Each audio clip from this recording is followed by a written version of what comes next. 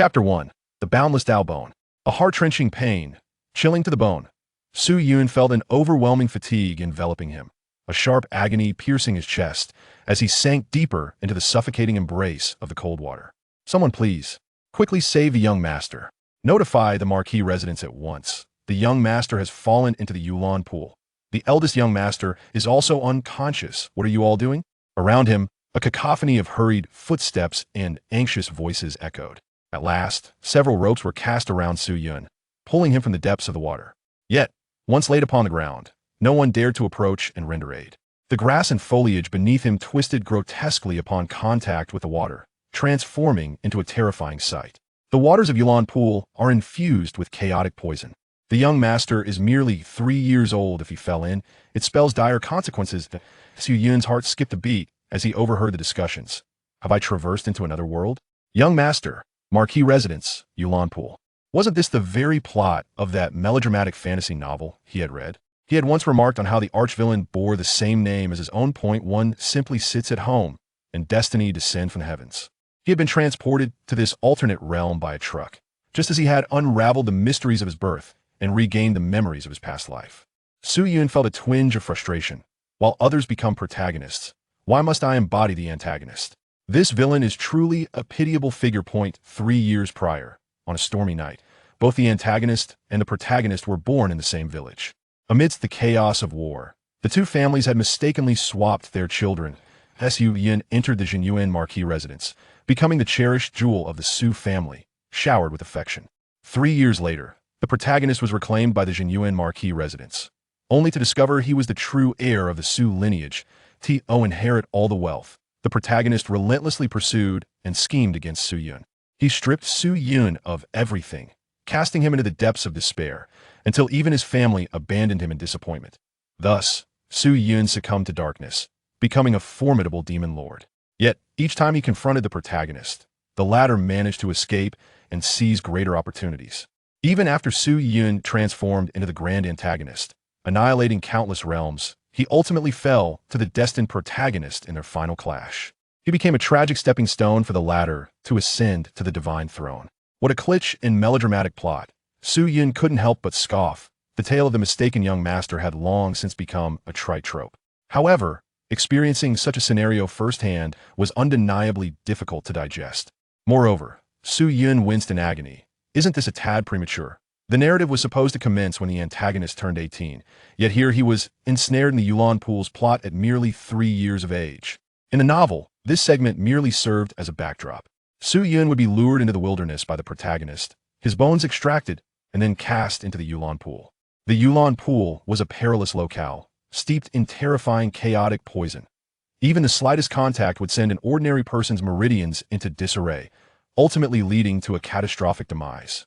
For those below the 5th realm, touching it meant the end of their cultivation journey. That Su Yun, having suffered grievous wounds from the extraction of his bones, had fallen into the water, ingesting a considerable amount. Being pulled from the depths while still clinging to life was, in itself, a stroke of fortune. This is troublesome. Su Yun lay on the ground, his breath faint, pondering his predicament. Having been afflicted by chaotic poison, my cultivation is thwarted, mirroring the narrative's backdrop. Am I destined to succumb to darkness and resort to the path of evil for my cultivation? After being exposed by the protagonist, one would inevitably face abandonment by their family, ultimately leading to a desolate and tragic demise. And I am merely 3 years old. How can I turn the tide? Ding! As Su Yun pondered deeply, a voice resonated in her ears. After slaughtering countless beings and reducing myriad realms to mere dust, you have finally attained the supreme demonic body, becoming the ultimate antagonist.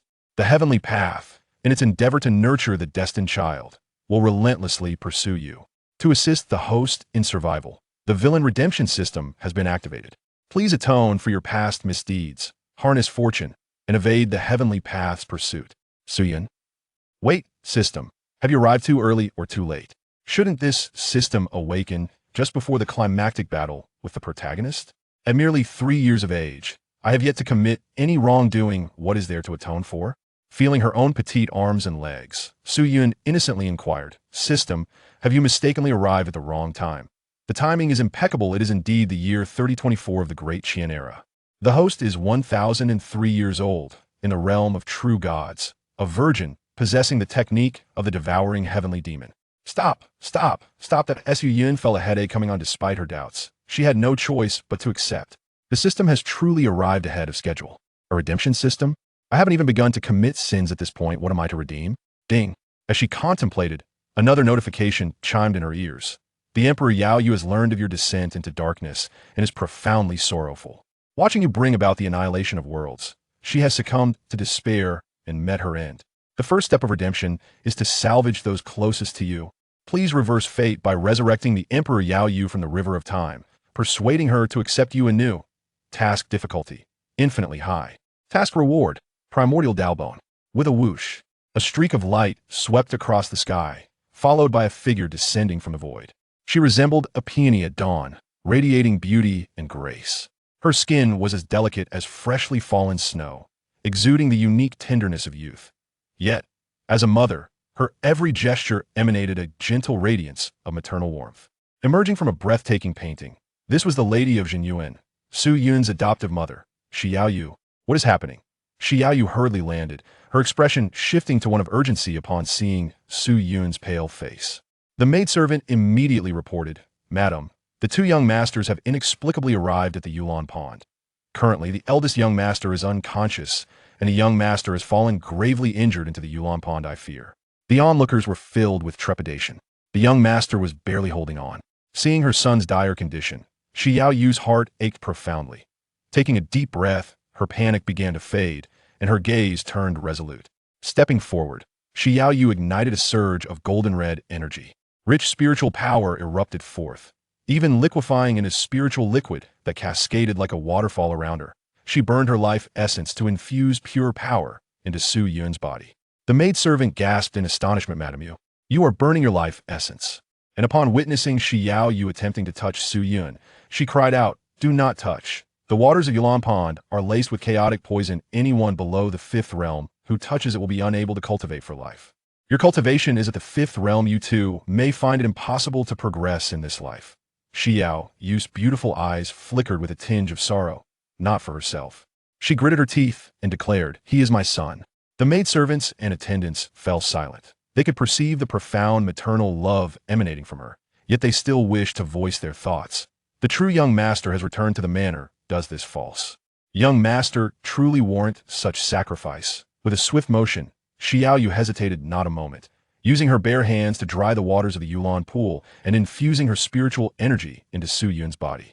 A sudden cough erupted from Su Yun as he expelled the water from his chest. The moment the waters of the Yulon pool touched the ground, chaotic poison immediately shattered the earth beneath. Xiao Yu's complexion turned pale, her strength utterly depleted. Yet, upon witnessing her son awaken, joy surged within her.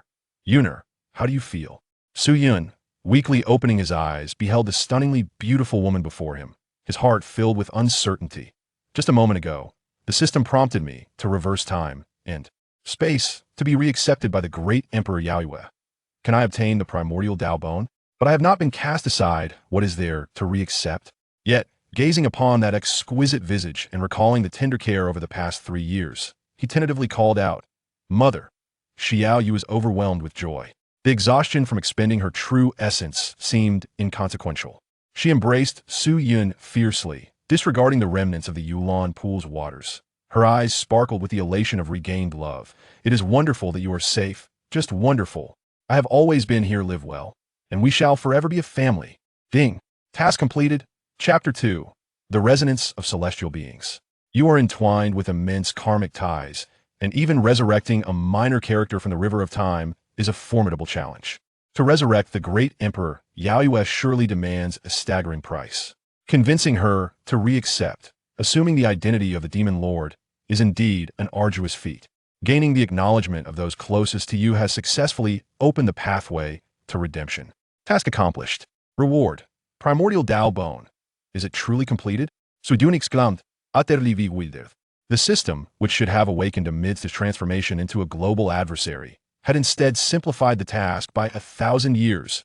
Observing the child he had nurtured, now fallen into darkness and standing against the world, the anguish of Emperor Yao Yu is unfathomable to the average person. In the face of boundless guilt and heartache, seeking reacceptance is a challenge that seems insurmountable. Moreover, Su Yun is the ultimate villain, stained with the karmic debts of myriad realms. The closer the ties, the more difficult it becomes to reverse fate and resurrect from the river of time. Even at the climax of the story, during the grand battle, Su Yun would find it impossible to achieve such a feat.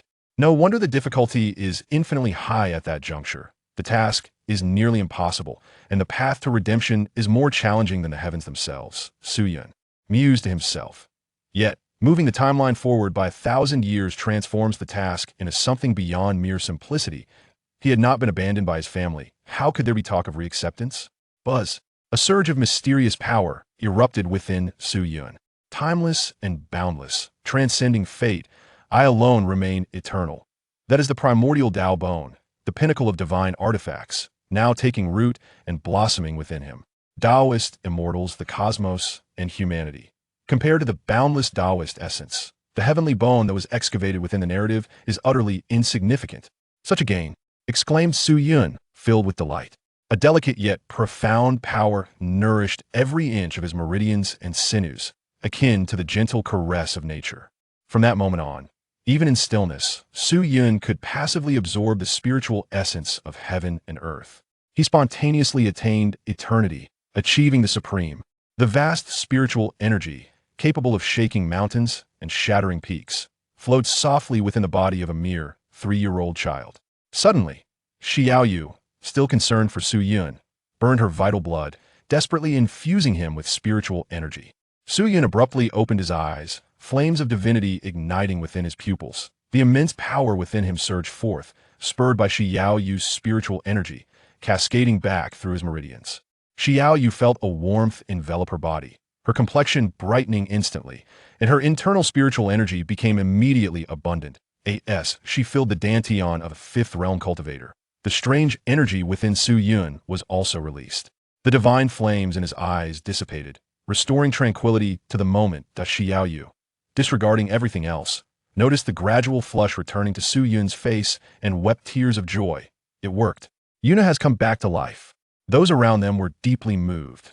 The lady of the Jinyuan Marquis, without a thought for the deadly toxicity of the Yulan Pond, sacrificed her vital essence to prolong the life of her adopted son. Even if the path of cultivation ahead became fraught with difficulties, she remained unconcerned. The depth of maternal love truly brings one to tears. Seeing her son out of danger, Xiaoyu, with red-rimmed eyes, reproached him. How could you be in the Yulan Pond? Do you not realize how perilous it is here? Each word felt like a dagger to her heart, tearing at her very core. Before Su Yun could respond, a voice from the side exclaimed, "Young Master Qing, Chun has awakened." Xiao Qing Chun stirred, having awakened moments after Su Yun, also 3 years of age. Yet, upon opening his eyes, they reflected a demeanor of shrewdness and pride. Only after noticing Xiaoyu did his expression shift to one of innocence and clarity. He was the child mistakenly exchanged with the Xiao family 3 years ago, the legitimate heir of the Su family. At this moment, Xiao Qing Chun sat on the ground, his complexion pale, exclaiming, "Mother, you've come to rescue me. I was almost harmed by my brother." Xiaoyu, witnessing her own flesh and blood in such distress, felt a profound ache in her heart. Just as she prepared to comfort him, his words struck her with astonishment. "What did you say?" Xiao Qing Chun, clutching his chest, earnestly recounted, "Su Yun lured me into the wilderness, where a group of adults appeared, intending to extract my bones. They clashed first, and my brother's bones were taken before mine. Then the guards arrived, and those people, in their haste to escape, cast my brother into the Yulan Pond, allowing me to survive. Mother, I nearly didn't get to see you. Extracting bones?" Xiaoyu felt as if struck by lightning. She hurriedly examined Su Yun, discovering a wound on his chest that a probe of her consciousness revealed that the original position of the heavenly bone was now entirely vacant. Both boys had been identified as possessing innate extraordinary gifts. One bore the boundless heavenly bone, while the other harbored the supreme sacred bone, both true dragons among men. Little did she expect that Su Yun's heavenly bone had already been excavated. How could he cultivate further? How could he attain longevity? For cultivators, who often enjoyed lifespans of several hundred or even 1,000 years, Xiaoyu could not accept that her son was destined for only a few decades. Even less could she abide the thought of them turning against one another. Absolutely impossible. Xiaoyu found it hard to believe. Xiao Qingshun had only returned to the manor for a month, yet Su Yun had already grown up under her care. Xiaoyue intended to raise these two children into adulthood, but she never anticipated the tragedy that would ensue, leading to fratricide. The Xiaoyue shook her head in disbelief, declaring, "Impossible. Yinger could never harm anyone. Who among you witnessed this?" The guard hesitated. "Madam, when we arrived, there was indeed a group fleeing that we dispatched individuals to pursue them, but they were skilled and we lost their trail. The eldest young master was indeed incapacitated first, after which we saw the young master thrown into the Yulan pool." Tears welled in Xiaoyu's eyes, her heart a tumult of emotions. It was unclear whether she mourned for Su Yun's stolen foundation or lamented his descent into darkness. She turned to Su Yun, sorrowfully querying, "Did you do this?" Xiao Qingshan revealed a smirk of triumph. After this incident, surely her biological mother would abandon the false heir. She alone was the rightful heir of the Su family, and everything in the manor belonged solely to her. All competitors must perish. Meanwhile, a nearby maid looked up in astonishment. "Have I been reborn?" Lin Yinger, her mind swirling, gradually regained her memories. Is this a millennium ago? When the child of destiny was but 3 years old? 1,000 years later, she and Xiao Qingshan had joined forces, triggering Su Yun's inner demons at a critical moment, ultimately defeating him. Yet, as Su Yun was an unparalleled powerhouse across realms, his self-detonation had taken her along with him. Fortuitously, Lin Yinger found herself transported back 1,000 years, to the time when the great demon Su Yun fell into the Yulan pool, afflicted by the chaotic poison. Unable to cultivate that in her previous life, she had feigned companionship, offering warmth and care to Su Yun, reaping numerous benefits. However, this had also caused her to miss the chance to cultivate a friendship with Xiao Qingshan, leading to a significant decline in her fortunes after abandoning Su Yun. Ultimately, her insufficient strength had resulted in her demise in the explosion. Returned to a millennium ago, my cultivation and techniques are all forgotten. But I now have the chance to forge a bond with the child of destiny. Lin Yinger contemplated. Su Yun is merely a 3-year-old child, suddenly thrust into chaos, unable to articulate a complete thought. It was clearly Xiao Qingshan who hired others to seize his heavenly bone, yet everyone believes Su Yun to be the villain that in my previous life, I misjudged the situation, feigning service to Su Yun, which indeed yielded some benefits. However, it is Xiao Qingshan who is the true heir of the Su family. Aligning with her is the path to unparalleled opportunities. This time, it is a serendipitous chance after all. Xiao Qingshan will inevitably prevail. Why not prepare in advance and do her a favor? Lin Yinger cleared her throat and spoke. "Madam, I arrived first. It was indeed the young master who brought young master Qingshan near the Yulan pool. They conspired to eliminate the heir of the Su family. It was young master Qingshan who, in a moment of desperation, informed them that Su Yun also possessed a heavenly bone. Seeing the potential for profit, that group first targeted the young master's heavenly bone, intending to refine it, then planned to excavate young master Qingshan's sacred bone.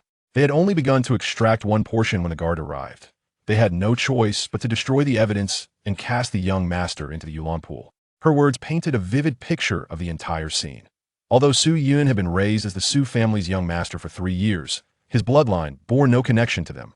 When the true heir returned, malevolent thoughts arose within him, and he sought to eliminate the rightful heir of the Su family. That it was only due to the timely intervention of the guardians that the victim was spared from harm. Surprisingly, the instigator faced betrayal and suffered the gravest of consequences. The household servants shook their heads in profound sorrow. The lady should not have sacrificed her lifeblood, enduring the chaos to save him. That lively and charming young master of the Su family turned out to be a treacherous wolf in sheep's clothing. Who could have anticipated that beneath his fair visage lay a heart as venomous as a viper's? Xiao Qingshan gazed at Lin Yinger with curiosity and satisfaction, affirming, "Indeed, it is so." Xiao tightened her fist, her knuckles turning pale. "Why did you not lend a hand?" Lin Yinger knelt down, her sincerity palpable. "I am but a novice, far from being a match. Moreover, it is the true culprit who faces retribution, a sight most gratifying. If the Su family's young master is in peril, I would willingly offer my life, and even in defeat, I would strive to rescue the eldest son." These words resonated profoundly with the crowd, exuding an air of undeniable credibility. She had only reached the second realm, yet none could contend with her. Young master Su Yun's malevolence has brought upon himself retribution, which is to be expected. However, the eldest son, possessing the bloodline of the Su family, must not suffer any harm.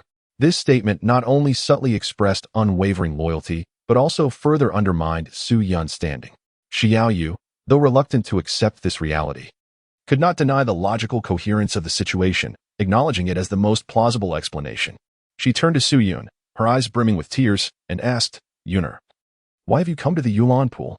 This place is perilous, heavily guarded, and even ordinary individuals find it arduous to approach. Yet the nominal heir of the Su residence can forcibly enter due to his status. Observing Su Yun's dazed expression, Lin Yinger felt a surge of confidence.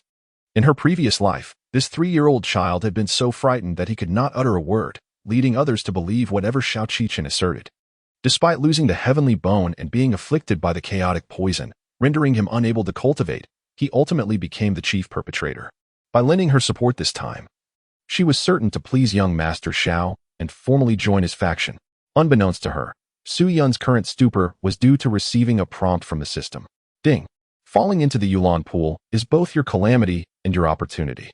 The celestial technique, devouring heaven demon art, obtained from the depths of the pool, will serve as your conduit and foundation for succumbing to darkness. Countless powerful beings will have their essence absorbed by you, and numerous realms will contribute to your cultivation. If you wish to redeem yourself, you must relinquish your most iconic technique. Task difficulty, supreme. Task reward, celestial harmony. Chapter 3, Devouring Heaven Demon Art. Relinquish the Devouring Heaven Demon Art? Su Yun found it difficult to believe. The Devouring Sky Demon technique had become the hallmark of his abilities, inciting profound hatred from countless powerful beings. While this technique could indeed consume the essence and amplify one's strength, it also entangled him in the web of causality and fate. Stop! Su Yun silently shouted within himself, do not persuade me, I have long wished to relinquish it. A millennium later, people believed he cherished the Devouring Sky Demon technique as a treasure. Little did they know, Su Yun yearned to abandon this celestial art more than anyone else. He plummeted into the Yulan pool, poisoned by chaos and rendered incapable of cultivation. Yet, it was at the bottom of the pool that he discovered this demonic technique. After enduring disdain and humiliation, he was compelled to embrace the darkness, embarking upon an irreversible path of consuming all realms. The Devouring Sky Demon technique could indeed absorb the essence and endlessly fortify oneself, yet it would also lead to entanglement and causality, burdening him with the fates of countless sentient beings. With every step, karmic burdens surged forth, summoning endless heavenly tribulations. The flames of karma surged back, and negative emotions became an unbreakable chain. At every moment, Su Yun must exert all his strength to suppress his inner turmoil. More than anyone else, he yearns to relinquish this celestial technique, yet he finds himself unable to do so. The Devouring Sky demonic art has become the very foundation of Su Yun's power. All subsequent cultivation he attains is built upon this technique. Even the slightest movement could lead to a catastrophic clash of energies, ultimately resulting in his own demise. There is no need for the protagonist of fortune to intervene. Su Yun would meet his end by his own hand. Yet in this life, Su Yun has attained the Primordial Dao Bone, dispelling the chaotic poison. He is capable of cultivation. Why should he succumb to madness? Yuner, Xiao Yu spoke with tears in her eyes. Please tell your mother. Why have you come to the Yulan pool? She clung to a glimmer of hope, willing to believe if only her son could provide a reason. Yet, what reason could a mere 3-year-old possess to venture into such perilous grounds, heavily guarded by troops? This is a place even fifth realm cultivators hesitate to tread. What justification could he possibly have? Su Yun regained his senses and, upon witnessing his mother in tears, felt a surge of compassion. He raised his left hand and, in a feeble voice, said, my brother mentioned that there are things here that our parents care about. So I came. Xiao Yu was taken aback, surprised that there was indeed a reason. Xiao Qingchen clenched his teeth and exclaimed, he lies. It was he who deceived me into coming here. Buzz. In Su Yun's palm, a black light surged, emanating an essence that seemed to be the primordial chaos at the dawn of creation. In that moment, both mortals and cultivators alike felt as though an invisible hand had gripped their hearts, trembling uncontrollably. Even their very souls were assailed by a bone-chilling cold. The eerie chaotic energy of the Yulan pond began to dissipate, retreating beneath the water's surface. Devil's art! Xiao Yu exclaimed in astonishment, realizing that such a malevolent force lurked at the bottom of the pond. Even without recognition, the wickedness of this power was palpable. Simply witnessing the rhythm of its Tao would seem to devour one's very spirit. Xiao Qingchen widened his eyes in disbelief. What is that? A pang of jealousy struck him. The false young master, having fallen into the Yulan pond, was bestowed with such an extraordinary fortune. Had he been the one to fall, that divine skill would rightfully belong to him. Lin Yinger gasped in shock, her heart crying out, "How dare you expose the devouring heaven demon art?" That was Su Yun's most formidable and earliest power. She had hoped to find an opportunity to eliminate Su Yun and seize this celestial art. Now that the devouring heaven demon art had been revealed, it would undoubtedly attract the attention of various factions. Being only at the second realm, she feared that she would no longer have the chance to acquire it. As she pondered this, regret coursed through her, her heart bleeding. Could it be that my premature choice of the young master Xiao has led to this turn of events? Su Yun, you truly know how to embroil me in trouble. Yet I have already boarded the ship of the destined one. It is fated that I shall slay you. And you, revealing your demonic power so soon, have made this matter even more difficult to absolve. Boom. A tremendous sound reverberated from the sky as countless profound forces rolled forth, tearing the clouds apart to reveal a golden vertical eye. The eye surveyed the scene, its overwhelming pressure causing all to weaken at the knees. It emitted a thunderous voice. Who are you? What transpires here? Xiao Yu bowed slightly. We, from the Jinyuan Marquette, pay our respects to the supervisor. My son has fallen into the Yulan Pond and inadvertently stumbled upon a sinister art. My daughter implores the supervisor to intervene, dispelling the chaotic poison afflicting my son and removing the wicked art. The Jinyuan Marquette, this sinister art is indeed peculiar. The golden vertical eye responded, its brilliance intensifying. Time and space around them froze, and phantoms emerged, replaying past scenes like flowing water. It is the national fortune, someone recognized, exclaiming in shock.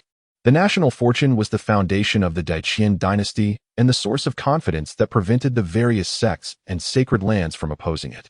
Such a precious resource, even a sovereign would hesitate to wield lightly. Yet now, the supervisor of the Astronomical Bureau, from miles away, was drawing upon immense national fortune, seeking to peer through time. It was no surprise. The aura emitted by this sinister art was far beyond that of ordinary entities. Not only the supervisor, but even the sovereign must have realized what transpired. Suddenly, phantoms flickered around, revealing two diminutive figures at the edge of the forest. Thankfully, no high-ranking cultivators obstructed the manifestation of history. Xiao Yu recognized them at a glance. It was indeed Su Yun and Xiao Qichen. Her emotions were tumultuous, torn between the desire to observe and the urge to look away. Xiao Yu endeavored to discern the identities of those who had wronged Su Yun. Yet she feared witnessing the betrayal of kin and the transgression of moral principles. The household servants also furrowed their brows, gazing sorrowfully at the spectral figure of Su Yun. The Su family has nurtured him for 3 years.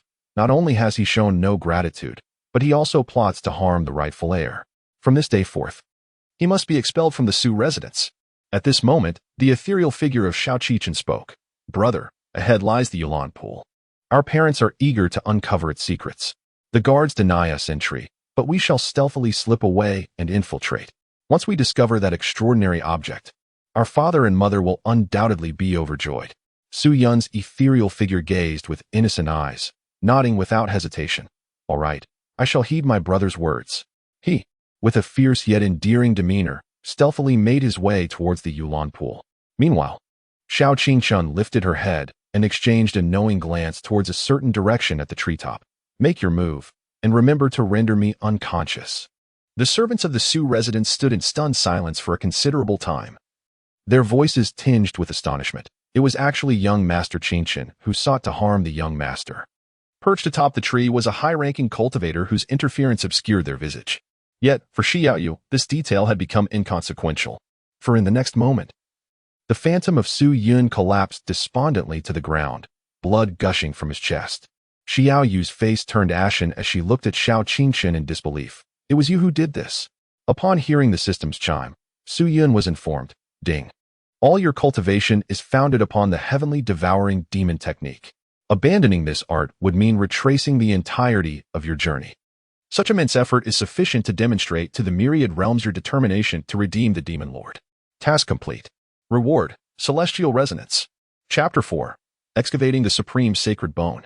Xian inwardly scoffed. What have I contributed? I have done nothing but showcase the nefarious arts I acquired. The devouring heaven technique is indeed formidable, yet its side effects are exceedingly severe. While stimulants may prove effective, any rational individual would refrain from willingly consuming such harmful substances, wouldn't they? Suddenly, an enigmatic power emanated from within, causing Su Yun's form to momentarily become transparent. However, due to the illumination of his golden vertical pupils, onlookers merely assumed it to be a manifestation of sorcery. Although Su Yun's spirit and body remained unchanged, an ineffable essence, nourished by the purest spiritual energy of the universe, filled all deficiencies and mended all imperfections. The celestial rhythm allowed Su Yun to seamlessly integrate into the world, unbound by any environmental constraints. All things bear flaws. As long as Su Yun is present, the celestial rhythm can serve as a bridge, continually repairing until perfection is achieved. In other words, Su Yun transformed into a living path, a mobile halo of energy. Everything in the vicinity would be enhanced, and any form of cultivation would yield remarkable results. Even in the course of ordinary life, it would mend injuries, strengthen the body, and prolong life. Indeed, it was splendid. Su Yun felt immense joy. He pondered on how Xiang Yu, for his sake, had ventured into the waters of the Yulan pool and succumbed to the chaos poison, sacrificing her vital essence in the process. He realized he must take action to compensate for the suffering she endured. Fortunately, now, merely by lying there, Xiang Yu could heal her wounds and even advance further. Buzz, the golden vertical pupil swept across, witnessing Su Yun's ethereal form being discarded into the pool after having its bones extracted. Soon, the guards of the Su residence arrived and carefully retrieved him. In the brief span of a single incense stick burn, Su Yun acquired the swallowing heaven demon technique. It seemed to be mere coincidence. The golden vertical pupil buzzed and spoke, noting that this young man possessed favorable fortune. Despite enduring calamity, he was granted an opportunity. It cast a glance at Xiao Qingchen, remaining silent, yet its pupil quivered slightly, as if mocking. With tears glistening in her eyes, Xiang Yu implored, "Supervisor, please save my son." The golden vertical pupil emitted a radiant beam, illuminating Su Yun's diminutive form. Subsequently, a character of prohibition manifested on Su Yun's left palm. "I have cast a spell. In 1 month, I will extract the malevolent energy. At that time, you shall present the technique to the court." The golden vertical pupil spoke eloquently, casting another beam of light. Steam enveloped Su Yun, as the remnants of the mystic orchid pool were instantaneously refined. The twisted flora beneath him withered away in unison. Xiaoyu, feeling a surge of anxiety, exclaimed, "Supervisor, my son." The golden vertical pupils remained silent for a moment before responding, "He is fine." Xiaoyu hurriedly expressed her gratitude. "Thank you for your intervention, Supervisor." The golden vertical pupils displayed a perplexed expression, blinked, and then vanished without a trace. How strange. This child possesses no cultivation, having fallen into the orchid pool. Why is there no sign of poisoning? 1,000 miles away at the stargazing pavilion, the supervisor pondered while caressing the chess pieces, contemplating. Could it be that the demonic techniques, in order to allow for the continuation of one's legacy, have purged all chaotic toxins? Well then, this child indeed possesses exceptional fortune. The Su family is about to give birth to a Kirin child. Before the steam dissipated, Xiaoyu embraced Su Yun, anxiously inquiring, "Yuner, how are you?" Su Yun weakly opened his eyes and called out for his mother before slipping into a deep slumber. Having just acquired 2 divine abilities, his body still required time to assimilate and adapt. Xiaoyu observed the gradual restoration of color to his face and, reassured by his peaceful sleep, felt a measure of relief. Suddenly, she rose, her garments billowing without wind, emanating a chilling aura. With a swift turn of her head, her eyes filled with anguish. How could you conspire with outsiders to harm your own brother? If it weren't for the timely arrival of the house servants, Su Yun might have drowned in the Yulan pool. Had it not been for the intervention of the overseer, Su Yun might have been unable to cultivate for life. To think that one's own flesh and blood would seek to harm their kin is a source of deep sorrow for Xiaoyu. The servants shook their heads in disbelief, whispering among themselves. Who would have thought that the perpetrator would be young Master Qingchen? At merely 3 years of age, how could he harbor such malice? The little lord is so adorable. How could he possibly take such action? This is truly ruthless. I always knew the little lord was beloved by all, gentle and humble. He could never harm anyone. Xiao Qingchen's expression shifted dramatically. I have no brother. He is not even a member of the Su family. He is merely an outsider. If he dies, so be it. An outsider? Xiaoyu's smile was one of despair, unable to fathom that such words could spring from the lips of a mere 3-year-old. In your eyes, Yuner is an outsider? He is a child I have nurtured, with whom I have forged a bond that transcends blood. She could not bear the thought of that tender, innocent child becoming a mere corpse in the grave. Lin Yinger, too, wore a troubled expression, never anticipating such a turn of events. Su Yun, you are truly a harbinger of calamity. How dare you relinquish my sky-devouring devil technique and provoke the overseer? A celestial-level method, even if it were a devilish art, would surely attract attention. Why must the Su demon lord be such a source of concern? Lin Yinger's eyes glowed crimson as she gritted her teeth. Madam, young Master Qingshan speaks the truth. He is the rightful heir of the Su family, bearing their bloodline. Young Master Su Yun is but an outsider. What connection does his fall into the Yulan pool have with the Su family? I am convinced that with Su family blood coursing through Shao Qingshan's veins, he is destined for ultimate victory, even if the truth comes to light. Would the Su residents forsake their own kin? In the end, matters will surely be resolved, with great issues becoming trivial and trifles fading away. Xiao Yu's gaze was icy. She seemed to be contemplating something in silence. Observing her reaction, Lin Yinger believed she had struck a chord and felt a surge of joy. Clearly it is a perilous situation, yet the young master insists on entering. Even if young Master Qingshan has erred, does he bear no responsibility? Moreover, young Master Su Yun has already had his celestial bone extracted, and his foundation has been destroyed. Even if the overseer intervenes and alleviates the chaotic poison, his life is destined to be one of stagnation. Madam, you should not waste your thoughts on an outsider. With the celestial bone lost, do you intend to find a sacred bone for the young master? With a long exhale, Xiao suddenly broke into laughter, saying, You are indeed correct. Lin Yinger felt a surge of joy within her. They had successfully convinced the matriarch of the Su family. She quickly turned to Shao Qingshan with a look of triumph. Shao Qingshan also smiled, considering the matter settled. Upon their return, she would certainly reward this perceptive maid. Steadying herself, Shao Qingshan spoke, Then let us return. Suddenly, Xiao Yu raised her hand, casting a spell that immobilized the two. Before a fifth-tier cultivator. A second-tier cultivator and a mere 3-year-old child had no means of resistance. Shao Qingshan's eyes widened in shock. What do you intend to do? A sense of foreboding surged within Lin Yinger. Xiao Yu coldly declared, You conspired with outsiders and usurped Yunar's foundation. You are indeed correct. It is time to seek recompense. Consider this as compensation for your brother. Shao Qingshan was taken aback. Then her eyes blazed with fury. You dare. With a swift motion of her finger, Xiao Yu created a gaping wound in Shao Qingshan's chest. A resplendent bone was extracted, radiating a brilliant glow. It was inscribed with intricate runes that rendered one dizzy upon a mere glance. The supreme sacred bone. Lin Yinger gasped. Shao Qingshan's eyes widened in horror. My sacred bone. With a decisive gesture, Xiao Yu pressed the radiant bone into Su Yun's chest. The household servants were left dumbfounded. Madam, you actually extracted young Master Qingshan's sacred bone to give to the young master. The young master had previously possessed a heavenly bone. Yet this sacred bone was of a far superior quality. Now, the young master had gained immensely. Not only had the overseer intervened to dispel the chaotic poison, but he had also exchanged his heavenly bone for a sacred bone. Additionally, he had acquired a tome of demonic arts, which, though it would be submitted later, could serve as a reference for future cultivation. The lady's actions were justifiable. After all, young Master Qingshan had intended to harm. Compensation was indeed warranted. Amidst their astonishment, the servants felt a subtle sense of satisfaction. The young master had resided in the estate for 3 years, demonstrating kindness and charm, endearing himself to all. Initially, when the accusations arose, no one wished to believe them. Yet, at the moment of vindication, joy rippled through the servants. The young master remained the kind-hearted soul they had always known, though it was a pity he bore the blood of outsiders, forever creating a rift with the Su family. Just as the servants thought this incident would need to be concealed, Xiao Yu unexpectedly transferred Shao Qingshan's sacred bone to Su Yun.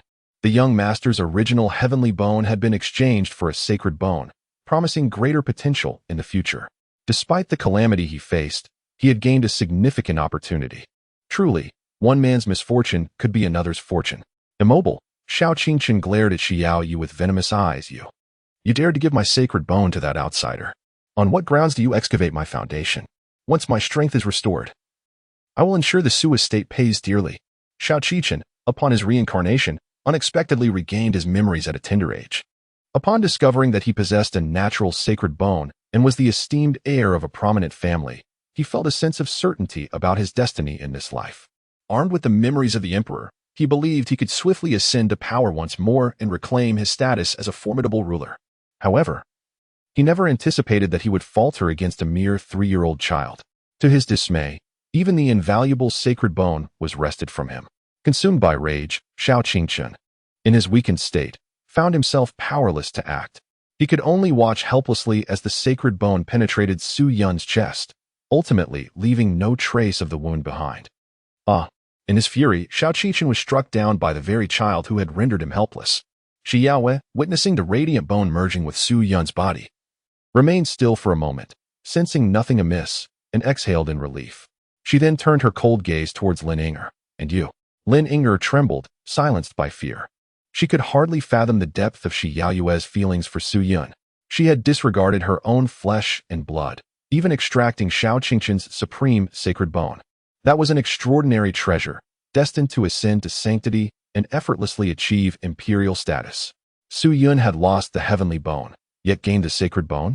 Lin Yinger was filled with regret, cursing herself for speaking out. Had she remained silent, the course of events would not have altered.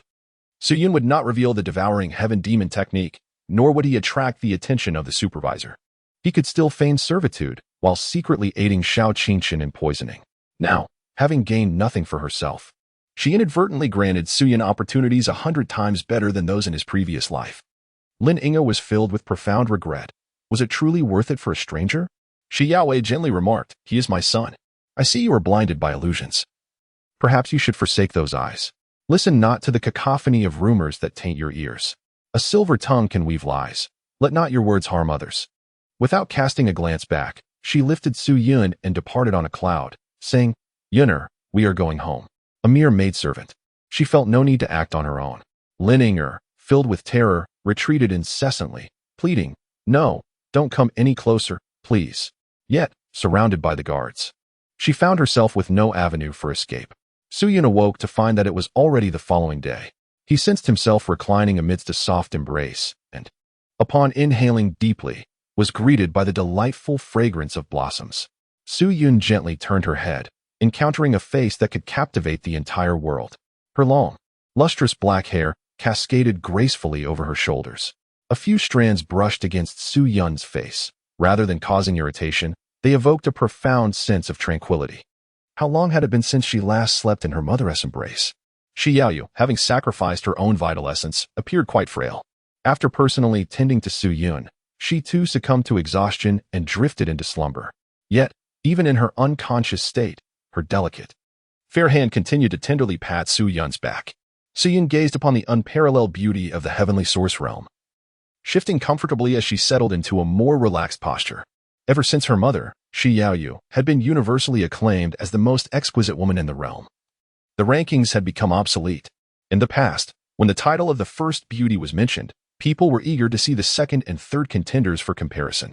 However, after Shi Yaoyu emerged, any curiosity about the images of the second and third beauties would inevitably lead to disappointment, as the disparity was so vast that it rendered them unworthy of the same accolade.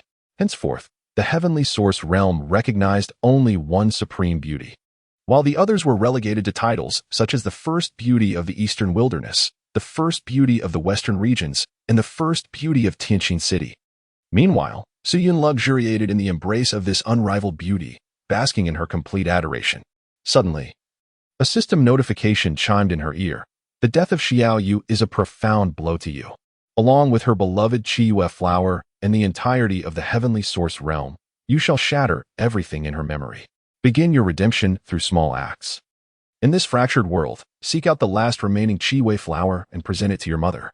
Task difficulty, extremely high reward, sovereign S-gaze technique. Su Yun wore a peculiar expression. The difficulty level of the task was exceedingly high. In the narrative, Su Yun reduced the entire Tianyuan realm to mere dust. After succumbing to darkness, his mother, heartbroken, passed away. In her memory, he sent down everything that Shi Yaoyu had experienced, cherished, and despised, to accompany her. A world devoid of you holds no significance for me. The Qiyue flower, too, perished alongside the entire realm. Those few cultivators who managed to escape, consumed by their own survival, could scarcely concern themselves with carrying even a single ordinary spiritual herb seed.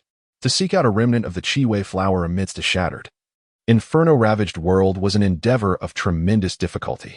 Yet, despite this, Su Yun turned her head and gazed through the intricately carved window. where she beheld a radiant flower garden. The vibrant aura overflowed, rising gracefully into beautiful auspicious clouds. Moreover, the blazing moonflowers, which Xiaoyu cherished the most, dominated the scene. This task seems exceedingly simple. With a surge of inner turmoil, Suyun cautiously rose to his feet and stealthily made his way toward the door. His body still felt somewhat heavy as he continued to acclimate to his newfound physique. Suddenly, he was overtaken by a wave of nausea and expelled a radiant bone from his mouth. Could this be the supreme sacred bone? Observing the intricate runes etched upon its surface, he began to form a faint hypothesis. A gentle hum emanated from the bone, which appeared both aggrieved and profoundly terrified. Suyun gradually comprehended the situation. You have been cast out by the Dao Bone. The Primordial Dao Bone is indeed 2 grand ranks superior to the Supreme Sacred Bone. This disparity is not merely one of realms. There remains a possibility of pursuit. A slight difference in rank is akin to a mayfly gazing upon the vast sky. A domain may harbor several sacred bones. Yet one would be hard-pressed to find even a single Dao Bone across myriad realms. Just yesterday, it had only just merged, and the Primordial Dao Bone had not yet the leisure to attend to this trivial matter.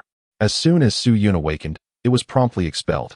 Chapter 6. Sacred Level Divine Weapon. The Supreme Sacred Bone's runes flickered, exuding an air of profound grievance. Born alongside the imperial fate, its host should at least ascend to the sacred level, effortlessly achieving the status of emperor. How could it now find itself in such a predicament, discarded like refuse? Regarded with disdain? Yet, it could only lament in silence, for the power residing within this child was formidable enough to compel even the heavenly path to retreat in trepidation. All are of the Dao lineage. Who truly fears whom? Suyun scratched his head and remarked, "How did you end up here? I see now. Aside from Shao Qingqian, no one else possesses the sacred bone at present." With a slight conjecture, he deduced that Xiaoyu had excavated the sacred bone from her biological son to bestow it upon her adopted child. This thought stirred a sense of emotion within Suyun. 3 years of mother-son bond had forged a genuine connection. He sighed, pondering the absurdity of his situation at this juncture. What am I attempting to cleanse? I am beyond redemption, while Shao Qingqian has descended into darkness. Suddenly, a resonant sound emanated from the sacred bone. Suyun lowered his head and pondered, how should I handle you? Should I return you? The runes on the sacred bone suddenly flickered intensely, signifying its refusal. Suyun nodded in agreement. Indeed, it was impossible to return. To outsiders, Shao Qingqian possessed the bloodline of the Su family, granting her an undeniable advantage. However, the reality was that the Su residents had nurtured her for 3 years, and a bond had long been forged. As long as she did not fall victim to deceit and bear the brunt of false accusations, she could look forward to a future of tranquility and safety. The Su family is a prominent clan, yet it is overshadowed by the Grand Deqian Divine Dynasty. Above the Deqian Divine Dynasty lies the Tianyuan realm, and beyond that, the Qingqing Abyss. As the heir of a single family, Suyun finds little interest in such vast legacies. However, he would not stoop to returning the sacred bone to those who conspired against him. Moreover, the essence of spiritual energy requires a blood bond for recognition. This sacred bone, fully integrated into his being, signifies countless acknowledgments of allegiance. As for the mark of Shao Qingqian, before the Dao Bone, any insignia can be obliterated, he declared. Then consider me your weapon. Can you transform? Suyun pondered. If it cannot transform, then in the future, he shall cast the supreme sacred bone aside to strike others. This object possesses a certain spirit. It could serve well as a mystical brick. Buzz. The supreme sacred bone hummed and swiftly transformed into a dagger. Suyun felt a twinge of disappointment as his dreams of becoming a great figure like Qian Haonan crumbled. However, with a few vigorous gestures, he swiftly redirected his focus. The supreme sacred bone, this was a treasure of the highest order. Sacred-grade elixirs and weapons could only be wielded by the great saints, and they were exceedingly rare. The appearance of even a single item would send ripples through the Tianyuan realm. Moreover, the sacred-grade Dao Foundation was something no one would dare to use as a weapon. Not only could it effortlessly slice through other spiritual artifacts, but it could also serve as an external soul bone, automatically responding to a great blade and enhancing one's comprehension. Although Suyun possesses an ethereal quality, he does not disdain acquiring an additional supreme artifact. Moreover, it can transform into various shapes. He molded the sacred bone into a small sphere, akin to a child's toy, and tucked it into his pocket before departing. From now on, you shall be called Little Bone, he casually named it. Buzzing.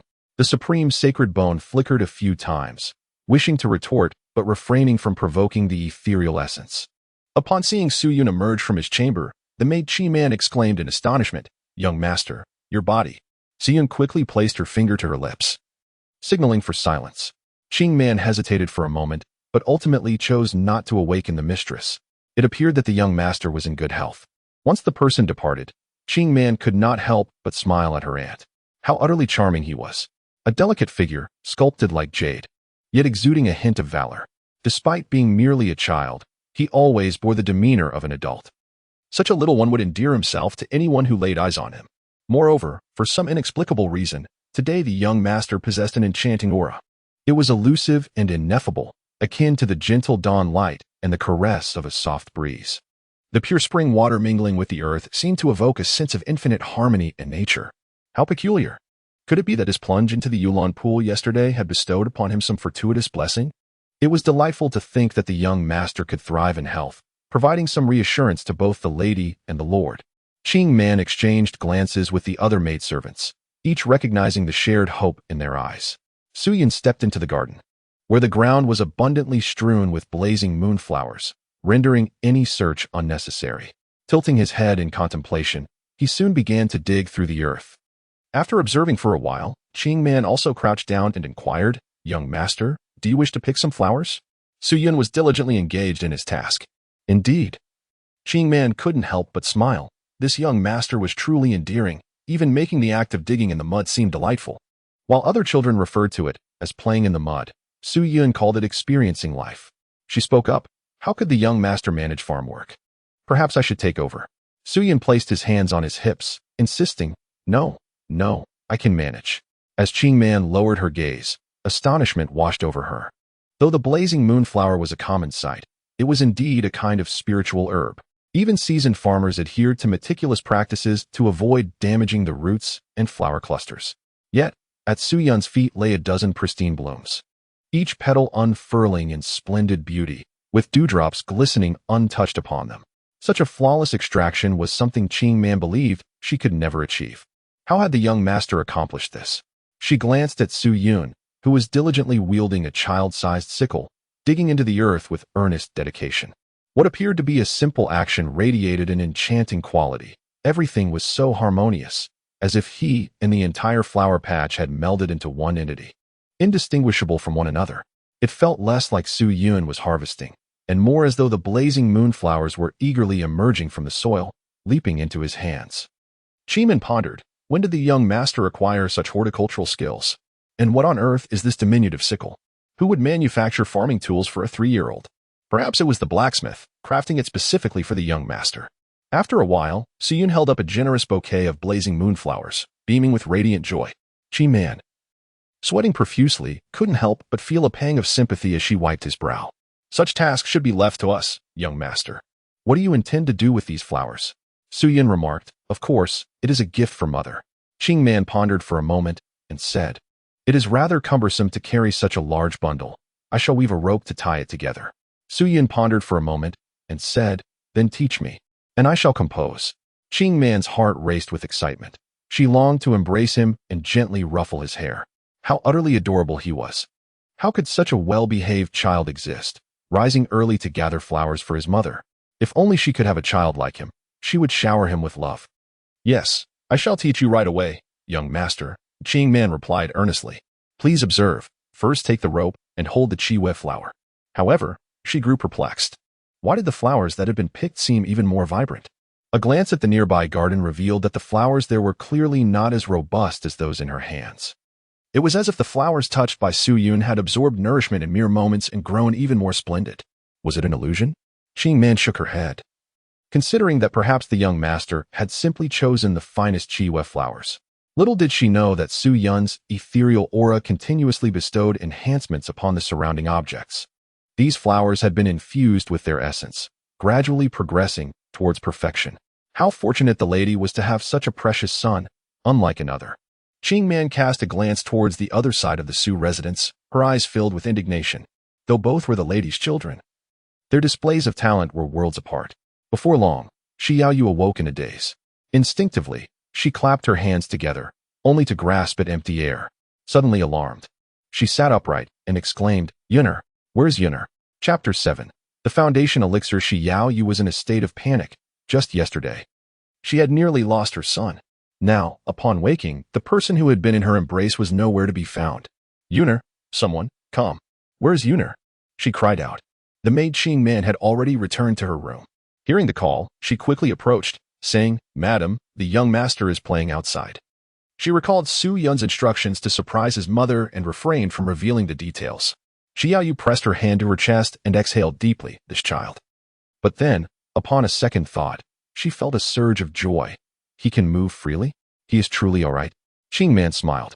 The doctor came to examine him last night and said he was in excellent condition.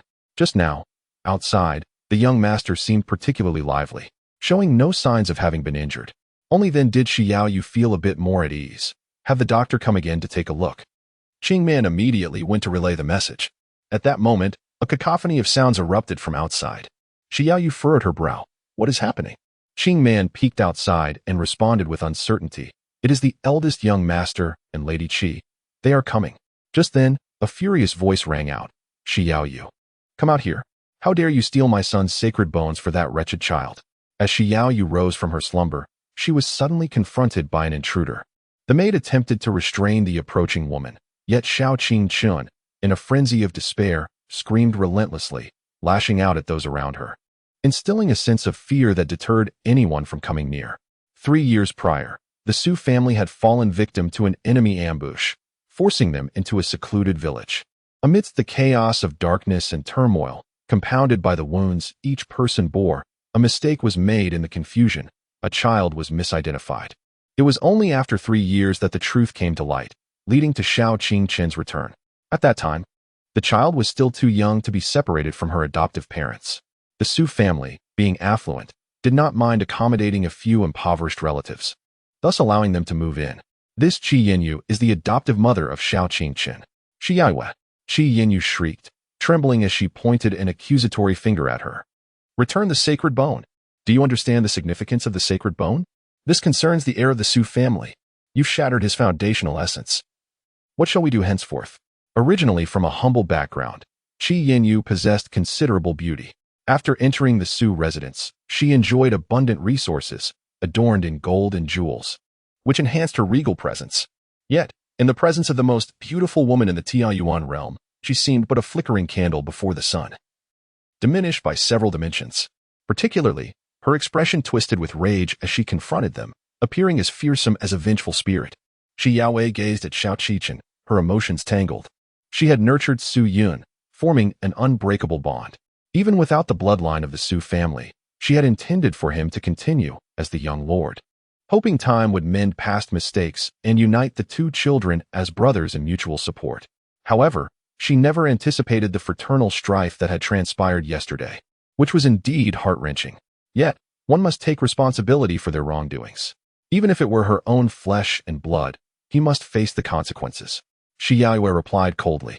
No one desires such occurrences. However, Qingchen conspired with outsiders and undermined his brother's heavenly bone.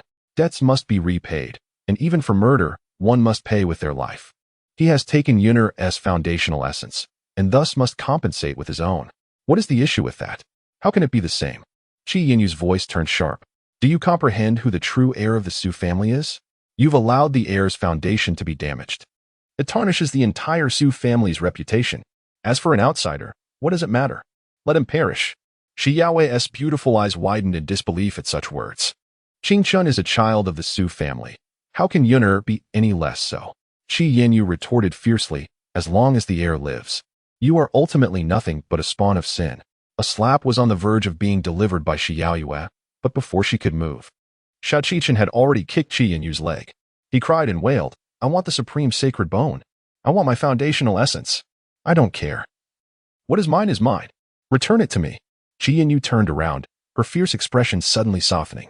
All right. Mother will seek justice for you. I won't allow those wicked people to succeed. Even if I must kill that villain to reclaim the bone, I will help you retrieve the sacred bone. She recognized the gravity of the situation and understood who the true heir of the Su family was. Having risen to prominence and enjoying the luxuries of life, she believed that her son, though lacking her bloodline, was her ticket to success. As for the other child, merely a stumbling block. She only wished for his early demise. Xiao Qingchun, with tears streaming down his face, clung to his mother, pounding her with his fists. You are wicked too. You don't protect Qingchun. It hurts. My chest hurts so much. My bone is gone. Wah. Compared to yesterday, the glint of calculation in his eyes has diminished, resembling more the innocent demeanor of a 3-year-old child. Colluding with outsiders? Colluding with your father. Qi Yinyun rose, her words flying forth with fervor. Little Chun is merely 3 years old. What does he understand of collusion with outsiders? Have you not realized that he is under someone else's mental control, possessed by evil? What wrongdoing has he committed that warrants you extracting his sacred bones? You, too, are a mother. How can you be so heartless? Summon Su Yun. I demand the return of the sacred bones. Shi Yaoyu felt a jolt of astonishment, as if she were witnessing her true self for the very first time. I preside over fairness with a ruthless heart, yet you do not consider it cruel to extract Yun's bones? He has already suffered once. How can you bear to let him endure a second time? Mother. At that moment, a fair-skinned, adorable child joyfully dashed in. With rosy lips and pearly teeth, his bright black eyes sparkled. Backlit, he cast a golden halo around himself, shining brilliantly. Compared to the small, skinny monkey beside him, who was sobbing with a runny nose, he was 100 times more pleasing to the eye. Xian paid no mind to others as he placed a handful of carefully prepared Chi-Wei flowers into Shi Yaoyu's hands. Mother, these are for you, he exclaimed. How could you sneak out like that? Oh well. Shi Yaoyue was overwhelmed with thoughts and found herself momentarily at a loss for words. Yet, upon receiving her most cherished Chi-Wei flowers, she could not suppress her smile. You must inform me before you go out next time. Indeed. Su Yun stood at attention, his eyes sparkling. Mother, I heard from Sister Qing Man that you were injured yesterday. The Chi-Wei flowers possess spiritual energy. If you look at and smell them often, you will heal swiftly. And his gaze was bright and earnest. Though his words were simple, they radiated warmth. Thank you, Mother. Shi Yaoyue was amused by the little warm-hearted boy. The Chi-Wei flower was merely a low-tier spiritual herb. If it could truly remedy the depletion of vital essence, the Su residents would not have planted it in the flower garden. However, seeing the child's earnest expression, she felt deeply touched, her eyes misting with emotion. Thank you, Yunner. My son has grown. A mere 3-year-old, who had just faced a life-and-death crisis yesterday, was picking flowers for his mother today. This was the most precious gift Shi Yaoyue had ever received. Moreover, she couldn't help but glance at Xiao Qingchun. The child, who had cried and thrown tantrums, seemed to embody the essence of childhood. He was nothing like the cunning, scheming individual who would harm his brothers. Yet, in his interactions with his mother, he kicked and hit, expressing his anger. His apparent disregard for authority made Shi Yaoyue involuntarily compare him to Su Yun. Why was there such a vast chasm between them? A pang of sorrow struck Shi Yaoyue's heart.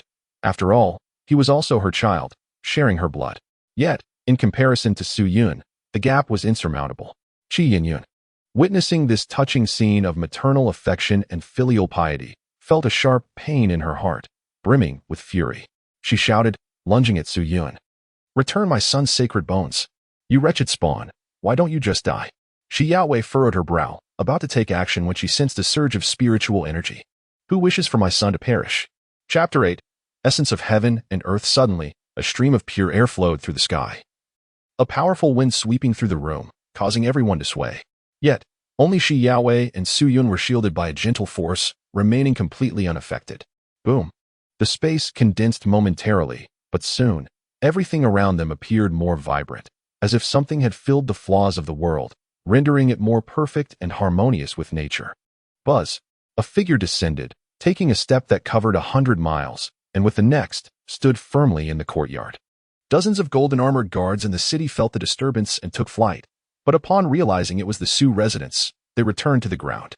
The man who arrived stood tall like a pine tree, his brows and eyes exuding brilliance, his gaze resolute, noble, and valiant. This was none other than Su Chang'e, the Duke of Jinyuan of the Dacian Divine Dynasty, commander of 1,000,000 troops. Joy sparkled in Shi Yaoyue's eyes. Chang'e, you have returned. Su Chang'e nodded gently. Her words succinct, just arrived. Qi Yinyun, realizing the moment, instantly appeared as though she had encountered a savior, her excitement palpable, head of the Su family. I have urgent matters to discuss. Su Chang'e turned around, his gaze towards the one who dared to shout for bloodshed revealing no trace of displeasure. "What is the matter?" Qi Yinyun cried out. "The heir of the Su family, your own son. He has had his ancestral bones extracted and transplanted into another. Now that you have returned, you must seek justice." She shot a resentful glare at Su Yun. "Xiao Qingchun is the legitimate heir of the Su family, by all rights. Everything in the estate should belong to him. Is it not said that men place the utmost importance on their offspring? With such a revered sacred bone taken away, how could he not be infuriated and immediately expel Xiaoyu and Su Yun?" Su Chang's consciousness swept across the scene, and he immediately discerned the anomaly. One child was brimming with vitality, in excellent condition, while the other's meridians had withered, and his foundation was in disarray. He furrowed his brow, questioning, "What has transpired?" Qi Yinyun hastily embellished the tale. "Yesterday, Qingchen was possessed by a malevolent spirit. That woman not only remained indifferent but also extracted his supreme sacred bone. This is the only male heir of the Su family. What shall we do if something goes awry? Master of the house, you must uphold justice and return my son's sacred bone." Su Chang'e gazed at Xiaoyu, her brows furrowing in concern. "Why are you like this?" Xiaoyu hurriedly replied. "In fact, I wish to recount yesterday's events in their entirety." Su Chang'e interrupted her, his tone laced with reproach. "The issue at hand is not about who is right or wrong. The event has transpired, and the question now is how to make amends." I, Xiaoyu, found myself momentarily speechless. Qi Yinyun felt a surge of joy. Indeed, men are invariably concerned about their progeny. Qingchun is his flesh and blood. How could the extraction of his sacred bone go unchallenged? She immediately spat in disdain, proclaiming with indignation, "Head of the family, we must act now and extract this child's bones. He has previously nurtured the heavenly bone. It stands to reason that his blood possesses spiritual essence. Utilizing his blood for alchemy could compensate for Qingchun's loss." Xiaoyu's eyes blazed with fury. "You dare?" Su Chang's gaze held a hint of disappointment as he remarked, You have handled this matter exceedingly poorly. It was far too reckless." Xiaoyu stood in a daze. "Huh, why would I not dare?" With support at her back, Qi Yinyun suddenly felt emboldened. She charged forward, extending her hand to seize Su Yun. Slap! Su Chang'e delivered a slap from a distance, the force of which sent her sprawling to the ground. Qi Yinyun covered her face in shock, exclaiming, "Master, are you not here to retrieve the bones? I can take care of it." If she were to take action herself, it would only bring that young man greater suffering. It would be better for him to realize his mistake sooner and leave the Su residence. Su Chang'e did not glance at Qi Yinyun. Instead, she shook her head at Xiaoyu. "How can you be so careless in your endeavors? To install that bone without any examination, what if the body does not align? What if the spiritual roots clash, or there is poison in the blood? If something goes awry, what will happen to Yuner?" Qi Yinyun's eyes widened in shock. Xiaoyu's face turned pale with guilt. "Indeed, I did not consider the implications. I was only focused on replacing the lost celestial bone." Su Chang'e sighed. "Yaoyu, I understand your urgency, but please, exercise some patience. Fortunately, Yuner possesses remarkable adaptability. The coexistence of the holy bone has proven beneficial, preventing any major missteps. In this way, having endured a calamity, the heavenly bone has been exchanged for the holy one. Young boy, enduring some hardship may not be such a detrimental affair." Xiaoyu nodded silently, acknowledging the wisdom in his words. Qi Yinyun, taken aback by the harmonious exchange between the couple, collapsed onto the ground. Trembling, she pointed at them and stammered, You truly intend to betray Qingchen's holy bone? Qingchen bears your bloodline. Master, he is your child." Su Chang'e cast a cold glance at her. "Su Yun is also my child." Qi Yinyun, in disbelief, replied, "But Qingchen is the heir of the Su family. He will inherit the Su residence. Without the sacred bone, how will outsiders perceive the future?" Su Chang'e smiled faintly, saying, "According to your assertion, whether or not Qingchen possesses the sacred bone, he will manage the Su residence well. However, Su Yun lacks abundant resources. What difference would an additional sacred bone make?" Qi Yinyun was left speechless, stammering, "When the matriarch returns, you will." Xi Yao's mood darkened. After Xiao Qingchen was brought back, the matriarch was so elated that she could not sleep for 3 consecutive nights, believing it to be a blessing from the heavens. She ventured out to worship and express her gratitude, taking nearly a month to return. If only she knew what had happened to her own grandson. Su Chang'e's expression suddenly turned icy, a fierce aura of battle emanating from him. "Moreover, who governs the Su residence is certainly not for you to decide. The matter of Yinger being deprived of her heavenly bones shall not be disregarded. Qi Yin stood frozen in place, when suddenly she let out a strange cry, her vital energy surging, causing her to faint. Xiaoqichen continued to kick and hit. Mother, wake up. Please wake up. If you do not rise, who will help me obtain the sacred bones? My bones. Qingqian is in such pain. I need my bones. Xiaoyue, feeling irritated, called out, someone, take them back. Lowering her gaze, she noticed the blazing moonflower sent by Su Yun, which instantly lifted her spirits. Xiaoyue inhaled deeply, the fragrance wafting pleasantly to her senses. Having burned her life essence yesterday, she felt somewhat fatigued. However, this delightful aroma revitalized her, as if her core essence was replenished, bringing her immense comfort. She glanced in astonishment at the blazing moonflower, pondering, when did the quality of the flowers in the residence improve? Can the blazing moonflower truly replenish the essence? These blossoms appeared far more vibrant than she remembered, recalling Su Yun's words about the flowers hastening recovery. She smiled gently and summoned a maid. Help me arrange these in a vase, the one with the preservation array. I want to see them the moment I open my eyes. Su Chang'e, a formidable figure in the realms of Dao and Jing, possessed an acute sensitivity to the essence of the Great Way at this stage. He cast a puzzled glance at the fiery moonflower that had been brought forth, sensing an unsettling completeness in these low-grade spiritual herbs.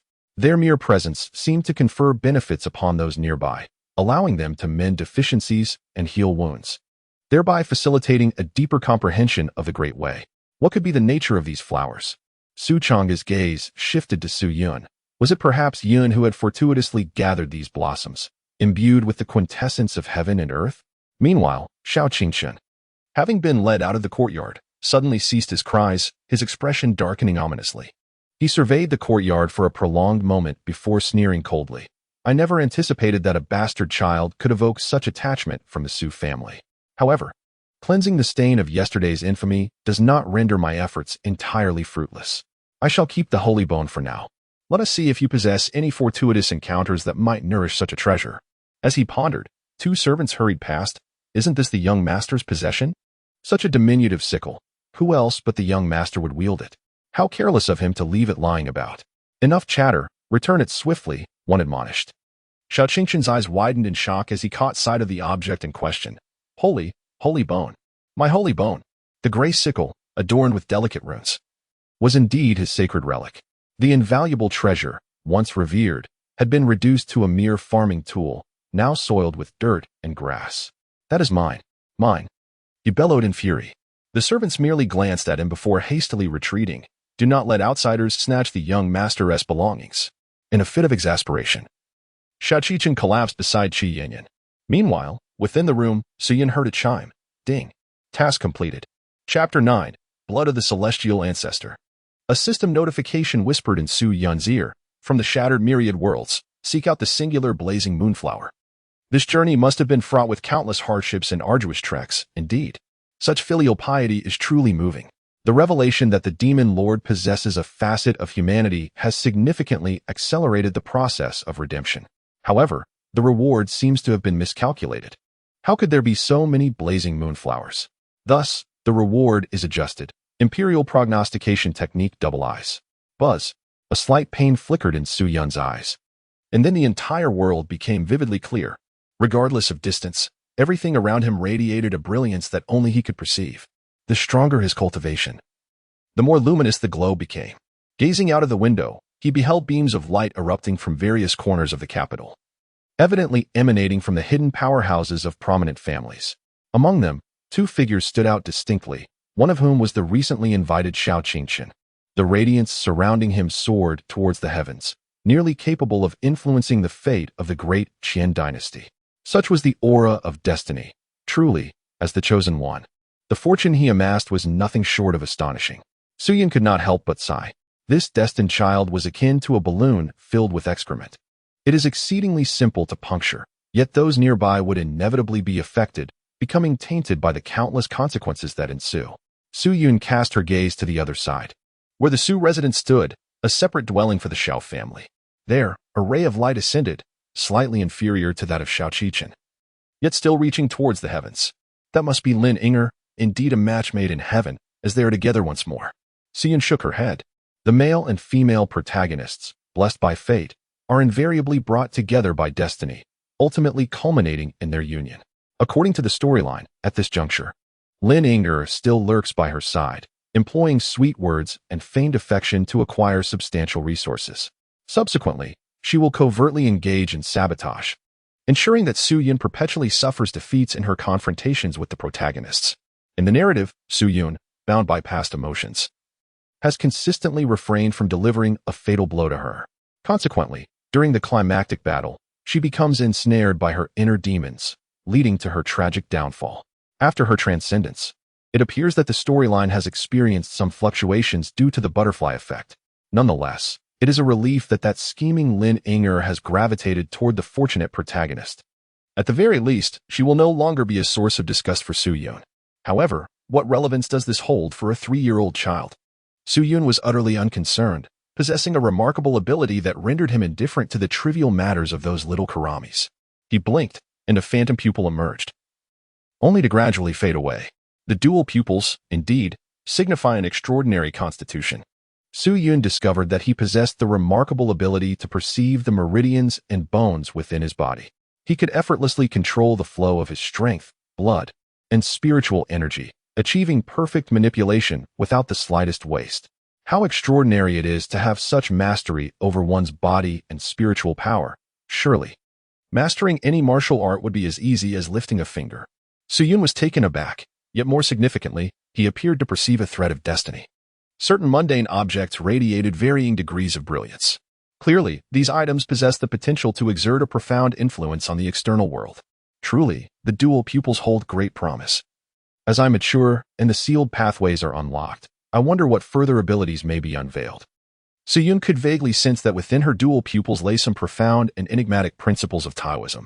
However, her body was still too tender. Awakening them would only cause harm. Thus, she succumbed to slumber.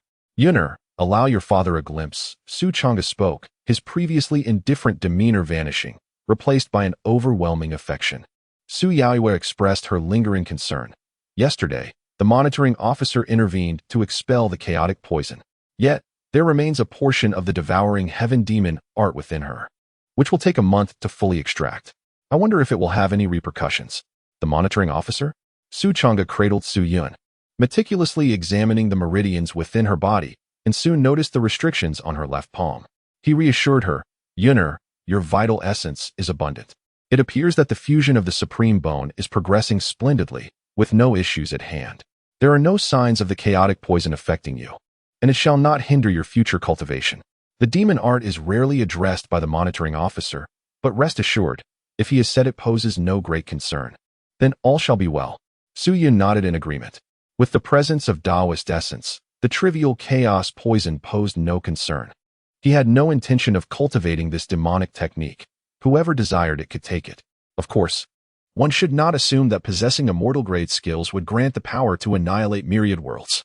Lacking the fortune of a formidable antagonist, one could only aspire to be a mere minor boss.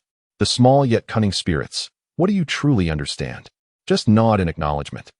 Xia Yu observed Su-yun's demeanor and couldn't help but laugh. Yet, her heart was at ease. All is well, my only worry is for Yunner. As she spoke, a shadow of melancholy crossed her face. I wonder how Chechen came to be this way. Will he ever be able to change? Su Chang'e's tender expression swiftly transformed into indifference. One must take responsibility for their actions. Boy, it is through adversity that one truly matures. Without the sacred lineage, one's character shall be revealed. He waved his hand, summoning the steward. Send some rare treasures to Chechen, so he may recover swiftly. If he can repent and reform, there may still be hope for him. Otherwise, a glimmer of sharpness flashed in Su Chang'e's eyes as he gently caressed Su-yun's head with an unusual tenderness. Although Yunner lacked the bloodline of the Su family, her offspring could inherit it. Xiaoyue playfully admonished him, the child is present. What are you saying? I speak nothing but the truth, Su Chang'e retorted, maintaining a rather blunt demeanor. As for Yunner's 3 elder sisters, Xiaoyue raised her hand as if to strike. But upon noticing the child nearby, she hesitated. She then shifted the conversation, asking, will you be leaving again this time? I must attend to military affairs and shall return in a month. Su Chang'e replied with a nod. He continued. The foreign tribes have employed a type of North Sea worm, whose venom is extraordinarily potent and nearly impossible to eradicate. The miasma it releases is insurmountable. Our forces have been pushed back to the Great Wall formation, unable to break through. Currently, we have 3 strategies: fire, water inundation, and summoning to counter the aberrant beasts. However, each method possesses its own flaws and cannot guarantee success. Moreover, we cannot test them one by one. Should we alarm the foreign tribes, they might take precautions, which would be disastrous. We can only employ these tactics unexpectedly during a breakout, striking decisively to eliminate the enemy's leaders. My return this time is also to deliberate on which method to utilize. It is indeed quite troublesome. Shi Yaowen nodded, recognizing her inability to assist further, and could only offer some words of comfort. Lowering her gaze, she noticed Su Yun listening intently and couldn't help but chuckle. Can you understand what they are saying? As Su Yun was about to nod, a chime resonated. The celestial emperor of Chang'e, in a bid to protect the beings of the Tianyuan realm, led his forces to resist the demonic army, only to suffer a devastating defeat and subsequently face imprisonment. The dignity of the emperor cannot be tarnished. Therefore, the celestial emperor curses daily, compounded by the tragic conflict between father and son, resulting in endless karmic repercussions. To cleanse oneself of this stain, one must break the seal binding the celestial emperor of Chang'e, alleviate the curse of fratricide, and allow him to join your ranks. Obeying your command and serving as your ally. Task difficulty, supreme task reward, blood of the ancestor of the sky. Su Yun's eyebrows twitched, a gesture that would appear utterly endearing if exhibited by a 3-year-old child. He recalled that in the narrative, after Su Yun succumbed to darkness, Su Chang'e was compelled to turn against his own son for the sake of countless lives, tragically ensnared by the whims of fate. After defeating him, Su Yun, out of nostalgia, chose not to take his life, but instead sealed him within the heart of darkness. Little did he anticipate that Su Chang'e, witnessing the near annihilation of the heavenly source realm, would be engulfed in despair and torment, cursing day after day. The heavenly emperor, manipulating fate, accumulated boundless karma upon Su Yun. During the climactic battle with the protagonist, this accumulated karma was ultimately detonated by the power of virtue. Su Yun, despite being stronger than the protagonist, was grievously injured, which allowed the inner demon to exploit the opportunity, ultimately leading to his defeat. And now, Su Yun gazed upon his bearded father, who wore a face radiating affection. He extended his hand, deftly unfastening the pouch that adorned the other's body, and casually reached inside. Unraveling the cord, it could be considered a release of the seal, perhaps. Su Chang'e let out a cry. The hands of this 3-year-old child were swifter than imperial weapons. Before he could react, 3 scrolls had already fallen to the ground. Su Yun seized one and presented it upwards.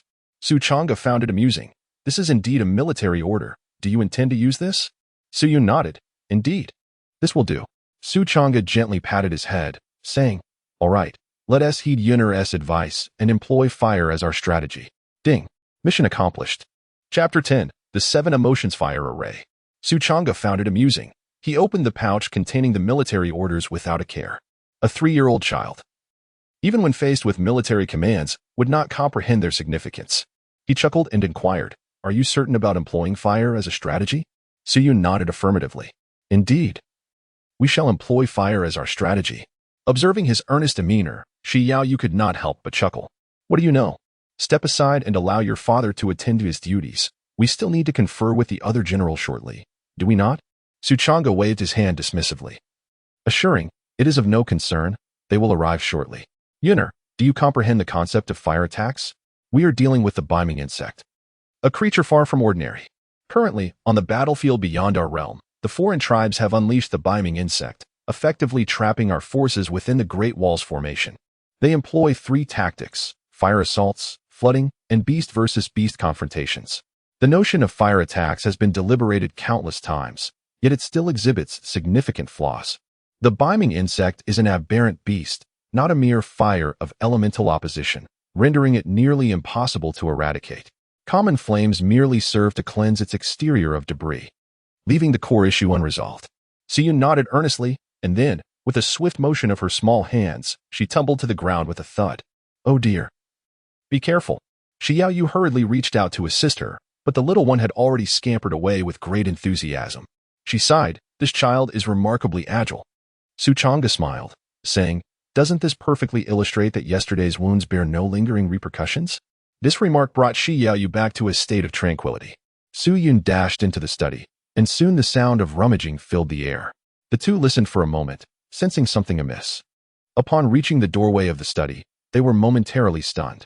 The room was in utter disarray.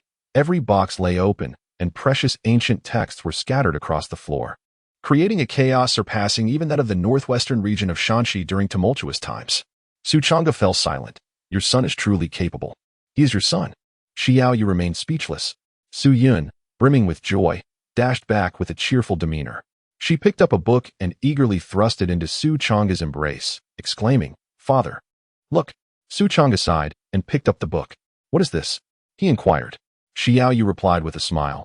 Perhaps he has encountered this book, which contains references to fire attacks. Hearing you mention that term, he might have gone in search of it. Su Chang'e nodded in agreement, unconcerned, and prepared to turn the pages. Is Lord Jin Yuan present? Outside, a hearty laughter echoed. Su Chang'e promptly rose to his feet. General Wang has arrived. Please come in. He swiftly closed the door behind him. The esteemed Marquis of Jin Yuan found his study in utter disarray, resembling a dog's den, a truly embarrassing sight. Suddenly, a rugged, burly man burst into the courtyard, puzzled. Why are you standing outside? Why not come in and discuss? Su Chang'e's lips twitched slightly as she said, Oh, the weather is splendid. I long to bask in the sun. General Wang, unsuspecting, erupted into hearty laughter. Lord Jin Yuan, you have returned. We must indulge in a grand 3-day celebration. Su Chang'e smiled gracefully, her demeanor elegant and poised. General Wang, noticing two others beside him, boldly clasped his hands together and said, This must be the lady, truly enchanting. And this must be the young gentleman, undeniably handsome. Su Yun muttered under her breath. Is there no second adjective at your disposal? Xiao, seeing that the conversation was veering towards serious matters, smiled and said, You all continue your discussion. I shall take Yun'er for a stroll. General Wang remarked with a sense of admiration. The Marquis of Jin Yuan is truly fortunate to have such a wife. And his son is quite handsome as well. Su Chang'e sighed in resignation. Do you not possess a second adjective? Yao Yu, please take this down as well. With that, he handed over the unfinished book. General Wang, intrigued, inquired, What is that? Su Chang'e let out a bitter laugh, remarking that his son had claimed to possess a method to vanquish the biming worm and had procured a military treatise for him. General Wang chuckled heartily, expressing his eagerness to peruse this alleged strategy for defeating the enemy. He was merely being polite and did not even extend his hand. What could a book source by a 3-year-old possibly contribute? What kind of strategy for overcoming foes could it offer? You all are remarkably swift. I have yet to arrive. And you have already devised a plan. From outside, another aged voice resonated. Su Chang'e and General Wang turned their heads and smiled, exclaiming, Minister Li has arrived. Indeed, it was the Minister of War, Li, who entered. His cultivation was modest, and unlike General Wang's rugged demeanor, he chose to enter through the main door. Lord Jin Yuan, you have toiled greatly in guarding the borders, Minister Li said as he clasped his hands in greeting. What strategies for breaking the enemy were you discussing just now? Su Chang'e chuckled lightly. It is merely my son's fanciful musings, not to be taken seriously. One ought not to dismiss it so readily. Minister Li squinted with a smile. Perhaps your son possesses boundless fortune and might indeed devise a strategy against our foes? General Wang laughed heartily. If only it were that simple. How could De Qian be so troubled by a mere handful of northern underworld worms otherwise? If we remain besieged within the Great Wall for just a few more days, those outposts beyond may very well have already fallen to alien forces. Such positions were established through blood and iron. At this, the group sighed softly. Beyond the Great Wall, there still exist outposts and countless pioneering settlers. As long as the northern underworld worms remain unresolved, those outposts will be akin to isolated islands, their fall merely a matter of time. Minister Li inquired. What did your son propose earlier? Does he possess any method for overcoming our enemies? Like General Wang, he held skepticism towards the words of a mere 3-year-old. Yet, he was more astute than Wang. Even if the child's ideas bore no utility, it could serve well to cultivate rapport with Duke Xinyuan, a figure of considerable authority. Su Chang'e, feeling helpless, could only take the book back. It was for the Minister of Documents to review. The foolish words of the sycophantic youth should not be taken seriously. Minister Li chuckled lightly, casually flipping through the pages, intending to select a few profound passages to impress the young master of the Su family. However, as he read on, his expression gradually shifted. Su Chang'e inquired, Minister, is there anything inappropriate in the book? Suddenly, the usually gentle Minister Li exclaimed in a stern voice. Su Chang'e was startled, exchanging a glance with General Wang, both of them bewildered. What could possibly be amiss in this book that even the astute Minister Li reacted with such severity? Su Chang'e cast a pleading glance. General Wang understood and resolved to inquire on behalf of his friend. Minister Li, if there is any impropriety, it is merely a book, not the intention of the Marquis of Jinyuan. We had no intention of reading it. Perhaps we should just burn it. With a resounding clap, Minister Li raised the book and struck it upon General Wang's head, exclaiming in fury, "You fail to recognize the value of gold inlaid with jade. You dwell in comfort, yet remain oblivious to your fortune. When instructed to read, you instead tend to cattle. When urged to seek ways to vanquish the enemy, you propose to incinerate literature." His lips trembled, rage boiling within him. General Wang stood bewildered. The other party, merely at the third stage of the Soul Sea, could scarcely match the power of his own sixth-stage Taoist harmony. Yet, Minister Li commanded the Ministry of War, overseeing an army of over 100 million. His wrath could send tremors throughout the central domain. Moreover, Minister Li was typically known for his amiable nature, never having displayed such fury. What had transpired today? General Wang, utterly perplexed, turned to Su Chang'e.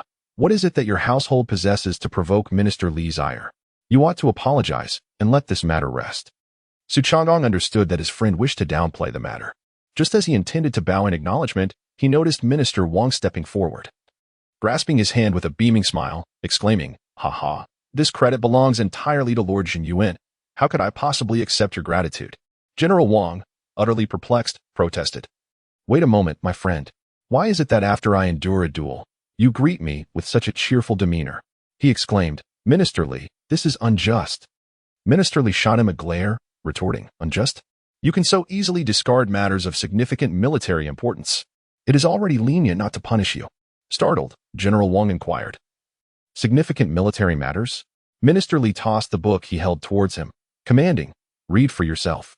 Filled with confusion, General Wang hastily began to peruse the pages. But as he continued, the color drained from his face. Su Chang'e was further bewildered and inquired, "General Wang, what is the matter?" General Wang lifted his head, his eyes filled with astonishment, the 7 emotions, and absolute fire formation. "I have discovered the method to defeat the Biming Worm." Chapter 11. The Celestial Fate Jade Pendant. Su Chang'e hurriedly reached out and retrieved the book. Only then did he discern that it was an ancient treatise on military formations. Having endured the passage of a millennium, its protective spells dissipated, rendering it tattered and worn. Not all tomes in his collection had been perused, nor could he claim to have memorized every phrase. He had previously glanced at this particular volume, but dismissed it due to its focus on esoteric and fanciful strategies, which had seldom, if ever, materialized in reality. Among its pages, however, was recorded a unique formation. The Biming Worm feeds on ice, within which it cultivates a crystalline armor, nearly impervious to damage. It employs cold as bait, eliciting an innate fear in people that even true essence cannot shield against. Conversely, the 7 emotions flame formation harnesses positive emotions to ignite spiritual fire. This flame not only counters the crystalline armor, but also defies the innate fear induced by the Biming Worm. Armed with this formation, one need no longer tremble in the face of the Biming Worm. Su Chang'e exclaimed, "Such a treasure lay hidden in my study, unseen by the light of day. I am truly at fault." He lamented deeply. Those tomes, untouched for years, who would have imagined that gold was buried beneath one's feet? Minister Li chuckled, his eyes narrowing with mirth. "What sin has the Marquis of Jinyuan committed? Had you not discovered this book? The Biming Worm would have thwarted our forces at the Great Wall, and our outposts beyond would surely be lost. Without the Marquis of Jinyuan, we might have spent a month without devising a countermeasure." General Wang also expressed his astonishment. Who would have thought that the Marquis of Jinyuan would uncover a strategy against the enemy just a day after returning to the capital? Minister Li shot him a glare. "How dare you say such a thing? Had we missed this method, I would inform the Emperor and hold you accountable." General Wang, dissatisfied, countered, but he too did not examine it. Su Chang'e forced a smile.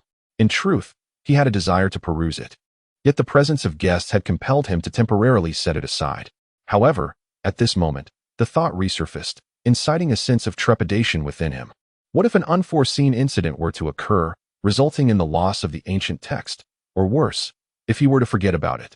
The battlefield beyond their domain, with its millions of pioneering settlers from Dichen, would then be reduced to mere prey for foreign tribes. In fact, Suchanga remarked that it was his son who had unearthed this book, and it was he who had proposed the strategy of using fire as an offensive measure. He felt a mixture of coincidence and fortunate serendipity. With a casual grasp, Su Yun summoned a fire attack. By mere chance, he inquired about an ancient tome detailing the 7 emotions and absolute fire formation. Had he faltered slightly, the outcome of the battle could have turned disastrous, potentially implicating the Su family. Minister Li recalled this and quickly asked for his son to come over, eager to behold our De Qian's fortunate star. He was exceedingly pleased, for this had resolved a monumental dilemma. Soon, Xiaoyu returned, cradling Su Yun in her arms. She felt a twinge of concern. Why would these eminent gentlemen summon a child to discuss military affairs? However, her apprehensions dissipated swiftly. Minister Li produced a jade pendant and placed it into Su Yun's embrace. Here, a gift from your grandfather. Xiaoyu gasped, this is too extravagant, Minister Li. Although she was not involved in state matters, she was aware of the significance of this treasure. Minister Li, possessing a soul realm of the 3rd tier, had distinguished himself among countless warriors, commanding over 1 million elite soldiers. It was rumored among the populace that this jade pendant, known for its celestial fortune, played a pivotal role in his successes. It was said to enhance luck, transforming misfortune into good fortune, radiating an aura of auspiciousness that attracted blessings from all directions, ensuring prosperity in both commerce and politics. There were even tales of a sovereign from a sacred land wishing to trade a spiritual vein for it, only to be firmly rejected. Such a precious artifact was now casually bestowed upon Su Yun. Xiaoyu protested, Minister Li, this pendant guarantees your official success. It would be a waste on my child. Minister Li blinked, resembling a playful elder. I have already attained the position of Minister of War, with no further promotions possible. Why would I need it? Better to give it to this boy. With his fortuitous nature, he might just stumble upon strategies to defeat our enemies. Perhaps he will even bring good fortune to De Qian, a blessing for all the people. Xiaoyu remained hesitant. Minister Li chuckled. I heard that your son fell into the Yulan pool yesterday. Should any of that water remain? It could hinder his cultivation, which would be a calamity for De Qian. Let him wear it for a few days, once we confirm its ability to ward off misfortune. You may return it to me. With the power of the Ministry of War, discovering the truth would be a trivial matter. Xiaoyu fell silent, and for the sake of her son, she steeled herself and said, Then I shall thank you, Minister Li. Yuner, express your gratitude to grandfather. Su Yun played with the jade pendant, lifted her gaze, and smiled sweetly. Thank you, Grandpa. Minister Li, in his advanced years, found himself utterly defenseless against the charm of such a lively and clever child. Suchanga hesitated. I hope the Minister of Personnel pays more attention to the matters concerning Yulan Pool. A flicker of sharpness crossed the smiling face of Minister Li. I am indeed curious to see who would dare to harm my grandson. Suchanga felt that she had been taken advantage of, but given the significant age difference, she chose to endure it. Following yesterday's incident, both the Su residents and the capital dispatched personnel to investigate, yet no replies had been received thus far. With Minister Li keeping a close watch, the matter seemed to be in good hands. Setting aside other conspiracies, the priority remained to retrieve Su Yun's primordial celestial bone. General Wang scratched his head. Do we really have to present gifts? That young lad, this cold blade, I bestow upon you. With a swift motion, he drew forth a beheading sword from his cosmos bag. The sword gleamed with silvery light, adorned with tiger patterns, exuding a chilling aura. As soon as it was revealed, a shiver swept through the entire Su residence. All spirits and supernatural beings lurking in the grass and trees were left prostrate, paralyzed with fear. Though of moderate rank, merely of earthly grade, it had been nurtured through countless battles, fed by the blood and souls of foes, resulting in this treasured blade. When plunged into the battlefield, it could instill terror in the hearts of thousands. Wielding it could incite the murderous intent of an entire army, unleashing a tempest of blood and steel. Minister Li puffed his cheeks and glared, raising his hand to seal the sword with his true energy. Despite its frigid aura lashing out, it could not break free. What would you do if you frightened my grandson? Minister Li reprimanded. General Wang, scratching his head again, replied, Well, I don't possess as many fine items as you do. This medicinal balm for injuries, that lad has no shortage of. But wait, since when did he become your grandson? Minister Li glared. He calls me grandfather, so naturally. He is my grandson. Suchanga found himself both amused and exasperated. My dear friends, this is truly too precious, he remarked. Minister Li glared at him, asserting, "This is for my grandson. It is none of your concern." "Sister, please take it back," he added. Reluctantly, Xiao Yu had no choice but to stow away the celestial jade pendant and the cold roan blade. She then took Su Yun by the hand and expressed her gratitude to Uncle Wang. "You must take good care of my grandson," Minister Li reiterated emphatically, his heart brimming with joy as he departed to report to the Emperor of Diqian. Once they were alone, Su Chang'e lifted Su Yun into his arms and planted a hearty kiss on his cheek. "You are truly the lucky star of the Su family," he exclaimed. Memories of the fiery moon blossoms his son had plucked flooded his mind.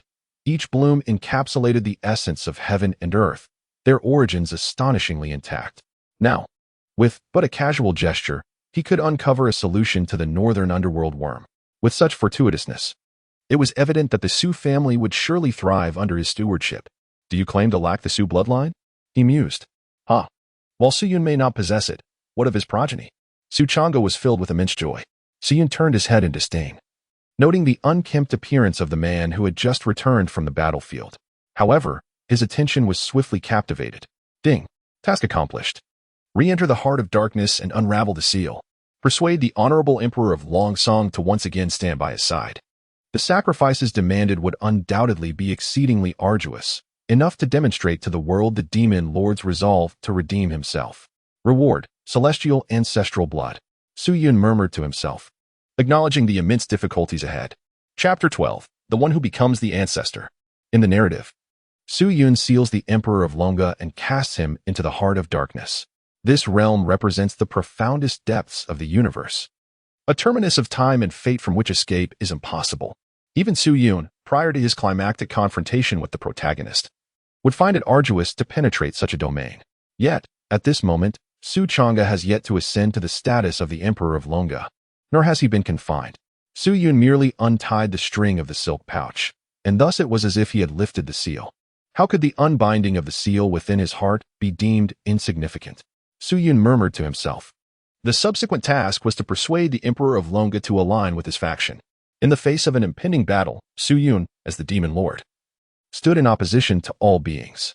The Emperor of Longa, possessing a character of unwavering integrity, would rather shatter into pieces than join his cause. However, at the tender age of merely 3, Su Yun had neither an army of demons nor a realm to command. Thus, he could contemplate an alternative approach, choosing to ally with Su Chang'e and offer him strategic counsel, who claimed that his majesty could not rebel. The ensuing matters would unfold with greater simplicity. Through his unique vision, Su Yun discerned the distinct radiance emanating from 3 scrolls. Within the narrative, regardless of the choice made, 3 of them would inevitably lead to the dismal defeat of Su Chang'e, culminating in his disgrace and the fall of the Su family into the mortal realm. Su Yun, hindered by the inability to cultivate and lacking sufficient resources, ultimately succumbs to the path of darkness, engaging in the enhancement of humanity through nefarious means. Concurrently, the protagonist seizes the opportunity amidst the chaos to relentlessly pursue benefits, ultimately achieving great success. However, in this lifetime, Su Yun encounters a fire attack scroll and an ancient tome exuding auras of destiny and fortune. By choosing between these 2, he can alter the fate of his previous defeat. The Su residents shall remain unscathed, and I shall continue to possess vast resources. More importantly, rewards shall be bestowed upon me. What purpose does the blood of the ancients serve? Su Yun has liberated himself from the constraints of his parents and has ventured to the side to utilize it. Thud. Su Yun heard a dull thud, and he lifted his head, finding nothing around him. Was it his heartbeat? He thought he might have misheard, but after a while, he heard the sound of a thump once more. It resembled a heartbeat, but from where could it possibly originate? Su Yun glanced around, yet saw nothing. Just as he was filled with doubt, his eyes suddenly widened. It was the rhythm of the world. Thud. As if to affirm Su Yun's realization, an extraordinarily deep yet strikingly clear sound resonated in his ears. He discerned it distinctly. It was the heartbeat of the world, emanating from the entire heavenly source realm. So it was, my essence has ascended. Su Yun was astonished. Have I become an ancestor? The blood of the heavens, so this is its meaning. It possesses the power to elevate the essence of living beings to the highest realm. In ancient times, the progenitors of all beings occupied the great paths, each one immensely powerful. They could effortlessly create and annihilate worlds, embodying supreme essence. When the cataclysmic battles that shattered heaven and earth came to an end, the ancestors were fragmented, their bloodlines diluted, giving rise to countless beings in later generations. At that moment, the remnants of the great paths within each being had nearly vanished. The so-called cultivation is the continuous absorption of the laws of the great paths to achieve self-realization. As living beings proliferated through generations, their bloodlines became increasingly mixed, their essence disordered, and their ability to absorb the great paths weakened. Thus, ancient sacred lands and reclusive sects, possessing a slightly greater amount of ancestral blood, could cultivate at an astonishing pace. Some ancestral beasts, upon birth, already possessed lofty realms, evoking envy in others. Yet, the blood of the heavens allowed Su Yun's essence to leap forward tremendously. He was no longer merely a member of the human race. He had become an ancestor in his own right. The essence of Su Yun is pure and exalted, rendering it comparable to the world itself. Thus, it is capable of perceiving the resonances of the celestial realm and effortlessly grasping the principles of the Tao. Were Su Yun to be of an appropriate age to bear offspring, each progeny would be akin to a sub-ancestor, destined to attain imperial status simply through the passage of time, without the need for arduous cultivation. It is only after several generations, spanning from dozens to hundreds, that the bloodline may become diluted. The time for procreation is still premature. Su Yun shook his head, exclaiming, I am but 3 years old. Nevertheless, the path of perception is quite remarkable. He had already mastered the ability to effortlessly witness the myriad paths flowing around him. The artificial hills embodied the path of stone. The fish pond represented the path of water. The flowers and grasses illustrated the path of flora, and even the breeze carried the essence of the path of wind. With his dual pupils, countless paths unfolded before his eyes. Even if Su Yun does not consciously focus, he will subtly absorb these profound principles, integrating them within himself and continuously strengthening. So, are you still leaving? Xiaoyu inquired, disregarding her son who was engrossed in play. Su Chang'e sighed and said, Madam, now that we have discovered the formation to counter the biming worm, I must return to the battlefield beyond the domain at once. The sooner we train the 7 emotions destructive fire array, the sooner we can reclaim our lost territories. Xiaoyu felt a tinge of disappointment. Yet she understood that numerous significant strongholds of the great Qian lay beyond, harboring millions of citizens. She gently remarked, Please take care. Su Chang'e nodded gently and remarked, My lady, the household relies on your stewardship. He steadied himself, casting aside the tumultuous emotions that clouded his mind, and strode forth with purpose. As he passed by Su Yun, a pang of guilt struck him. It was only yesterday that Yun had faced misfortune, yet he had been unable to remain by her side. Once he reclaimed their lost territory, he vowed to spend an extended period at home. With a resolute goal in his heart, he transformed into a fleeting light and vanished. Xiaoyu watched him depart with a tinge of sadness, but her spirits lifted when her gaze fell upon the playful Su Yun. She recalled the splendid blazing moonflower, the most exquisite bloom she had ever encountered, and her heart blossomed with joy. Xiaoyu scooped up Su Yun and exclaimed, My dear Yun, you are truly wonderful. Su Yun extended his hand and said, Hand it over. Xiaoyu, initially perplexed, quickly grasped the situation and replied, All right, here you go, but do take good care of it, and don't lose it. With that, she placed the Tianyan jade pendant, given to her by Li Shangshu, into Su Yun's palm. Being a child, he was undoubtedly curious and considered it a mere toy, unaware of its immense value, as it was worth an entire spiritual vein. Su Yun, however, cast it aside as if it were worthless. I do not desire this. The Destiny Jade pendant is indeed remarkable, yet he is currently enveloped in the protection of the great Tao. His fortune cannot be so poor. Xiaoyu inquired with a hint of confusion. What is it that you seek? Su Yun waved her little arms and exclaimed, I want a big machete. Hearing her childish voice, Xiaoyu couldn't help but smile in amusement. You are just like Uncle Wang, being so absurd. Is that something you can actually play with? Su Yun pouted and cried out, I want it. Upon realizing his body had shrunk, the interplay of his neural pathways and hormones led him to adopt a child's perspective. His temperament began to resemble that of a young child, filled with curiosity, boundless energy, drowsiness, and an insatiable appetite. He found solace in the company of his family. Xiaoyu resolutely shook her head, declaring, No, that's far too perilous. It was no jest. That was the treasured sword wielded by General Wang on the battlefield, haunted by countless restless spirits. This blade, steeped in blood, served as a powerful talisman against malevolent forces. Yet, conversely, it also stifled one's spirit. Those not imbued with substantial yang energy would faint upon approaching it. At merely 3 years of age, Su Yun is far too young to engage with any instruments of lethal intent. Seeing that her firm stance was ineffective, Su Yun clung to her mother's leg, pleading, "Mother, I swear, I won't play recklessly. I merely wish to take a look. Please, grant me this. Moreover, Uncle Wang has already given it to me. What shall I say if he inquires whether I received it?" Xiao Yu contemplated that this indeed seemed like something General Wang would do. Who would bestow a weapon upon a mere 3-year-old child? Yet, since it was already given, it would not be entirely proper to conceal it. Feeling somewhat guilty, she sighed and said, "I can allow you to see it, but you must promise not to wield it." As she spoke, she realized that such a warning was unnecessary. After all, how could a 3-year-old possibly handle a sword? She added, "I shall present the sword to you tomorrow, but you must come to me first." Su Yun, in a state of perplexity, inquired, "Where to?" Xiao Yu replied with a sense of nonchalance, "You did not bathe last night. It is now imperative that you make amends." Su Yun gasped in astonishment, his short legs desperately attempting to flee. "No, I refuse to take a bath." Yet, he was no match for the cultivator. In mere moments, Xiao Yu caught up to him, covering 10 meters with each stride, and seized him by the scruff of his neck. "Oh, what's this? Why are you shy today? Wasn't it mother who used to bathe you before?" Su Yun struggled, proclaiming, "I am 3 years old. I can wash myself." However, Xiao Yu resolutely shook her head, stating, "No, you cannot clean yourself properly." Su Yun replied, "Didn't you skip washing yesterday as well?" Xiao Yu responded, "You exerted yourself excessively yesterday and fell asleep. It was still mother who bathed you. Hurry up." Su Yun clung to the door frame, desperately resisting being carried away. "I don't want to. I'm the young master. I refuse to take a bath." Qing Man and the maid stifled their laughter, finding the young master simply adorable. If only we could be assigned to bathe the young master. Chapter 13. The Phoenix's rebirth. The next day, Xiao Yu awoke. Listening to the gentle breaths emanating from her arms, a tender smile graced her lips. Gazing at her son, whose features were exquisitely sculpted, her heart fluttered with affection. Let him sleep a while longer.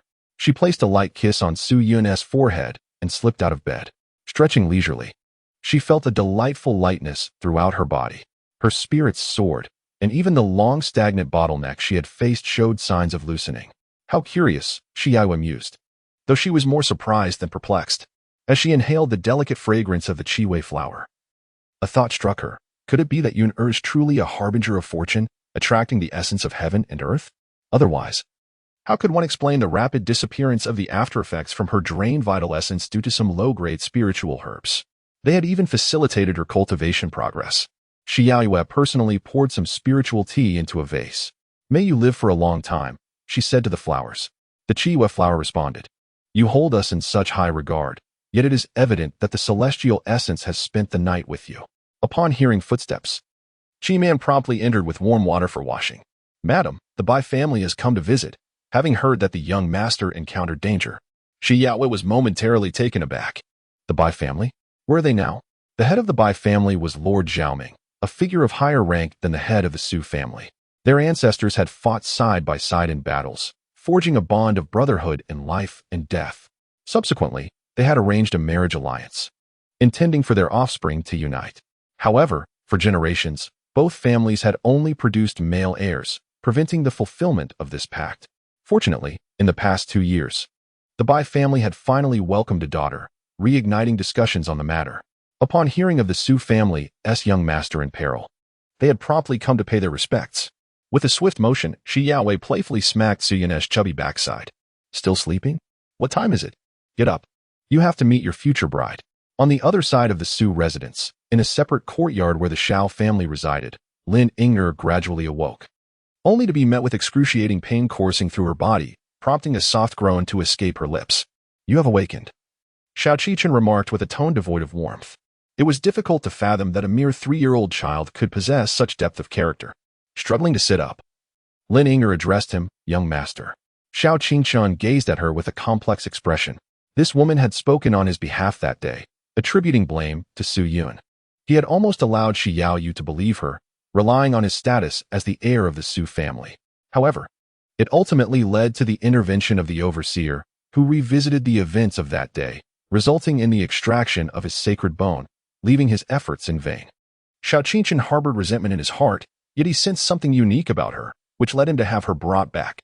With the aid of rare medicinal substances, she was revived.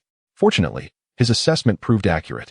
This woman promptly suggested that he masquerade as a 3-year-old child, throwing a tantrum before Shi Yaoyu, thereby attributing the previously orchestrated schemes against his brothers to the influence of malevolent forces.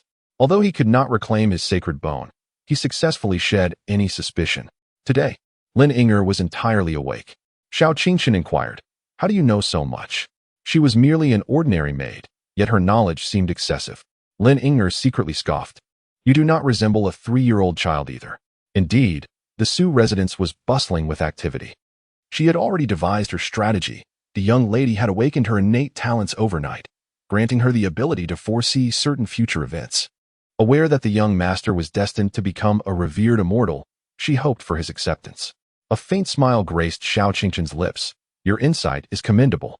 This could explain why a mere maid possessed such intimate knowledge of the Su family, along with the prophecy that indicated his ascension to immortality. Some individuals, despite their limited education, could speak in a manner that was quite pleasing. Lin Yinger sighed in relief, touching her face and feeling the lingering numbness in her newly grown eyes and tongue. While miraculous herbs could indeed heal the living and restore flesh and bone, the newly formed parts would surely be inferior to their original state, with completeness of spirit affected as well. In lower realms, the difference may not be apparent. But in higher realms, even the slightest flaw could lead to catastrophic consequences. A soul, even if somewhat flawed, could invite the collapse of the path, ultimately resulting in demise. This misstep, she pondered, would require countless rare treasures to amend. "Su Yun, it is all you're doing." Lin Yinger couldn't help but clench her fists. She felt a twinge of regret for having allied herself with Xiao Qingshan so hastily. She should have remained by Su Yun's side, as she had in her previous life, reaping the benefits before making the switch. However, it was too late now. Unlike Su Yun, Xiao Qingshan would not spare those who strayed from his path. Moreover, it was certain that Xiao Qingshan would achieve great victories in the future, becoming the sovereign of countless worlds. This time around, due to certain discrepancies, the journey may be more arduous. Yet, the triumph in the end would undoubtedly belong to Xiao Qingshan. At the same time, Lin Yinger felt a flicker of relief. Although Xiao Qingshan's insights were not those of a mere child, he remained oblivious to future events. If he were to learn that his misstep had led to the excavation of the holy bone, he might harbor deep resentment. Xiao Qingshan remarked, "Now that you have awakened, prophesy for me, where lies the opportunity?" Having lost the holy bone, he was in dire need of extraordinary artifacts to match his ambitions. If he did not lay a solid foundation while still young, how could he hope to ascend to the pinnacle of all realms in the future? Just as Lin Yinger was about to respond, a commotion erupted outside. Xiao Qingshan furrowed his brow and asked, "What is happening?" A servant replied, "Young master, someone from the Bai family has arrived, and madam, she has gone to greet them." "Bai family?" Lin Yinger exclaimed in delight. "Young master, you must go? This is a tremendous opportunity." The Bai family had a marriage alliance with the Su family, particularly since the Bai family's legitimate daughter would become your future bride. Xiao Qingshan frowned. "A woman? I am only 3 years old. Why would I need a bride? Besides, the Su family has the most beautiful woman in Tianyuan realm. In her presence, all others pale in comparison." "No, it is different." Lin Yinger shook her head vigorously. "The Bai family's legitimate daughter will undoubtedly be a great beauty in her own right." After Shi Yaoyue's demise, Bai Qiluo became the new unrivaled beauty of Tianyuan realm, and I was envious for quite some time.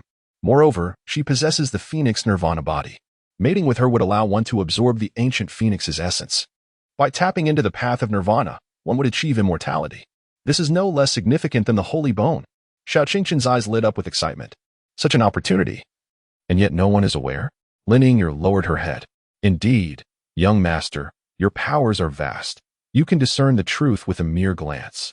In her previous life, Xiao Qingshan had seized the moment when Bai Qiluo was in a state of despair, leading a surprise attack to suppress her. Daily, he extracted her essence, cultivating countless death servants, barely managing to withstand Su Yun's demonic army. Now that Lin Yinger had been reborn, she could take advantage of the young age of the Holy Phoenix Empress to secure her early. She clenched her fists, secretly elated. By obtaining immortal death servants hundreds of years in advance, who could possibly rival her in Tianyuan realm? All those opportunities would rightfully belong to her. Xiao Qingshan's heart stirred with determination. Tell me what preparations we must make." In a state of utter helplessness, Su Yun was led to the front hall. Bowing deeply, "I have the honor of meeting Madame Hua." Upon witnessing this charming demeanor, Madame Hua was greatly pleased. "So this is Su Yun? Truly, a remarkable young man, destined to enchant the entire capital." Xiao Yu covered her mouth, laughing. "Madame Hua, you flatter him. Your daughter is equally exquisite, a delicate beauty that evokes affection." Although the two families had previously met, this was the first encounter for the children, who were still quite young. Madame Hua clapped her hands. "Come, Luo heir. Meet your future husband." Against the sunlight, a swaying figure approached. With her hair tied in twin ponytails and a rosy complexion, her large black jewel-like eyes sparkled with curiosity and innocence, akin to two crystalline springs. Dressed in vibrant red, she resembled a festive doll, exuding the sweet fragrance of ripe peaches. Her adorable appearance compelled anyone to want to embrace her warmly and protectively. Su Yun tilted her head, pondering for a moment before finally recognizing the character from the book, and was suddenly enlightened. "Oh, this is actually the future, awe-inspiring Empress Xing Wang, by Qilua, revered as the most beautiful woman across the myriad realms. Yet, the being whose mere drop of blood can grant immortality to billions is now just a delicate and charming little girl of 2.5 years. Husband?" By Qilua cocked her head. "Such a peculiar name." Chapter 14. The Azure Phoenix Hound. Madame Hua smiled. "Indeed, this is your future husband. Take a good look now. Do not misremember in the future." Xie Yao also smiled, yet gently remarked, "The child is still young. It is too early to discuss such matters." Madame Hua, in all seriousness, replied, "The decree of elders must not be defied. The betrothal set by our ancestors has already been delayed for several generations. Now that you have a son and I have a daughter, it is only fitting that they be matched."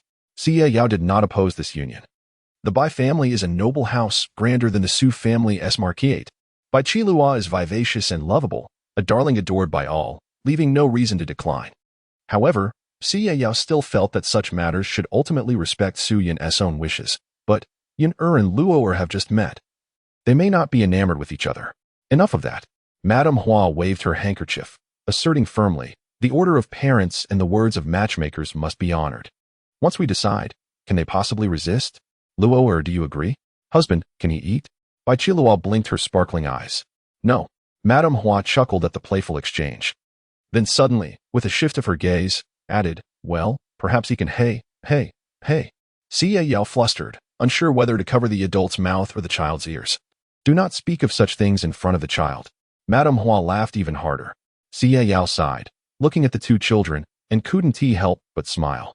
"Well, both are exceptionally beautiful. Growing up as childhood sweethearts will surely foster a strong bond. There is still ample time ahead. Observing them for a decade or so before making a decision is not too late." Upon hearing the mention of eating, Bai Qilua's eyes sparkled with excitement. "Then I want a husband." Saying this, she swayed and made her way to embrace Su Yun. The embrace was secondary. She had already opened her cherry blossom-like mouth, ready to take a bite. Su Yun was besmirched with drool from being bitten by a milk tooth, and she disdainfully pushed it away. Yet, the exquisitely delicate little girl leaned in once more, feigning to nibble. "Husband, you smell delightful." Who could have anticipated that a single drop of blood could bind the immortal and indestructible Holy Phoenix Empress, now akin to a tenacious, adhesive plaster? Su Yun could not help but ponder. The fate of Bai Qilua is rather unfortunate. In the narrative, the Su family had long established a marriage pact with the Bai family, a commitment that was meant to be fulfilled by Su Yun. However, after being afflicted by the chaotic poison, rendering him unable to cultivate, the Su family, under immense pressure, had no choice but to transfer the engagement to Xiao Qingqian. Were this an ordinary tale, it might suffice, but this is a narrative steeped in purity, where the protagonist has not even touched a woman's hand by the conclusion. Bai Qilua, unable to be engaged with directly, could only be manipulated. From a young age, she had recognized Su Yun as her husband and steadfastly refused to accept Xiao Qingqian. Even when Su Yun succumbed to darkness, she remained unwaveringly loyal. Ultimately, in her despondency, she fell victim to a calculated ambush by Xiao Qingqian, leading to her suppression and imprisonment. Daily, her blood was extracted through a grand array to nurture death servants. Regardless of the outcome of the marriage, Su Yun's cunning eyes darted about, determined not to let Bai Qilua be subdued. When asked for a few drops of blood to create immortal death servants to safeguard his mother, a sharp voice interjected, Humph. Husband? Who decreed that?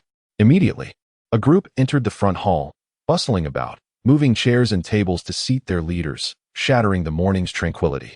Madame Hua, hailing from noble lineage, possessed grace and taste, and was quite displeased by such boorish conduct. Who are you? Qi Yinyun, with a nonchalant air, peeled a grape and offered it to Xiao Qingchen. I naturally represent the Su family to negotiate a marriage with the Bai family. Madame Hua furrowed her brows. Representing the Su family? Indeed. Qi Yinyun pointed to her son. This is Qingchen, the heir of the Su family. The engagement between the Bai and Su families should be honored by my son, not some unrelated outsider. Xiao Qingchen stood proudly. Yet upon seeing the exquisitely delicate little girl leaning on Su Yun's shoulder, desperately trying to bite him, his composure faltered. Su Yun, in turn, appeared quite disdainful, continuously pushing her away. Flames of indignation ignited in Xiao Qingchan's eyes as his teeth ground together. That is my wife. How dare you touch her? Madame Hua gasped, recalling certain events. About a month prior, something had transpired at the Su residence concerning the return of a child. Uninvolved in the matter, Madame Hua had not delved further into it. Now, it seemed to be precisely that incident. Qi Yinyun rolled her eyes. That Su Yun over there has no connection to the Su family. Madam, if you wed your daughter to someone without Su blood, it would indeed undermine the engagement and tarnish both families' reputations. Even if the matriarch returns, it remains the same. Madame Hua looked at Shi Yaoyu in astonishment. Madame Shi, is this true? Shi Yaoyu coldly regarded Qi Yinyun, but responded to Madame Hua. Su Yun is also my son.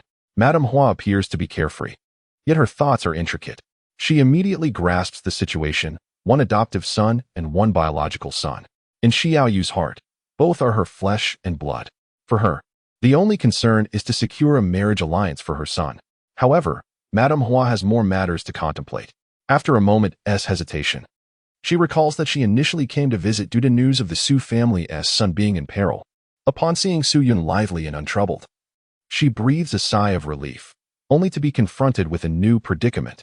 Madame Hua believes this matter requires careful deliberation, yet she does not wish to undermine Shi Yaoyu's dignity. Thus, she suggests, "Oh dear, the children are meeting for the first time. Let them play. Once they are familiar with one another, we can discuss future matters." Shi Yaoyu retracts her icy gaze, turning to Su Yun. "Yun, take your sister to play." Qi Yinyun scoffs. "Qingchen, you should join as well. By the way," her tone suddenly rises, "on meeting your future bride for the first time, one must prepare gifts. Otherwise, it would be quite disrespectful." As soon as she finishes speaking, Xiao Qingchen retrieves a beautifully prepared brocade box and presents it to Bai Qi Luo. This is dragon blood grass, a rare treasure of the heavens. Each plant requires a millennium to grow and is exceedingly precious. It embodies the essence of the stars and, when consumed, can cleanse the tendons and marrow, strengthen one's bloodline, and even offer a glimpse into the ancestral path. "This modest gift is for you," Xiao Qingchen declares, feigning a slight stammer as he speaks. The brocade box opens to reveal a deep crimson, fiery, and radiant spiritual herb, instantly filling the room with an enchanting fragrance. Bai Qi Luo, who had been cradling Su Yun, releases her grasp upon seeing the herb, turning her cherubic face with eager anticipation, her eyes brimming with desire. Xiao Qingchen smiles, satisfied. Casting a glance aside, Lin Yinger, having employed a secret technique to alter her appearance, stands confidently behind the table. She knows that Bai Qi Luo possesses a unique constitution, and this dragon bloodgrass is a perfect match that will aid in activating her bloodline. In her previous life, Bai Qi Luo only obtained this spiritual herb upon reaching adulthood, awakening her potential and soaring to greatness thereafter. In this life, Lin Yinger has strategically positioned herself to seize this opportunity while Bai Qi Luo is still young, ensuring control over her. Whether to absorb the spiritual essence or to extract her blood for personal gain, the benefits are immeasurable. Madame Hua exclaims in astonishment, "This is far too extravagant." "Ah, it is for my future daughter-in-law," Qi Yinyun replies triumphantly, thinking no one would dare to arrive unprepared with a gift. That would be exceedingly selfish, unworthy of discussing familial ties. She recalls the grudge over her son's sacred bone being taken. "Since you have seized my son's essence, I shall claim your bride in return." Shi Yaoyu furrowed her brow, reluctantly acknowledging her oversight. Madame Hua had arrived too early, leaving her unable to prepare the appropriate gifts. In a moment of urgency, the offerings she could muster were merely ordinary, lacking the finesse of the meticulously chosen dragon's blood herb. However, there was no alternative. She could not present nothing at all. With a soft sigh, Xiao Yu instructed, "Qing man, go fetch." Suddenly, a dark creature scurried past the doorway, producing a distinct sound. Ding! A faint sound whispered in Su Yun's ear. After succumbing to darkness, he was compelled to slay the beloved hound that had been raised like family. In a desperate attempt to force Bai Qilua to depart. Unbeknownst to him, this was the last of the Bai Yufeng dogs, the final thread of its lineage severed. The Phoenix ancestor at the dawn of time, and the Holy Phoenix Empress at the twilight of time, cast a curse upon him, fueled by their resentment. All who tread the path of the great would become his adversaries. To redeem himself, he must resurrect a complete Bai Yufeng dog from the scattered branches of its bloodline and make amends to the Holy Phoenix Empress. Task difficulty, supreme. Task reward. Heart of the Blazing Sun Su Yun was momentarily taken aback. In the narrative, even after he had fallen into darkness, Bai Qilua remained steadfastly by his side. To drive her away, he had sacrificed his loyal companion of a century. Upon returning to that forsaken land, he discovered a multitude of undead creatures surrounding the hound's blood. It was then he learned that the creature possessed an ancient bloodline, being a Bai Yufeng dog, a symbiotic spirit beast of the Wan Phoenix's reincarnation. These undead beings had absorbed the hound's blood, further deteriorating its lineage. Moreover, due to the fragmentation of the world, they had scattered across countless realms. The task of gathering these beings and distilling them to form a pure Bai Yufeng dog from the chaotic bloodlines was daunting. Indeed, it was akin to attempting to mold a chip from mere grains of sand, complete with stored data. No wonder the difficulty was deemed supreme. Su Yun nodded. But just then, a black dog scampered in with uncontainable enthusiasm. It frolicked joyfully by Bai Qilua's side, then turned its bright, curious eyes towards Su Yun, filled with interest. However, Su Yun could not help but scoff. At this moment, the Bai Yufeng dog was still alive. He bent down, scooping up the little black dog and presenting it before Bai Qilua, proclaiming, "This is my gift for you." Ding. Task completed. Chapter 15. Heart of the Sun. Congratulations. You have successfully distilled the bloodline of the Bai Yufeng dog from the chaotic beings. It was a grueling process, yet you labored diligently to see it through. Although the purity of the bloodline does not match that of the original Bai Yufeng dog, your efforts have sufficiently pleased both the Phoenix ancestor and the Holy Phoenix Empress, halting the curse from both ends of time. Having achieved redemption, the rewards are bountiful. Bai Yufeng dog bloodline purity, 100. Reward alteration. Reward, Heart of the Blazing Sun, Heart of the Supreme Sun. Su Yun could not help but inwardly lament. Indeed, it is arduous. Merely lifting the small dog at her feet and returning it to its original owner completed her task. It required even less physical exertion than searching for ancient tomes. Furthermore, akin to the blazing moonflower, the current Bai Yufeng dog was indeed the very companion spirit beast from the narrative. If it were the eve of a grand battle, even with great effort, Su Yun would find it exceedingly difficult to locate the scattered undead beings amidst the ruins of myriad realms. As for the purity of bloodlines, that was another matter entirely. The small black dog before her was, without a doubt, the original one. Its bloodline purity soared to a remarkable 100, leaving the system utterly bewildered. Thud, thud, thud. Suddenly, a warmth surged within Su Yun's chest, igniting the heart of flames within his veins. The primordial essence of the progenitor of stars transformed into a flesh and blood heart, embedding itself within his being. The fervent and tumultuous energy erupted from his heart chamber, resonating violently with his soul. With every pulsation, it reverberated like the resounding beat of celestial drums, shaking the very core of his heart, while simultaneously unleashing boundless vitality. Su Yun felt enveloped in a warm embrace, as if submerged in a bath of heated water, a sensation of utmost comfort. All impurities within his body were gradually reduced to ash by the searing radiance of this heart of supreme yang, expelled with each breath, even in stillness. This heart would forge his physique into that of a godly being. Su Yun exhaled deeply, feeling refreshed and invigorated. Bai Qilua gazed blankly at the little black dog, saying, "But this is my little black." When she left home in the morning, she had clung to the little dog without a moment's hesitation. The Bai residents had no choice but to allow the puppy to accompany her. Madame Hua was amused, remarking, "This child is truly delightful." Su Yun possessed a striking visage with crimson lips and pearly teeth, exuding an air of intelligence and cleverness. Another, named Qingchen, also appeared to be quite a personage. Xiao Yu was both exasperated and amused, remarking, How can one take another's belongings and bestow them upon someone else? Only a child of 3 could engage in such behavior without inciting disdain. She sighed. "Qingman, please make a trip to the storeroom." Qi Yinyu erupted into laughter, exclaiming, "Surely, the Su residence is not so pitiable as to bequeath a dog." A dog they casually picked up, no less, truly attempting to pull off a grand deception. "Were I in your position, I would never allow my daughter to be wed to you." Xiao Qingchun, however, wore a triumphant smile, holding aloft a brocade box, his countenance brimming with confidence. Only Lin Yinger appeared somewhat astonished, gazing at the little black dog, hesitating to voice her thoughts. This creature was indeed the most precious in the room, yet he likely had no inkling of its true value. Perhaps this could even be our opportunity. Su Yun, oblivious to the various laughter surrounding her, continued to hold the little black dog aloft. "It's different. This is the dog I gifted." Bai Qiluo, still adorably naive, responded. "Your dog?" Su Yun nodded, affirming, "Indeed, that is your perspective. Should you choose to decline, not only would you forfeit the dog I gifted you, but you would also lose Xiaohe. However, if you accept, you would not only reclaim Xiaohe, but also gain an additional dog of mine. Is this not a win-win situation?" Xiaoyu covered her face, bemused. It was as if she were jesting with a child. Anyone with a kindergarten diploma could recognize the sophistry in her argument. Yet, Bai Qiluo was precisely the type to fall for such a ploy. Her eyes widened as she fervently nodded. "I want Xiaohe. I do not wish to part with Xiaohe." Su Yun cradled the dog in her arms, deliberately distancing herself slightly. "Do you prefer my gift or his?" Smack. "I want yours." In a bid to assert her determination, Bai Qiluo flung her hand, inadvertently knocking the ornate box to the ground.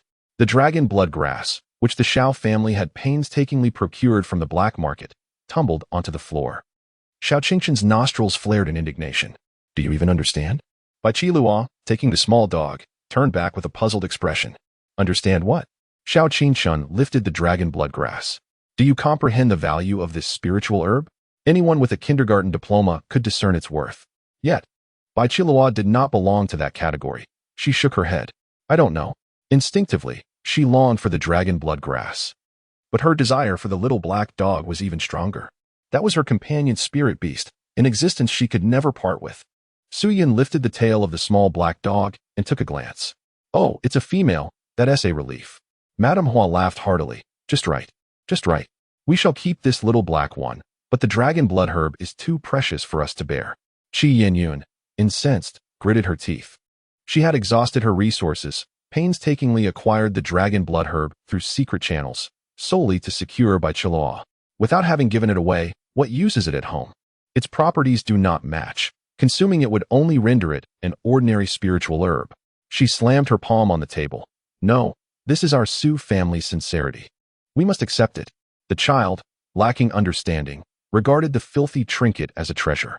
Bai Qiluo immediately reacted, tilting her head. "The little black one is not filthy." Qi Yinyun dismissed it, yet with the child's mother present, could only feign agreement. Yes, it is not. But if a child is oblivious, can the adults also be ignorant? Xiaoyu recognized she was being subtly mocked, deliberately made to appear foolish in front of others. However, now was not the time to speak out, especially since Xiao Qingchun, the legitimate heir of the Su family, referred to her as mother. Explaining the situation to someone unfamiliar with the Su residence would only lead to further confusion. It was best to swiftly move past this. Just then, Qingman entered, whispering, "Madam, the gift is prepared." Xiaoyu smiled. Although it was a last-minute arrangement and not as fitting as the dragon blood herb, it would help salvage some dignity. She spoke. "Madam Hua, it was merely a jest from a child. Coincidentally, since Luoe is visiting our residence for the first time, we have prepared a small token of our regard." Bai Qiluo looked up, sweetly saying, "Thank you, Andy." Xiaoyu was taken aback. "I have yet to present it." "How could you already thank me?" Her first thought was that the child had been well taught, expressing gratitude first. Xiaoyu smiled. "Just some trifles. I hope Luoer likes them." Bai Qiluo beamed, her dimples appearing, as if the entire world had become gentler. "Andy, I like them." Xiaoyu was momentarily stunned. Madame Hua quickly reacted, her eyes sharp. And pride opened the child's palm. "What is this?" An ancient, elegant jade pendant, entirely a deep green hue, warm and smooth as if it were made of congealed fat, appeared before everyone. Madame Hua's pupils constricted. "What is this?" Though she did not recognize it, she could tell it was no ordinary item. Bai Qilua chimed in. Her voice soft. It was given to me by my husband. Beside her, Suyun stood with hands behind his back, an innocent expression on his face. Xiaoyu widened her eyes, lamenting the waste. You. How could you? Qi Yinyan scoffed. A piece of jade? Huh, what a trivial treasure. This dragon blood herb could buy a cartload of jade. However, before she could finish, Lin Yinger behind her was already gaping in astonishment. The heavenly fate jade pendant. Qi Yinyan continued to mock. What a ridiculous name. Far too plain. Heavenly fate jade pendant? I haven't even heard of a life jade pendant. Suddenly, Madame Hua turned sharply, astonished. The heavenly fate jade pendant? The value of a spiritual vein is such that even the lord of the sacred land covets that fateful jade pendant. In the capital, every prominent family is aware that the Minister of War possesses a supreme treasure. Only those newly affluent, lacking in heritage, fail to recognize the worth of the exquisite Qingshan jade. Xiaoyu nodded reluctantly. Indeed, such a divine artifact, naturally. My mother wishes for it to remain in her son's possession. However, this is intended for my future bride, and with my prospective mother-in-law present. I cannot simply retract my words. I can only express my complex emotions, lamenting my son's prodigal behavior. Madame Hua extended her hand, attempting to snatch the jade pendant from her daughter's grip. Quickly return it. It is far too precious for us to accept. This pendant could purchase an entire house of dragon bloodgrass. Even selling you would not cover its cost. Qi Yinyan felt a burning shame on her face. The earlier remarks had all been directed back at her. She found it hard to believe what jade pendant could possibly equate to a spiritual vein. A spiritual vein not only generates fortune, but also nurtures various spiritual stones and treasures of heaven and earth. Its value is incalculable. The dragon vein of Deqian is an immensely robust spiritual vein, essential for establishing a great dynasty. The worth of a power is at least half tied to its spiritual vein. And this jade pendant, shockingly, is deemed equivalent to half of a power? Chapter 16. Playing the part of a little pet, Qi Yinyan observed Shao Qichen, who was blissfully cradling the dragon bloodgrass, and felt as though she had been insulted from head to toe. While the dragon bloodgrass indeed complimented by Qilua, its value was leagues apart from that of the jade pendant of destiny. Presenting a child with a toy car brings joy. Yet gifting a sports car leaves the child utterly bewildered. However, the parents would be overjoyed, even if they were to immediately sell it. They could purchase countless toy cars in return. Every parent knows what is to be selected. Madame Hua sought to reclaim the jade pendant. Yet the child's hand was quicker than an imperial weapon. Bai Qilua hugged the pendant tightly. No, this is a gift from my husband. Madame Hua questioned, why do you refer to him as husband? Bai Qilua responded matter-of-factly, mother said so, he is called husband. Madame Hua, both amused and exasperated, stated, his name is Su Yun, he is your future husband. Bai Qilua responded with a dazed, oh, seizing the opportunity while her thoughts were still muddled. Madame Hua swiftly snatched the pendant back and thrust it into Su Yun's hands. Meanwhile, Shao Qichen, filled with rage, gritted her teeth. After all, she was to be his lifelong partner. She was indeed his wife. Qi Yinyan, feeling increasingly furious, suddenly rose and approached Su Yun. Reaching out to seize the pendant, give it to me. The child's hand moved swifter than an imperial weapon, and Su Yun concealed the pendant behind him. Hey, what are you doing? Qi Yinyan, pressing forward. Give the pendant to my brother. He is the future husband of the Bai family. Do you expect your brother to be sensible and not cause trouble? As she spoke, she attempted to grab it once more. Stop. Xiaoyu also stood, her gaze sharp. Qi Yinyan, what are you doing? Qi Yinyan's eyes blazed red with greed. What do you think I am doing? Qingchun is the heir of the Su family, bound by a marriage contract with the Bai family. Su Yun aspires to be part of the Su clan. Thus, she must possess the willingness to make sacrifices. Su Yun, present the jade pendant to your brother. In the future, Qingchun will bless you with a healthy nephew. Xiaoyu, amused yet exasperated, retorted, who is truly bound to the Bai family? It is not your place to interject. Qi Yinyu, defiantly raising her chin, challenged, then tell me, who truly bears the bloodline of the Su family? Su Yun's entry into the Bai family would be a betrayal of the ancestors of both clans. Xiaoyu clenched her teeth, a shadow of foreboding passing through her heart. Su Yun found herself at a significant disadvantage regarding bloodlines. How she yearned for this small, clever, and well-behaved child to share her own lineage. While it was conceivable that Su Yun's descendants could embody the Su family's bloodline, how should one address the marriage alliance with the Bai family? Surely, It would not be appropriate to allow the Bai family to enter into a union with someone not of the Su lineage while fully aware of the circumstances. Seeing the tension escalate, Madame Hua hastily intervened, saying, "Please, both of you, let us remain calm. I believe Madame Xi's argument holds merit. The child is far too young for discussions of marriage. Furthermore, the gifts exchanged are exceedingly lavish, and the Bai family cannot possibly accept them. Let the children play together. Their preferences will only become clear through interaction. Matters concerning the children should ultimately be left for them to decide." With her words, which starkly contrasted her previous stance, she returned both mothers' gifts. Shi Yaoyue felt a whirlwind of emotions. The Tianyun jade pendant was far too precious, and whether to give it or not brought both advantages and disadvantages. Meanwhile, Shi Yinyun seethed with resentment as she reclaimed the brocade box, her heart aching with loss. She cast a furious glare at Lin Yinger, wishing she could skin her alive. It was this woman who had drained her family's resources to procure the dragoness bloodgrass from a black market dealer. The Xiao family was not as affluent as the Su family. They did not have such access. Now, the dragon's bloodgrass remained unsent. A burden in her hands, neither consumable nor easily disposed of. A significant loss. Lin Yinger, on the other hand, watched as Su Yun retrieved the jade pendant. Her fists clenched tightly, the sound of cracking knuckles betraying her turmoil. "That belongs to me. It was meant to be mine," she thought. The Tianyun jade pendant was an object of desire even among the most powerful, who would covet it. If the Minister of War were not present in the Dacian divine dynasty, it would have long been seized by various factions. This divine object could enhance one's fortune. Wearing it would transform perilous paths into avenues of prosperity. Perhaps, in the final confrontation, it would grant her the luck to evade catastrophe, enabling her to survive until the end and become the sovereign of all realms. Yet now, standing behind Shi Yinyun, Lin Yinger could only receive a few hostile glances. If only I had not left Su Yun so early. Had I remained by her side, perhaps I could have stolen the pendant. That fool would never notice if I took it. He would give it away without a second thought. With the pendant in my possession, I could unlock the secret realms in advance and seize opportunities ahead of others. Lin Yinger was engulfed in despair and fury. Why was he so resilient? Why could he not be vanquished? Did the demon lord also possess his own fortune, allowing him to survive until the end and confront the child of destiny in a decisive battle? Bai Qilua, unaware of the adult's convoluted thoughts, genuinely took the two out to play. As they strolled through the courtyard, the little girl asked, "Brother, what shall we play?" Su Yun pointed at the cold blade gifted by General Wang, exclaiming, "Play with this." Bai Qilua, with a look of disdain, replied, "I refuse to play." She turned her hopeful gaze towards Xiao Qichen, asking, "Would you like to play?"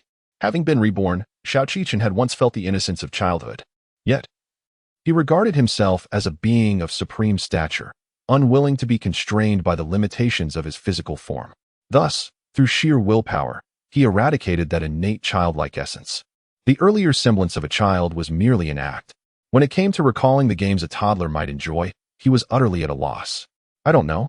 He managed to force a smile, while secretly glaring at Su Yun. This child had thwarted my grand ambitions. He must be eliminated.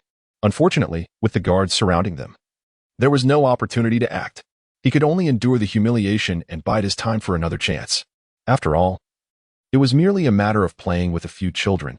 He could tolerate it. Seeing that neither of the boys had any ideas, Bai Qilua, undeterred, suggested, "Then let us play house."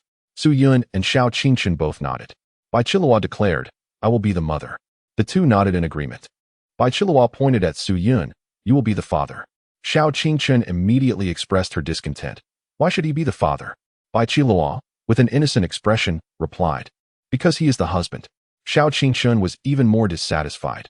"But I am your future husband." Bai Qilua, still somewhat perplexed by the notion of having two husbands, pondered for a moment before honestly stating, "He is handsome." Xiao Qichen was taken aback and instinctively asked, "What about me?" Bai Qilua scrutinized her closely and replied, "You are funny." Xiao Qingchen's veins throbbed with frustration. Resisting the urge to react, she reminded herself to remain calm, telling herself that the child was just being innocent. With effort, Xiao Qingchen managed to force a smile. "Then what should I be?" Bai Qilua thought for a moment. "You can be Little Black." Xiao Qingchen was momentarily stunned. "What is Little Black?" Then it dawned on her that Little Black referred to that dog. Xiao Qingchen felt her blood vessels nearly burst as she hissed. "What did you say?" Bai Qilua replied nonchalantly, "In our family, there is a father, a mother, and also Little Black. So you can be Little Black. Xiao Qichen gritted her teeth in outrage. I will not be a dog. How could the esteemed emperor be someone else's dog? Not even for my wife. Bai Qilua responded with an O, and linked arms with Su Yun. Then we will play together. Wait. Xiao Qichen gasped. Her eyes ablaze with anger as she glared at Su Yun. Resisting the urge to lash out, she reminded herself to stay composed. Having not given away the dragon blood grass, she could only rely on play to forge a friendship. After all, they were just young children. Not overly complicated in their thoughts. Fine, I will be Little Black, Xiao Qichen rasped. Bai Qilua clapped her hands, laughing. Haha, your voice sounds just like Little Black. In the room, several ladies exchanged glances. Qi Yanyan looked displeased, tightly gripping the armrest. Why should that insufferable boy get to be the father while my son has to be a dog? Lady Hua chuckled awkwardly. Ah, children speak without reservation. Their thoughts are not so intricate, they simply find it amusing. Shi Yaiwa sipped her tea, stifling a laugh. See, everyone knows my Yuner is handsome. Wait, that's not right. I shouldn't be so biased. Well, I suppose calling Qichen funny is a compliment. After chatting for a while, the children had already progressed to the second round of play. Bai Qilua announced, I will be the mother, and Brother Yun will be the father. Xiao Qichen, having anticipated this, brought over Little Black and proudly declared, Little Black is here. This time, I will not be a dog. Hearing the commotion, Qi Yanyan finally sighed in relief. It was truly embarrassing for her son to be another girl's dog. After all, he was not a real dog. Bai Qilua, with an adorable tone, exclaimed, all right. Xiao He can play Xiao He by himself, and you. Xiao Qichen crossed her arms and smiled with pride. Bai Qilua giggled. I and Brother Yun are already like parents, so you can pair up with Xiao He. You will be Xiao He's wife. Xiao Qichen? Chapter 17. The bloodline of divine beasts Qi Yanyun, in a fit of anger, spat blood. Her own son, the heir of the Su family, was to play the role of a dog-s wife. If this were not a game for a 2.5-year-old, she would have stormed over with a knife. Madame Hua felt a bit awkward and attempted to mediate. Children speak without restraint. Shi Yaowei maintained a calm expression, though her hand trembled slightly as she held the teacup. Qing Man, the maid replied, Madam. Shi Yaowei continued, have someone prepare more dog food. Qing Man chuckled softly. Yes, I shall attend to it immediately. Qi Yanyun's eyes flared with fury. Shi Yaowei, what did you just say? Shi Yaowei, slightly taken aback, responded, I was merely considering that Luo would often visit our residence in the future. So we ought to prepare some food for Xiao He. What, does Madame Qi oppose this? If funds are an issue, feel free to ask me. Qi Yanyan was left speechless, her anger causing her to scratch the armrest, leaving white marks. As Qi Man exited, she could not help but reflect, Madame is quite scheming. It was not merely an addition of Xiao He, they had evidently gained a wife for Xiao He. Madame Hua did not linger for long, engaging in conversation for a while before preparing to depart. As she was about to leave, she noticed her daughter appeared somewhat downcast and inquired, what is wrong? Has someone bullied you? Bai Qilua pouted, Brother Yun. Xiao Qichen approached to bid farewell, his face etched with humiliation and torment. Upon hearing his future spouse's grievance, he felt a flicker of joy. Shi Yaowei seized Su Yun and questioned, how did you bully your sister? Madame Hua waved her hand dismissively. They are merely playing. It's not serious. Luoer, do tell what happened. Bai Qilua's eyes brimmed with tears. Brother Yun 1T, let me kiss him. Xiao Qichen felt a mix of happiness and discomfort, unable to decide whether to laugh or cry. Madame Hua felt embarrassed. Why are you thinking about this? Bai Qilua replied matter-of-factly, you and Daddy always kiss. If Brother Yun and I are playing parents, we should also kiss. Madame Hua hurriedly covered her mouth, her face flushed. What are you saying, you little rascal? Then, turning to Xiao Yun and Xiao Qichen, she added, well then, we should take our leave. We will come to play another time. Madam Qi, let us sit together next time. After saying this, she quickly dragged her daughter away. Shi Yaowei cast a glance at Su Yun, poking his forehead, straightforward man. Madame Hua placed her daughter in the carriage, only to discover that she was holding Xiao He tightly, nearly suffocating the little dog. She couldn't help but chuckle. Let go, Xiao He can't breathe. Why are you holding so tightly? Bai Qilua loosened her grip, but still cradled the dog closely. This is a gift from Brother Yun. Let go. And both the original Little Black and the puppy gifted by Brother Yun will vanish. Madame Hua reminisced about that rascal Su Yun, who, despite being merely 3 years old, could effortlessly wrap a 2.5-year-old around his little finger. Had he possessed even a modicum of enlightenment, he would not have fallen for such tricks. Very well. You may hold on to it, But do not squeeze too tightly, Madame Hua sighed. It appears that enlightenment is in order. Little Black, having narrowly escaped from the brink of death, breathed a sigh of relief and wagged his tail fervently. Evading his master's grasp, he climbed onto Madame Hua. She gently patted his head, lost in thought. That child Su Yun seemed far more handsome than that frivolous Chun, blessed with fortune and admirable character. Even the Minister of War held him in high regard. He was destined for greatness. His disposition was generous, and he readily bestowed the jade talisman of fate. Should marriage come to pass, he would not hinder Ro from wearing it for days on end. Yet, alas, how to resolve the issue of bloodlines? She found herself in a quandary. Should she once again defy the ancestral marriage pact and allow these two little ones to wed first? Perhaps when the next generation arrives, the bond with the Su family could be further strengthened? Oh dear, Madame Hua exclaimed in pain, casting Little Black to the ground. Little Black responded. So, upon inspection, she discovered a charred hole burned into her skirt. Upon lifting her garments, she found a swollen mark on her thigh, distinctly the imprint of Little Black's paw. Little Black? Despite her modest talents, Madame Hua had leveraged the treasures of the Zhao Ming family to elevate herself to the third realm. Clumsily, she used her spiritual sense to scan, and immediately sensed something amiss. When she had arrived in the morning, Little Black had been an ordinary dog. Yet now, she perceived that its bones, muscles, and organs were enveloped in a faint luminescence. In just a few hours, Little Black had transformed into a spiritual beast. Madame Hua gasped, Little Black? Little Black tilted his head, opening his mouth as if to bark, but the sound that emerged was thunderous, resonating like the call of a phoenix. Bang! The carriage suddenly halted, prompting Madame Hua to instinctively inquire, what has happened? The coachman, sweating profusely, replied, Madam, the horse has suddenly gone weak in its legs. Please wait. I shall attend to it immediately. How strange. This was a horse with the bloodline of a spiritual beast. How could it suddenly weaken? Madame Hua summoned Bai Qilua to inspect her for burns. Finding none, she released a sigh of relief. Her gaze then shifted to Little Black. Filled with astonishment and suspicion, could it be that Little Black possesses the bloodline of a divine beast? Yet even if he did, he had remained dormant until now, showing no signs of activation. Could it be due to Little Su Yin? Upon visiting his home, had the bloodline been awakened? Was he intending to return Little Black to Ro? Wait, could this be his true intention? Ro-er's Little Black was but an ordinary dog, while he was delivering a spiritual beast with divine lineage. Madame Hua grew increasingly apprehensive. The Su family might conceal great opportunities. She lowered her head and asked Luo, do you still wish to visit the Su residence? Bai Qilua answered without hesitation, yes. Madame Hua nodded. In a couple of days, I shall take you there to play. Bai Qilua smiled sweetly. All right. Days of tranquility passed. During this time, there were no significant events. Su Yun, merely 3 years old, busied himself with carefree play. The day after the Bai family's visit, Xiao Qichen seemed to have undergone a transformation, coming daily to offer his greetings. Shi Yaoyu felt a stir of emotions. Her heart entangled in complexity. She yearned for her biological child to thrive, but only under the condition that he would not vie for fame and fortune against his brother. It is also my fault. If it weren't for the mishap 3 years ago, Qingshan would not have been misidentified. Had he received careful guidance, his disposition would not have turned so solitary. Shi Yaoyu shook her head inwardly, yet found herself in a web of conflicting thoughts. If not for the misidentification, how could Yunner have come to my side?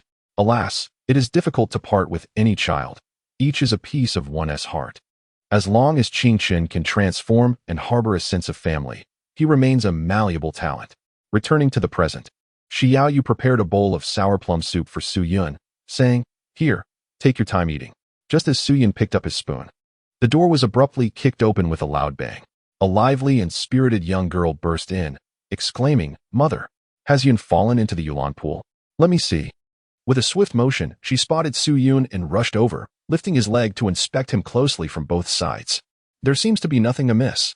Brother, did you truly fall into the Yulan pool? You appear quite lively.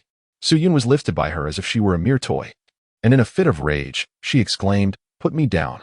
The young lady, evading the topic, replied, Sister is merely concerned for your well-being. Do not fret.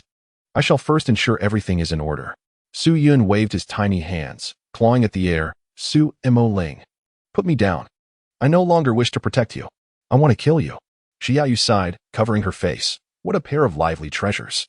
Chapter 18. 100-fold enlightenment. After a considerable time, Su Mo Ling finally released the despondent Su Yun, pressing him down upon her lap. Didn't you mention falling into the Yuan pool? Why do you appear unscathed? Su Yun, with a look of discontent, retorted. What does it have to do with you? Mo Ling chuckled playfully. Sister is simply concerned about you. Here, I have brought back some Little Bear Spirit Osmanthus candy from the Sword Inquiry sect. Would you like some? Su Yun's eyes sparkled with desire. Mo Ling waved the item before him and then swiftly drew it back, saying, Thank you, sister. Su Yun, in a sweet and childlike voice, expressed her gratitude. Thank you, sister. Mo Ling then inquired, Do you like your sister? Su Yun Tian smiled sweetly, expressing her fondness for the third sister. Observing the adorable little bundle, Mo Ling felt utterly enchanted. She took a deep breath and then handed over the item. Su Yun cradled a small bear-shaped candy, savoring its sweetness, as any lingering animosity dissipated. Mo Ling, Su Yun's elder sister, was in the bloom of her youth at 18, her eyes dark and deep like an abyss, yet always sparkling with vivacity. Her long hair cascaded down to her waist, and her skin, as fair as snow, reflected a subtle silver sheen under the light, reminiscent of a celestial maiden, truly enchanting. She typically donned an elegant blue robe, embodying the grace of a refined lady while sitting, yet when in motion, she was more agile than a startled hare. Xiaoyu, witnessing this, covered her face and lamented, why have you returned? Out of money? I have some, Mo Ling replied, showcasing her Qiankuan bag, before inquiring. What has happened to our brother? He does not seem to have fallen into the Yulan pond. Xiaoyu explained he was fortunate. He discovered an opportunity in the Yulan pond, and the chief of the Qintian Bureau intervened to eliminate the chaotic poison. Upon hearing this, Mo Ling initially felt joy for her brother, but her expression quickly turned complex. However, her thoughts raced, and she promptly concealed her emotions. Oh, Mo Ling exclaimed in surprise. You rascal, you possess such fortune? Su Yun snorted softly, while Xiaoyu rested her chin on her hand. The trifling schemes of the three girls could deceive a mere 3-year-old, but before her, they were utterly transparent. Xiaoyu inquired, how have things been during this period? Has Taoist Qingheng managed to suppress the cold poison? The Su family comprises 3 daughters. The eldest is recuperating, the second traverses the world, and the youngest is pursuing her studies abroad. Although the great Qian divine dynasty is vast, it does not necessarily excel in certain esoteric arts compared to the esteemed sections. Consequently, both dignitaries and commoners alike tend to prefer enrolling their offspring in prominent factions. Upon completing their education, they may either remain within the sect as elders or return to the great Qian to govern the realm, both being commendable choices. Mo Ling's tone fell as she expressed her sentiments. My master has managed to suppress the cold poison, and for the time being, it shall not manifest. However, she added with a hint of sorrow, the flow of spiritual energy is obstructed, and I may not progress any further. Xiao embraced her, saying, Oh, my poor child. 3 years prior, Su Mo Ling had entered the Sword Inquiry sect for her studies, but due to an unfortunate incident, she became afflicted with cold poison. If it is not regularly suppressed, her body temperature will plummet to freezing levels, potentially resulting in her transformation into an ice sculpture, leading to her demise. The Su family contemplated numerous strategies, all of which proved futile. Eventually, they sought the assistance of the sword sect master, Taoist Qingheng, who intervened to temporarily suppress the chilling poison. Although the imminent danger to life was averted, their cultivation stagnated. Even the consumption of spiritual herbs yielded no progress. The Su family is indeed a prominent household, capable of providing Mo Ling with a lifetime of splendor and wealth. Yet, in this world where strength reigns supreme, witnessing her family live effortlessly for centuries, while she herself succumbs to the relentless passage of time, is a profound sorrow that is difficult for anyone to bear. Mo Ling's mother wished to express something, but hesitation held her tongue. Before she could articulate her thoughts, Xiaoyu, brimming with joy, instructed the maidservants to prepare a banquet to welcome the third miss home. Mo Ling pouted slightly, suggesting they could talk later. Meanwhile, Su Yun, savoring a gummy bear, glanced at her. Soon, the Su residence was abuzz with excitement, each face aglow with delight. The third miss, both beautiful and intelligent, was deeply cherished, and her return brought joy to all. The atmosphere of merriment persisted into the night, as mother and daughter held hands, sharing an endless stream of conversation. Su Yun indulged in feasting and merriment, reveling in his happiness. However, it was not long before his joy began to wane. Come, let us bathe, Mo Ling said. as she lifted Su Yun's legs, turning him upside down and hoisting him aloft. Su Yun's face was etched with anger. I refuse to take a bath. Oh my.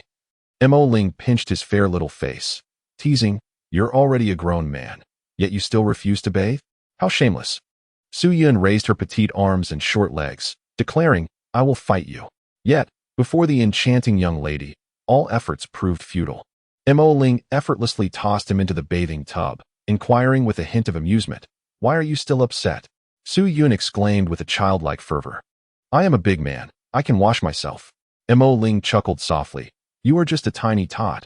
What do you truly understand? I despise you. Su Yun continued to struggle. Outside, Shi Yaoyu shook her head, observing, these two are indeed a pair of lively treasures.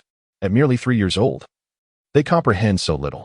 Before long, Su Yun, with damp hair, found himself firmly seated on a stool.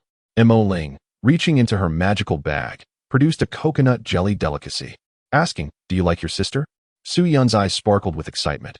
I like my sister. Mo Ling chuckled lightly. Good, mother. I want to sleep with my little brother tonight. Shi Yaoyu, unfazed, inquired, why the sudden desire to sleep with Yun'er? For the past 3 years, Su Yun had been cared for by his 3 sisters, having shared countless nights together. Mo Ling remarked, he feels warm and cuddly, like a little furnace. Shi Yaoyu contemplated refusing, yet eventually sighed. Very well. Once Su Yun was reluctantly taken away, she turned to Qing Man and instructed, have the kitchen prepare a late-night snack and ensure someone is on watch outside. If the young master's cold poison flares up, they must act immediately. However, that night, no incidents occurred, except for Su Yun, who heard a faint sound. Ding. Oh, a task perhaps. After several days without any tasks, he attempted to adjust to a more comfortable position to review the task details, only to find himself ensnared, unable to move. How vexing. Su Yun bit down on the lotus arm. Yet, a mere 3-year-old could not possibly break the constraints imposed by a third-realm cultivator. A hum resonated, and the supreme sacred bone materialized from the void. However, he dismissed it, pressing it back into the ether. Upon beholding the ice sculpture of the Frost Ling Empress once more, a wave of emotions surged within him. The youthful Su Yun, unable to cultivate, had inadvertently delayed his parents' realization of Su Mo Ling's peculiarities. This unfortunate timing led to the torment of those closest to him, ultimately resulting in the Frostling's true form becoming an ice sculpture, frozen in the annals of time. He must reclaim his family, allowing these renowned friends and relatives to attest to his resolve for redemption. He needed to dispel the ice seal on Su Mo Ling and eradicate the chilling poison. Task difficulty, supreme. Task reward, 100-fold insight. Chapter 19, The Path of Light. Su Yun lay in Mo Ling's embrace. A slight frown gracing her brow, it poses quite a challenge. Su Mo Ling is not afflicted by cold poison. Rather, she possesses an extraordinary innate constitution. Known as the Frostbane True Body, the only one of its kind in the universe.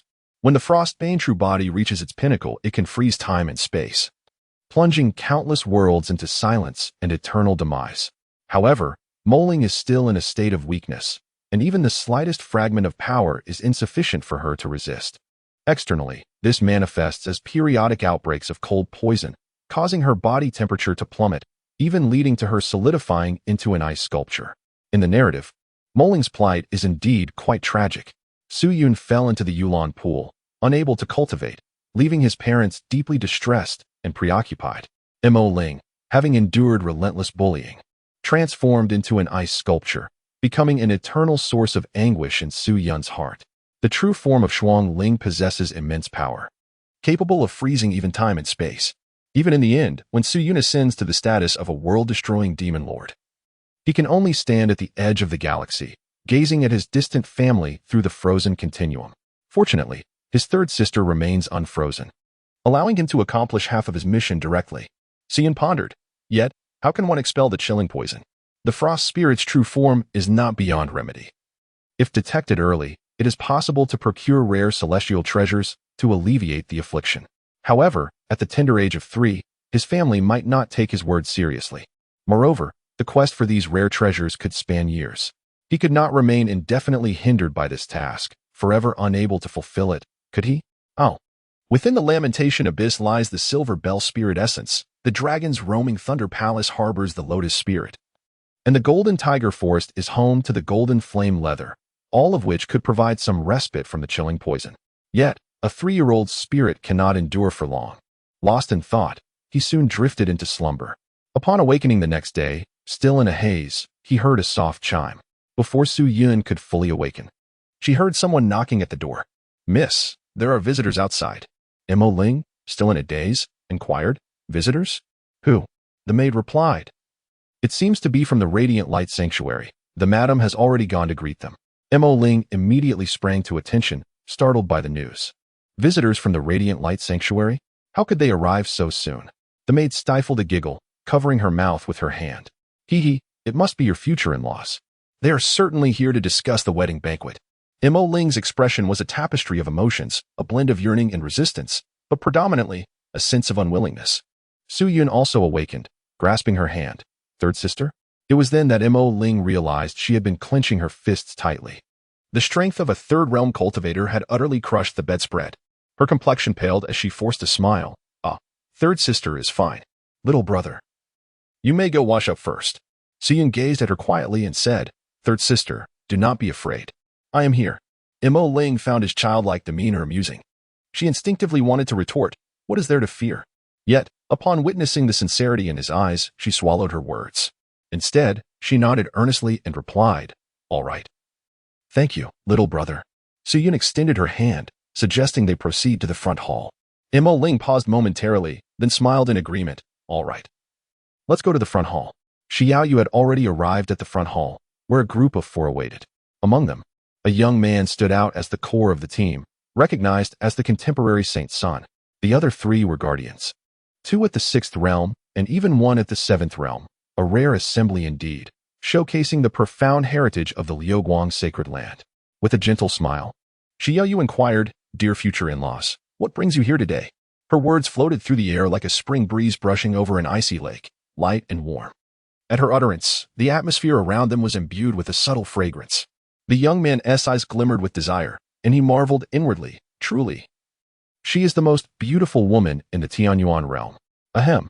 The elderly matron, Granny Silver Crane, cleared her throat softly and stated directly, "Madam Shi, let us not squander time. We have come to propose the dissolution of the engagement." Xiao Yu's smile faltered, her expression freezing. "What did you just say?" Granny Silver Crane replied, unfazed, "Some matters are best addressed succinctly, wouldn't you agree?" Xiao Yu's gaze turned icy. "Liuguang sacred land, if you have something to say, speak plainly. Do not beat around the bush." Granny Silver Crane sneered dismissively. "Su Mo Ling is afflicted with a peculiar poison, destined to remain trapped in the 3rd realm for life. A low-tier cultivator is hardly worthy of entering our Liuguang sacred land." 3 years prior, the saint's son of Liuguang had ventured to Wanjian sect for study, where he met Mo Ling during a mission. When confronted by an ancient beast, the Li blood scorpion, Mo Ling sacrificed herself to shield the saint's son, sustaining an injury. Grateful and recognizing her exceptional talent, the Liuguang sacred land proposed a union. However, as time passed, the chilling poison from the scorpion wreaked havoc, leaving Mo Ling stagnant for 3 years, even regressing to the early stages of the 3rd realm. Regretting the engagement, the Liuguang sacred land could no longer contain their desire to annul the betrothal. Only a top-tier talent from Wanjian sect is deemed worthy of entering Liuguang sacred land. A burden destined for a mere century of life, forever trapped in the 3rd realm and plagued by constant afflictions, is of no interest to us. Xiao Yu trembled with rage. How could the Liuguang sacred land be so ungrateful? Had it not been for saving your saint's son, how could Mo Ling have suffered such a fate? Granny Silver Crane replied coldly, "It was Su Mo Ling who encountered the Li blood scorpion, lacking the skills to escape unscathed. How can we blame our saint's son? Having been engaged to our saint's son for 3 years, she has already benefited sufficiently. With that status, what noble son could she not attract?" Such shameless reasoning. Xiao Yu could hardly believe their audacity. A noble act of saving someone had now turned into a misfortune for her daughter. Since hearing of Mo Ling's poisoning, she had wept countless nights and shed innumerable tears. It was akin to losing a piece of her own flesh, a pain felt deeply in a mother's heart. Not only had Mo Ling's cultivation regressed, but she was also afflicted by poison. Now, to have the engagement annulled, how much scorn would she endure? The radiant sun, Chu Lingxiao, rose to his feet, his aura erupting with tremendous force. A resounding boom reverberated as an enigmatic power surged forth, and the onlookers could faintly perceive a path descending from the heavens, intertwining with his being.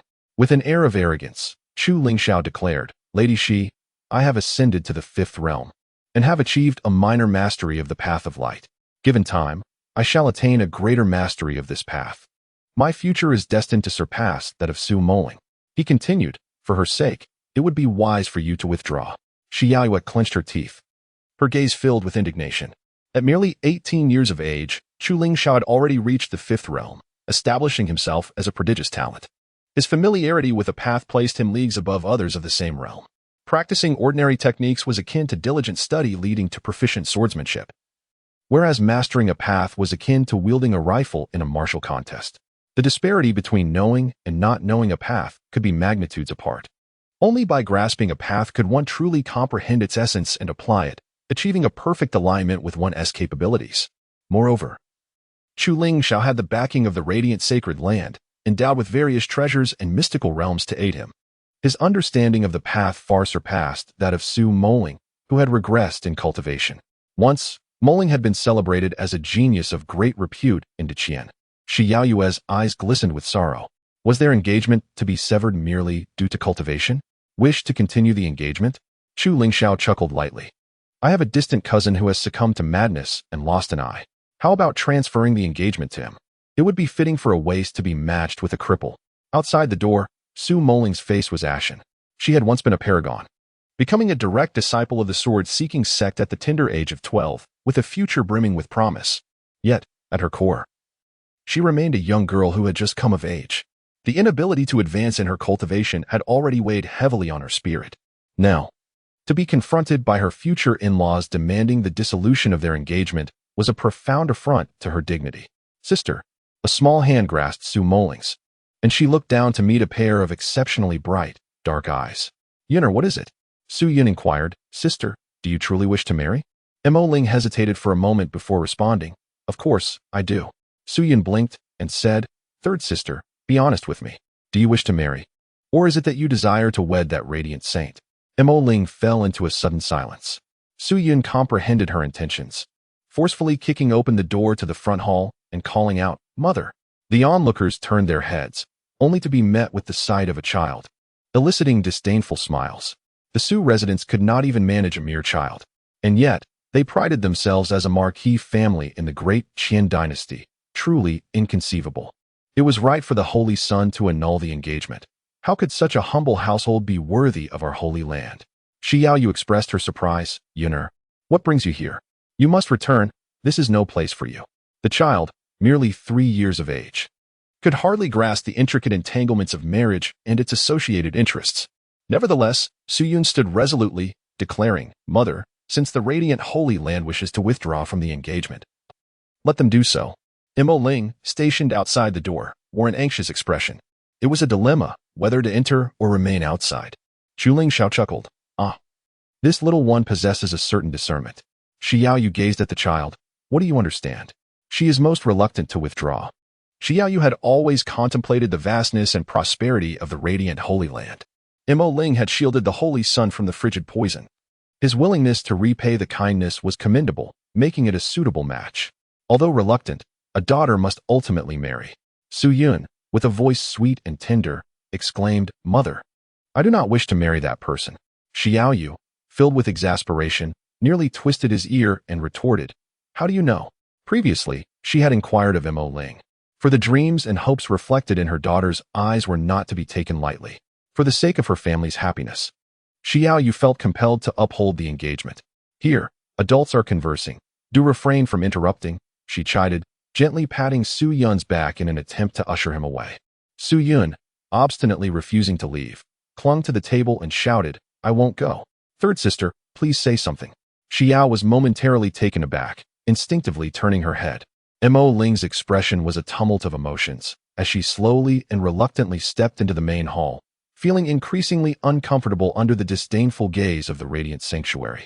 Su Yun released the table leg and rushed forward to embrace her sister's legs, exclaiming, Third sister, you tell me, do you truly wish to marry that man? Chu Lingxiao, feeling displeased, interjected, What do you mean by that man? Su Yun playfully stuck out her tongue and asked, Do you wish to marry that despicable man? Chu Lingxiao, incensed, slammed his hand on the table, only to sit back down upon realizing that the other party was no taller than his knees. After all, one cannot truly bully a 3-year-old child, can they? Xiao Yu, discerning the underlying tension, felt her previously chaotic thoughts settle into clarity. She grasped Mo Ling's hand and inquired, "Linger, do you harbor different thoughts? Speak to me." Mo Ling opened her mouth, yet a torrent of words caught in her throat. "Third sister." Su Yun clung to her leg. "I'm here for you. Say whatever you wish." Observing the small yet spirited child, Mo Ling felt an unexpected warmth surge within her. With a giggle, she suddenly found her courage and declared loudly, "Mother, I absolutely do not wish to marry that radiant son. Please help me annul the engagement." Xiao Yu's pupils constricted as she inhaled sharply. "My daughter, are you certain?" She needed to ascertain whether this was a genuine sentiment or merely a reaction to humiliation. Mo Ling's cheeks flushed slightly. "Mother, I have daydreamed of marriage, but I have never envisioned a specific person. That radiant sun is merely at the 5th realm, with only a minor comprehension of the great Tao. I sought to be a direct disciple of the Sword sect, under the tutelage of Taoist Qing'an. He is beneath my notice." A pang of fear gripped Xiao Yu's heart. She realized she had gravely erred and nearly compounded her mistake by forcing her daughter into a union with someone she did not like. In the throes of youthful infatuation, which girl does not dream of romance? At this tender age, both young men and women fantasize about love, especially young girls, who envision donning phoenix crowns and bridal gowns, hand in hand with their ideal partners, living a life of mutual affection. Yet, this fantasy does not necessitate a tangible individual. Mo Ling's yearning was solely for the notion of marriage, not for the radiant sun himself. Xiao Yu experienced a bout of dizziness, nearly misconstruing her daughter's intentions and inadvertently arranging a union with someone she despised. Lowering her gaze, she regarded Su Yun with complex emotions. "You are quite perceptive, my dear." This 3-year-old child, unacquainted with the intricacies of emotion, nonetheless possessed an uncanny ability to sense discord. Xiao Yu felt a surge of gratitude, mingled with sweetness. Her child was truly remarkable. Chu Lingxiao, the radiant sun, was displeased by her words. "Only the 5th realm? Humph. A mere 3rd realm cultivator dares to speak so presumptuously." Mo Ling, having voiced her thoughts, no longer felt obliged to spare his feelings. The previous restraint and anxiety evaporated, replaced by the vivacious and spirited young girl once more.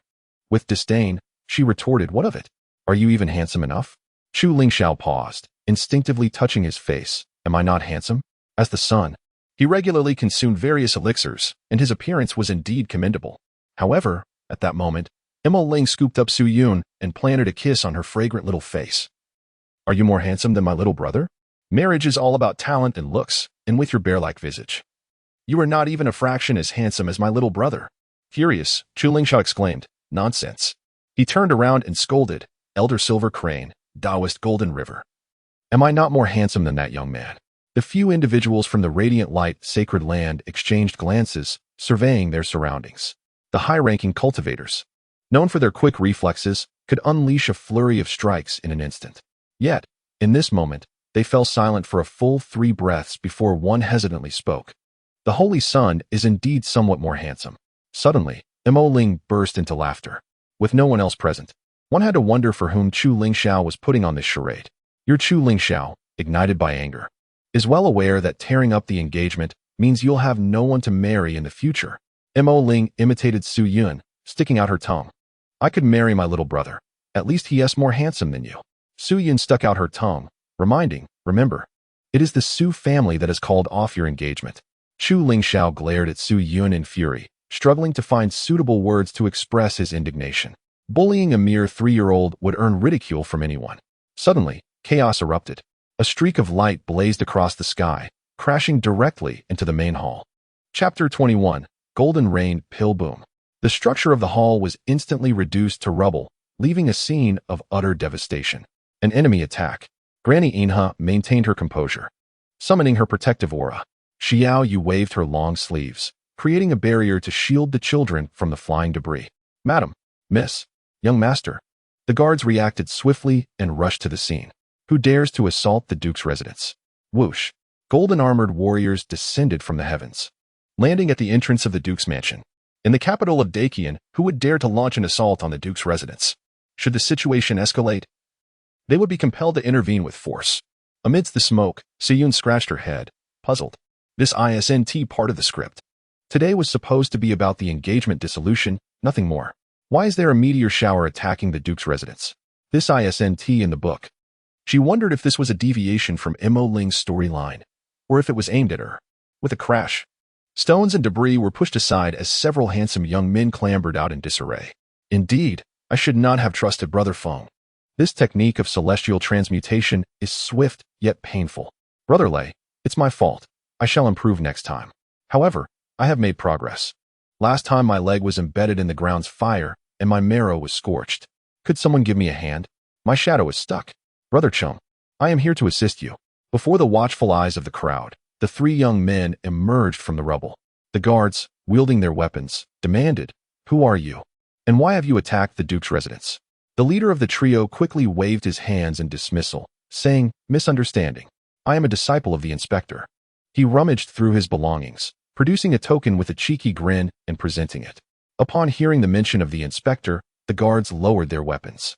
However, the moment they saw the token, their pupils constricted, and with a clang, one guard pressed his sword against the young man's neck, exclaiming, "Bloodsea sect. You are a disciple of the demon cult." Seeing the sword, the young man smacked his thigh in realization. "Oh no, that is not my token." The guards exhaled in relief, assuming it was merely spoils from the demon cult. The young man pointed behind him, "That belongs to Brother Lei." Clang. The guards drew their swords in unison. Yet, the Lei surname youth remained unfazed, calmly stating, "I indeed joined the Bloodsea sect." The guards tensed. The Bloodsea sect was a notorious demon cult, having once slaughtered an entire city, taking countless lives. How could such wicked disciples contemplate an attack on the Duke's residence? As tensions escalated, the Lei surname youth added nonchalantly, "I have been lurking for 7 months, meticulously eradicating them. It required considerable effort." After a while, the three young men finally clarified the situation. Feng Zhongyu chuckled lightly. "I am the second disciple of the Qi Tian Monitor, sent by my master to check on the condition of the young master of the Su family. These two are Lei Xing Tian from the Songqing Sacred Land and Qing Zhenying from the Jiuxiawo Palace. They are my close friends. During the test of the stellar transformation, an unfortunate mishap occurred, and we accidentally damaged your estate. I sincerely apologize for this. Please accept this small token as a gesture of goodwill." As he spoke, he retrieved a cosmic pouch and handed a pill to each person present. Xiaoyu sighed in relief and smiled. "So you are a friend of the Qi Tian Monitor." The Qi Tian Monitor holds a significant position in Qian, with the Monitor observing the stars daily to divine fortunes for the sovereign. This concern for Su Yun's condition regarding the devouring demon technique led to your visit. Is this the golden rain pill? Xiaoyu gazed at the pill in her hand, astonished. It was worth 100,000 spirit stones, quite a hefty sum. Distributing these would cost Feng Zhongyu 1,000,000 spirit stones, a considerable expenditure. Such extravagance. A mere front hall does not warrant such an expense, Xiaoyu protested. Feng Zhongyu smiled and shook his head. "My master instructed that we must not disturb the young master while he is extracting his techniques. Since I have failed in my task, I willingly accept my punishment. There is no need for you to refuse the offering." Sister Suyun had already raised the pill and forcibly placed it into Mo Ling's mouth. Cradling the child in her arms, Mo Ling had no way to extract the pill. Having it in her mouth, she felt embarrassed to return it. With a peculiar expression, she swallowed the golden rain pill. "You child." Xiaoyu could only accept the situation with exasperation. Chu Lingxiao toyed with the pill in his hand. "This is quite baffling." It was then that Xiaoyu remembered to address him, speaking coldly, "The Liuguang Sacred Land and the Su residents are of a unified opinion. Therefore, the engagement is hereby annulled. Let us remain as strangers henceforth.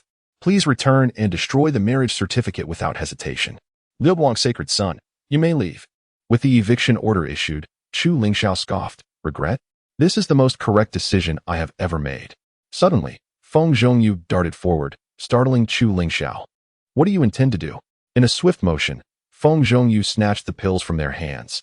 "It seems you are not from the Su family. Thus, these pills cannot be given to you." Chu Lingxiao's face flashed between red and white. Did the Liuguang Sacred Land truly lack a few golden rain pills? Their action of reclaiming the items only highlighted their own avarice. Granny Silver Crane furrowed her brow, astonished. The opponent's speed was so remarkable that even her 7th-tier Tian Shu could not react in time. To take the pills was one thing, but to seize a heart was another. Thankfully, the opponent had no intent to harm. The Qi Tian monitor of the Qian indeed harbors hidden talents. Meanwhile, Lei Xing Tian, overhearing the conversation, brightened at the mention of canceling the engagement. He surveyed the surroundings, and the only suitable maiden for marriage was a singular young girl. Without a moment's hesitation, Lei Xing Tian stepped forward and proclaimed, "My lady, if you believe that man to be inadequate, observe how I measure up." Chu Lingxiao's expression darkened with displeasure as he retorted, "What man are you referring to?" "That wretched fellow." Lei Xing Tian shot him an exasperated glance, then attempted to present himself in the most charming manner possible. "My lady, we appear to be rather well matched, wouldn't you agree?" Mo Ling was momentarily taken aback by this unexpected turn of events, struggling to articulate a coherent response. I. Chu Lingxiao's face turned a shade of furious crimson, his eyes nearly ablaze with rage. How could this crowd speak in unison? His anger intensified at the thought of his possession being snatched away by another. Even if he had no use for it, others were not permitted to seize it. With a low growl, Chu Lingxiao exclaimed, "Ha! A mere vase at the third realm, incapable of advancing an inch, and you wish to marry her?" Lei Xingtian paused in surprise. "Third realm?"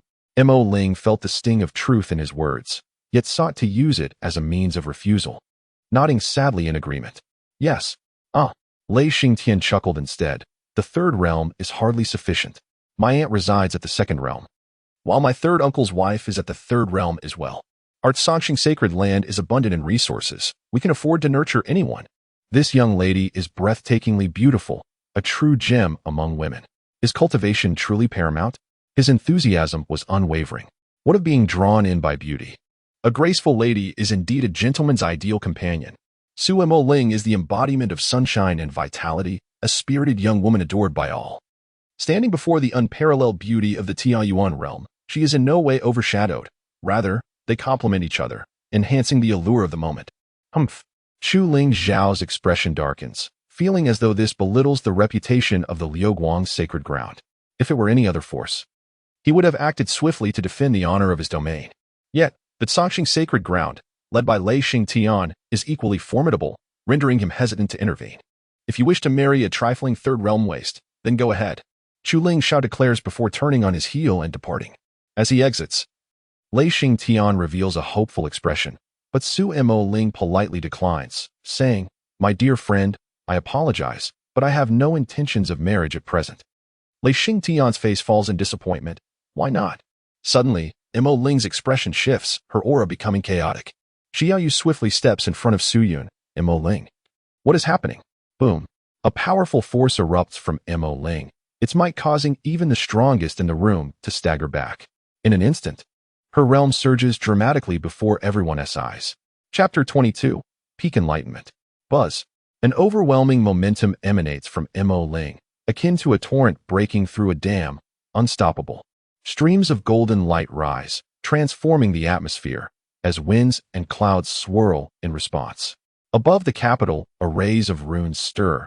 The city's protective formation is activated, commencing its slow rotation.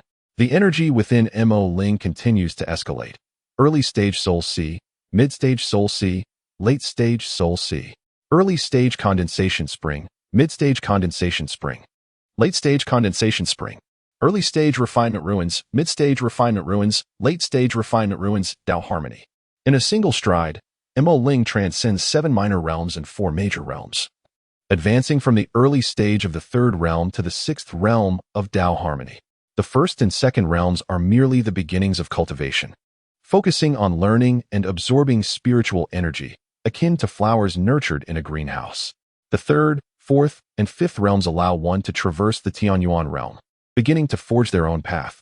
Upon reaching the 6th realm, one is considered a top-tier expert. Without unique insights and comprehension, ascending to such heights is impossible.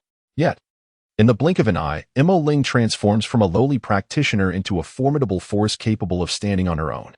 Consider that the Marquis of Zhenyuan has spent decades in cultivation, commanding 1,000,000 strong soldiers, yet he has only achieved the 6th realm. In the ruins of the main hall, everyone stands in stunned silence. Xiaoyu's eyes widen. She is momentarily unable to discern whether she feels worry or joy. Tears stream from her beautiful eyes. "Lingo, my Linger, can you truly cultivate? This is inconceivable." Chu Lingxiao, shaken by the overwhelming aura, turns in shock.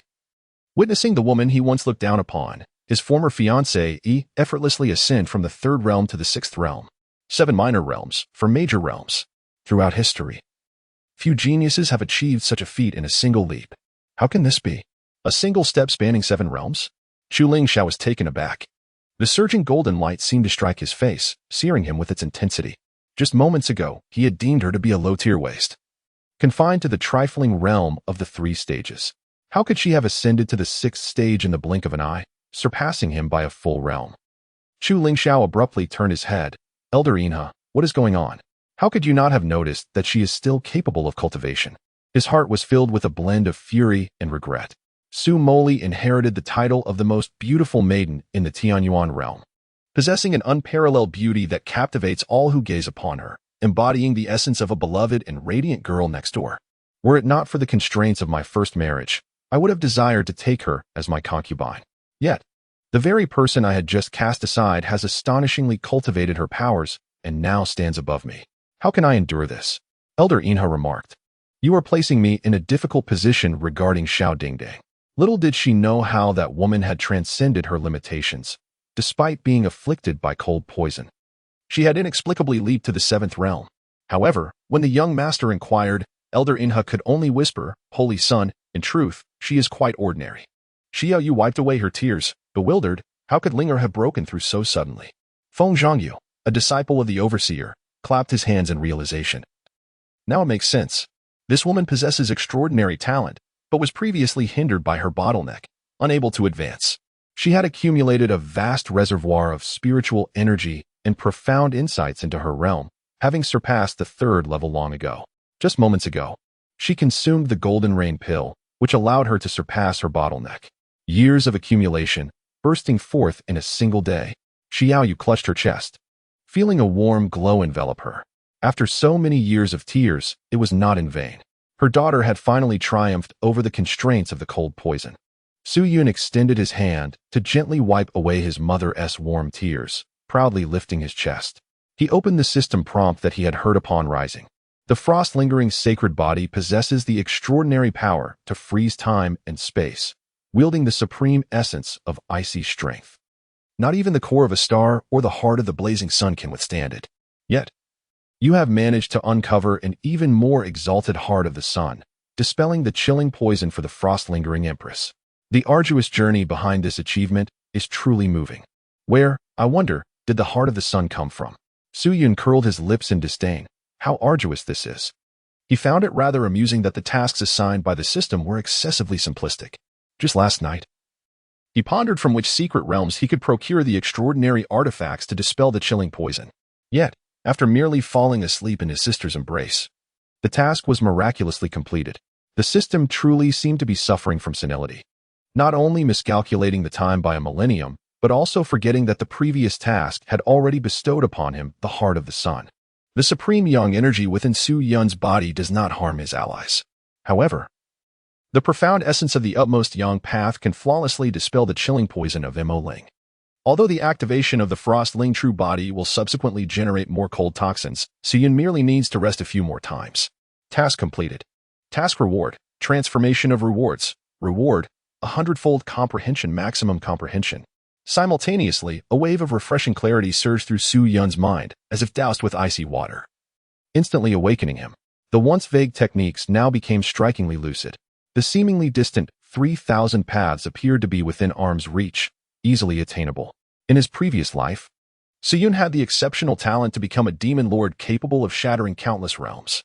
Even a mere 100-fold comprehension was already extraordinary. Yet now, due to Su Yun's utilization of the heart of Supreme Yang, he has exceeded expectations, earning the ultimate level of comprehension as a reward. Su Yun was uncertain about the extent to which a full-level understanding surpassed a 100-level understanding. Yet he felt confident it was not merely a matter of magnitude. Perhaps it was a matter of 10,000 times. However, considering that his body was only 3 years old, he was unable to absorb too much information. As he anticipated adulthood, he believed that his potential might even grow further. I told you so. Lei Xingtian exclaimed with great excitement. This young lady, possessing both beauty and talent, truly embodied a celestial grace. My judgment was indeed correct. He reveled in his pride. For the woman he admired not only possessed remarkable skills but also brought him immense joy. Suddenly, Qing Zheneng, who had been silent, spoke in a flat tone. I would like to offer a 7th grade heavenly weapon as a gift, inviting this young lady to join my Jiu Shaoluan palace. It was then that everyone realized she was indeed a woman. Xiao Yu expressed mild surprise. A 7th grade heavenly weapon? This is a treasure of immeasurable worth, and you would bestow it upon someone you have only just met. The Jiu Shaoluan palace was indeed generous. Feng Zhongyu nodded with a smile. I can also accept disciples on behalf of my master. As long as one is willing to join the Qin Tian Bureau, I can offer heavenly grade techniques as well. Su Mo Ling had just reached adulthood and had already attained the 6th realm, surpassing everyone present. Such a talent, coupled with exceptional beauty, would compel any faction or family to devote their utmost resources to nurture her, rather than tearing up engagements and casting her aside. Huh. Lei Xingtian scoffed dismissively, stepping forward with the intent to grasp Mo Ling's hand. Your offers are all mere illusions. Why not marry into my Zhangxing sacred ground, where resources of heavenly grade and below can be accessed at will? This was far more generous than the Qin Tian Bureau and the Jiu Shaoluan Palace. With the sacred ground possessing countless heavenly treasures, techniques, and divine weapons available for command, should Mo Ling agree, she could immediately wield half the wealth of the sacred ground. Xia Yu's mouth fell agape in astonishment. This group was exceedingly generous. Only Su Yun, brimming with indignation, leaped forward to stand in front of her. How dare you propose when you don't even know my sister's name? He declared angrily. Lei Xingtian, caught off guard, stammered. That is not important, right? It's better than that other fellow who knows her name and talents yet wastes them. Chapter 23. The perfect path. Chu Ling Xiao clenched his fists so tightly that his knuckles turned white from the strain. Su Muling, once a renowned prodigy, would not have been accepted as a direct disciple of the esteemed Qingheng Daoist in the inner sect of the Sword Inquiry sect had she not possessed exceptional talent. However, in her quest to conceal her true cultivation level, she refrained from advancing for several years, even allowing her realm to decline, all to annul her engagement. Chu Lingxiao now felt a profound sense of regret. If not for external pressures, he might have swallowed his pride and sought to renegotiate the alliance with the Su family. Yet, with various powerful factions offering exorbitant prices to win over Muling, in the sacred land of Liuguang harboring enmity towards the Su family, the prospect of their union had become utterly unattainable. Chu Lingxiao, wishing to preserve his dignity, was left with little choice. Lei Xingtian scoffed. What qualifications does a mere 5th realm practitioner have to speak of the 6th realm? Chu Lingxiao contemptuously spread his hands, and an ethereal light materialized. Instantly, countless shadows flickered across the ruins of the hall. In the blink of an eye, they found themselves transported to the snowy expanse of the Lin Hai, only to shift again to the boundless depths of space. With a soft sound, they returned once more to the desolate remnants of the hall. Lei Xingtian's expression grew serious. The path of light? Feng Zhongyu also expressed surprise, at least a minor achievement. This individual is indeed remarkable. In a world filled with myriad paths, it is rare for mortals to grasp even a sliver of them. Before reaching the 6th realm, most people never catch a glimpse of such paths, let alone master them to a minor extent. When others wield a spear, if you carry a flintlock, the disparity in combat power is unfathomable. Madam, a voice devoid of emotion echoed from Cheng Zhenying. Your sister is still young. There is no rush in comprehending the path. A newly adult Taoist powerhouse is already enough to make all major factions covetous. Even without techniques, possessing mere cultivation is alluring enough. As for understanding the path, there is no need for haste. Feng Zhongyu concurred. Indeed, your daughter is already doing splendidly. There is no need for anxiety. Chu Lingxiao let out a cold laugh. What value is mere cultivation? With enough elixirs, any realm can be achieved. Without understanding the path, one will forever remain a swine. Suddenly, a new aura erupted from Muling, sharp and crystalline. The conversation around them ceased abruptly, and all eyes converged upon her. Until that moment, Muling had remained with her eyes closed, immersed in the insights of her ascension. At that instant, a transformation occurred. Translucent ice pillars materialized from thin air, gently swaying and dancing as if alive. They resembled the finest ice silk, showcasing breathtaking beauty. Muling herself exuded an increasingly ethereal presence, akin to an ancient and unchanging iceberg, steadfast and eternal. Is this the path? Feng Zhongyu marveled. The path of ice? Or perhaps the path of frost? It seemed to be an unprecedented high-level path associated with the cold. He sensed an overwhelming power seeping from the ethereal space, entwining around Muling, joyfully leaping as if delighted to have been rediscovered by her, ultimately merging into one. Had she truly comprehended the path? It appeared to be a conceptual realm. Chang Zheniying's voice remained devoid of fluctuation, yet her breath, quickening with urgency, betrayed her. She found herself unable to divert her gaze from Mo Ling, not because of the latter's ethereal beauty that captivated attention, but rather due to a peculiar force that seemed to freeze the very concept of vision upon its contact with Mo Ling.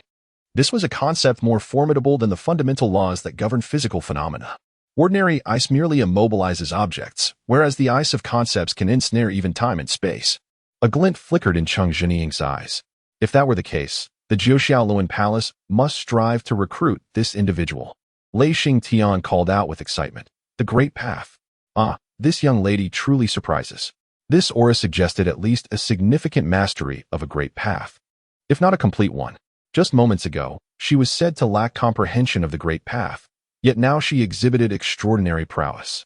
Comprehension can be categorized into nuances: minor accomplishments, major achievements, perfection, and the highest level of unity.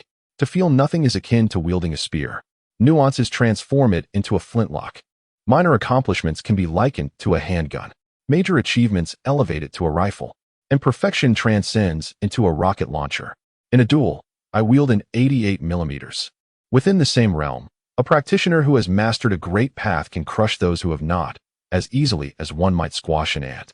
Mo Ling, currently at the 6th realm, surpassed Chu Lingxiao by a level, with her comprehension of the great path being perfect against minor accomplishment. In combat, the odds could be 3-7, allowing her to slay Chu Lingxiao thrice. Cheng Zheniying turned around to face Shi Yaoyu, clasping her hands. Madam, if my daughter wishes to join the Jiuxiaoluan Palace, the palace can provide her with a holy weapon. A holy weapon? The Jiuxiaoluan Palace is indeed generous. Feng Zhongyu chuckled. The so-called lending essentially meant that while Mo Ling traversed the Tianyuan realm, she would have full access to it. At the tender age of 28, she stood as a formidable 6th realm expert. Such a prodigy was worth a significant investment for the Jiuxiaoluan Palace. Feng Zhongyu remarked, I see your daughter possesses extraordinary talent. The supervisor must surely wish to take her as a direct disciple. If you agree, I can act on behalf of my master to recruit her. Lei Xingtian expressed astonishment. Indeed, it has been a century since the supervisor last took a disciple. To become a cherished inner disciple would be quite the honor. However, I believe this young lady would be better suited to marry into my Zhangxing sacred land. I am in need of a holy consort. Last time it was about marrying in, and now it had turned to marrying down. Regardless, the enthusiasm was genuine. Tears of joy filled Shi Yaoyu's eyes. Her daughter had finally shed the cold poison. She had also accumulated strength over the years, leaping to the 7th realm and becoming a formidable force. Moreover, she had perfectly comprehended a great path. Such occurrences are rare among those of the 7th and 8th realms. Lingo, you have brought such joy to your mother. Shi Yaowei wiped away her tears and slightly bowed to the group, saying, I appreciate your intentions. But my daughter has just called off her engagement today and is not considering any proposals at this moment. The offers made by these individuals were exceedingly high, something she could scarcely dare to contemplate. However, having learned from past experiences, Shi Yaowei resolved to honor her daughter's wishes. The group expressed their disappointment. Lei Xingtian, unabashed, mocked. Ha, a fine woman who cannot even be wooed by a sacred weapon. Some people truly lack discernment, discarding such a treasure so carelessly. Chu Lingxiao was left in a daze, his gaze fixed on the grand Dao entwined around Mo Ling, his face contorted with resentment. Just moments ago, he had claimed that cultivation was insignificant, asserting that true power lay in the comprehension of the Dao. In the blink of an eye, she had achieved a profound understanding of a Dao, potentially a high-tier conceptual one. Chu Lingxiao was filled with regret, an overwhelming sense of remorse. Suddenly, Mo Ling concluded her comprehension and opened her eyes. She felt an unfamiliar, immense power coursing through her, astonished and bewildered. Mother, little brother, I think my realm has improved. Shi Yaowei embraced her, tears of joy streaming down her face. As long as you are well, mother is happy. Mo Ling's gaze swept across the room and landed on Chu Lingxiao, her expression complex. Like many other girls, she had once fantasized about a blissful marriage. Thus, she had not resisted much when engaged 3 years prior. However, now an idea suddenly flickered in Chu Lingxiao's mind, and he chuckled softly. So that is how it is. Mo Ling, Your surprise is quite remarkable. I acknowledge you now. Let us proceed with the betrothal. Chapter 24. A Whale Falls. All things flourish. Shi Yaoyue was taken aback. What did you just say? Chu Lingxiao puffed out his chest. Whether Mo Ling breaks through today or tomorrow, it's merely to showcase her abilities before me and offer a surprise, right? Very well, I accept. Let us set a date and finalize our marriage. Shi Yaoyue had not anticipated such audacity from him. Her expression darkened. You, mother, Mo Ling interrupted, stepping forward towards Chu Lingxiao. Shi Yaoyue was stunned. Her daughter's thoughts contrasting sharply with those of the day before. She feared that Mo Ling, having initially been engaged to Chu Lingxiao, might develop feelings without seeing his true nature. With a resounding shout, Mo Ling advanced, a powerful wave of energy erupting from her. Get lost. The forceful command sent Chu Lingxiao hurtling backwards. What are you doing, beast? Elder Silver Crane's voice was chilling as she steadied the radiant sun. Her other hand had already gathered power, prepared to teach this ungrateful wretch a lesson. In silence, the trio of Feng Zhong, Yu, and San stood resolutely, gripping their weapons tightly. The guards, too, were on high alert, daring to provoke the beloved third miss. They must have a death wish. Chu Lingxiao roared in fury. You dare to touch me? Elder, take action.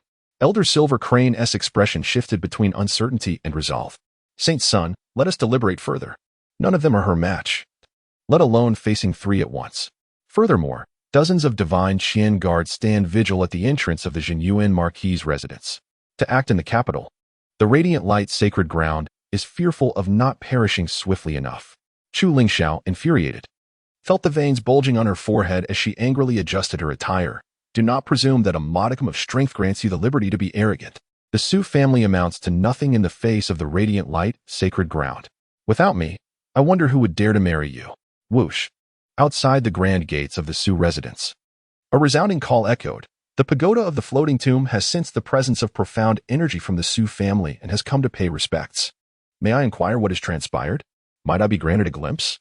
Earlier, the guards of the Great Qian had mobilized, and Qi Man had arrived at the entrance well in advance.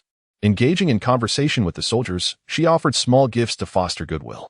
Reflecting upon the day's events, a swell of indignation surged within her. She spoke. Just now, our third young lady leaped from the sea of souls into the path of harmony, achieving a complete comprehension of a great Tao. Additionally, today marks the auspicious occasion of the flowing light sacred land's annulment of the engagement, a double celebration indeed. The aura of her elevated realm had already spread, rendering it no secret. It was far better to be forthright and promote the young lady's renown. The elder from the pagoda of the floating tomb, stationed in the capital, had sensed this energy and came to investigate, eager to familiarize himself. Upon hearing this, he immediately exclaimed, Congratulations! The Su family has produced another prodigy. As for the flowing light sacred land, how lacking in discernment they must be to sever ties with such a remarkable woman. Coincidentally, our young sect master is also an exceptional talent, nearly perfecting the floating tomb sutra. Should the Su young lady not mind, perhaps she could meet with our young sect master? Chu Lingxiao's expression darkened. Just moments ago, he had dismissed Mo Ling as undesirable, and now others were expressing interest. Before he could fully process this, more voices emerged. The Mingyue sect has come to pay respects. Since the Su young lady is unhindered by an engagement, might we consider a union with our inner circle? The flowing light sacred land truly is lacking. They disregard even those who have attained the complete great Tao. Is the Marquis of Zhenyuan in attendance? I am Baron Xuexiong. A decade ago, we fought side by side against our foes. Your esteemed pearl of a daughter is remarkable. My son has just turned 20 and has recently been appointed as a deputy general. The Haoyan sect has also come to pay respects. We are not as short-sighted as the flowing light sacred land, whether through marriage or alliance. We are prepared to extend the utmost courtesy to the daughters of the Su family. Initially, only a few prominent figures had arrived to seek acquaintance. However, with the emergence of a prodigy who has leaped through 7 realms and comprehended the great Tao, various factions could not afford to remain passive. They dispatched representatives to present their respects and offer gifts. Regardless of whether the Su family's gem chose to join them, it would foster goodwill. In stark contrast, the flowing light sacred land faced severe criticism. A 6-realm master is already considered a top-tier expert and is accorded respect wherever they go. Most of the generals in the divine Qian dynasty are of the 6th or 7th realm. Moreover, possessing a complete great Tao only enhances one's boundless potential. Such individuals are cherished and adored. Who would dare to cast them aside or even contemplate an annulment? The flowing light's sacred land, truly blind to their own folly. They have now lost favor even with the Marquis of Zhenyuan. Should a conflict arise, the outcome remains uncertain. TSK, short-sightedness leads to such misfortune. The future of this sacred land appears grim, truly lacking in vision. CHL could only lament his own acute sensitivity to sound. His body trembled with rage as he cast a fierce glare at ML. Feeling that this alone did not suffice to vent his frustration, he directed an equally fierce look at the little one cradled in her arms. That must be the legitimate heir of the Su family, the very one who had thwarted his plans. Were it not for that golden rain elixir, ML would never have made such a sudden breakthrough. He had fed her the elixir, igniting 3 years' worth of accumulated power, launching her to the 7th realm. Who would consume a gifted elixir on the spot? CHL resolved that from now on, he would strike every little one he encountered. Just as he stepped outside, he chanced upon another little one. Are you not the saint of flowing light? The Shio family had been experiencing misfortune of late. In their quest to procure dragon bloodgrass, they had squandered all their resources. This targeted spiritual herb was difficult to trade and too precious to consume.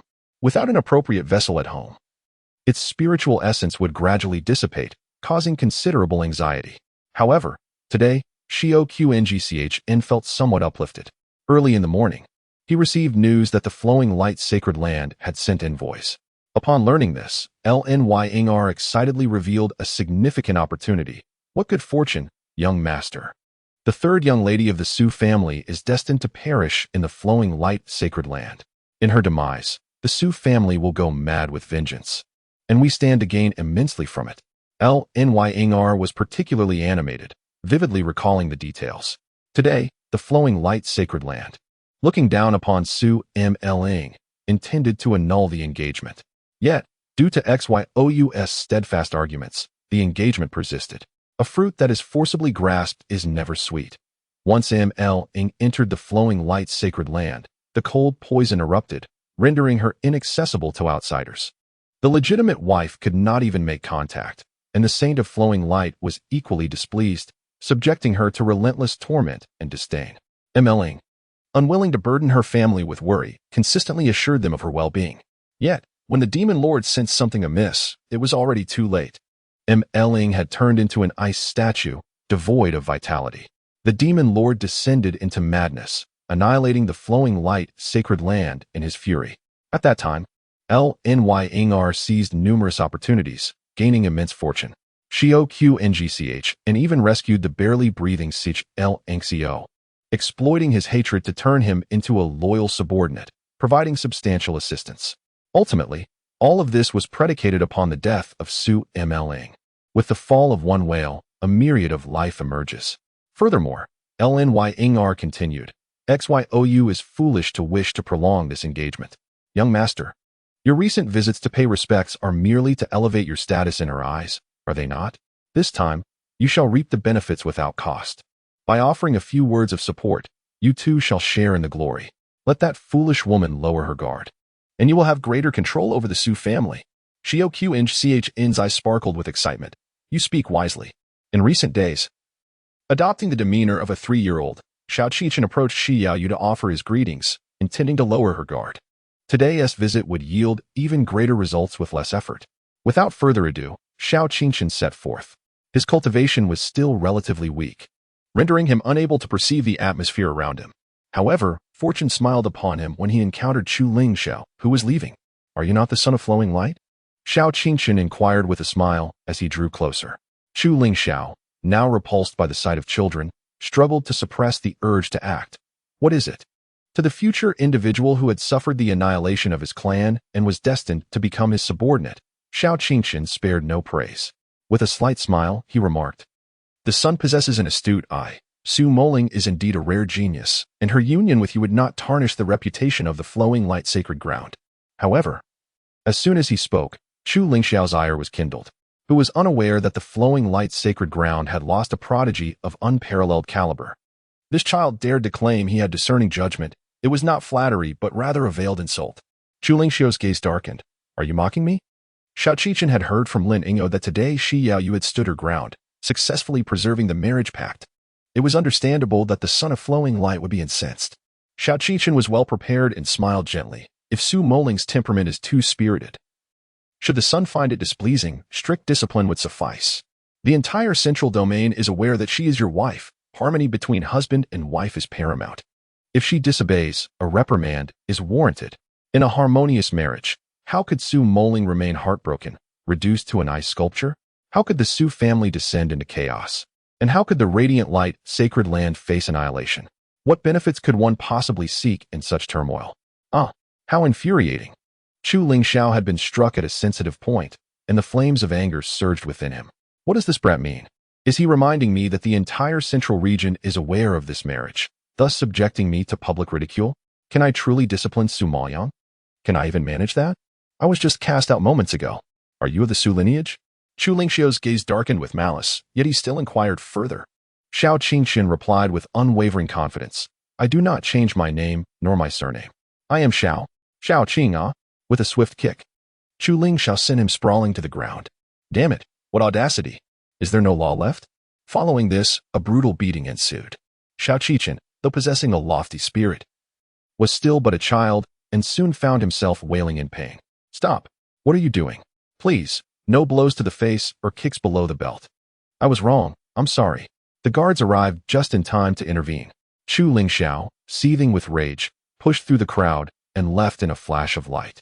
Before long, Xiao Qingxin, bruised and battered, was carried before Shi Yaoyu. Chu Lingxiao, still concerned about his reputation, refrained from using any spiritual power against a mere 3-year-old. Shi Yaoyu felt a complex mix of emotions as she gazed at the injured child, her heart aching. How could this happen? She asked gently. Xiao Qingxin sobbed. I merely spoke a kind word for my third sister, and that radiant light sacred son retaliated. Ma Yang looked at him, her words caught in her throat. Shi Yaoyu pressed. What did you say? Xiao Qingxin replied. I wished the radiant light sacred son a harmonious marriage, and he responded with violence. Shi Yaoyu grasped the situation and felt a flicker of emotion. This child, at least, showed promise. He understands the importance of family. She said thoughtfully, no wonder. It is not your fault. Sister Maoyang has already decided to annul the engagement. Xiao Qingxin looked up in astonishment. An annulment? How can that be permitted? Su Muling, not being driven to despair, would never seize the opportunity to recruit Xiao Qingxin as her subordinate. Shi Yaoyu patiently elucidated. Linger harbors no affection for the saint son of Liu Guang. Matters of the heart are complex, and you are still too young to comprehend. Xiao Qingxin, in a state of urgency, retorted, is this merely a matter of feelings? This concerns the honor of the Su family and the Liu Guang sacred ground. Just because she does not like him, she can refuse to marry? How could she dare to indulge in such a beautiful fantasy? Shi Yaoyu's expression froze. Xiao Qingxin continued, there are numerous things one may dislike. Does that mean they should all be forsaken? My sister must wed into the Liu Guang sacred ground. Such a significant affair cannot be dictated by a mere girl. She must apologize to the Liu Guang sacred ground and uphold the engagement. Slap. Shi Yaoyu, unable to contain herself, struck him across the face. Xiao Qingxin, covering his cheek in shock, exclaimed, You. Shi Yaoyu trembled, her voice laced with exasperation. You are Ling Yi's brother. How can you not cherish her, yet blame her for not marrying someone she does not love? Do you not hold familial bonds in esteem? The warmth that had momentarily filled her heart vanished in an instant. How could this child, so naive about love, remain oblivious to the importance of kinship? Mo Ling coldly interjected, You may call me sister, but never third sister. She had only encountered Xiao Qingxin once before and felt no emotional connection toward this suddenly revealed brother. If they could coexist harmoniously, she would not be opposed. However, it was evident that this child was consumed by selfishness, entirely disregarding family. Mo Ling couldn't help but embrace Su Yun, planting a gentle kiss on his cheek, saying, You are still the best.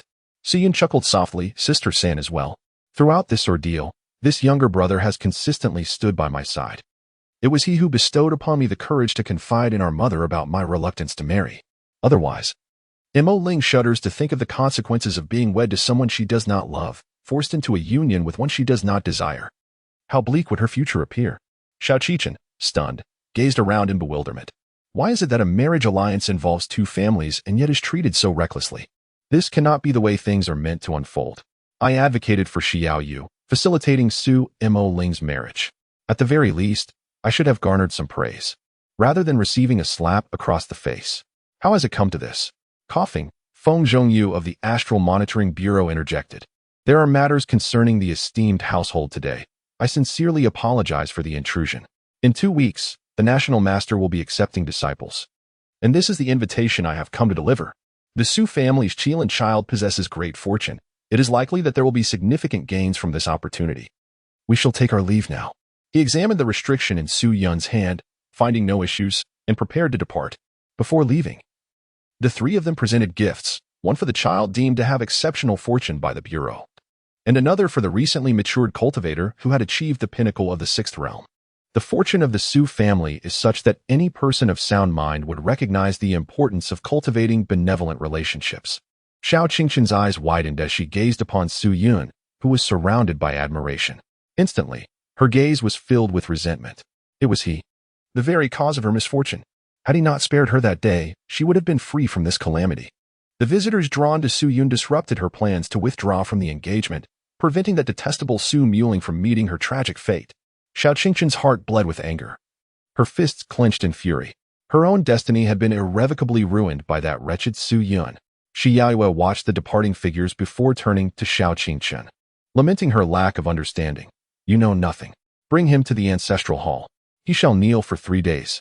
Shortly thereafter, Qi Yanyan arrived at the Su family ancestral hall, determined to take Xiao Qingqian away, but the guards refused her request. When the matriarch returns, I will see you all slaughtered. She cursed vehemently. Upon seeing Xiao Qingqian kneeling, her face pale from the strain, Qi Yanyan felt an overwhelming pang of sympathy. Oh, how could that vile woman be so heartless? As a mother herself, how could she allow her child to suffer? Lin Yinger reminded her. Qingqian is the child of Lady Shi. Smack. Qi Yanyan instinctively struck Lin Yinger, exclaiming, I don't need your reminders. Lin Yinger clutched her face, glaring in indignation. She was still weak and had no choice but to rely on her, or rather, on her adopted son, the heir of the Su family. Qi Yanyan was filled with sorrow. Oh dear, why would you provoke those wicked people? It breaks my heart. Lin Yinger found it perplexing, but something is amiss.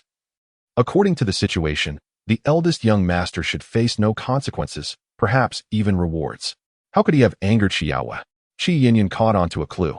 Turning abruptly, did you send the eldest young master? Lin Yinger nodded subconsciously. This was an opportunity. Once Su Muling is out of the way, smack. Qi Yanyan struck her cheek again, furious. This is all your fault. If it weren't for you, Qingqian wouldn't have suffered such a great injustice. Soon, chaos ensued within the ancestral hall. Chapter 26. The 7 emotions and 6 desires. Once Xiao Qingqian was dragged away, Muling's face lit up with excitement. Mother, I have broken through in my cultivation. Xiaoyue, wiping her tears, felt an indescribable joy. Muling, my dear Muling, you are well. She grasped her daughter's hand. Delving into her consciousness, astonished, the cold poison has dissipated? For 3 years, the mere thought of her daughter suffering from the cold poison, constantly in peril, had brought her to tears. Yet now, Muling's body bore no trace of coldness. Her organs were robust and healthy, showing no signs of injury. Overcome with joy, Xiaowei embraced her daughter, reluctant to let go. We must thank the astral monitor, and that esteemed wind cultivator. Muling responded softly, we should indeed thank him. But she turned to embrace Su Yun. I feel we owe a greater debt of gratitude to my brother. Xiaowei, puzzled, inquired, why is that? Muling replied, I always sense a warmth emanating from him. Perhaps it was he who dispelled the cold poison.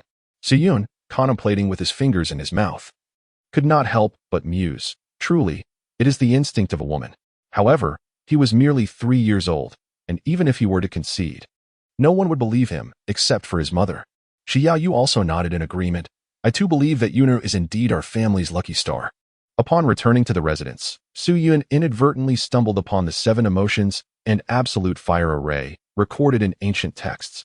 This time, with Mo Ling returning home, it was not impossible for her to assist in dispelling the cold poison. After all, this was a world imbued with celestial beings, where profound and mysterious fortunes truly existed. Mo Ling was also moved to tears. Mother, little brother, I too possess the ability to protect you.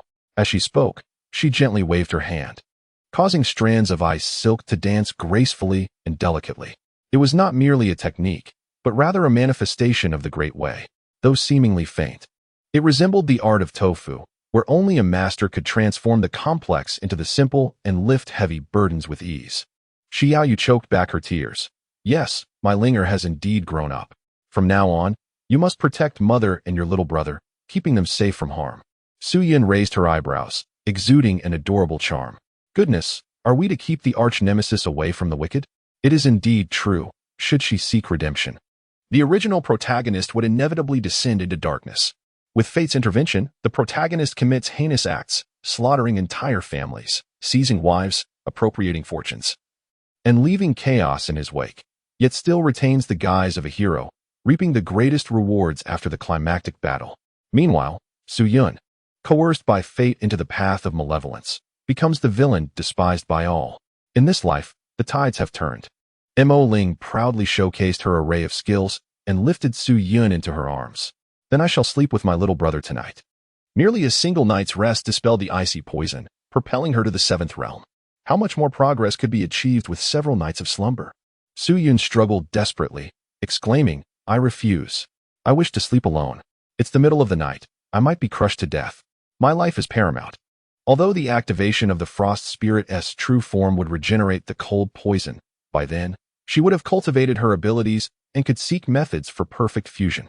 Observing the siblings' playful bickering, Xiaoyu felt a sense of helplessness. All right, since you have gained some cultivation, you should impart some teachings to your younger brother. The supervisor has secured an opportunity for Yinger to apprentice under the national master. We cannot let it go to waste. Mo Ling responded with a soft, oh, questioning. But he is only 3 years old. Can he truly comprehend? Xiaoyu replied, whether he understands or not, acquiring knowledge is always beneficial. In a moment of shock, Su Yun pondered, the national master? That national master known for his overwhelming desires? The Taisu sect had once aided the great emperor of Deqian in vanquishing formidable foes, and the subsequent leaders had all assumed the role of national master. This current national master, as depicted in the narrative, bore the title of 7 emotions and 6 desires. This does not refer to the 7 emotions of joy, anger, sorrow, fear, love, hate, and desire, nor does it pertain to the sensory desires of sight, hearing, smell, taste, and touch. Rather, it signifies the national master's emotional deficiency. Apart from sorrow, the remaining 6 emotions are merely desires. Su Yun gasped in disbelief. I am but 3 years old. How can I possibly bear this? The national master represents the pinnacle of Deqian's combat prowess, and my slight limbs are insufficient to withstand such weight.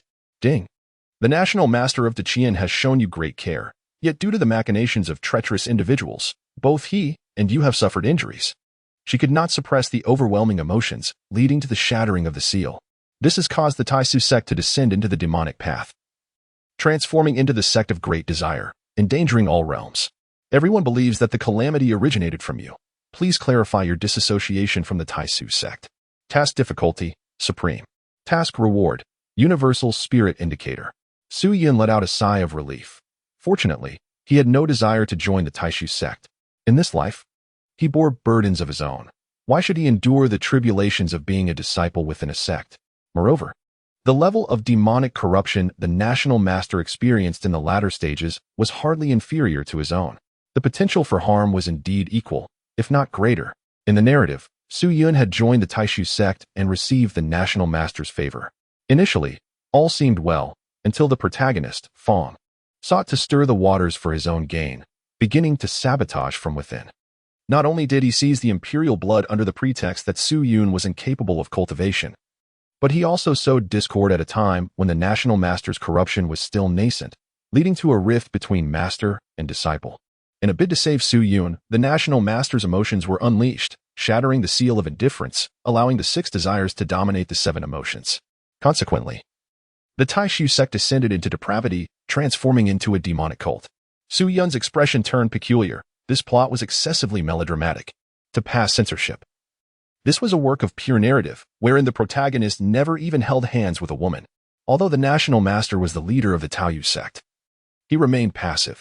Each time the Taoyu sect committed malice, the blame invariably fell upon Su Yun. Many believed that if it were not for him, this prestigious sect would not have fallen from grace. In the storyline, the demon lord was already tainted, and with a touch of guilt. He bore the weight of additional blame without concern. Yet, in this life, Su Yun need not worry about the national master at all. If he refrained from joining the Taishu sect, she would not have descended into depravity, benefiting both parties. Su Yun immediately raised her head, declaring, "I refuse to become a disciple." Shi Yaoyu firmly countered, "No, this is a significant matter. How can you simply choose not to engage?" Su Yun had an uncanny feeling that she had heard those words before. "In any case, I don't want it." Shi Yaoyu raised her hand, prepared to deliver a playful smack. Mo Ling produced a piece of bear-shaped lingue candy.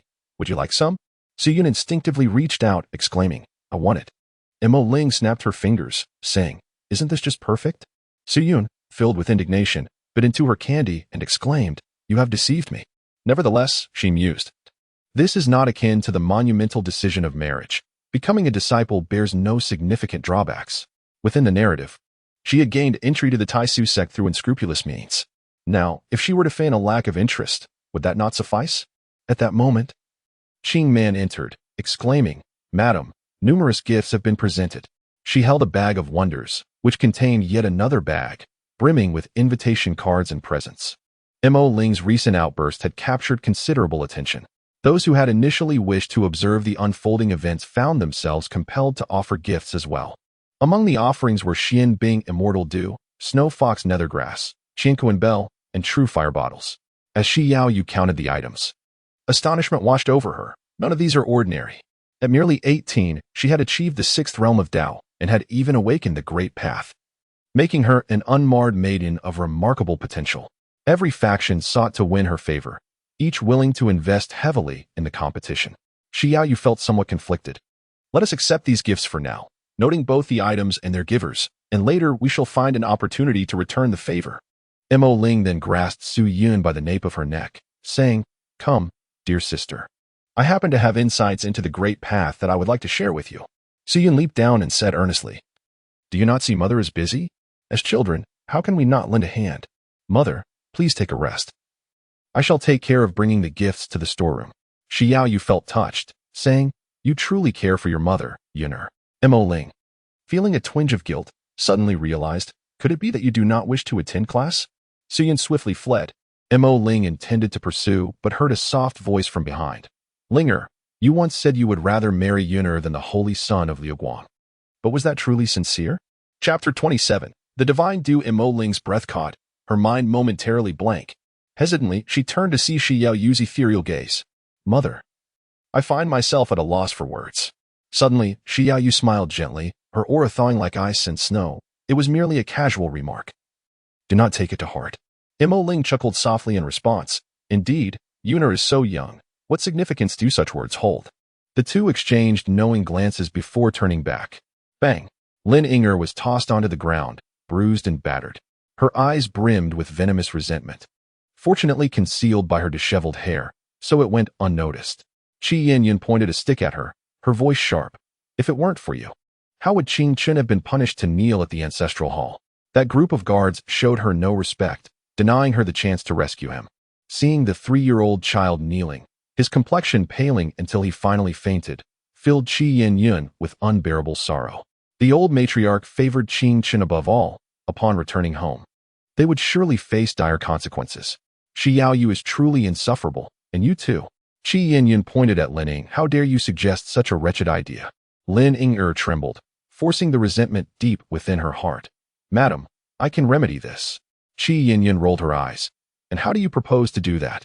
Lin Yinger replied, "You must have heard, the National Master is to open a forum for disciples in 2 weeks. At that time, she will present a drop of imperial blood to the newly appointed chief disciple. I can assist the young master in securing this opportunity." Qi Yanyan gasped. "What did you just say?" Imperial blood. Though her strength was modest, she understood the value of imperial blood. In the Tianyuan realm, there were no emperors walking amongst mortals. Those ancient powerhouses had become legendary myths. A single drop of imperial blood could embody the laws of heaven and earth, allowing an ordinary cultivator to soar to greatness. If it could be given to her son, Qi Yanyan's heart raced. "Tell me, how can we obtain it?" Lin Yingyo covered her face. "I know of a secret passage that leads into the Su family's treasury. Inside, there is a vial of divine jade liquid that can enhance comprehension. If the young master consumes it, he will undoubtedly win the national master's favor." Yun believed her without hesitation. If you succeed, I shall reward you handsomely. Lin Yinger set forth immediately, guided by the locations etched in her memory. She discovered the secret passage leading to the storeroom. In her previous life, she had also infiltrated stealthily. However, on that occasion, Lin Yinger pilfered the Qiongyu liquid solely for her own consumption. Subsequently, during the National Master's Disciple selection, she activated her innate sword physique, achieving commendable results and seizing the opportunity to enter the Taishu sect. From that point onward, she was introduced to a broader world, gaining abundant opportunities and soaring to great heights. Yet, the theft of the Qiongyu liquid was uncovered, with the bottle being found in Su Yun's chamber. This unfortunate child was thus burdened with the infamy of a thief, a stigma from which she could never absolve herself. The young master of the Su residence pilfering a vial of elixir may not seem like a grave offense, yet thievery undeniably constitutes a moral transgression. This time, Lin Yinger resorted to her old tricks once more. With a resounding crash, she moved aside the final stone, and indeed, the storeroom lay empty. The precious Qiongyu liquid is mine. Her heart brimmed with joy as she navigated by memory to seize her prize, ready to flee. However, just as she prepared to return through the secret passage, the door creaked open, revealing an exceptionally striking young face before her. Behind him trailed a considerable entourage, laden with numerous bags and boxes. Su Yun blinked in surprise. He found it curious that an overwhelmingly powerful aura emanated from the ground, stretching all the way to the storeroom. It resembled a marked player in a game, whose conspicuous outline could still be discerned while hiding behind a wall. It turned out to be Lin Yinger, the heroine, here to enact a plot to steal the precious Qiongyu. However, she was not in attendance beside him, leaving him unable to accuse her of thievery. Ding! At that moment, a sound echoed in Su Yun's ear. You are the demon lord. Yet you have never engaged in any petty thievery. Accused in your youth, the tales of your rise have become a source of ridicule across the myriad realms. Please devise a means to restore your reputation and cleanse your name, so that the world may know the demon lord never resorts to underhanded tactics. Task difficulty, extremely high task reward. Xiongxian Lu Su Yun was taken aback. Can different tasks coexist simultaneously? Well, in this era, no one would believe that I am a thief, right? Therefore, all that remains is. Su Yun pointed, exclaiming, thief. In a swift response, the guards shouted, there is a thief. Protect the young master. Someone, seize this person. Instantly, the crowd surged forward. For this group of guards, dealing with a mere second-tier female was an exceedingly simple task. Before long, Lin Yinger was subdued, pressed to the ground in a state of utter despair. The leader of the guards addressed the young master, saying, young master, please return. We shall handle this matter. Su Yun inquired, what has she taken? The leader of the guards promptly nodded and replied, this item was found on her. As he spoke, he presented the exquisite jade elixir. Su Yun glanced over and found it was indeed identical to the storyline. He twisted off the lid and gulped it down, the broth being insipid and lacking flavor. Alas! The guardian leader attempted to intervene, but the child's hand moved swifter than the imperial soldiers, leaving no time for a reaction. Oh dear, young master. How could you recklessly consume the elixir? He pounded his thigh in distress, for if the attributes were mismatched, it could potentially harm your health. Su Yun smiled brightly. Thank you, Uncle Chun. I won't do it again next time. Gazing at her radiant smile, which shone like the sun, the head of the guards found it impossible to summon any semblance of sternness. Su Yun casually tossed the bottle aside and departed with his hands clasped behind his back. In the narrative, he was accused of being a traitor for discovering the Qiongyu elixir in the bedroom. However, in this life, he could freely indulge in the spiritual medicines stored in the warehouse, even in front of everyone. The only concern of others was merely the fear of overindulgence. Su Yun glanced not once at Lin Yinger, striding away with an air of confidence. She is a thief. I am not, he proclaimed. The head of the guards chuckled awkwardly. Young master, you jest. How could you possibly be a thief? In Qian, no one would dare to steal. Least of all you. Ding. One wonders what immense hardships you have endured to alter the reputation of myriad beings. The demon lord engages solely in grand malevolence, disdainful of petty theft. Theft. Absolutely inconceivable. Task completed. Reward. Xiongxiandu. Su Yun's lips twitched as he made his way to the storeroom with great difficulty. He had originally intended to assist with the offerings for the warehouse, but noticed a moving light on the ground.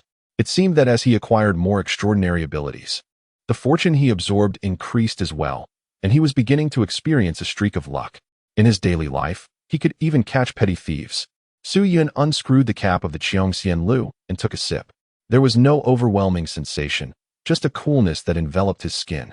Upon closer inspection with his unique vision, he noticed his complexion appeared notably more radiant. A surge of inexplicable knowledge flooded his mind, and in an instant, Su Yun comprehended.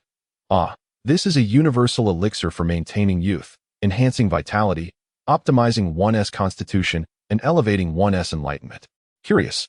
He also discovered that the Xiongxian Lu he had just sipped from had replenished itself slightly. If it weren't for his keen perception, he might have overlooked this phenomenon.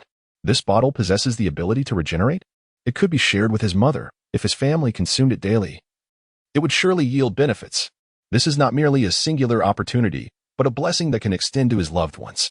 Su Yun joyfully leaped with excitement, eager to seek out Shi Yaoyu. The head of the guard sighed, lamenting his inability to intervene. The child's hands were too swift.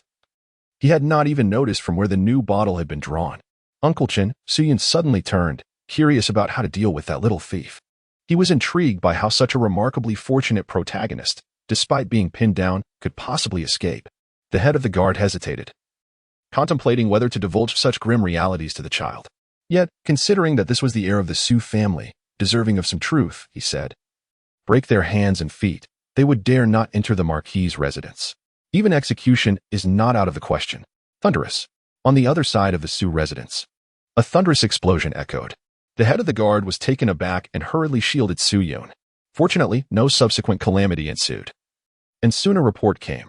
The villa where the Shao family resided had been blown apart.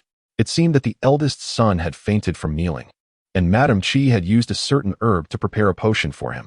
However, she failed to monitor the brewing process, resulting in a surge of spiritual energy that caused several rooms to collapse. Another messenger arrived, stating, Guardian Shun, we had just severed the arms of that little thief when we heard the explosion. In that moment of distraction, she managed to escape. Please, punish us. Su Yun was taken aback. In that moment of peril, no one could save the heroine.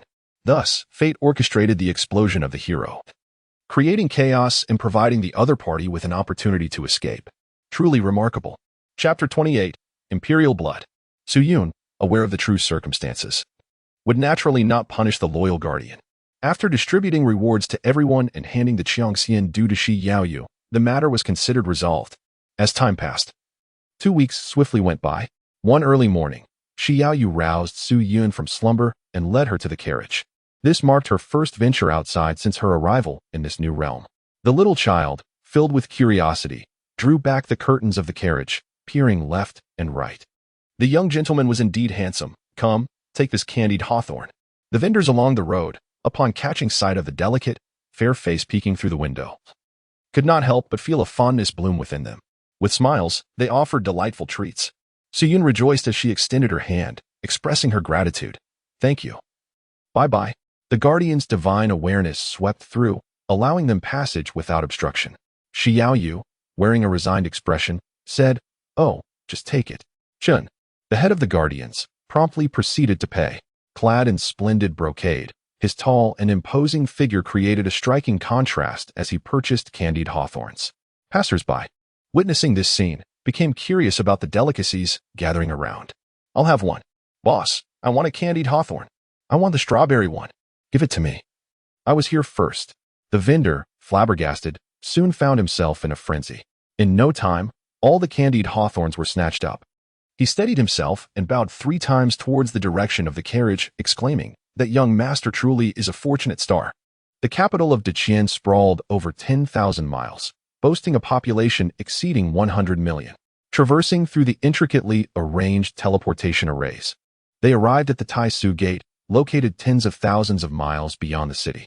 Towering mountains rose steeply into the clouds, and the forest exuded an ethereal aura. Vast and magnificent, the disciples guarding the mountain respectfully inquired, Where do you hail from? Shi Yaoyu disembarked with Su Yun, presenting the invitation sent by the supervisor. We are from the Jinyuan Marquis residence. The disciples were taken aback. The Marquis residence? Haven't they already arrived? Another disciple added, Indeed.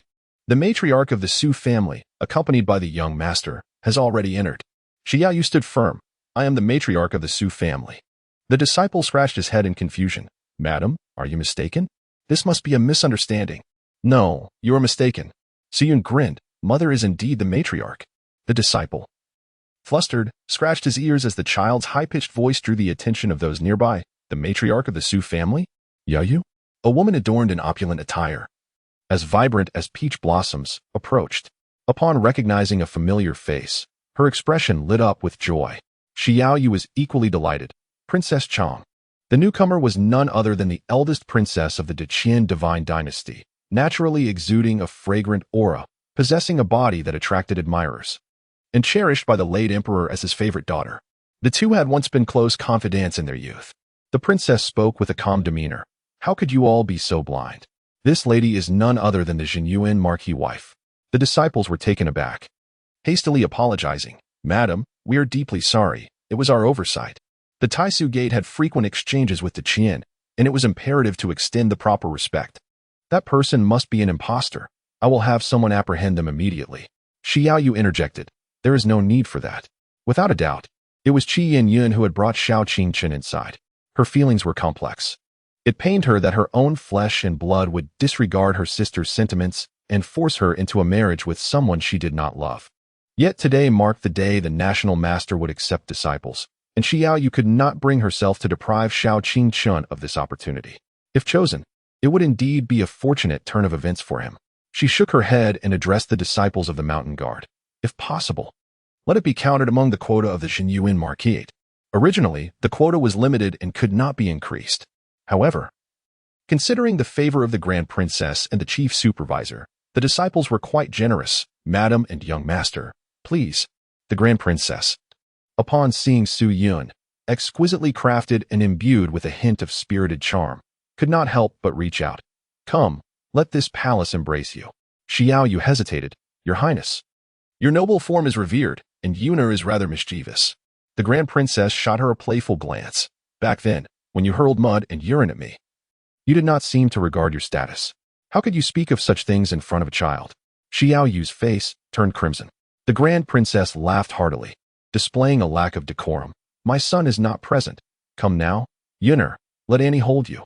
With no alternative, Xiaoyu passed Su Yun over, unable to resist ruffling his hair. Truly, you are a blessing from the heavens. What would have required some persuasion was effortlessly resolved as the child called out, drawing familiar faces over to alleviate the situation. Yet, Su Yun lamented internally. Why did I have to shout? Originally stopped, he could have avoided entering, but here he was, digging his own grave. The Grand Princess cradled Su Yun, continually marveling. This child has truly exquisite skin. What do you feed him? Ah, Yaoyu, your complexion has improved as well. Have you been secretly indulging in fine rejuvenation elixirs behind my back? Xiaoyu too noticed a remarkable improvement in her skin over the past few days. All of this began after that day when thieves raided their home and Su Yun retrieved a vial of Qiongyu liquid from the storeroom. Xiaoyu had completely forgotten that the Su family's storeroom contained such a treasure. The vial was peculiar, replenishing itself after use, with a mindset of not wasting. Xiaoyu prepared pastries daily for their little family to enjoy. After 2 weeks of this, their health had noticeably improved. Women adore being complimented on their beauty, and Xiaoyu's spirits soared as she could not resist pinching Su Yun's cheek, praising. Yuner found some Qiongyu liquid in the storeroom, and we used it to make these treats. You truly are a lucky star, always uncovering good things. The Grand Princess, inhaling the fragrance of the young master, mused, such a lucky star should be brought into the palace to pray for blessings for Diqian. Xiaoyu found herself momentarily at a loss for words. This. The Grand Princess lowered her head, a mischievous glint in her eyes. So, how about living with Andy? Tears brimmed in Su Yun's eyes, her expression one of poignant sorrow. Will Yuner still be able to see mother? She lamented. Oh dear. Gazing upon this child with rosy lips and pearly teeth, exuding an innocent charm, the Crown Princess felt her heart melt. She placed a hand upon her chest and reassured. Andy was merely jesting with you. When time permits, I shall invite your mother to bring you to the royal palace for a visit. Su Yun nodded earnestly, clenching his fists. Very well. The Grand Princess pondered for a moment. Qiongyu liquid, and it possesses rejuvenating properties? Your Su family is quite affluent. A fifth-tier spiritual herb could be utilized for pastries. Although Qiongyu liquid is costly, it is not rare for the royal family. She resolved to try some upon her return. Xiaoyu conversed as they walked. What about the young prince? He must be 5 years old this year, correct? The Grand Princess replied. Indeed. He is 2 years older than he appears. Unlike your child, Who is so mature? Mine is still dozing in the carriage. Shi Yao Yu inquired with curiosity. The young prince belongs to the royal lineage. It would not be inappropriate for him to be taken as a disciple by the national master, would it? The grand princess sighed. Alas, my child, at 5 years old, still indulges in play, lacking any ambition. Today, I do not seek any fortune. I merely hope he encounters other talented youths and finds a spark of diligence within himself. If he could enter the top 20 and become an outer disciple, that would suffice. He needs to focus. As they spoke, the group ascended to the training grounds via the imperial carriage. Meanwhile, Qi Yinyun had arrived early. Hearing that the national master was accepting disciples today and would bestow a drop of imperial blood, she could hardly contain her excitement and set out with Shao Qingchen at dawn. She proudly displayed the Su family crest, declaring her affiliation with the Zhenyuan Marquis. The disciples guarding the mountain immediately welcomed her with the utmost respect, guiding her to a distinguished seat. Many noble women had gathered for the occasion, and upon witnessing such grandeur, they were eager to ingratiate themselves. Where does this esteemed sister hail from? They approached, their faces adorned with flattering smiles. Qi Yinyun, with pride, tossed her hair. I am from the Su family. This is the heir of the Su family. Qing Chun, greet the esteemed ladies. Shao Qing Chun bore a slight injury on his face, a remnant from the explosion of the dragon blood grass. Nevertheless, he remained poised, resembling a jade gentleman at merely 3 years of age. The noble women were taken aback, as they had heard much about the Su family's reputation. They promptly flattered him. So this is the young master of the Su family? He is truly handsome, a paragon of talent. He is sure to achieve great success today. Indeed, he might even enter the Tai Su sect and become a direct disciple of the national master. Chapter 29. The Tai Su transformation scripture. The Su family is currently basking in great glory. Within their household, news flows freely, revealing the triumphant victory beyond the Great Wall, where not only have they reclaimed foreign strongholds, but they have also routed their adversaries. The one who has garnered the most acclaim and recognition for these achievements is none other than the head of the Su family, the esteemed Marquis Zhenyuan. Moreover, 2 weeks prior, the Su family experienced a surge of energy signaling a breakthrough in their realm. In the capital, where A.M. Lang of individuals resides, practitioners of the 6th realm are considered elite in the Tianyuan realm, yet this is merely the beginning. However, if this 6th realm adept happens to be a youthful maiden of merely 18, unwed and unblemished, the situation transforms entirely. Such a prodigious talent naturally attracts those with discerning minds, who aspire to cultivate favorable connections. In light of this resplendent family, the noble ladies have exhibited remarkable enthusiasm, fervently vying for attention. Qingshin is indeed a remarkable child, destined for great accomplishments. Surely he will become a direct disciple of the national master, gaining access to unparalleled resources. Who else but Qingshin possesses such fortuitous prospects? Just average, chimed Qi Yinyun with a dismissive huff, continuously deflecting the praise. Yet, the admiration in her eyes was unmistakable. Oh, I haven't done anything. It's merely Qingshin's own brilliance. Sometimes, fate works in such ways that one leaps and finds themselves at the Dragon Gate. Suddenly, a noble lady interjected. I have heard that the Su family has recently reclaimed a wayward offspring, born of another woman. Humph. Such a wretched creature could never nurture a child as admirable as Su Qingshin. The matter of the Su family reclaiming their child was not deliberately concealed. However, the intricate details remain unclear to many. Rumors circulated, leading people to believe they had merely retrieved an illegitimate child, whom they would have to raise alongside their original offspring. Qi Yinyun's countenance darkened instantly. Suddenly, a youthful, tender voice interjected. Brother Shao Qingchen, is that you? Everyone turned to see another child, rosy-cheeked and beaming with a radiant smile. Previously, Shao Qingchen appeared quite dashing, a refined young gentleman. Yet, compared to Su Yun, he seemed like a diminutive monkey, lacking in stature. The noble ladies, upon hearing the clear enunciation, were taken aback. Shao Qingchen? Aren't you a Su?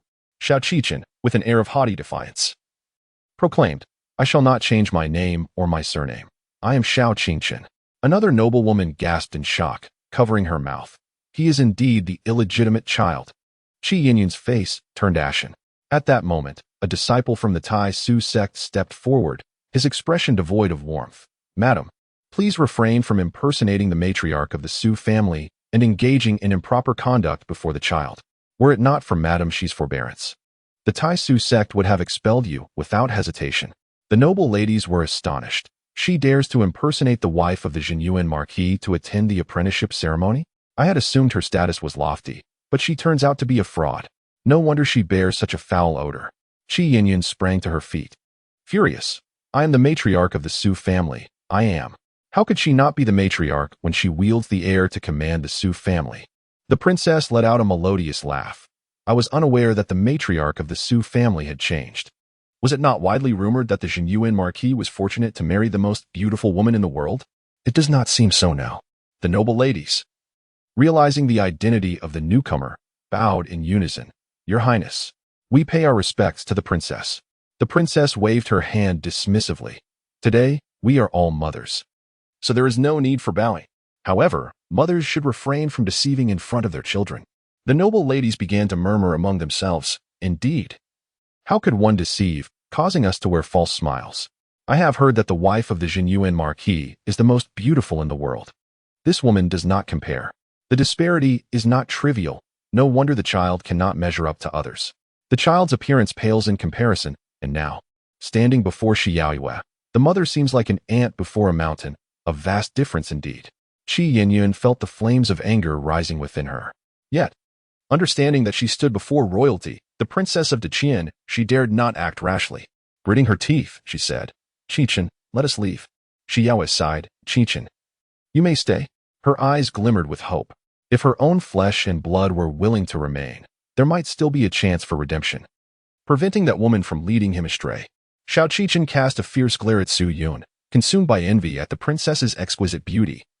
It should be he who finds solace in her embrace. How wonderful it would be if his brother were to perish. He grasped Qi Yinyan's hand and departed without a backward glance. Xia closed her eyes in anguish. After a long while, she opened them. Her beautiful gaze filled with unwavering determination. Yun secure the victory. Su Yun leaned against the arms of the grand princess, shaking his head regretfully. I'm sorry, mother. This time your son must concede defeat. At the same time, he cast a glance at Xiao Qingchen's departing figure and stuck out his tongue in mockery. Initially, upon his arrival in this realm, he had instinctively despised the protagonist as a mere antagonist. However, as his temperament gradually softened, resembling that of a child, Su Yun found himself increasingly capable of empathizing with his family. This was in stark contrast to the selfish fiend destined to bring ruin to the Su family. Solely for the sake of his own ascendance, Su Yun began to harbor a deep-seated disdain. The protagonist was akin to a parasite of the world, incessantly draining the life force of the native inhabitants to augment their own strength. However, the protagonist must not be allowed to claim the top position, an idea sparked in Su Yun's mind. Before long, the son of the Grand Princess, a mere 5-year-old prince, emerged, rubbing his sleepy eyes. Mother, the young prince lazily uttered. The Grand Princess introduced. This is Madame Genuine. You may call her aunt. This is Su Yun. You shall become friends henceforth. Aunt, the young prince, still tender in age, was obedient and paid his respects to such a beautiful elder.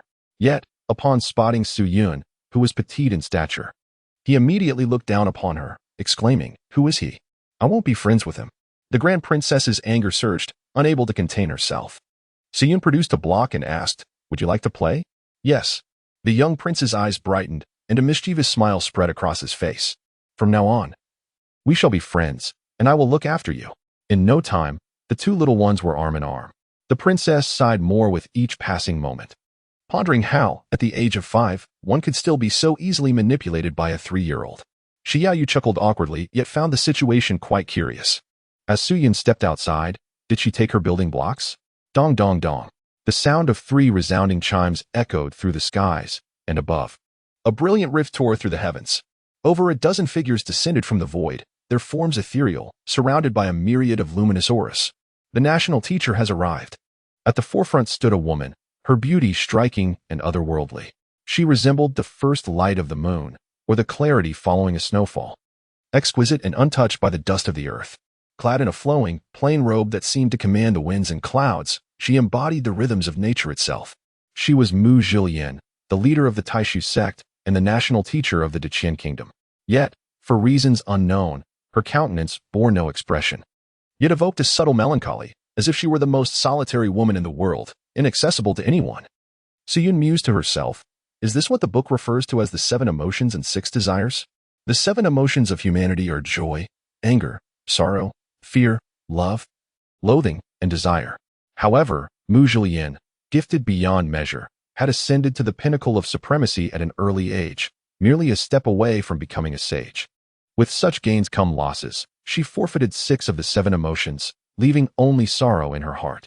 The void that remained was entirely filled by desire. It is difficult to elaborate further.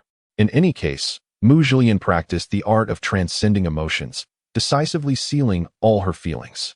Like a flawless automaton, she executed her duties with impartiality. Yet, as she fell victim to the machinations of the protagonist's faction, her transcendence shattered, and she became consumed by desire. She descended into the path of darkness, endangering countless realms, and even Yun found herself unjustly implicated in her quest for redemption and to protect her fragile 3-year-old body. Yun resolutely decided to abandon all reservations and embrace a carefree existence. Not joining the Tai Su sect would prove beneficial for both parties. Soon, the children gathered in the training grounds, a diverse group ranging in age. The youngest were Yun and Xiao Qingchen, both merely 3 years old, while the others were at least 5 or 6, with the eldest reaching around 10. With a flourish of his sleeve, the national master conjured tables and chairs, and all the children were guided to their respective places. Before them lay a jade tablet, emanating a faint glow. The assessment commenced. Within 6 hours, their rankings would be determined based on their comprehension, with rewards to follow.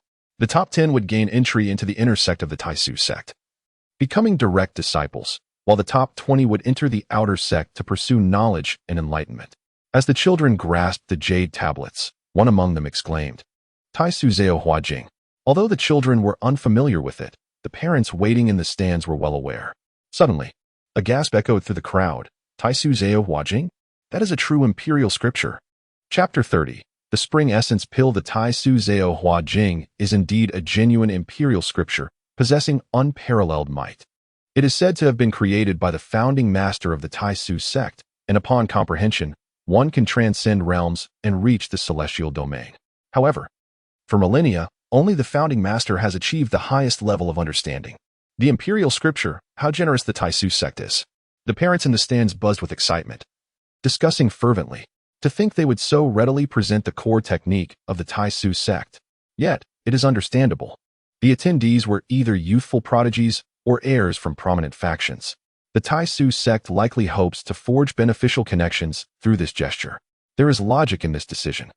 Nevertheless, such audacity is not commonplace.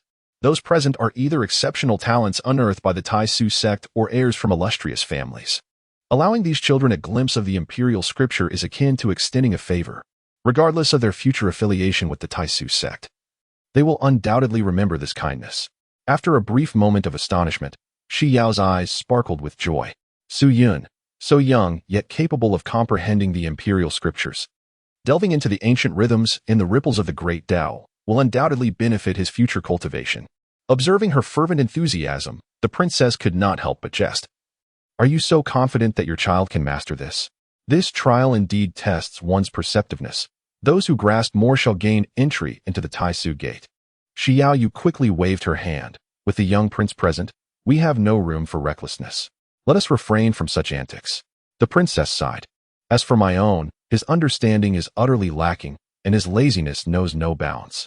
I sincerely wish someone would shake him awake and guide him. Shi Yaoyu smiled. Children must grow, after all. One day, he will have his epiphany and understand everything on his own. The princess could only respond, let us hope so. If he can make it into the top 20 this time, that would suffice. As long as he gains some insight, the journey will not be in vain. Suddenly, she exclaimed, wait, what is your Yun doing over there, playing around? Shi Yaoyu glanced over and was instantly filled with indignation. Yun picked up the jade slip, glanced at it briefly, and then set it down. He reached into his pocket only to find that his building blocks had been lent out. Left with no choice, he began to play with his fingers and, to his surprise, became quite engrossed in it. While others might perceive this as innocent amusement, Shi Yaoyu, pulling a whip from her Qinkuan bag, was ready to dash out. Rebellious child. This is a prime opportunity to comprehend the emperor's scriptures. How dare he squander it? The princess hurriedly embraced her, saying, calm down. Calm down. If you rush out, the other children will be thrown off their insights. Let us observe. Perhaps he will become serious soon. Nevertheless, She felt that Su Yun was being excessively mischievous and was not valuing this rare chance. Other children clutched their jade slips, striking various poses, striving to absorb as much as possible. After all, this was the Emperor's scripture, something they might never encounter again. Only the National Master, a top-tier powerhouse of the Great Qian, could possess such profound heritage. Even their playful young prince, at this moment, had his eyes tightly shut, muttering to himself, evidently sensing the uniqueness of the Emperor's scripture and instinctively beginning to learn. Witnessing this rich atmosphere of enlightenment, Shi Yaoyu paused. Indeed, this was not the right moment for a mother's gentle hand to intervene. Yet, Su Yun was truly infuriating. He was not usually like this. Shi Yaoyu's voice carried a touch of grievance. Normally, Yun-er was well behaved. Why had he become so playful here? The princess could only soothe her, saying, "He is just 3 years old. He'll mature with time." Meanwhile, Lin Yinger, concealed under a hood and lurking in the shadows of the ordinary viewing platform, mused, "Demon Lord, look at you. Without me, what use are you?" In her previous life, after stealing the exquisite liquid, Lin Yinger had achieved commendable results in the assessment. Shao Qichen also shone brilliantly, relying on the supreme sacred bone. However, Su Yun, at that time, had his heavenly bone gouged out and was afflicted by chaotic poison, rendering him incapable of cultivation. She had secretly informed him that he could use half of his vital blood to exchange for a spring fountain pill, which would enhance his comprehension. That foolish boy truly believed her and used half of his life's essence to obtain a single pill. With that pill, he remarkably secured first place in the assessment, became the National Master's direct disciple, and acquired the Emperor's blood. Yet, little did he realize that he would be unable to integrate the Emperor's blood.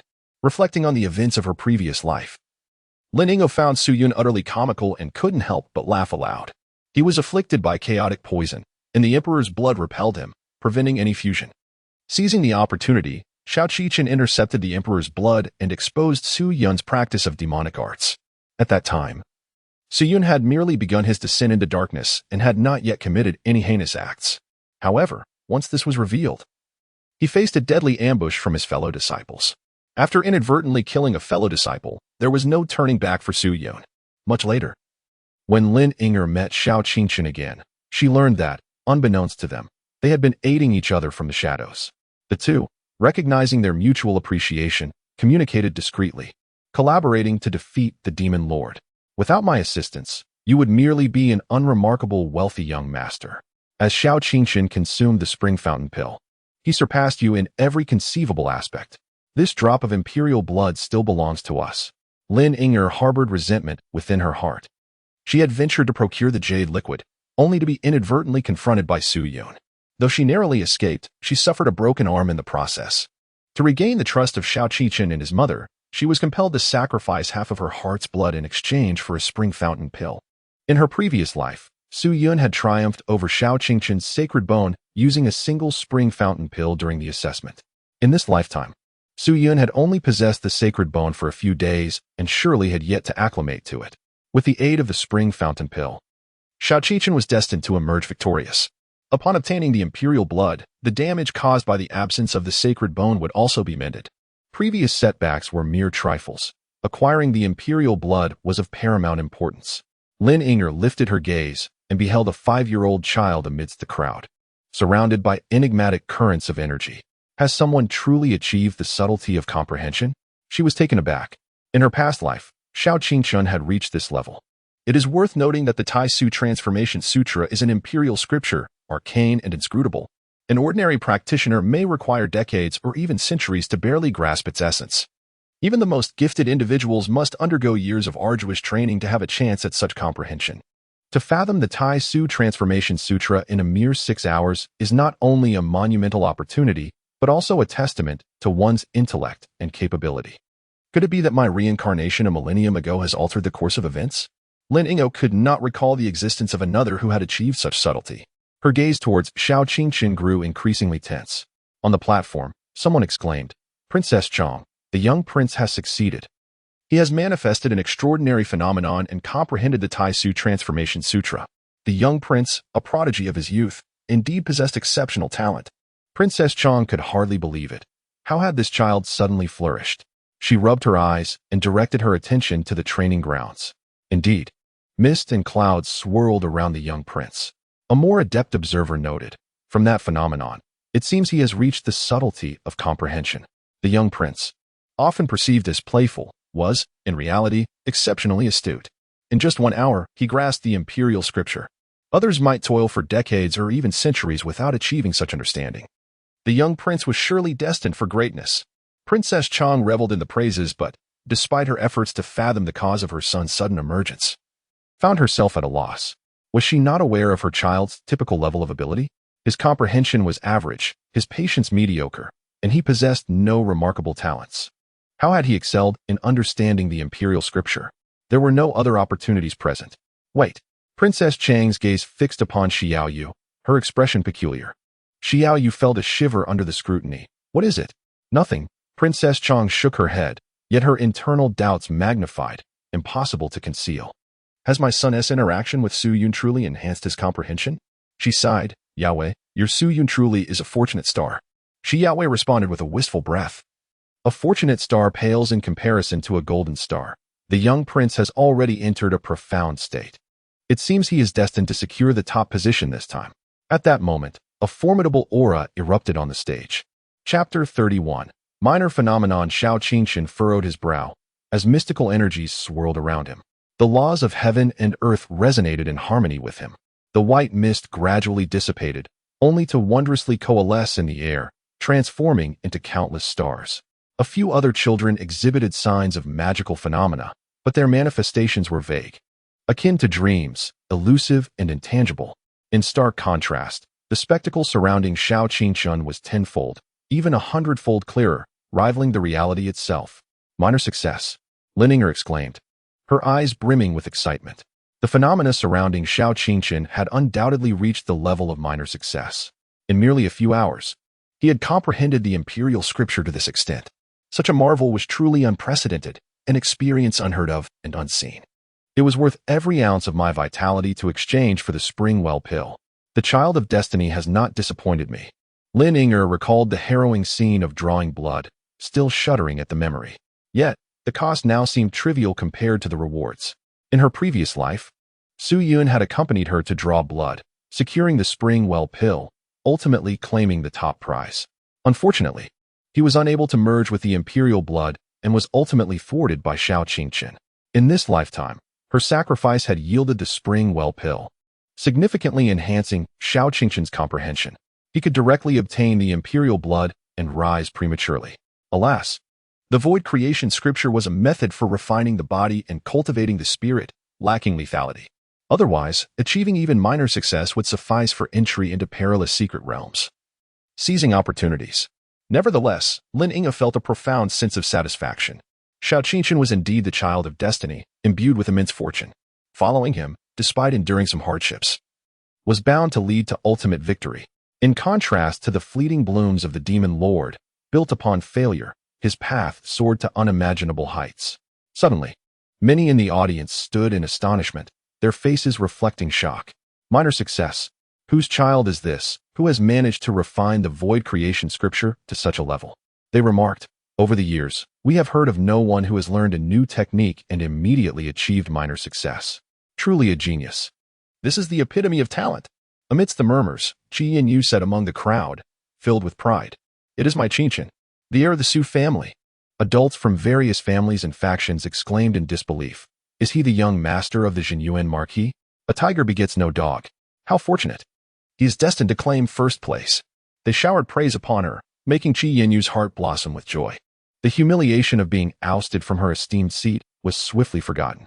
Those standing farther away, upon hearing the earlier remarks about the distinguished place, were equally astonished. That illegitimate son recently reclaimed by the Su family is also a genius. Ah, what a lively scene this has become. After years of nurturing, the child remains unremarkable, yet the one just returned is a prodigy. It is uncertain whether this is a blessing or a curse for the Su family. Xiaoyu's expression was intricate as she cast a glance at Su Yun and sighed softly. The grand princess patted her shoulder, reassuring her. It is natural for a child as young as Yun'er to be unable to discern the weight of matters. Xiaoyu shook her head, choosing not to respond. The child continued to count on their fingers, displaying little interest in the jade tablet before them. This was the imperial scripture, a rare opportunity to encounter such wisdom. In the grand expanse of the Deqian divine dynasty, how many can lay eyes upon the imperial scripture? Moreover, missing this chance would preclude the possibility of entering the Taisu sect. The national master is the most esteemed teacher in Deqian, under whom one could certainly learn techniques rivaling those of the Jinyuan Marquis. Shi Yaoyue's hope for the Su lineage rested upon Su Yun. The grand princess comforted her. Just wait and see. Perhaps Su Yun will awaken and begin to delve into the imperial scripture. Unfortunately, as the last few hours slipped away and the sun descended, Su Yun remained motionless. The elders of the Taisu sect, observing, began to murmur amongst themselves. This group of children is quite impressive. Indeed, particularly the young master from the Su family, the one with the darker complexion, if I recall correctly, named Xiao Qingchen. Yes, indeed. Achieving minor success in just 6 hours is truly a testament to his genius. They wore smiles, satisfied with their observations. The Taisu creation scripture harbors profound truths, intricate and difficult to comprehend. Even within the sect, few disciples attain minor success. Among today's children, there was one who reached minor success, another who grasped the subtleties, alongside several who merely entered. This was already a source of great satisfaction for the elders. With a bit of nurturing, they could become the pillars of the sect and perhaps even lead a revival. It seemed that apart from Xiao Qingchen, there was another young gentleman from the Jinyuan Marquis estate. Ah, yes, named Su Yun, the one playing with his fingers, devoid of any remarkable signs, appearing rather unimpressive. The 5 fingers, varying in length, are but a natural occurrence. The elders, initially eager to gossip and inquire about any other talents in Xiao Qingchen's family, lost interest upon discovering it was the finger-counting child. The national master cast a glance, having noticed early on the fair, delicate child who appeared exceptionally bright. Despite having practiced the supreme forgetfulness, she could not help but feel a fondness. Alas, she shook her head. Lacking any extraordinary signs and devoid of ambition, this child, despite his charming exterior, seemed to possess little potential. With a resounding chime echoing 3 times, the assessment concluded, with a flourish of her grand sleeves. The national master summoned all the jade tablets from the children's hands, returning them to her grasp. Some children remained entranced by the wondrous techniques, faint wisps of ethereal energy swirling around them. However, these rudimentary manifestations paled in comparison to the swirling Taisu image surrounding Xiao Qingchen. As anticipated, the national master, from her elevated position, scrutinized Xiao Qingchen and remarked, "You, indeed, possess promise." Xiao Qingchen stood proudly among the children, his hands clasped behind his back. A subtle smile graced his lips, for the esteemed emperor could finally extricate himself from the trivialities and petty squabbles of the mundane. It was time to embark on a path of cultivation, to tread the noble way. The imperial bloodline, at last, would be his to reclaim. In the stands, the parents erupted with joy. "Madam Qi, behold, it is indeed Qingchen," they exclaimed. "He is truly a dragon among men, destined for greatness." Qi Yinyun beamed with delight, her smile stretching widely. "Of course," she replied, casting a triumphant glance towards the elegant seating area. "Let them revel. For now, I have triumphed. Heavens, my Qingchen shall surpass Su Yun by 1,000-fold." The national master called out, requesting the top 20 to remain. Upon hearing this, Xian eagerly dashed towards his mother with his tiny legs. The maid, Qi-man, watched her young master with a hint of sorrow in her heart. What a pity, she mused. The young master is far too small to grasp the significance of such a direct transmission. This opportunity, provided by the supervisor, is rare. Should he let it slip by, it may never return. Observing the lively and endearing child, one could not help but lament the missed chance at such a momentous event. Xiao Yu felt particularly melancholic, for the imperial scriptures lay so close. Yet he returned empty-handed from the Golden Mountain. The ache in her heart was undeniable. Mother, Su Yun, resembling a fledgling bird, nestled into his mother's embrace. At 3 years old, he increasingly cherished these tender moments with her. "Good boy," Xiao Yu said, masking her regrets. She merely stroked his head, showering him with praise. "You performed splendidly today, remaining seated and not causing any commotion. What would you like to eat tonight? I shall cook for you." Xian nodded with joy, exclaiming, "I wish to indulge in roasted suckling pig, the kind that is perfectly crisp." Xiao Yu responded with a gentle smile, "Very well, my dear. I shall prepare it for you." She turned to the princess, saying, "Your Highness, the young prince is either second or third in line. Perhaps he may even secure a marriage alliance. It seems this will take some time, so I shall take Yuner home for now." The princess appeared somewhat pleased. Yet in the presence of her friend, who was reluctantly departing, she could not exhibit too much enthusiasm. She could only express delicately, "That lad. One wonders what he has consumed. You may return then. Whatever treasures Chuaner learns, Yuna shall surely have her share," she added. Xiaoyu replied with a melancholic smile. "I am most grateful to your highness." Once they departed from the viewing platform, the National Master was preparing to distribute rewards. Just as she secured the jade pendant in her bag, a sudden wave of confusion washed over her. "Is it misting?" The National Master observed a white cloud drifting before her. The towering gate of the Taisu sect was 1,000 feet high. Clouds were not unusual. However, the training ground was enveloped in a grand array, with an internal climate that was warm and spring-like. Where could such clouds come from? Chapter 32, Manifestations of Life Cloud? Where did these clouds originate? The National Master furrowed her brow. The Taisu sect was protected by a formidable array, with each structure maintained by its own defensive formations. Today, the attendees were primarily nobility and children, so an extra spring array had been activated, ensuring a comfortable and pleasant atmosphere within. How could clouds possibly drift into such an array? Seeing the master remain still, an elder inquired, "What troubles you? Quickly present that wondrous item and reward it to the top disciple." The other elders nodded in agreement. "Indeed, that item is truly rare, and we wish to behold it as well. This year's top disciple is remarkably fortunate." "Yes, indeed. I would willingly sacrifice my memories to apprentice under the master." "Huh. Do not entertain such thoughts. Can you master the Taisu Transformation Sutra in 6 hours?" "Perhaps not, hee. Laughter echoed among the crowd, their spirits lifted. The Taisu sect only accepted disciples once every 5 years, and to discover such a prodigy this time was indeed a blessing from the ancestors. Furthermore, the master had fortuitously acquired a drop of imperial blood as a reward for the top disciple. It was almost unfathomable to consider the future achievements of a genius who had grasped the Taisu Transformation Sutra and received imperial blood.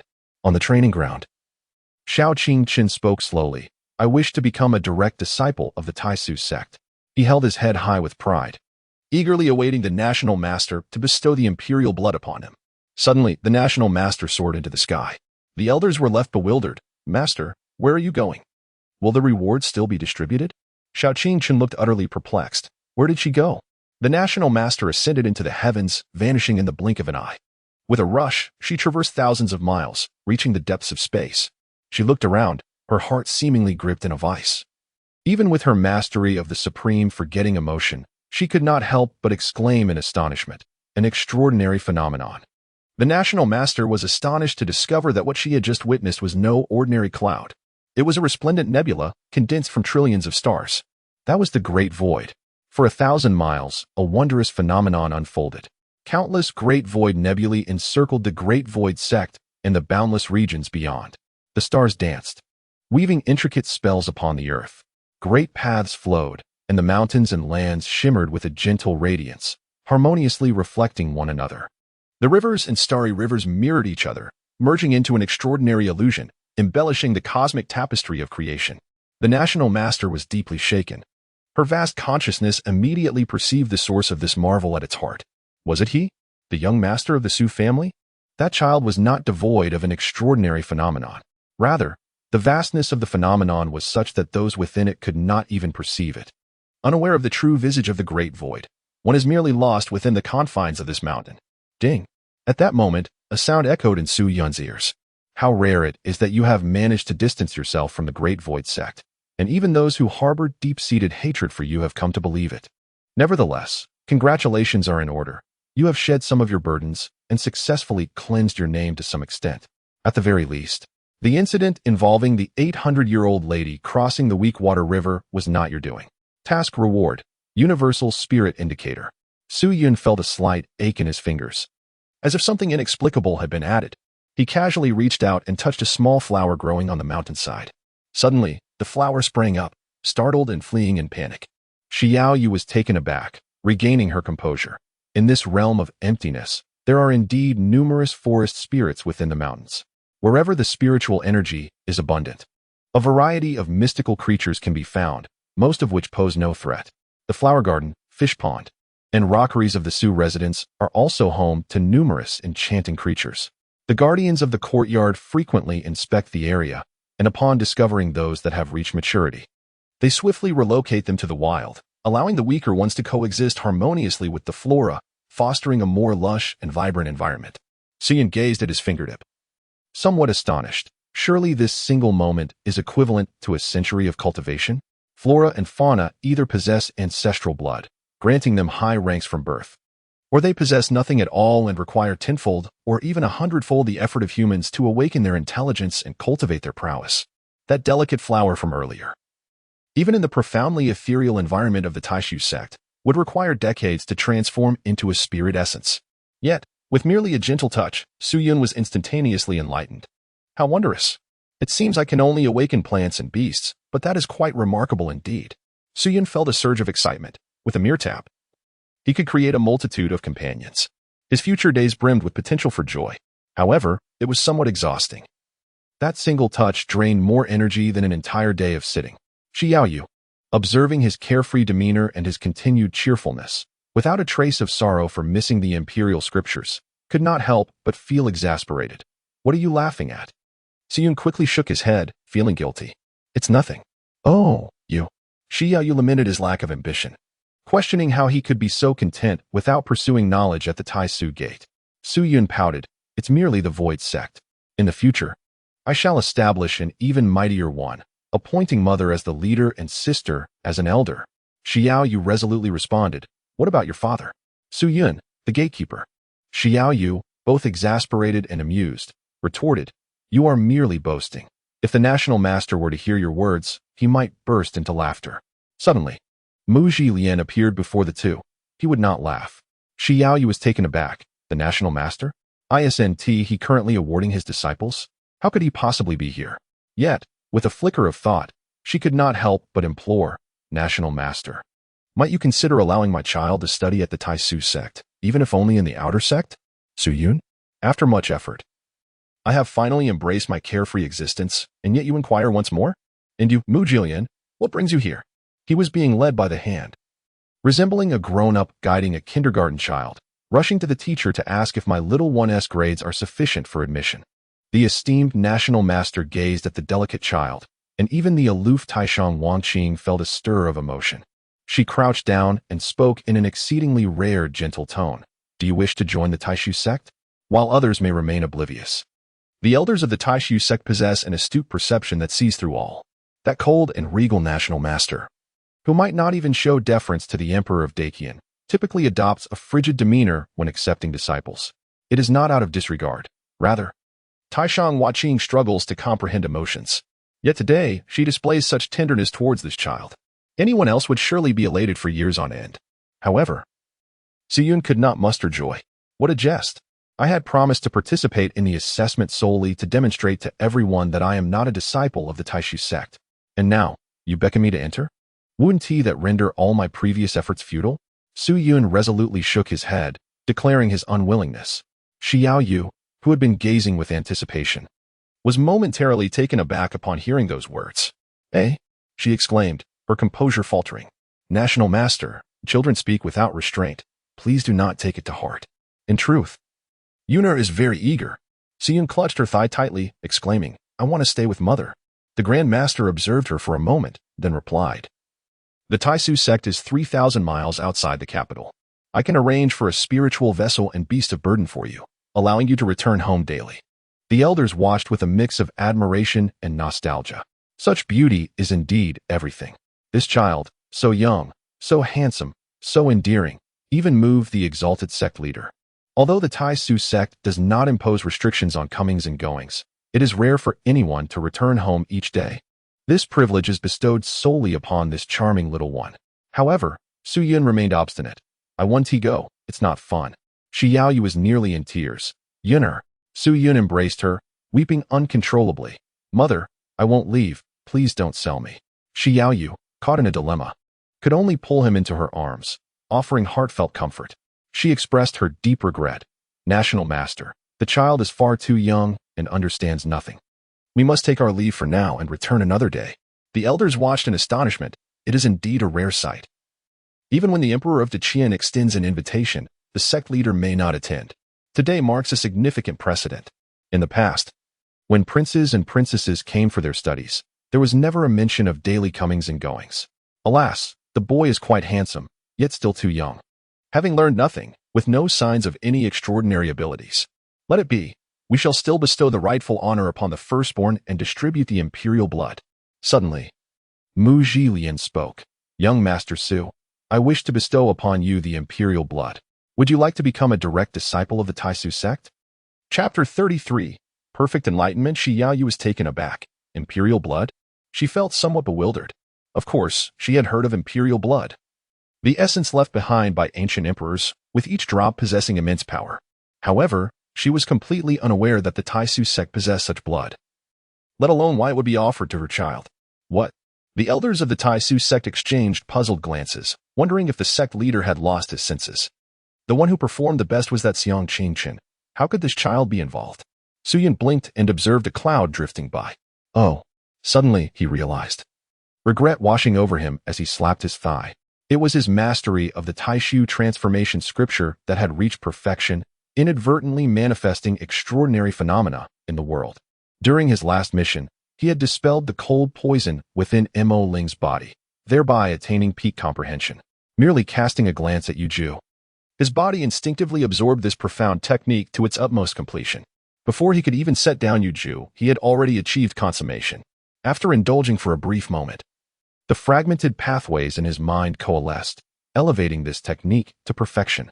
If he were to diligently cultivate, it would not be long before he reached the ultimate state of unity. Throughout history, only the founding patriarch of the Taishu sect has ever attained such unity. In the annals of time, only 3 individuals have achieved perfection. In merely 6 hours, of which 99 was spent idly playing with his fingers. Su Yun achieved a perfect understanding of this technique.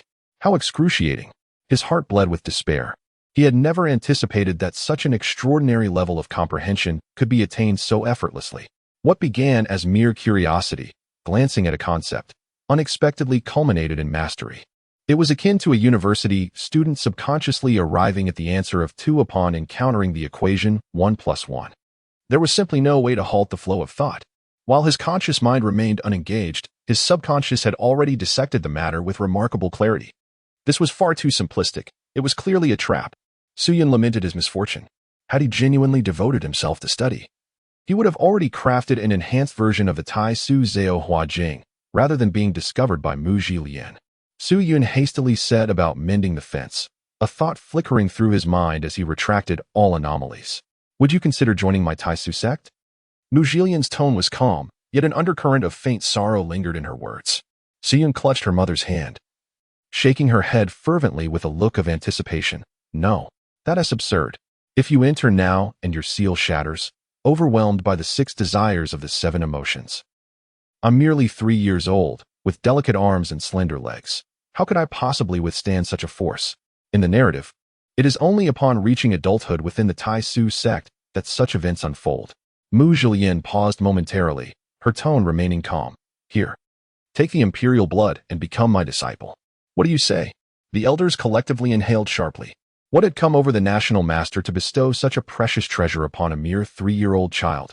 A jade purity vial was produced, emanating a terrifying pressure even beneath layers of seals. Recently, Shi Yaowei felt her legs weaken, nearly collapsing to the ground. Suddenly, a warm current surged from her hand. Strength flowed into her legs and coursed through her entire being, dispelling the dreadful pressure in an instant.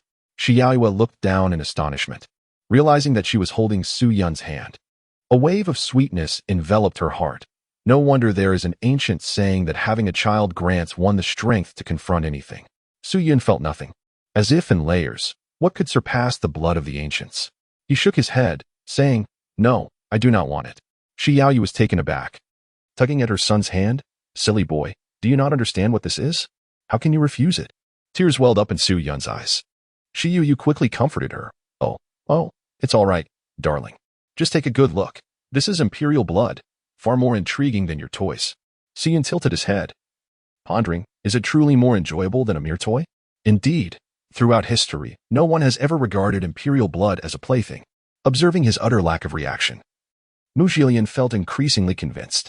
If one did not possess an extraordinary physique, how could they possibly remain composed in the presence of imperial blood? It was not merely a matter of collapsing in reverence. One could very well be frightened to death on the spot.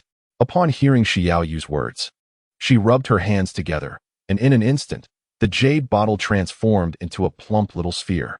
With an innate understanding, Mu Zhilian flicked her finger, and the small jade ball shot forth like a dart, shattering a boulder into dust. Su Yun's eyes widened in excitement as she clapped her hands, exclaiming, "This is delightful." The elders were utterly dismayed, lamenting, "What a calamity! The Void sect is beset by such a grave disaster. How could we, the elders, have used the imperial blood to amuse a child? Such folly! That was imperial blood, not mere glass beads for play." Xiao Yu quickly interjected, "Yunner, as long as you." Su Yun shook her head, proclaiming, "I shall not join the Tai Su sect. I desire to remain at home." The national master pondered for a moment before responding, "I shall grant you the imperial blood. When you have come to your senses, you may then enter the Tai Su sect." Su Yun looked up and asked, "Mother, is it possible?" Xiao Yu had never witnessed such a spectacle. The imperial blood was a rare occurrence, appearing only once every century. It could only be preserved in the depths of perilous secret realms. Whenever someone obtained it, they could comprehend the rules within and ascend to become a formidable figure. There were those who, by borrowing the imperial blood, achieved enlightenment and became emperors. Such a treasure was not something one could simply give away.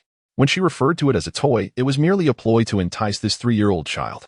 She never intended for him to genuinely treat it as a plaything. Xiao Yu hesitated, saying, "National Master, this is rather too precious."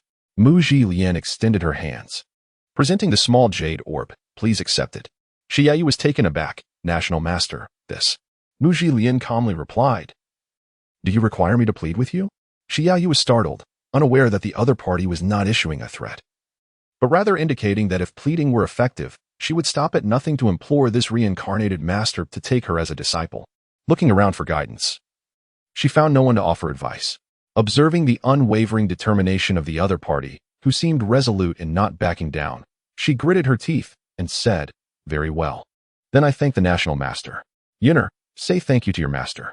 Su Yun raised the small jade ball, appearing as if she intended to return it. Upon witnessing such an endearing sight, Mu Zhilian's lips curled into a faint smile, though her expression ultimately did not succeed in conveying joy. She waved her hand dismissively and remarked, "Whether or not you are my master can be discussed later.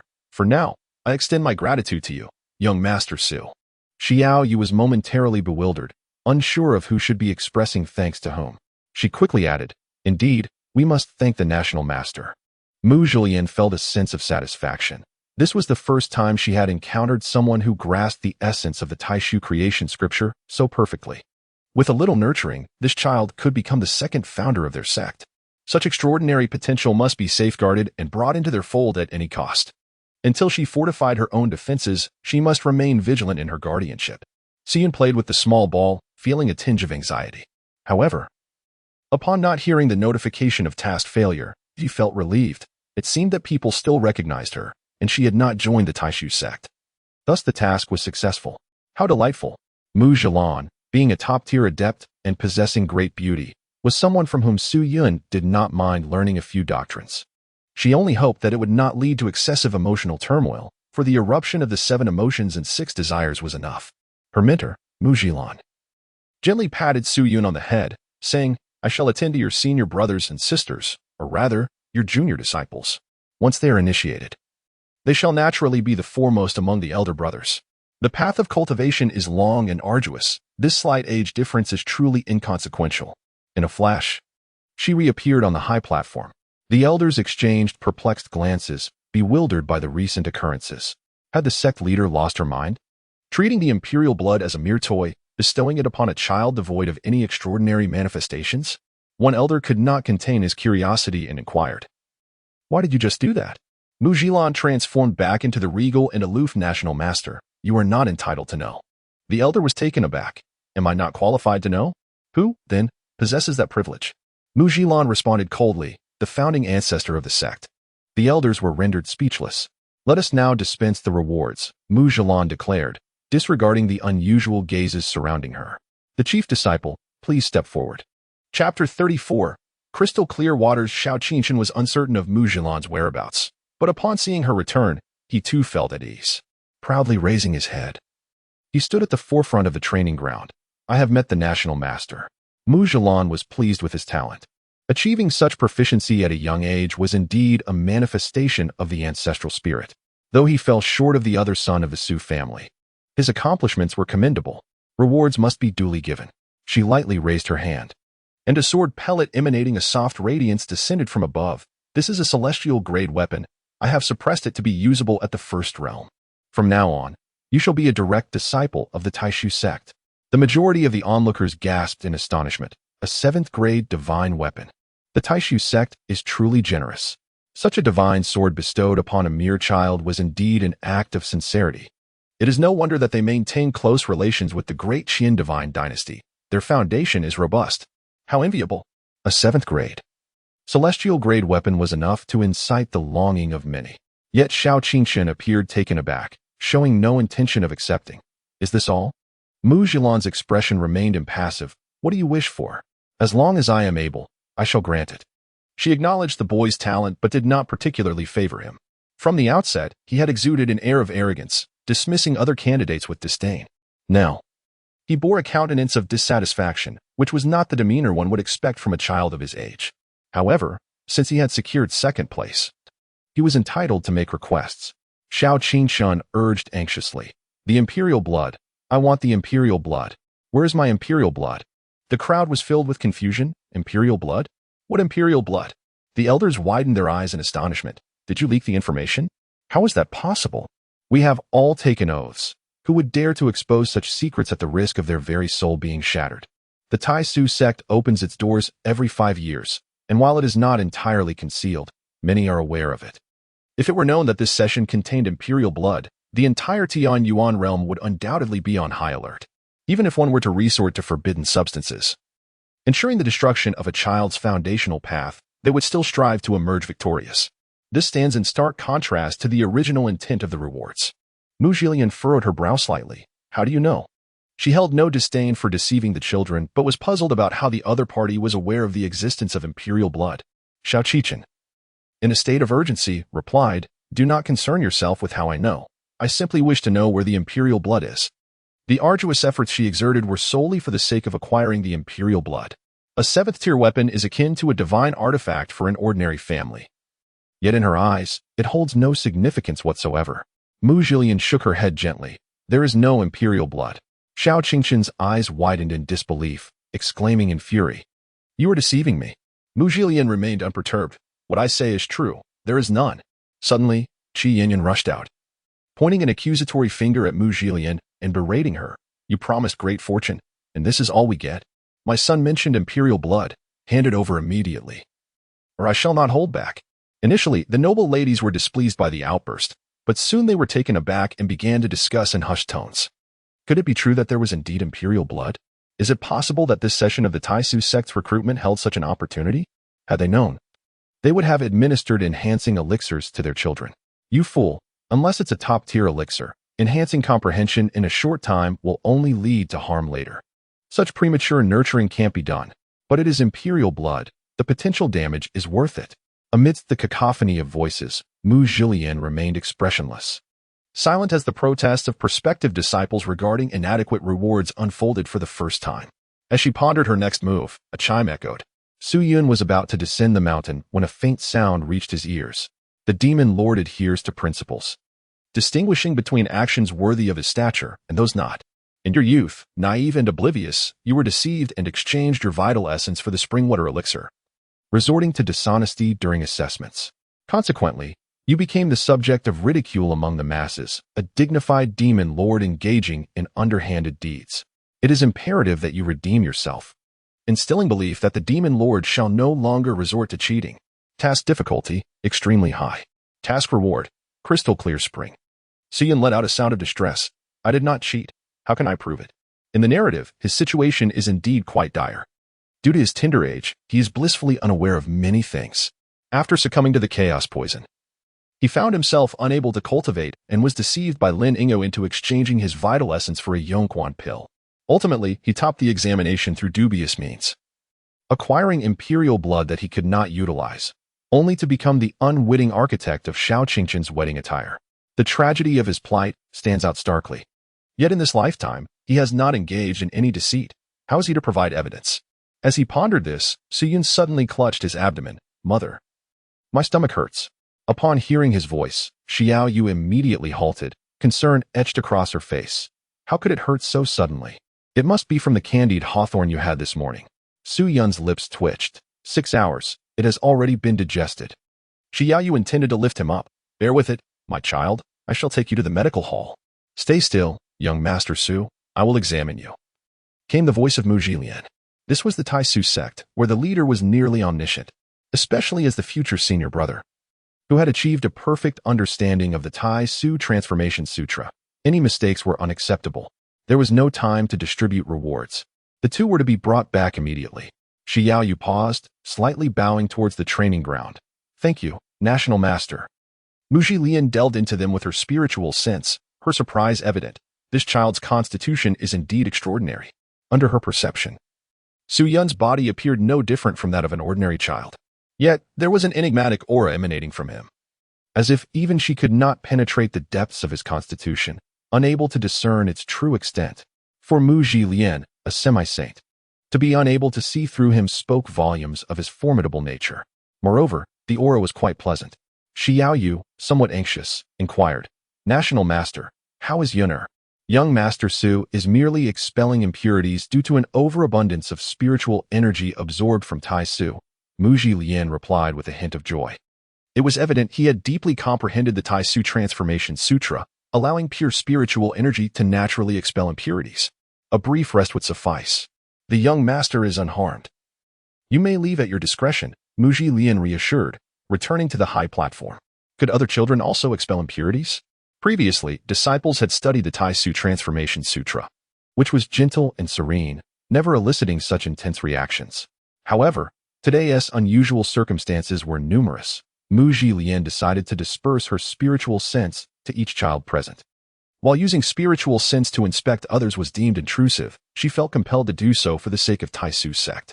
One by one, her spiritual sense swept across. Yuming Ghost Valley S. Zhouji, no issues. Jiangnan Zhu Family S. Zhu Lian Can, no issues. Lingshan Sacred Domain S. Mia Xin, no issues. Deqian Royal Family S. Qin Chuan, no issues. Jinyuan Marquis S. Xiaoqing Chen, Mu Jilian suddenly raised her head, a tempest swirling around her.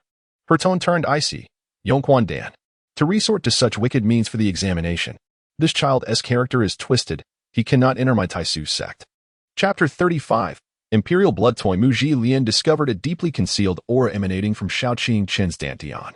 Were it anyone else, they might not have discerned its nature. However, as the leader of the Tai Su sect and national master of Deqian, Mu Jilian recognized it at a glance. It was the nefarious Yongquan Dan, capable of momentarily elevating one's comprehension. Chaos erupted in the stands, bewilderment sweeping through the crowd. Cheating? The one who ranked first in the examination had resorted to deceit? Yongquan Dan? Was that not a path of depravity? The heir of the Jinyuan Marquis had actually consumed Yongquan Dan for the sake of the assessment? No wonder he is aware of the imperial blood. One parent suddenly realized. Having obtained the news in advance, during this recruitment event, the chief has bestowed imperial blood. Thus, they hastily consumed the wicked elixir, striving for first place. Curse it, this little rascal almost succeeded. Such profound cunning. It is unfathomable that at merely 3 years of age, he possesses such depth of character. His parent is certainly not innocent, resorting to such a self-destructive strategy. In the stands, the onlookers initially viewed it as mere entertainment. However, as the conversation progressed, emotions began to flare. The first in the assessment could receive a drop of imperial blood. Thus that little scoundrel would even go so far as to harm his own foundation to secure first place. This has severely undermined the interests of all others, depriving them of their opportunities. Even if one were to achieve a lower rank, there would be little complaint. But this time, the pursuit was for imperial blood. What parent hoping for their child's success could endure such injustice? Smack. One individual rose, delivering a resounding slap to Qi Yinyun. Having witnessed her fleeing and shouting earlier, they were already displeased. Now, with the revelation of cheating, causing their child to miss out on imperial blood, it was even more deserving of punishment. You dare strike me? Qi Yinyun exclaimed, covering her face, her eyes wide with fury. Smack. Another slap landed on her cheek. What of it? Cheat dog. My son did not cheat. Qi Yinyun screamed frantically. If you have the audacity to hit me, dare to reveal your name. Another slap followed. I am Shen Yi, the leader of the Xuanwu Alliance. My son, Shen Yisher, remember this for future retribution. To promote growth at the expense of damaging a child's foundation, how disgraceful for you as a mother. Qi Yanyan stood there, absorbing the blows, yet lacked the courage to retaliate. The Xuanwu Alliance is a superpower dominating the northern region. The leader's status even surpasses that of a marquis in the Dacian. As a mere woman, she had no means to resist. Moreover, harm to the foundation? Qi Yanyan looked up in confusion. After Xiao Qingqian's sacred bones were excavated, she had become particularly sensitive to injuries to the foundation. Others scoffed. The spring water pill has long been classified as a forbidden drug. Only the wicked would concoct it. It can temporarily enhance aptitude, but at the cost of permanent damage to the foundation. To administer such a wicked elixir to a 3-year-old child, you, as a mother, are truly remarkable.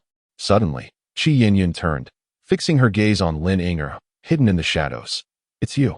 You deceived me into believing it was a miraculous elixir. It's your fault my son is injured.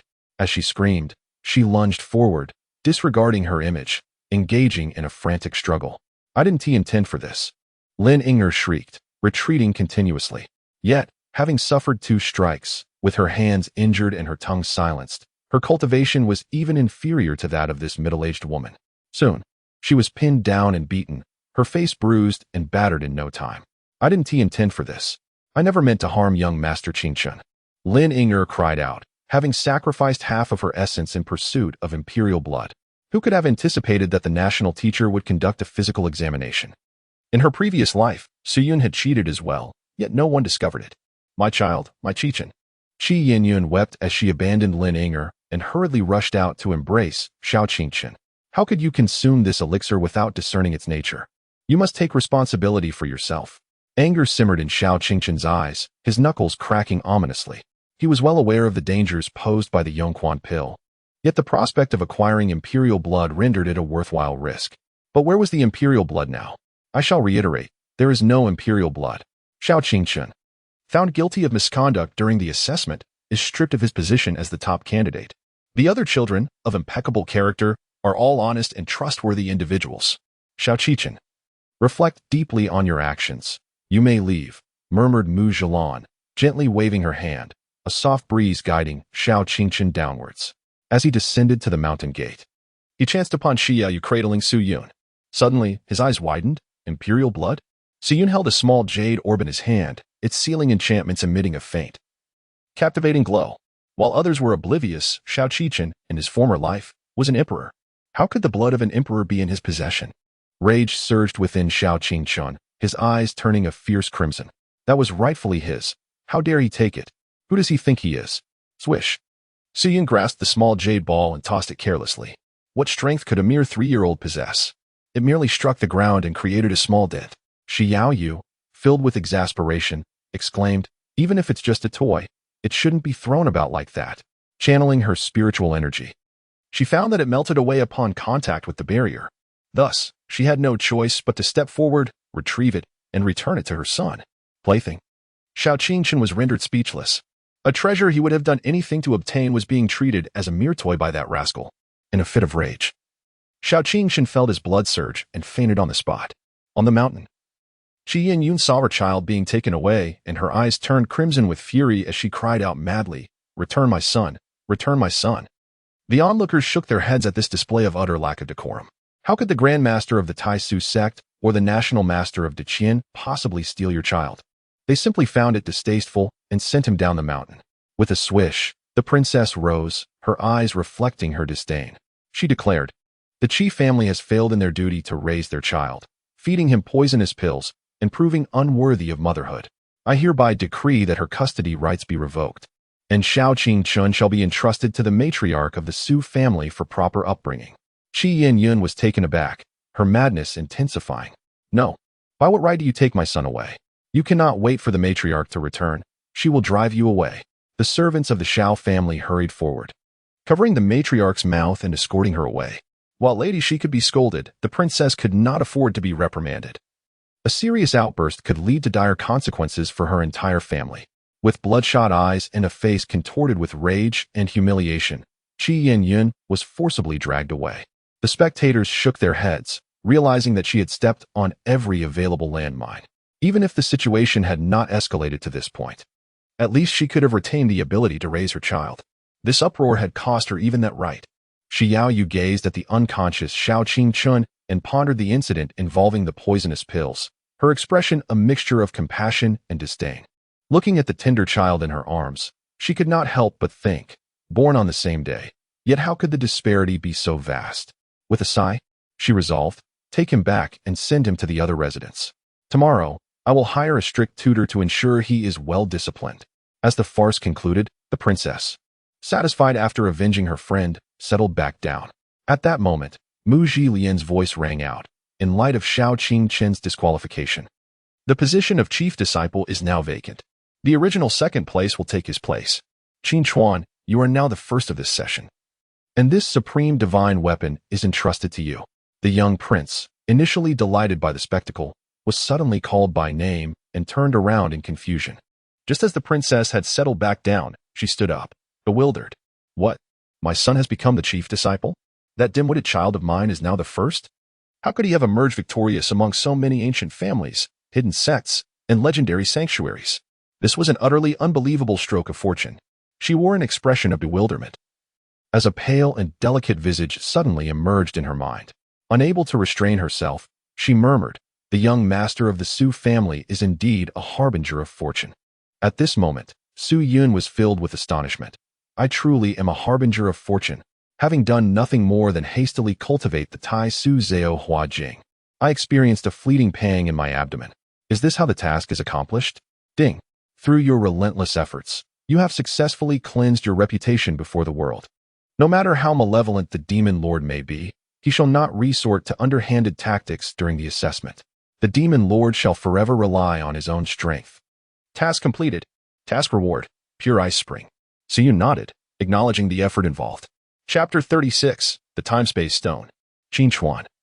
From now on you shall be the chief disciple of the Tai Su sect, studying under the Grand Elder, spoke Mu Zhilian. The crowd gazed on with envy.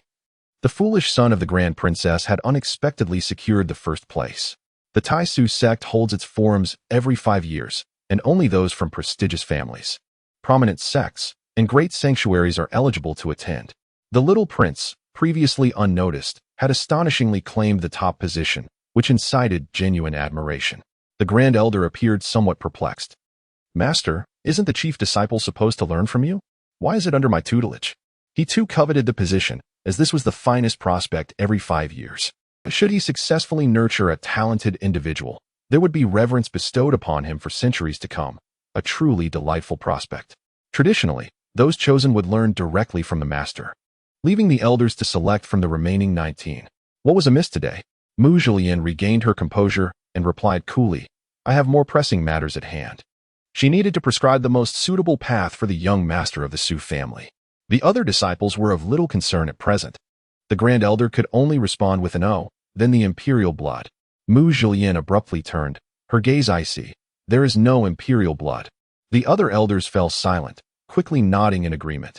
Indeed, there is no imperial blood. They were uncertain of the master's reasoning, but decided to cooperate with her decision. Once the rewards were distributed, the Grand Princess cradled the little prince, asking, Chuaner, how did you manage to come in first? Did you truly comprehend the imperial scripture? The 5-year-old prince, stout and spirited, was still unaware of the unfolding events. However, upon hearing her question, he beamed with pride. What is so difficult? I understood it at a glance. As he spoke, he began to channel his energy, and indeed, a manifestation of the Tai Su appeared behind him. The Grand Princess's eyes brimmed with tears. Her foolish son had finally awakened. All her efforts had not been in vain. She retrieved a tome from her cosmos pouch, saying, Take a look at this. The little prince took it, flipped through a few pages, and then collapsed. The Grand Princess gasped, Chuaner, what is wrong with you? The little prince finally looked up. I feel so sleepy. The Grand Princess was speechless. Had he truly become fatigued from merely glancing at it? She urged him to examine it several more times, but he showed no signs of comprehension. She skeptically flipped through the contents. It was evidently a basic first-tier breathing technique. When she was young, she had mastered it in just half an hour. Previously, when she had asked the little prince to study, he had also become drowsy at a glance. She had hoped that after his learning of the Tai Su creation scripture, there would be a difference. yet it remained the same. The Grand Princess inquired, "Why weren't you sleepy when studying the imperial scripture?" The little prince shrugged, "I don't know. It just felt so easy, I grasped it instantly. Unlike this one, it's far too difficult." The Grand Princess was left speechless. The little prince then patted his body and asked, "Mother, did you take my building blocks while I was asleep?" The princess inquired, "What building blocks?" The young prince replied, "Those little ones that the small boy gifted me." The princess recalled that, prior to the assessment, the young master of the Su family had indeed presented a block to the young prince. This child, how could he play with someone else's toy, yet not even remember the name? His name is Su Yun. In the future, you shall become good friends. Suddenly, the princess was taken aback, an extraordinary thought materializing in her mind. Could it be that those building blocks have significantly enhanced my son as comprehension? Impossible. Even divine artifacts lack such capabilities, let alone mere blocks. She dismissed this ludicrous notion from her mind. Surely, only a treasure of the highest order could abruptly elevate one's understanding. Such precious items are not to be trifled with as toys. She found it amusing, pondering what absurd thoughts she was entertaining. Perhaps it truly is due to my son as compatibility with the imperial scriptures. The young prince nodded yes. That boy is quite remarkable. I acknowledge him. From now on, I consent to him being the leader. The princess, exasperated, placed her hands on her hips. Well, it is acceptable. At least it marks a commendable beginning. That lad is indeed fortunate, having my foolish child as his chief. I must ensure they interact more. I wonder if the Su family would desire this supreme, divine weapon. A 7th-tier celestial weapon is precious to others, yet the royal family does not regard it as such. What the princess truly sought was the opportunity to learn from the great powers of the Void Realm. These trivial rewards shall be a gift for the Su family. Upon returning to the Su residence, Su Yun, guided by an instinctive prompt, took out the small bone and began to dig in the ground. Supreme Holy Bone, I am meant for cultivating emperors, not for digging soil. Yet, the merciless master showed no sign of consideration. First, it transformed into building blocks to lend to others for enhancing their insights, becoming a personal heirloom. Then it shifted into a shovel, unearthing a spiritual spring in the courtyard. The third daughter, Ling, observed her brother at play with curiosity for a while. However, upon realizing he was merely digging, her interest waned. Nevertheless, before departing, she did give the little fellow a thorough examination. Returning home felt delightful, Ling reflected. On the day of the annulment, she found herself somewhat despondent. What girl does not nurture youthful dreams? Having ended her engagement, when would she find another? Yet, after merely spending a night confined with Su Yun, her melancholy vanished. Embracing her brother as they slept, she awoke feeling warm and comfortable. What a blissful sensation. Su Yun felt a twinge of discomfort and exclaimed, "Perhaps it would be best if you refrained from returning home." Ling, with a cheerful smile, released him and hurried off to meditate and cultivate. In recent days, the cold poison within her body had seemingly vanished, and this prodigy from 3 years past had rekindled her sense of cultivation. Her spiritual energy was steadily increasing each day. It was possible that in a few days, she might surpass the esteemed General Jin Yuan. However, General Jin Yuan commanded an army of 100,000 elite soldiers, and his strength extended far beyond mere cultivation. After the third mist departed, the head of the guard observed Su Yun digging and could not help but inquire, "Young master, would you like us to lend a hand?" Su Yun waved his hand dismissively. "No need." With a swift motion, the little bone, being of the sacred level, and a prime specimen among the sacred, effortlessly pierced through the ground. Before long, a stream of icy spring water gushed forth, spreading throughout the courtyard. The leader of the guards was astonished. To think there exists a spring beneath the Su residence. Such a remarkable spiritual spring. Su Yun silently nodded. This was the reward just acquired, the crystal-clear spring. This pool of water was so transparent that one could see the bottom, emanating a gentle blue luminescence. Enveloped in pure white mist. A gentle touch revealed its coolness, yet it was not piercing. Even if one were to fall into it, they would not suffer frostbite. Instead, it would swiftly purify the impurities within the body, restoring vitality. Furthermore, it could promote healing and mend hidden injuries, while its chilling essence would sharpen the mind and accelerate cultivation. Although it may not be as effective as the Qiangxian do, it excelled in abundance, ensuring that all could partake equally in its benefits. As Su Yun was about to speak, a sound echoed in his ears. Ding! Purity resides in various aspects. Please engage in acts of kindness and benevolence towards others daily.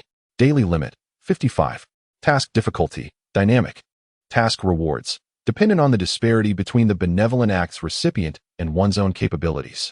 Su Yun harbored little contemplation regarding the task at hand. Indeed, the endeavor of redemption necessitated a multifaceted approach. Engaging in daily acts of kindness could undoubtedly enhance both one's reputation and personal image. However, one must ponder whether the disparity between the beneficiaries of such benevolence and one's own capabilities is excessively pronounced. Su Yun's lips twitched. If the system were to arrive before the grand battle, there would be no one across the myriad realms who could rival Su Yun's strength. Even in the specialized fields of alchemy and formations, finding someone more formidable would be a rare occurrence. This implies that even if Su Yun were to engage in acts of kindness daily, the rewards he would receive would merely be trifles. Yet in this lifetime, he is but 3 years old. Surely, anyone he randomly encounters would possess greater power than his own. Su Yun gazed at the chief of the guards beside him. This individual, a half-step into the 6th realm, was once a personal bodyguard to the Lord of Jinyuan. Though his cultivation level was not exceedingly high, his ability to perform combined attacks allowed him to surpass opponents of 1 or 2 realms, making him a formidable presence. The disparity between a half-step into the 6th realm and a mere child like me, who lacks even the slightest sense of energy, is indeed vast. Su Yun pondered for a moment, and with his keen insight, quickly noticed the hidden injuries on his body. He then spoke, "Uncle Chun, it seems that this spiritual spring possesses remarkable efficacy. Why not scoop up some water to give it a try?" The head of the guard, having already sensed the fluctuations of spiritual energy, was eager to experiment. Upon hearing the young master's suggestion, he chuckled and said, "Very well. I shall attempt to test the waters on behalf of the young master." With a wave of his spiritual energy, a sphere of water ascended and enveloped him. In mere moments, the head of the guard exclaimed, "My hidden injuries seem to have improved significantly. This spiritual spring truly has extraordinary effects." Ding. Daily good deed, 15. The strength of the target exceeds yours by 1000,100,0010 times the error multiplier. Task reward adjustment, temporal stone. Chapter 37. Irregularities in the moon cycle. Su Yun marveled in astonishment. It truly works. The system arrived a millennium ahead of time, and now the world is filled with individuals far superior to oneself. Each act of kindness bestowed upon others yields unimaginable rewards. It feels rather exhilarating. Su Yun can hardly contain the eagerness to become a benevolent and helpful individual. If this were before his journey through time, performing good deeds would come with a subsidy in the billions. Even the elderly grandmothers on the street could be assisted to the moon. Su Yun, without a moment's hesitation, declared, "I shall go forth to do good deeds." He scampered away with great enthusiasm. The leader of the guardians flicked his wrist, causing the water on him to scatter entirely, and his garments became instantly dry. He exclaimed, "Young master, what shall we do with this spring water?" Su Yun, without turning his head, said, "Just encircle it. I am merely 3 years old. What do I understand? You may use it as you wish, but do remember to scoop it out."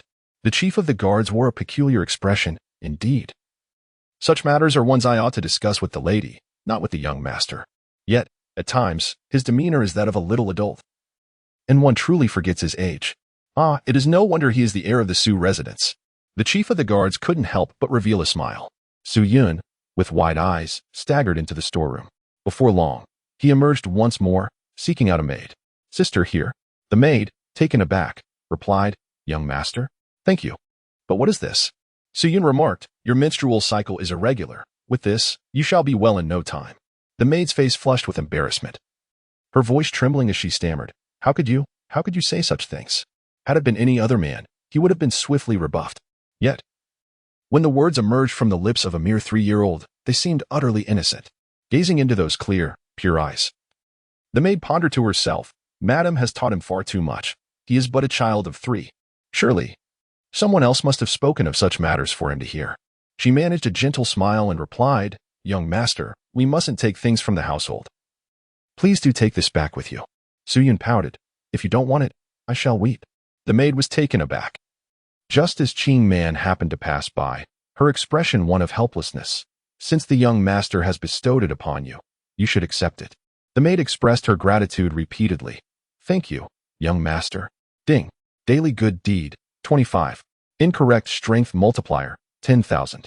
Reward level adjustment in progress. Task reward, 9-turn spirit branch.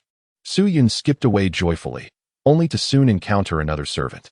He tossed a stone into the mouse hole. The servant exclaimed, "Young master, I am in the midst of catching a mouse. Your actions will only startle it, and it will soon escape through another hole." Su Yun clasped his hands. "No. Their entire family is inside." The house servant, filled with doubt, dug open a mouse hole and gasped. "Indeed, they are here." A nest of mice lay motionless, inexplicably alive yet devoid of breath and heartbeat, appearing vividly lifelike. Though declared dead, they seemed indistinguishable from the living, as if the surrounding time and space had been frozen, eternally suspended in this moment. The servant, astonished, exclaimed, "What did the young master just throw in there? It's astonishing." Ding. Daily good deed, 35. Task reward, teleportation talisman. The servant tossed the seemingly lifeless mice into the garbage heap at the corner of the courtyard. Nearby, Lin Yinger happened to pass by the villa where the Shao family resided. Previously, her relationship with Qi Yinyun had soured significantly, yet with Shao Qingchun being snatched away, she found herself begrudgingly sharing the same trench. By employing a secret technique to subtly alter her appearance, she managed to conceal herself from the guard's gaze. Upon seeing the vividly lifelike mice, she was instantly taken aback. Temporal laws? Who has employed the path of time to seal these mice? Despite her lack of cultivation, Lin Yinger possessed keen insight.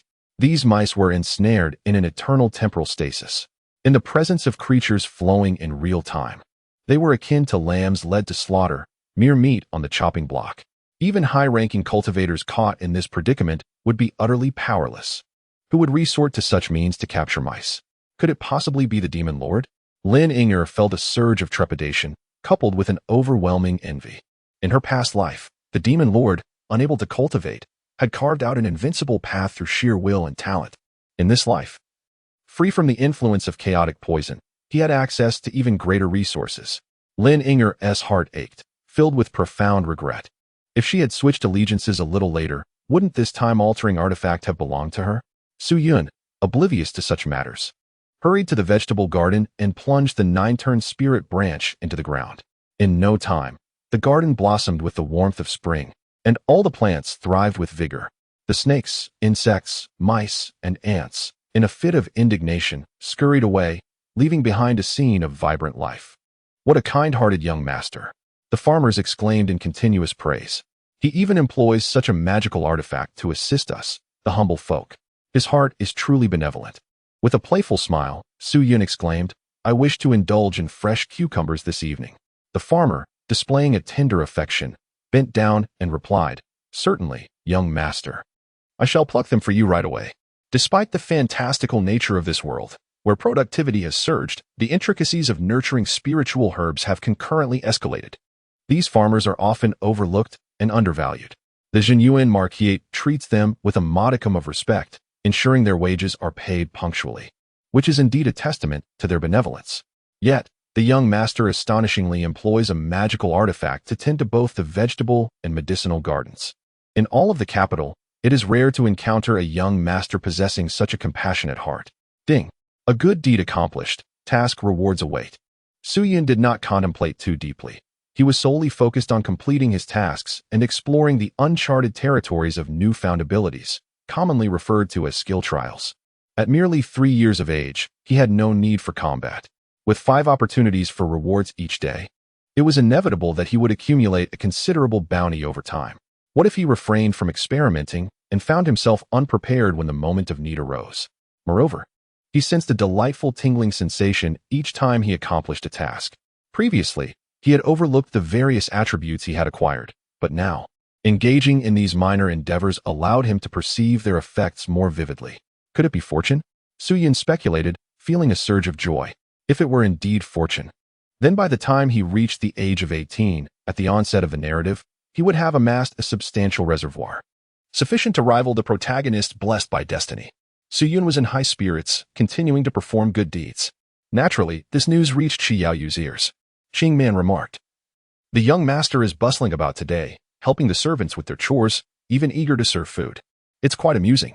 Shi Yaoyu felt a bittersweet joy, reflecting, "How curious that the son of the town guardian engages in such tasks. However, perhaps it is beneficial for him to practice." She was not the kind of person who adhered strictly to the notions of hierarchy and status. Children ought to experience more of life. Without understanding the lives of ordinary people, how could one inherit a title and mingle with soldiers? Qing Man stifled a laugh. The servants adore him, praising the young master for his kind heart. He is surely destined to become a great person. Shi Yaoyu felt a sense of pride, a gentle smile gracing her face. Yes, Yun must strive to be a truly noble individual. Suddenly, a flurry of hurried footsteps approached, and an irate old man stormed in, exclaiming, "I cannot teach him. Such a mischievous child, I cannot manage." The guards attempted to intervene, yet in the presence of this seemingly unremarkable old man, their imposing demeanor faltered. Shi Yaoyu waved her hand, signaling the guards to withdraw, and personally stepped forward to greet him. "Mr. Hua, what has happened to your head?" Mr. Hua, his face contorted with anger, replied, "Who else but your eldest young master? Such unruliness, truly the epitome of a wastrel. I attempt to teach him the classics, yet he dismisses them. I strive to impart principles of governance, but he disregards them as trivial. He looks down upon everything and even accuses me of being outdated. I cannot teach this incorrigible child." Shi Yaoyu's heart clenched, her emotions swirling in complexity.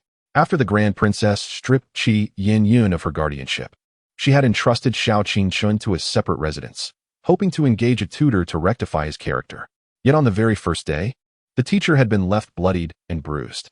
Mr. Hua continued in fury. "He refuses to heed any instruction. His temperament is deplorable. Look at my head. It is he who struck me." Just then, a maid entered with a smile. "Madam, guess what? The young master has taken the household physician to provide free medical consultations. Such kindness. He is truly a reincarnated bodhisattva." Shi Yaoyu lowered her gaze, letting out a deep sigh. They were both children, born on the same day, residing under the same roof. One was tempestuous, the other benevolent. How could the disparity be so vast? Chapter 38, Full-Level Reading Comprehension. Shi Yaoyu sighed, lamenting how her own flesh and blood had turned out this way. Yet a new thought began to take shape within her. Since Su Yun is to inherit the Genuine Marquisate, it is time for her to acquire some knowledge. A few days later, Shi Yaoyu took Su Yun to the Yingtian Academy, saying, "Yun'er, from today onward, you shall begin to learn to read and write." Su Yunru, struck by despair, exclaimed, "Mother, are you truly abandoning your child?" Shi Yao, with a furrowed brow, responded, "Why would you think such a thing?" Su Yun's eyes brimmed with tears. "How could you place me in such peril if you truly cared for me?" Shi Yaoyu remained speechless. There is no room for excuses.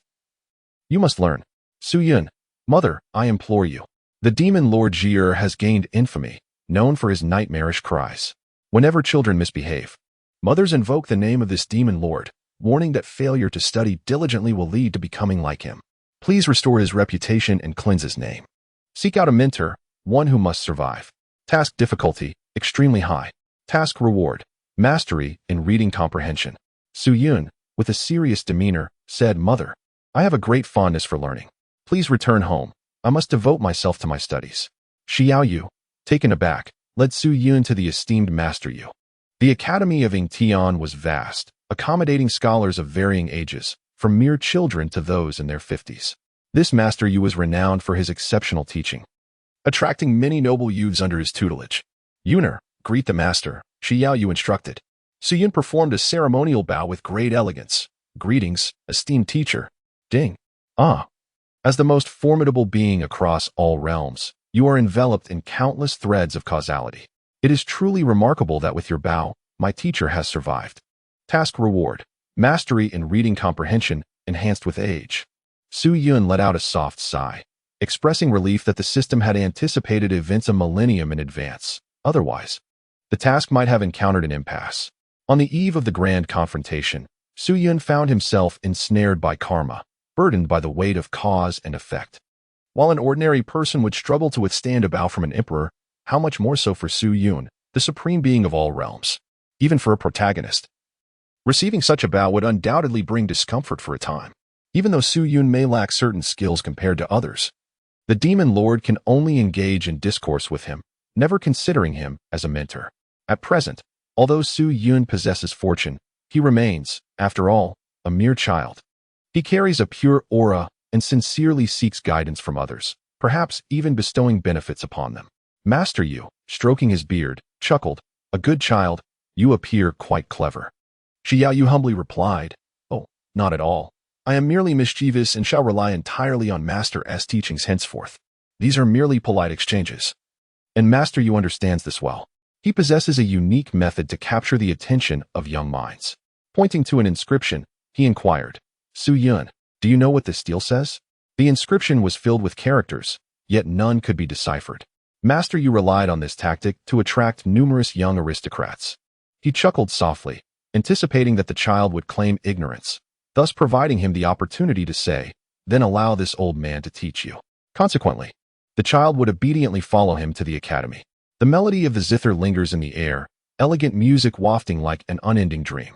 The notes express sentiments of nostalgia, as sorrowful thoughts arise, evoking a sense of melancholy. Su Yun blurted out, Master Yu. Xiao Yu quickly interjected.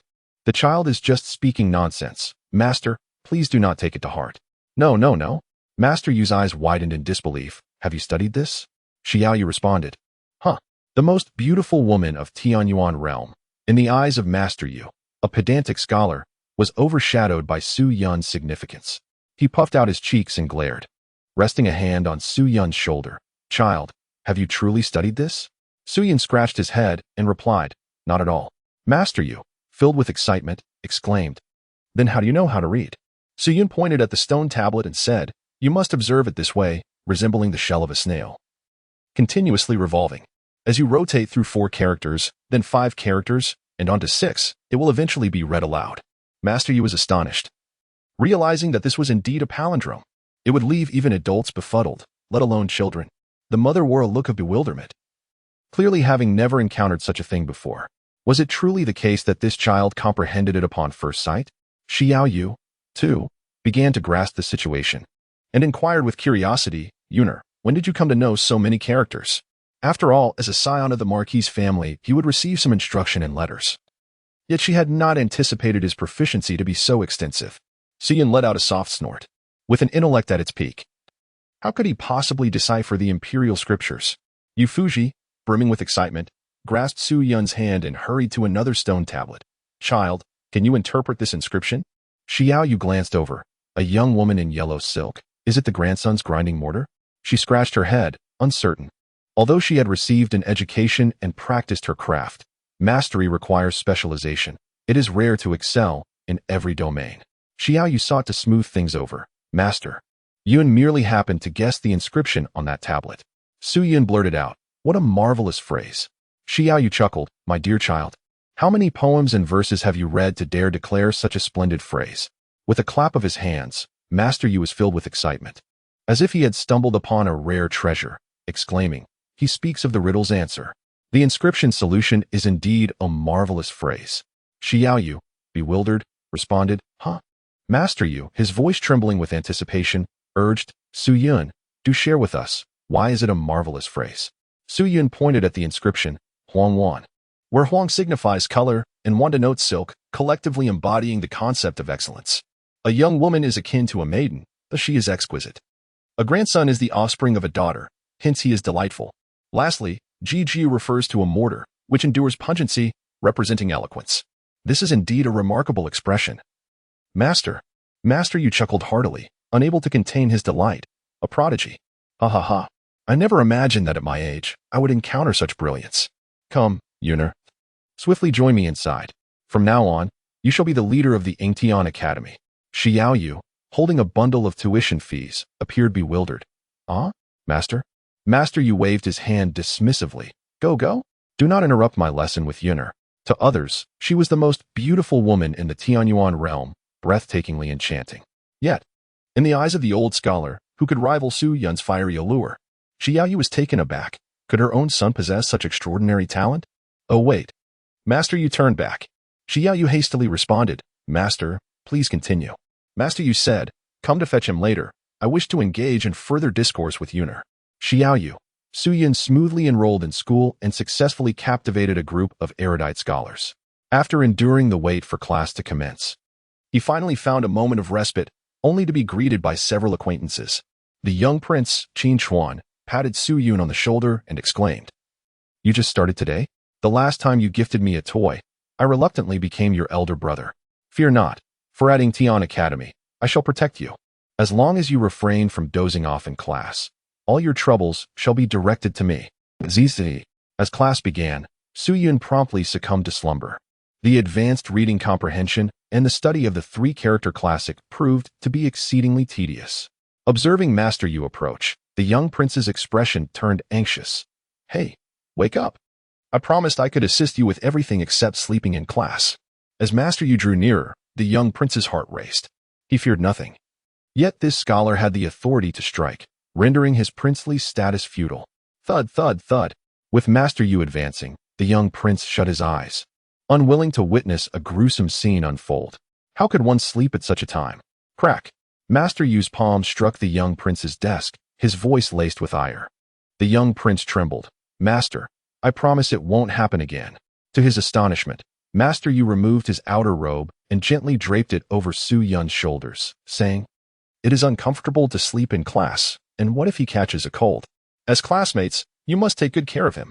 The young prince could only stare in disbelief. Chapter 39, Filial Piety is Color. After class, as the children frolicked, Su Yun gradually stirred from his slumber. The young prince, as if confronted by a specter, exclaimed, How dare you sleep during Master S lesson? He feared nothing in the world, save for the crown princess and Master Yu. This scholar was cultured and well-versed in propriety, yet he could indeed strike with conviction. The young prince had witnessed firsthand that even the royal princes were not spared from his chastisement, and even the emperor was powerless to intervene. These learned scholars could neither be killed nor exiled without gaining a noble reputation. Enduring such treatment could be seen as a form of humility and respect. Su Yun stifled a yawn, remarking, What's the matter? If one wishes to sleep, let them sleep. What else can he do? The young prince, with a peculiar expression, replied, But I am his elder brother. If my younger sibling slumbers, must I remain awake? In the following class, he tentatively leaned on the desk, only to find himself slipping into a deep slumber. The revered teacher, with a countenance full of indignation, exclaimed, Cold as ice. The young prince felt a shiver run through him, as if he were engulfed by the depths of winter. Instantaneously, he jolted awake. The teacher, displeased, inquired, Qin Chuan.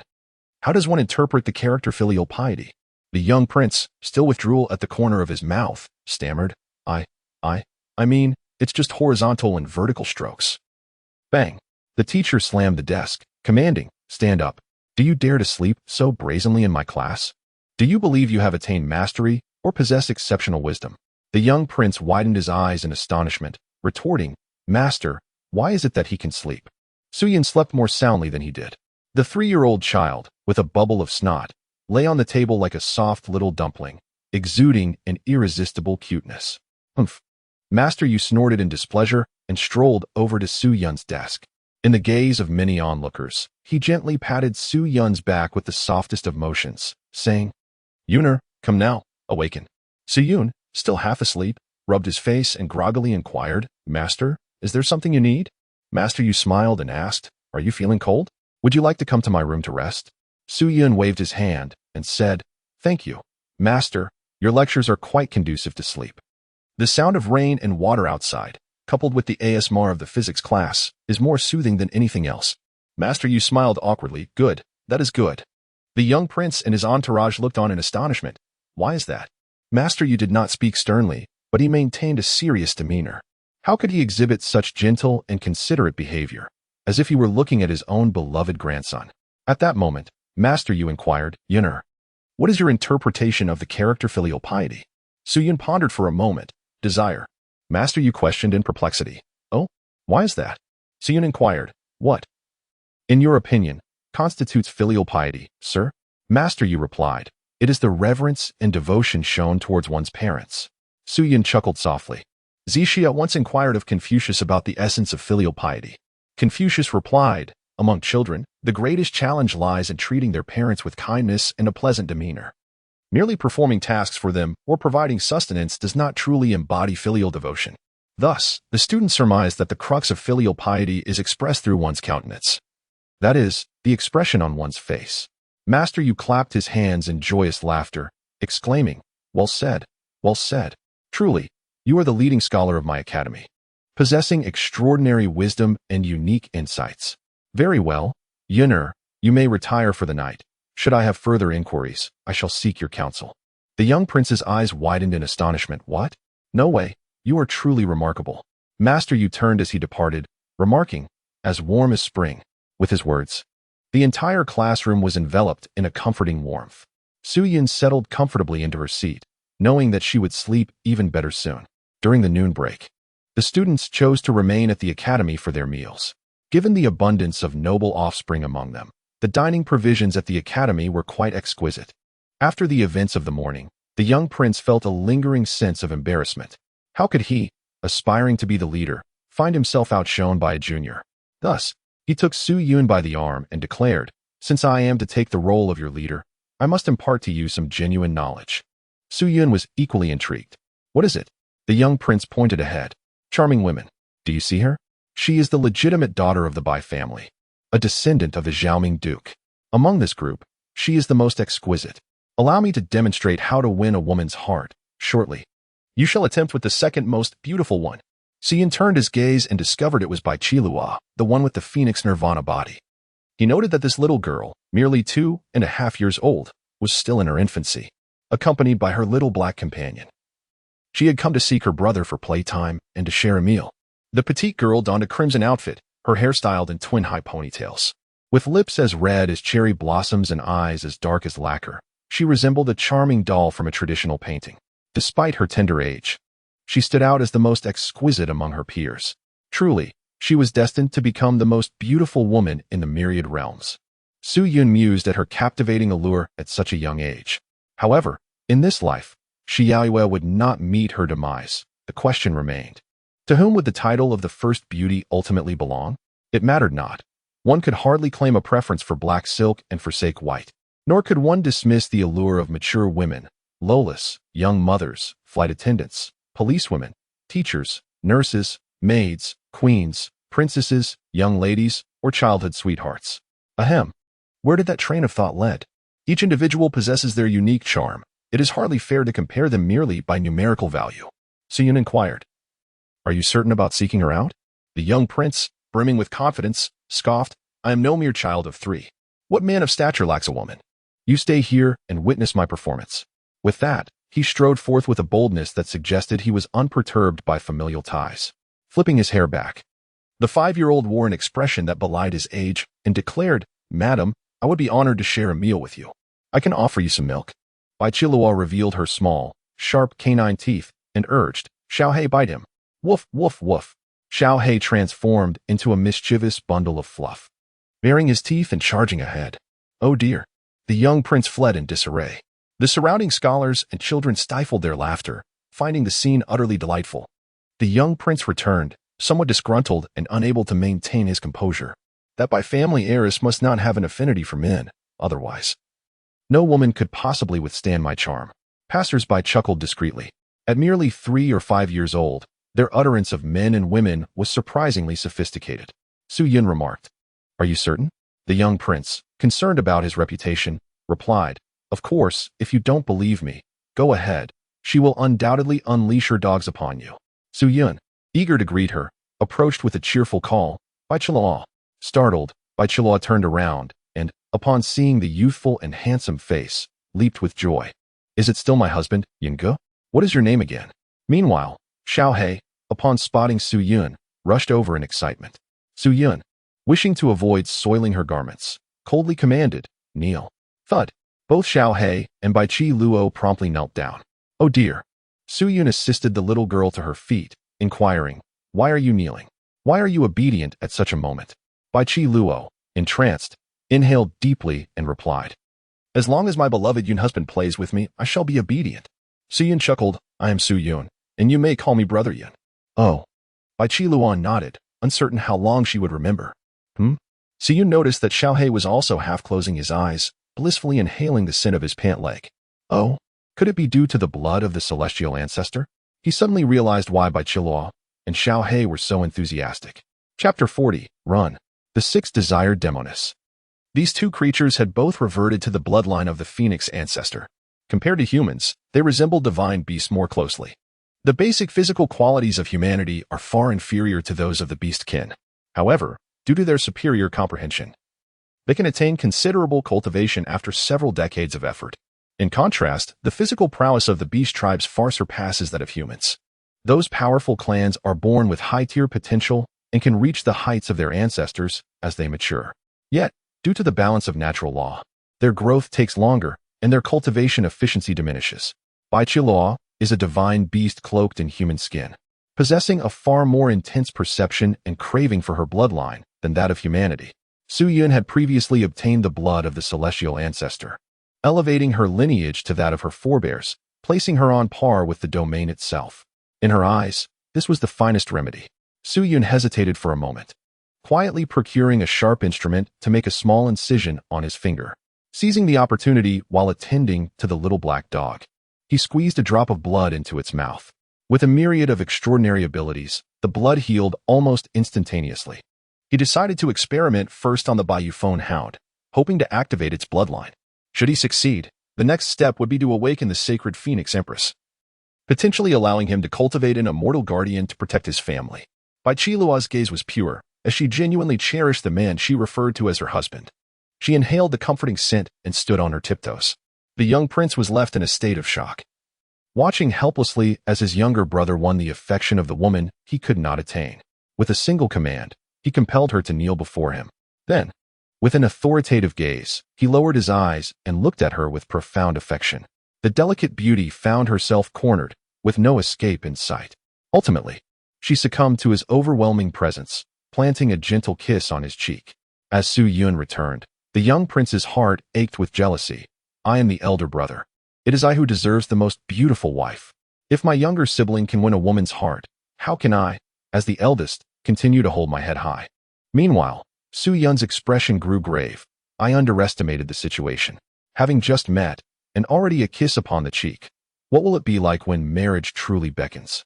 In the afternoon, the young prince mysteriously vanished. It was only before dusk, just prior to the conclusion of classes, that he returned to the Tian Academy. He gazed at Su Yun, his eyes brimming with hope. Su Yun fulfilled his wish to be asked, "Where have you been?" The young prince, fully satisfied, humbly waved his hand. Alas, as the chief disciple of the Tai Su sect, I must occasionally return to manage my junior brothers and sisters. Upon hearing this, the surrounding students' eyes sparkled with admiration. Wow, the young prince is so impressive. I almost forgot. The young prince is the chief disciple personally taught by the current Tai Su sect leader. How remarkable! The young prince was immensely proud, for he also held the title of the chief of the Tai Su sect. His elevated status commanded respect from all practitioners of the Great Qian, who would bow in reverence upon meeting him. He looked at Su Yun, his pride palpable. Did you see? Your elder brother possesses extraordinary abilities. By associating with me, you too shall have a place in the Tai Su sect in the future. As the elder brother, how could I be repeatedly outshone by my younger siblings? Is there no shame left? A curious student asked. I heard that the chief of the Tai Su sect is personally instructed by the national master. Young prince, is that true for you as well? The young prince hesitated for a moment, but chose not to lie. My master is the great elder. The national master holds such high esteem that even to meet him is a challenge. Even the emperor must provide prior notice to have an audience. The students listened intently, their eyes wide with wonder. Wow, so the national master is truly that formidable. The young prince is actually studying under the great elder, which places him just below his majesty. The princess has also risen in stature, as she is capable of being the young prince's mother. The young prince chuckled with delight. So now you know who the true leader of the academy is, right? The students collectively called out, "Leader." Just as the young prince was basking in his prideful laughter, Master Yu entered the classroom with someone. Do not rush home just yet. The national master is here to find someone. The classroom erupted in astonishment. Is that the national master? The national master has come to the Tian Academy? Well, the national master is stunning. What brings her here? The woman arrived with an expressionless face, yet radiated an ethereal beauty. Clad in a plain long robe, her garments flowed gracefully.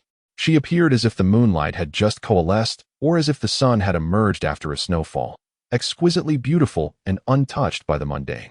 It was none other than Mu Zhulian, the national master of the Great Qian and the leader of the Tai Su sect.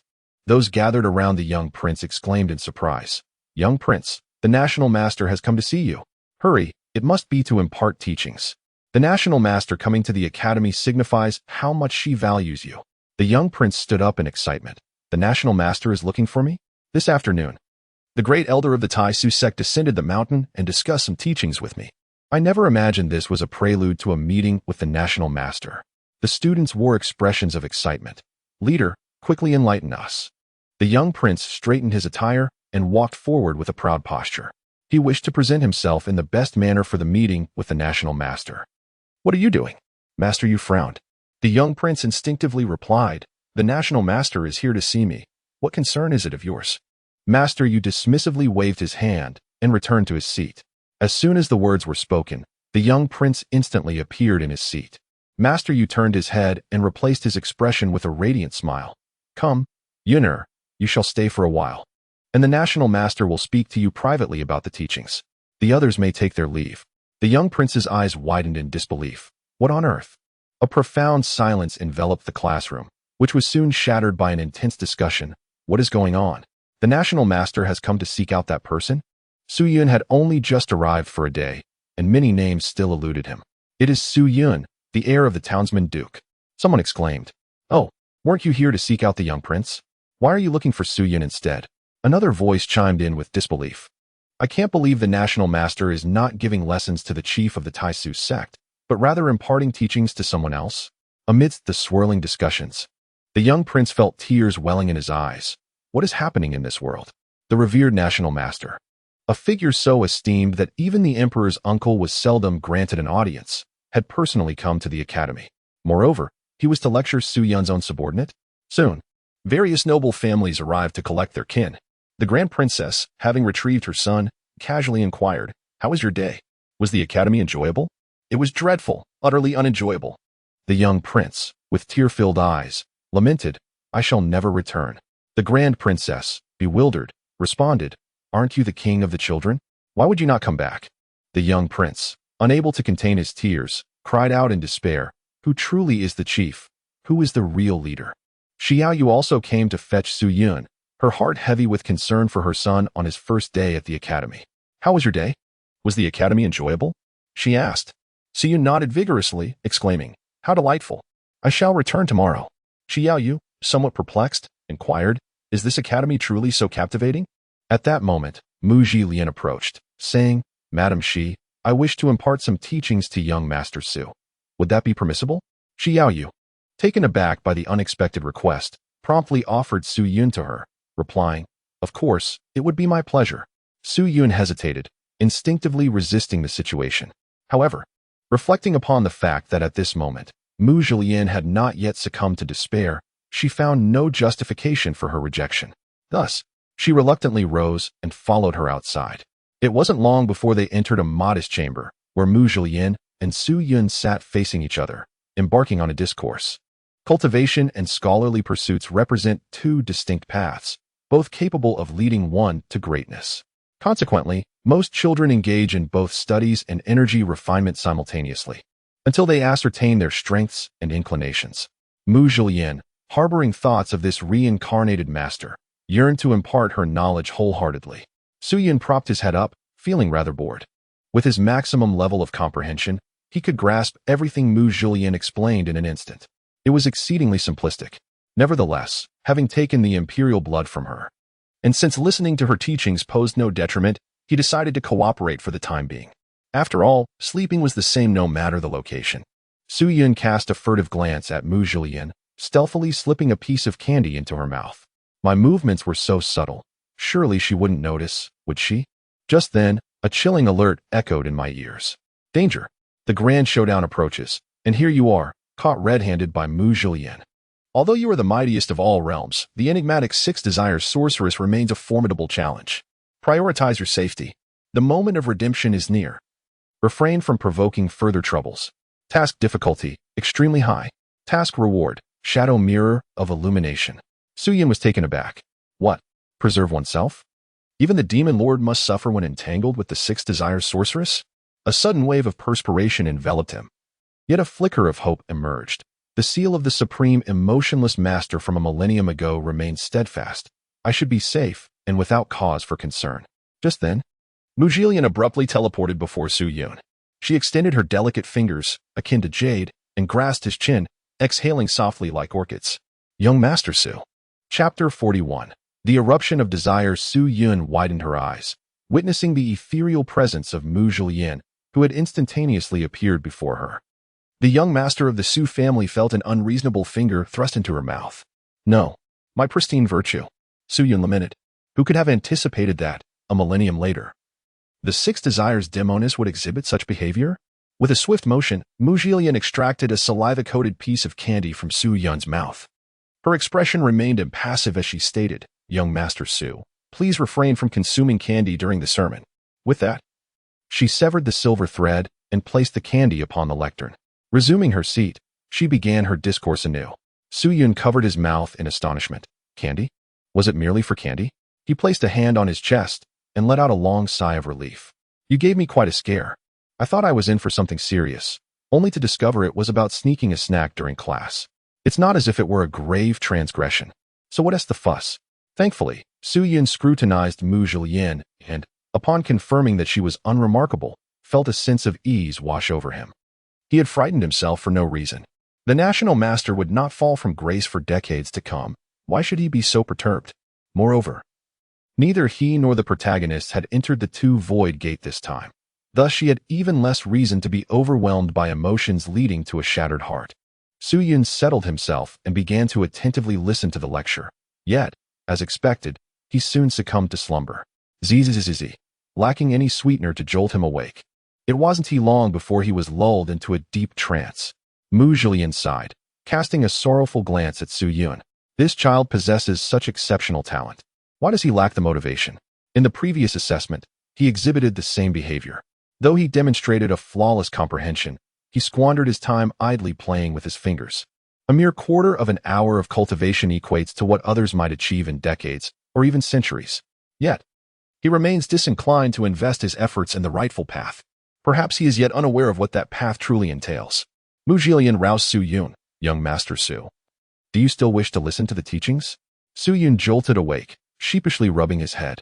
I apologize, Master Guosher, I shall not doze off again. Mu Zhilian replied with a hint of melancholy. Young Master Su, if consuming sweets can awaken you, then indulge as you wish. Su Yun expressed delight. Really? Mu Zhilian cast her gaze downward. Su Yun happily unwrapped a piece of candy. Although the latter part was somewhat tedious, he managed to endure it. As the lecture concluded, Mu Zhilian bid him farewell and waved goodbye. Shi Yu inquired, why does the national master appear so displeased? Have you upset her?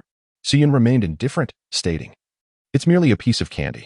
Yet in an instant, a chill ran down his spine. Wait, master of the nation, are you displeased? How could the master, who had cultivated the supreme forgetting of emotions, possibly experience discontent? A terrifying thought detonated within Su Yun's mind. The soul sorrow from the master's 7 emotions seeped forth. Did this not imply that the remaining 6 desires might also emerge? Ding! Congratulations, you have narrowly escaped a calamity, preserving yourself from the clutches of the 6 desires enchantress. However, such matters can only be addressed at noon. Otherwise, trouble is bound to arise. Reward, shadow reflection, mystic mirror. Su Yun abruptly turned his head. The half-eaten candy on the podium had vanished without a trace. Cold sweat trickled down his brow as he hastily assessed the newly acquired mirror. This was a defensive artifact, capable of withstanding attacks from those below the sage level. As Su Yun's cultivation progressed, its power would continue to grow. Noticing her son's distress, Xiao Yu inquired, what troubles you? Nothing, Su Yun replied, feeling somewhat reassured by the presence of the mirror, acknowledging that there would always be unscrupulous individuals wishing to harm him. Time swiftly passed, and a week had gone by. Su Yun, while at the academy, did not leave empty-handed. Although he possessed good comprehension and analytical skills, the targeted instruction from the venerable scholars allowed him to acquire knowledge across a broad spectrum. Furthermore, he was surrounded by numerous children of similar age. At the tender age of 3, Su Yun's mind is filled with play. Surrounded by numerous companions, he experiences joy every day. Yet, there is the young prince, who has been in a state of profound melancholy these past few days, even contemplating distancing himself from Su Yun. As the leader of the Yingtian Academy, how could he allow a junior to surpass him? The young prince's self-esteem has been severely bruised, leaving him despondent. Even during today's midday break, he refrained from joining Su Yun, choosing instead to sit alone, basking in the solitude of manhood. Meanwhile, a group of slightly older scholars cast their gaze upon Su Yun. Shao, Is that not your Su family's heir? One queried. Seated among them, Xiao Erk frowned upon seeing Su Yun. What heir? He is merely a misbegotten child who was wrongly embraced. His own light dust is the true heir of the Su family, the sole successor. At 18. He is the second son of Qi Yinyun. Initially, he resided in a small town, studying under an elderly scholar, achieving some progress but lacking the resources to emerge. When his younger brother was discovered by the Su family, Xiao Erk shared in the glory, gaining admission to the finest academy in the Great Qian. The first scholar remarked, "A misbegotten child? I had no idea the Zhenyuan Marquis harbored such secrets. One wonders what sort of wretched woman his mother must be." Xiao Erk's expression darkened instantly. Enough. Since we encountered him, we must give light dust an opportunity to vent his frustrations. Will you join me? Although residing at the academy, he had heard that his mother had been stripped of her custody rights, leaving Xiao Qingshun confined at home by that vile woman. Now, upon seeing Su Yun, he felt compelled to unleash his pent-up anger. A group of unruly scholars laughed. All right then, if the teacher cannot contend, surely a child is no match. They belonged to ordinary noble families and merchant households, lacking a passion for learning and reluctantly attending the academy, instead spending their days idling with Xiao Erk and seeking amusement. After a brief hesitation, the initial scholar said, "I prefer not to resort to violence. You go ahead." "Coward," Xiao Erk scoffed, rising and striding towards Su Yun. "Hey, child." As the group approached and encircled the 3-year-old, attention was inevitably drawn to them. "Quick, summon the teacher," cried a child from the elementary class.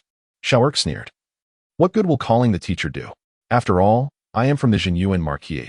Even if I strike Su Yun, it remains an internal affair of the Marquis. What could the academy officials possibly say?" Su Yun lifted his head. Xiao Erko? He recalled this character, who, after the protagonist's rise, became the sovereign of a small world. Engaging in debauchery and plunder, he committed every conceivable atrocity. This was merely to allow the protagonist to later demonstrate justice by meting out a semblance of punishment. However, by that time, Xiao Erko had already reigned as a tyrant for 5 centuries in a minor realm. The blood shed by his victims could fill an ocean. Severed limbs could form mountains. The so-called punishment imposed by the protagonist was nothing more than confining Xiao Erko to his palace. Yet he continued to wreak havoc on young men and women through his avatars, his malevolence remaining unacknowledged. Ding! A notification echoed in Su Yun's ears. "Farewell, Xiao Erk's avatar. You two are taken aback. This beast, merely due to its connection as a friend of the destined child, has the capacity to bring calamity for millennia. Should one capture this villain, it would undoubtedly cleanse your reputation and fortify your endeavors. However, Xiao Erk has severed his soul, with his avatars scattered across various realms. Please seize all of his manifestations, allowing the populace to enact justice. Task difficulty, supreme. Task reward, literary talent." Xiao Erk extended his hand towards Su Yun. Grinning malevolently, "Little brat." Su Yun fell to the ground in response. Xiao Erk was momentarily taken aback, gazing at his own hand. "Did I touch him?" A translucent sheen flickered across Su Yun's figure, a manifestation of the shield of the shadow mirror. He slapped himself, inadvertently summoning the shield, covering his face. He wore an expression of grievance, exclaiming, "Boss, save me." Suddenly, the young prince sprang to his feet, his eyes ablaze with a mix of excitement and indignation. "My little brother still acknowledges me as the boss. He has been bullied by an outsider. Boldness indeed." With a furious roar, the young prince pointed at Xiao Erk, commanding, "Brothers, charge forth. Su Yun, I shall assist you." Chapter 42. The Literary Talent. Words become law with a clamor. A group of young children stormed in. The youngest merely 3 years old and the oldest 6. There was no choice. Any older would not find the initiation class appealing, and they truly surged forward, engaging in a chaotic brawl with a multitude of adult scholars. Xiao Erk was bewildered. "You little rascals, have you lost your minds?" he exclaimed. "How dare you strike my face? Having given you an opportunity, you dare to retaliate." Initially, the scholars were caught off guard. No one anticipated that these children would truly dare to fight. Yet, once the skirmish commenced, the adults' physical prowess proved overwhelming, and several strikes from the scholars left 2 children wailing. Xiao Erk raised his hand, preparing to strike the young prince. "You little brat, you deserve a beating." Today was indeed unfortunate. The one who bullied his younger brother had yet to be punished, and instead, he was being assaulted by a swarm of children. In a fit of rage, he aimed to retaliate against the leader of these youngsters. "My mother is the Grand Princess," roared the young prince. Xiao Erk's hand froze midair. "Huh? My father is the Marquis of Wuan." shouted another child, causing the scholar who had just struck him to tremble in fear.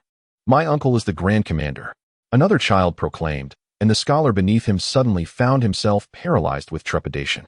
My mother is a lady of the third rank. My grandfather is the Duke of Loyalty and Valor. My elder sister is a fifth-rank lady in waiting to the Empress Dowager. My grandmother is. As each child spoke, the once bustling battlefield fell eerily silent. The participating scholars turned pale, their eyes widened in disbelief. They were mere officials from merchant families who, when compared to the humble origins of others, still held some ground. Yet, how could these children possess such formidable backgrounds? The slaps they delivered were not merely striking the children, but were akin to striking the blade of a guillotine. Xiao Erk was flummoxed. Wait. What are you all doing here, causing a ruckus? He panicked. He had merely come to deal with Su Yun. How had he stumbled into a gathering of nobility? The very child he had intended to strike was the son of the Grand Princess, the Emperor's sister. With a resounding smack, another blow landed on Xiao Erk's face. Stop hitting me. Cease at once. His head spun, and he lamented, We are scholars. We can only engage in verbal sparring, not physical confrontation. A child, brimming with exuberance, spat a large mouthful of saliva at him. Why did he not voice his thoughts when he was bullying others? Now he suddenly remembers his scholarly demeanor? Su Yun. The young prince's eyes sparkled with ambition as he extended a resolute hand, lifting Su Yun to his feet. With a declaration of Big Brother, he vowed loyalty for life. Despite being superior in every aspect, he still regarded himself as the elder brother. This bond, I acknowledge, must be embraced. In Su Yun's eyes, brotherly affection shone brightly as he clasped hands tightly. Elder brother. The young prince's voice trembled with emotion. Indeed.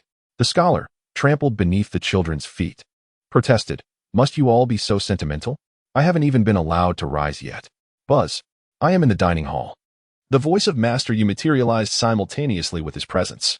Upon surveying the chaotic scene around him, he erupted in fury. Why are there brawls in the study quarters? The young prince, taking the initiative, pointed accusingly at Xiao Erk. They bullied Su Yun, and we retaliated. Master Yu cast a discerning glance. Noting that only 2 children were nursing their bruised posteriors, while the older scholars bore the marks of a thorough beating. It was preposterous. Who would dare strike these children? Master Yu frowned. Their misdeeds are their own, but why must you resort to fighting? The young prince, anxious, replied, It was not I. They initiated the altercation. Master Yu scoffed. Why do they single you out and not others? He discerned the right and wrong in an instant, yet seeing that the event had transpired, he deemed it a moment to seize. These noble offspring, typically imbued with a sense of superiority, could benefit from a lesson in propriety. This incident presented an opportune moment for instruction, a chance to expound upon principles.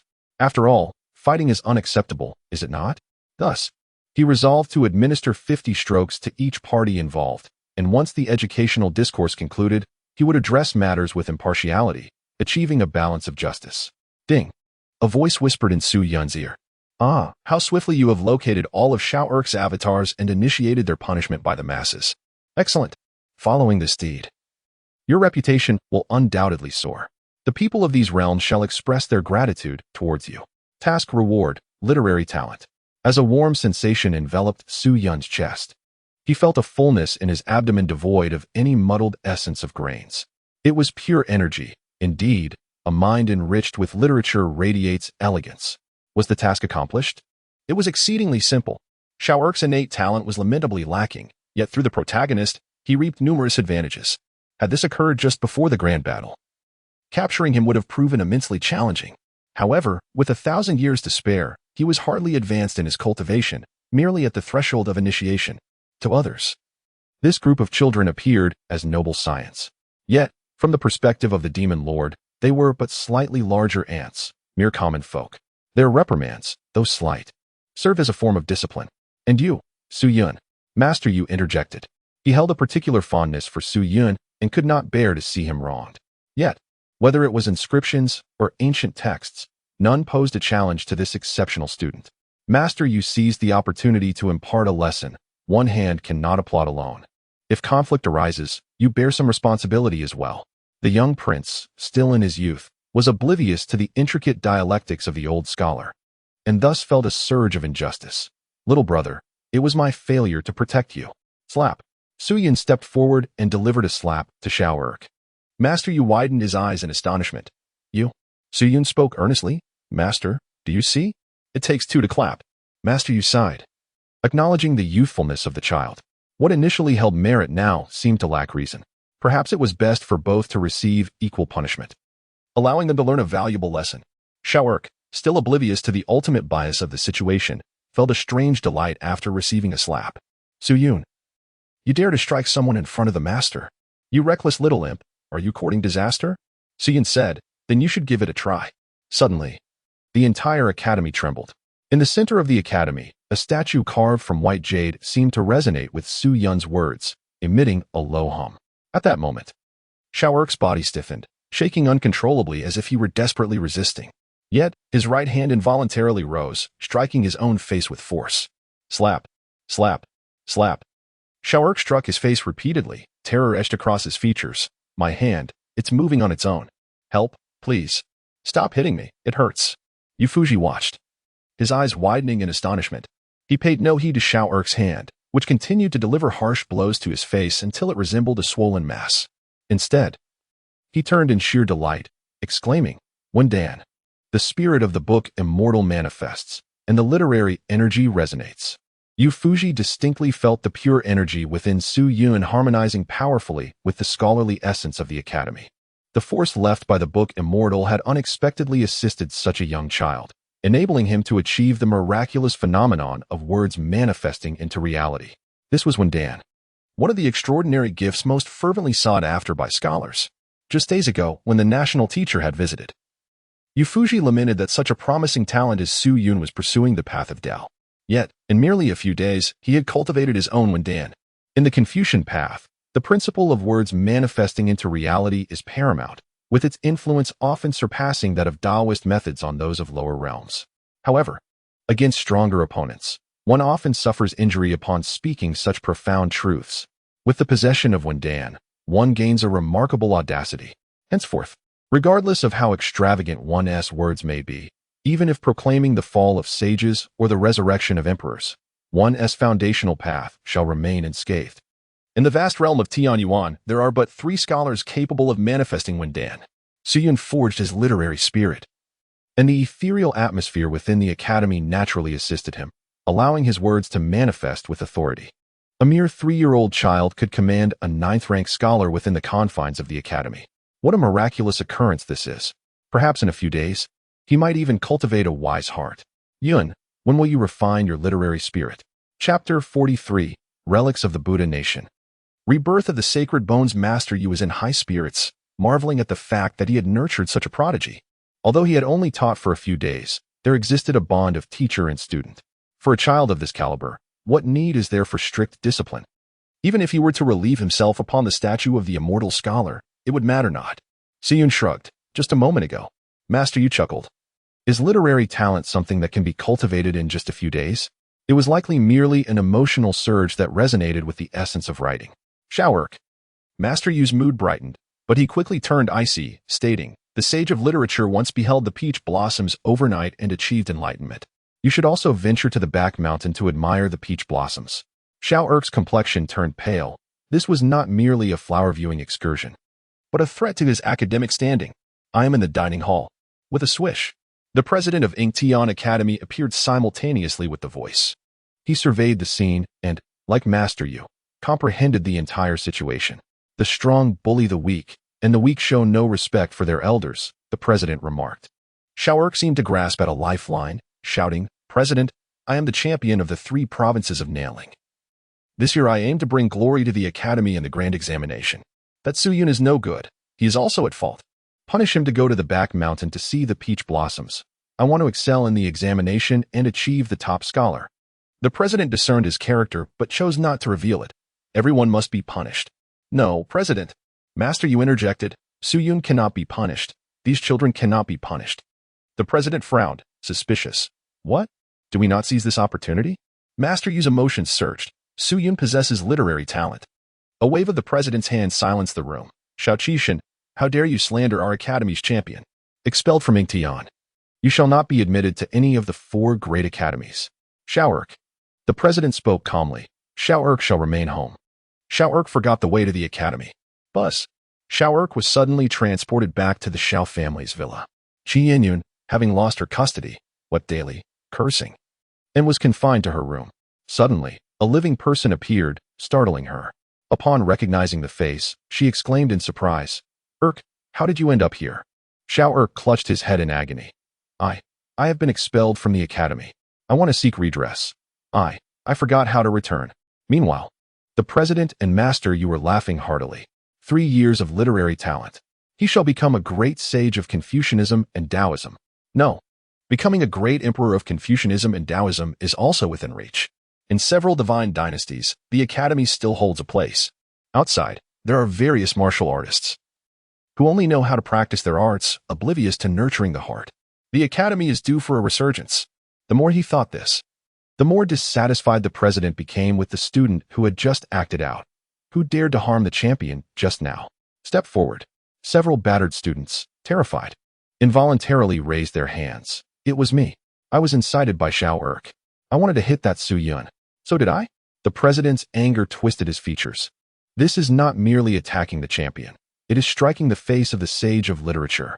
These individuals shall be expelled from the academy and never employed again. Home at last. With the director's words, several individuals were abruptly transported away, leaving an empty space around. The scholar who first recognized Su Yun swallowed hard. He had narrowly escaped being incited by Xiao Erk to act against Su Yun. Fortunately, a sudden flash of insight reminded him that it was unkind to bully a child. Otherwise, he too would have faced dire consequences. The director cleared his throat and commanded, "Scholar Shang, please inscribe the formal complaint. These sycophants, oblivious to the emperor's grace, have dared to lay hands upon the auspicious star of the Qian.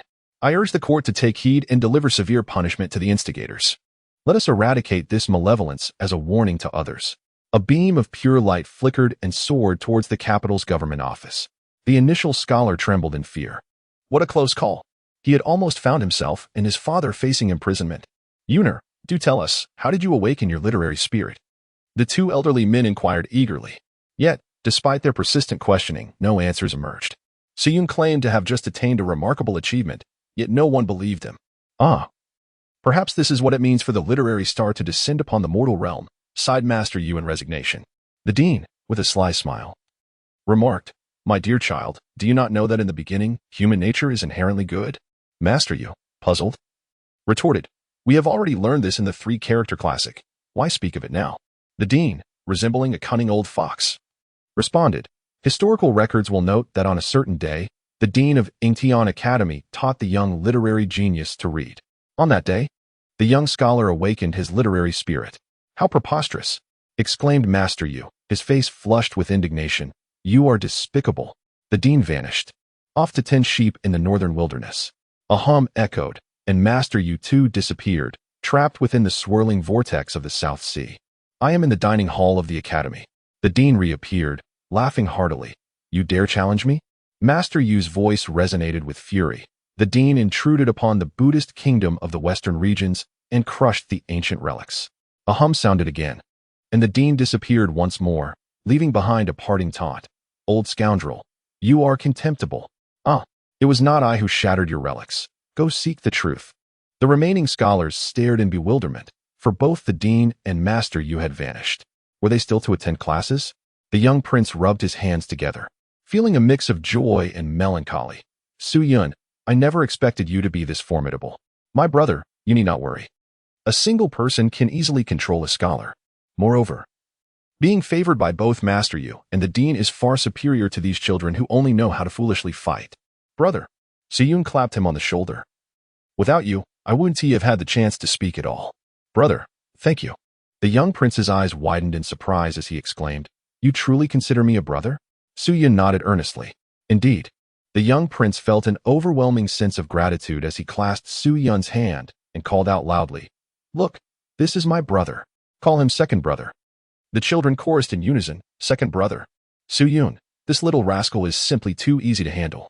The young prince, still eager for more, said, "Su Yun, since you acknowledge me as your superior, I shall take you to a splendid place shortly." The princess's voice interjected, "What splendid place?" The young prince paused in surprise. "Is school over? Then I shall take you to that wonderful place tomorrow." Su Yun waved goodbye to him. "Xiao Yu came to pick up the child. Where's Master Yu?" Su Yun remarked, "Suppressed in the whirlpool of the South Sea." Xiao Yu laughed heartily. What a delightful jest. Su Yun, I am not jesting. The teacher has vanished. And no one has informed Xiao Yu about the matter concerning Wen Dan. Thus, she brought Su Yun home, only to encounter another individual. Madame Hua was at the doorstep, holding by Qi Luo, who in turn was leading Xiao He. Xiao Yu hurried to greet them. Oh. What brings you to the entrance? Madame Hua replied with a smile. Her brother has gone to participate in the literary competition and, having nothing to do, decided to come over for a visit. Xiao Yu nodded. You are most welcome. Welcome indeed.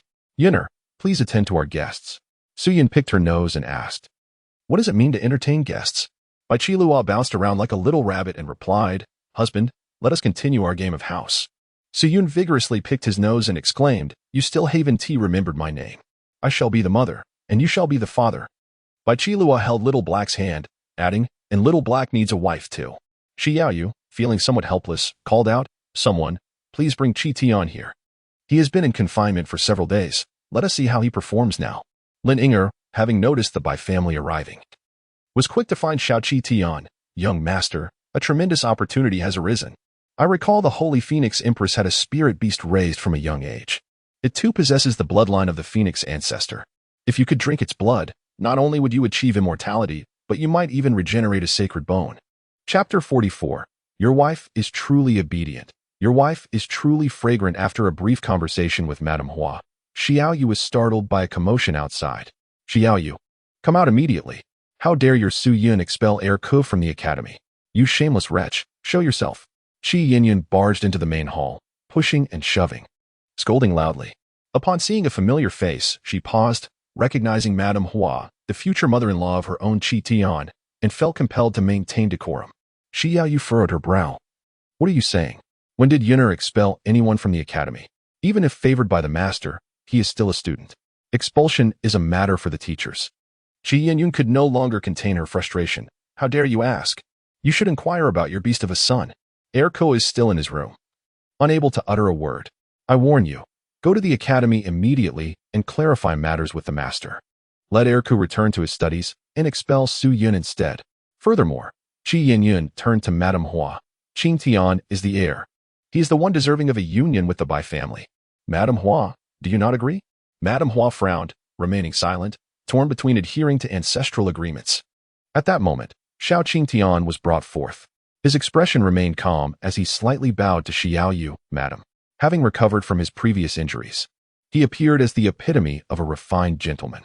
Qi Yinyun was taken aback by the sight of her son, her heart swelling with joy. Qi Tian, you are out. Mother, Xiao Qi Tian replied casually, continuing, I acknowledge my mistakes. I should have respected Sister Mo Ling and not succumbed to the instigation of others to consume forbidden pills. Moving forward, I am willing to amend my ways and strive to be a modest gentleman. Although Xiao Yu felt a twinge of disappointment at his continued reluctance to address her as mother, his willingness to repent eased her heart slightly. Just as she was about to speak, Qi Yinyun interjected anxiously, Qi Tian, speak on behalf of your mother. That scoundrel Su Yun has slandered you before the master, causing your second brother to be expelled from the academy. Tell me, is it not his fault? You are the heir of the Su family, the master of the Su household, and it is your decision to make. Cast Su Yun out to vindicate your brother. Silence. Xiao Qingchen exclaimed in anger. Is this truly the time to discuss such matters? Her petite face was etched with discontent. Su Yun is my brother. Can he truly be at fault? Since the second brother has been expelled, he must bear some blame. I have just been discharged from the hospital. Do you wish for me to return? Our task today is to eliminate the Bayou Phoenix dog and seize its vital essence. At such a critical juncture, you expect me to speak on behalf of someone who has squandered their education? Nonsense. Qi Yinyun stammered. I did not mean it that way. Shi Yaowei opened her mouth. Yet no words emerged. He has not changed in the slightest. As for the children of the Su family, Xiao Qingchen had spoken positively about them. But what of Xiao Erlang? Is he not your kin? Must we still deliberate over his right and wrong? Such decisiveness, is it not another form of ruthlessness? While professing to empathize with family, one is merely preoccupied with their own interests. Xiao sighed, waving her hand. Let this matter rest for now. You may go and amuse yourself. In the presence of Madame Hua, she preferred not to say much more. Qi Yinyun shot Xiao a fierce glare, but held her tongue. The issue regarding Erlang shall be addressed later. Su Yun, Bai Chiluo, and Xiao Qingchen gathered once more to indulge in their playful antics. Bai Qiluo remained adorably naive, unable to grasp the complexities of their interactions. Pointing at Su Yun, she declared, "You shall be the father." Then, directing her finger towards Xiao Qingchen, she proclaimed, "And you shall be the little black wife." Xiao Qingchen smiled faintly, responding, "Very well." Qi Yinyun, overhearing this humiliating banter, clenched her fists in fury. "Enough. There will come a day when you shall cross the threshold. On that day, I shall have Qingchen turn you into a dog." This time, Xiao Qingchen was remarkably accommodating, fully engaging with the two children in their playful game. With a gentle smile and an air of refinement, he exhibited no trace of anger. Bai Qiluo leaped into Su Yun's embrace, exclaiming, "Husband, dear husband. Let us share an embrace." Xiao Qingchen remained unfazed. Bai Qiluo pressed her cheek against Su Yun's face, declaring, "Husband, a kiss." Again, Xiao Qingchen showed no signs of irritation. Taking hold of the little black dog, Bai Qiluo instructed Su Yun to grasp the other leash, exclaiming, "One for you and one for me. Let us take the dogs for a walk." Suddenly, with a loud crash, Xiao Qingchen hurled an object to the ground, glaring fiercely at Su Yun. "Damn it! My mother will aid me in breaking our engagement. She intends to see it through. She is to be my future wife." Confronted with his menacing gaze, Bai Qiluo was frightened to tears. "Husband, dear husband, please hold me." Su Yun gently patted her fair back, soothing her, "Be good, but husband is not a name. I am Su Yun, all right?" Xiao Qingchen's gaze was lethal. "She is my wife. Who are you to touch her?" Su Yun gently pinched Bai Qiluo's cheek and asked, "Who am I?" Bai Qiluo obediently replied, "My husband." Su Yun pointed at Xiao Qingchen and inquired, "Who is he?" The 2.5-year-old, finding the question and answer game quite amusing, cheerfully replied, "Little Black's wife." Su Yun gently patted the dog's head and remarked, "Your wife is truly remarkable." Suddenly, with a loud thud, Xiao Qingchen rose in anger. "What happened?" Xiao Yu hurried over, her brow furrowed with concern as she scanned the surroundings.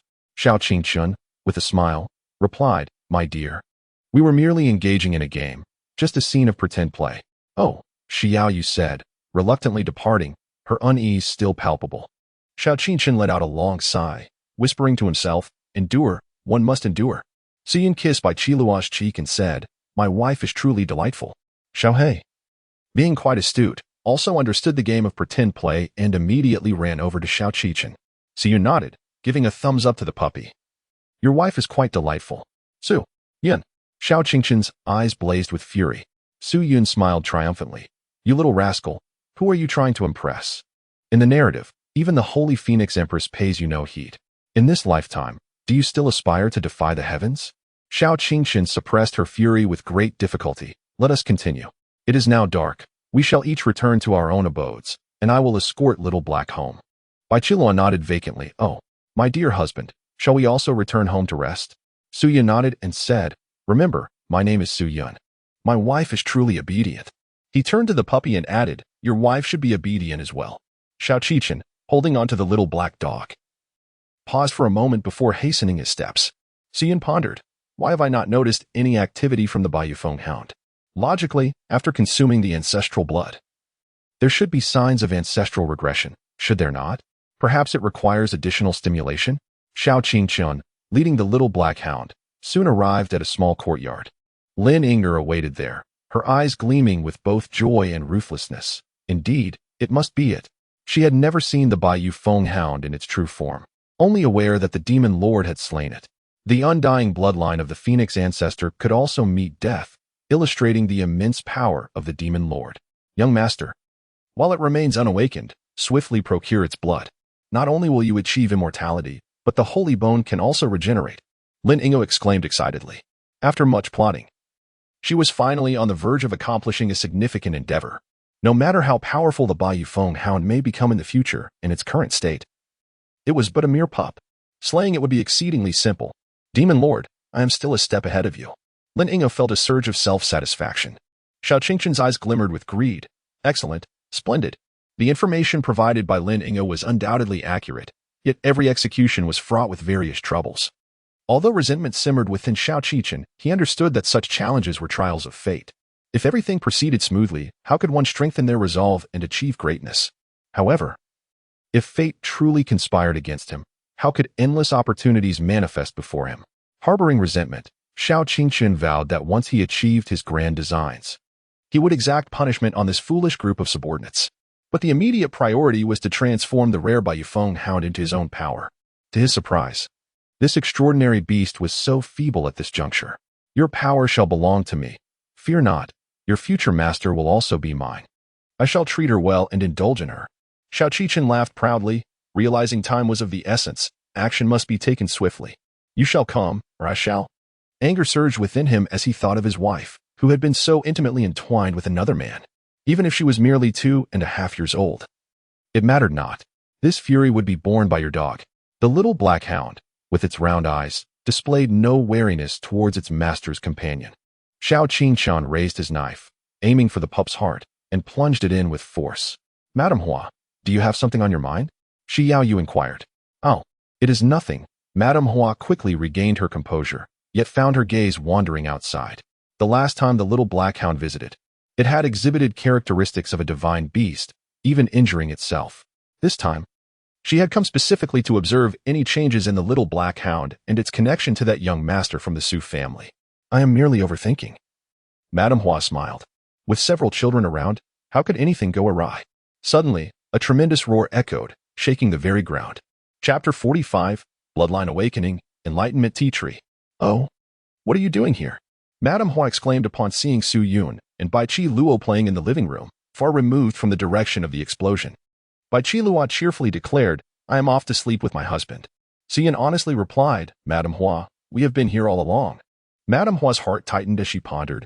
Could it be that the young master of the Su family has awakened his bloodline power? Surely it wouldn't go berserk and harm someone.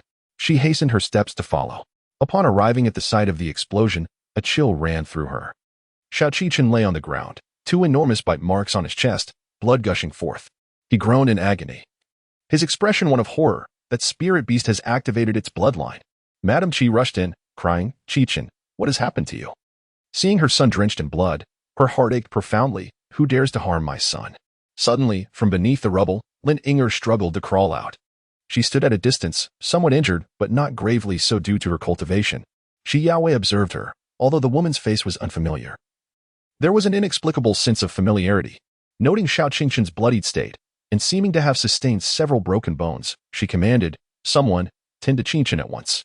The attending physician immediately stepped forward to treat Xiao Qingshan's wounds. Qi Yinyun wept inconsolably. Qingshan, my precious darling, who did this to you? Speak, and your mother shall seek justice. Whoever harmed you shall pay with their life. The head of the guard spoke sternly. Young master, please tell us what you saw. Who attacked the Jinyuan Marquis' residence? Bai Qi Luo, tugging at Su Yun, was oblivious to what had transpired, bouncing over with keen interest, an attack on the Marquis' residence? Who was it? Boom.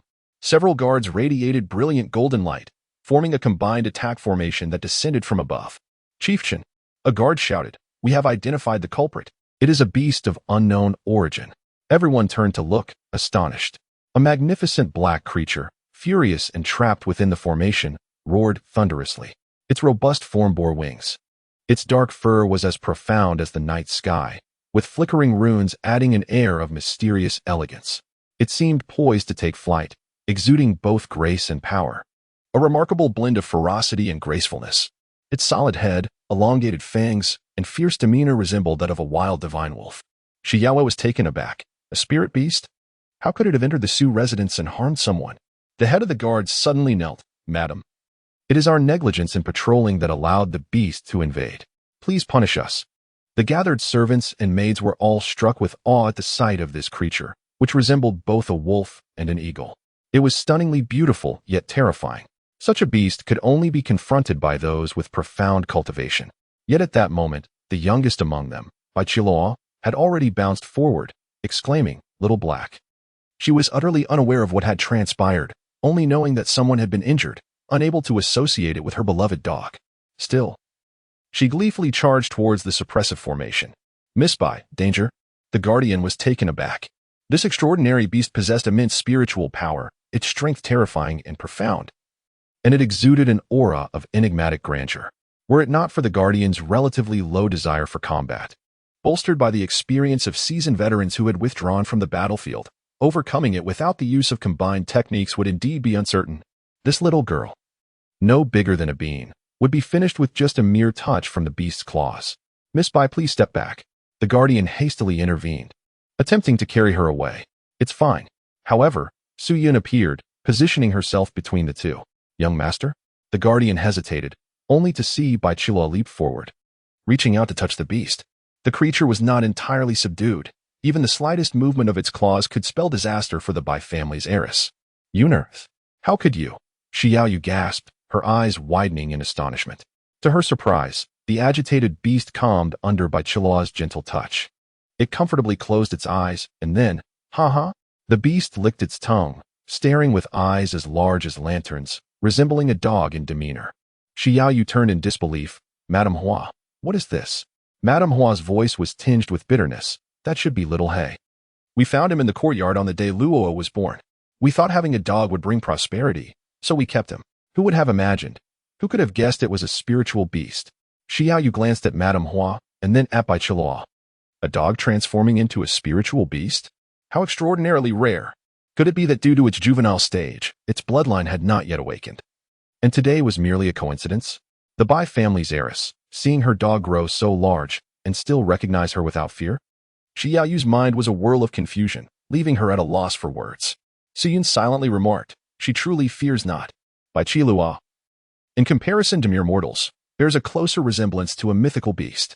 Thus, even though the exterior of the Bai Yufeng hound is transformed, she is still able to discern her familiar companion through its aura and bloodline. The guardian, placing a hand upon his chest, expressed relief. It is fortunate that young master. You must refrain from such recklessness in the future. Thankfully, no harm has befallen us this time, but who can predict whether the otherworldly beast may cause injury next time? Su Yun smiled sweetly. Thank you, uncle. The caretaker couldn't help but smile, quickly regaining his composure and saying, young master, please leave. This beast must be put to death soon. Bai Qilua suddenly turned her head. Xiaoyu looked at Xiao Qingchun.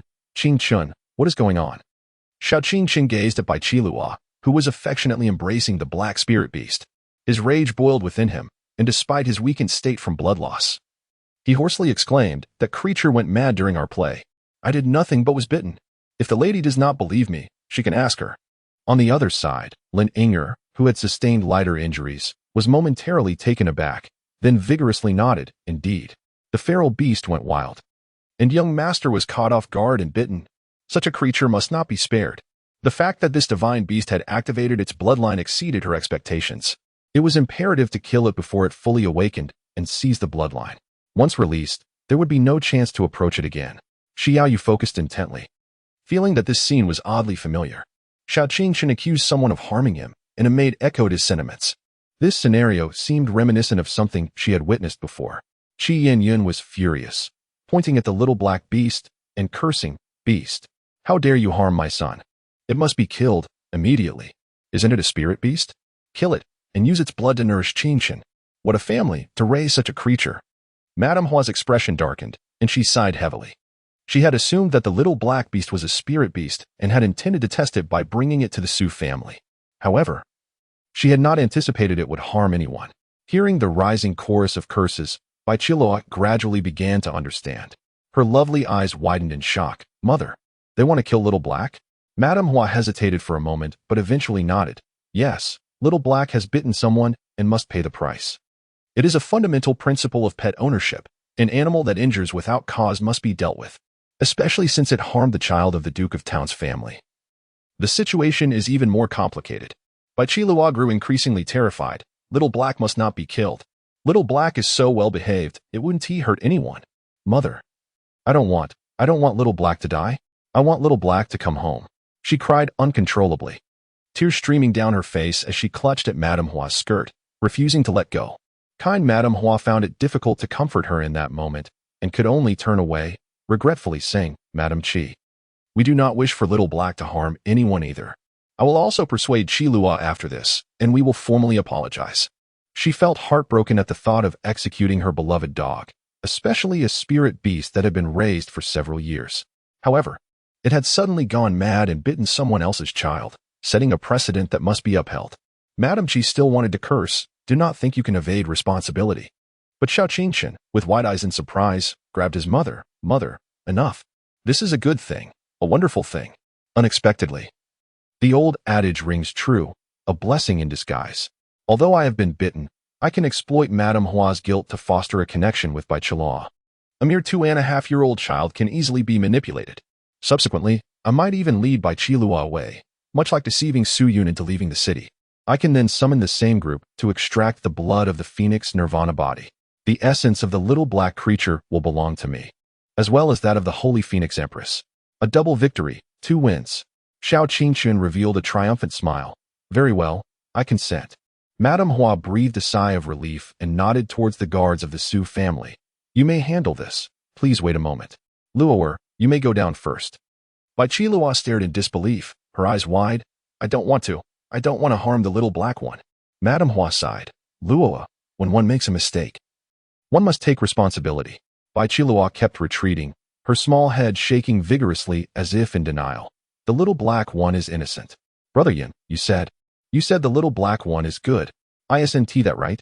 The little black one wouldn't bite anyone, would it? She turned to Su Yun, clinging to him as if he were her last hope. Her large eyes were red from crying, filled with sorrow and indignation. Such a pitiful sight would tug at anyone's heartstrings. Yet, the reality remains. No matter how endearing, the little black creature is merely a spirit beast. If it goes feral and bites, it must be dealt with, regardless of the circumstances. Su Yun clapped his hands, about to speak when a soft chime resonated in his ears. The Holy Phoenix Empress, known for her benevolence and compassion, bestows blessings upon the realms.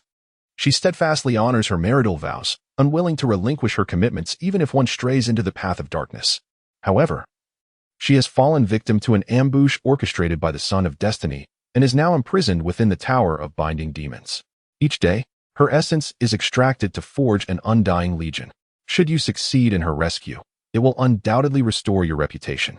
Task difficulty, Supreme. Task reward, Enlightenment Treachery. Chapter 46. She carries my flesh and blood. Su Yun was taken aback. Is there a mission for this? Before the grand showdown, the Holy Phoenix Empress was indeed imprisoned within the Demon Lock Tower. That place is fraught with twisted rules, shattered time and space, and chaotic destinies.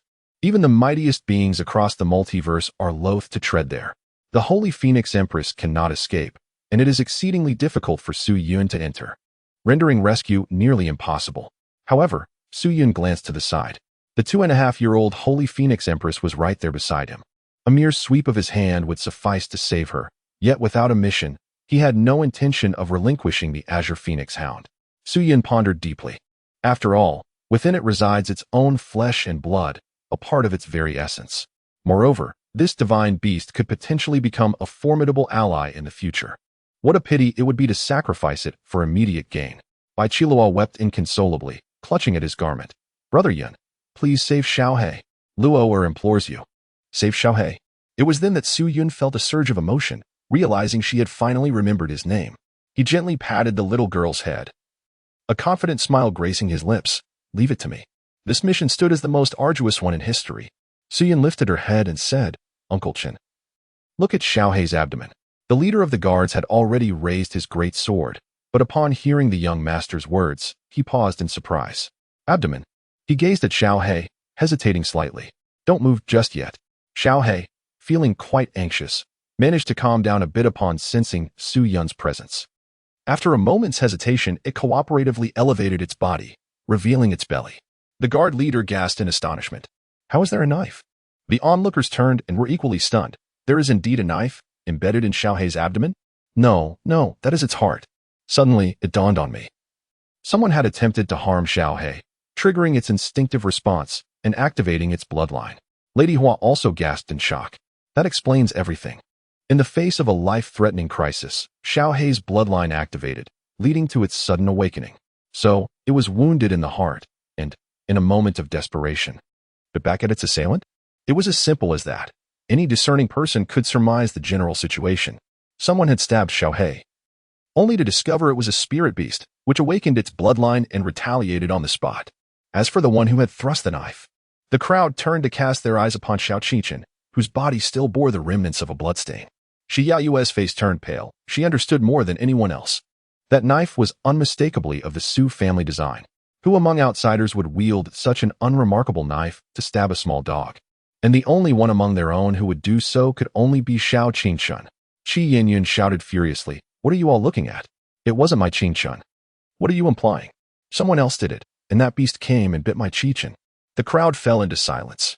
No one had named Xiao Chechen. So why was she so quick to incriminate herself? Qi Yinyun pointed at Su Yun, venomously accusing. It's you. Perhaps it was you who did this. How else would you know that the beast had a knife in its belly? Humph. Bai Qilua observed the knife lodged in the dog's belly and swiftly yanked it out. Ouch. The guard leader could only twitch his mouth in distress. How could one extract a knife from the heart so casually? What if the spirit beast felt pain and bit you in return? However, upon seeing that Xiao He was unscathed, panting happily with its tongue out, the injury on its belly healed instantaneously the moment the knife was removed.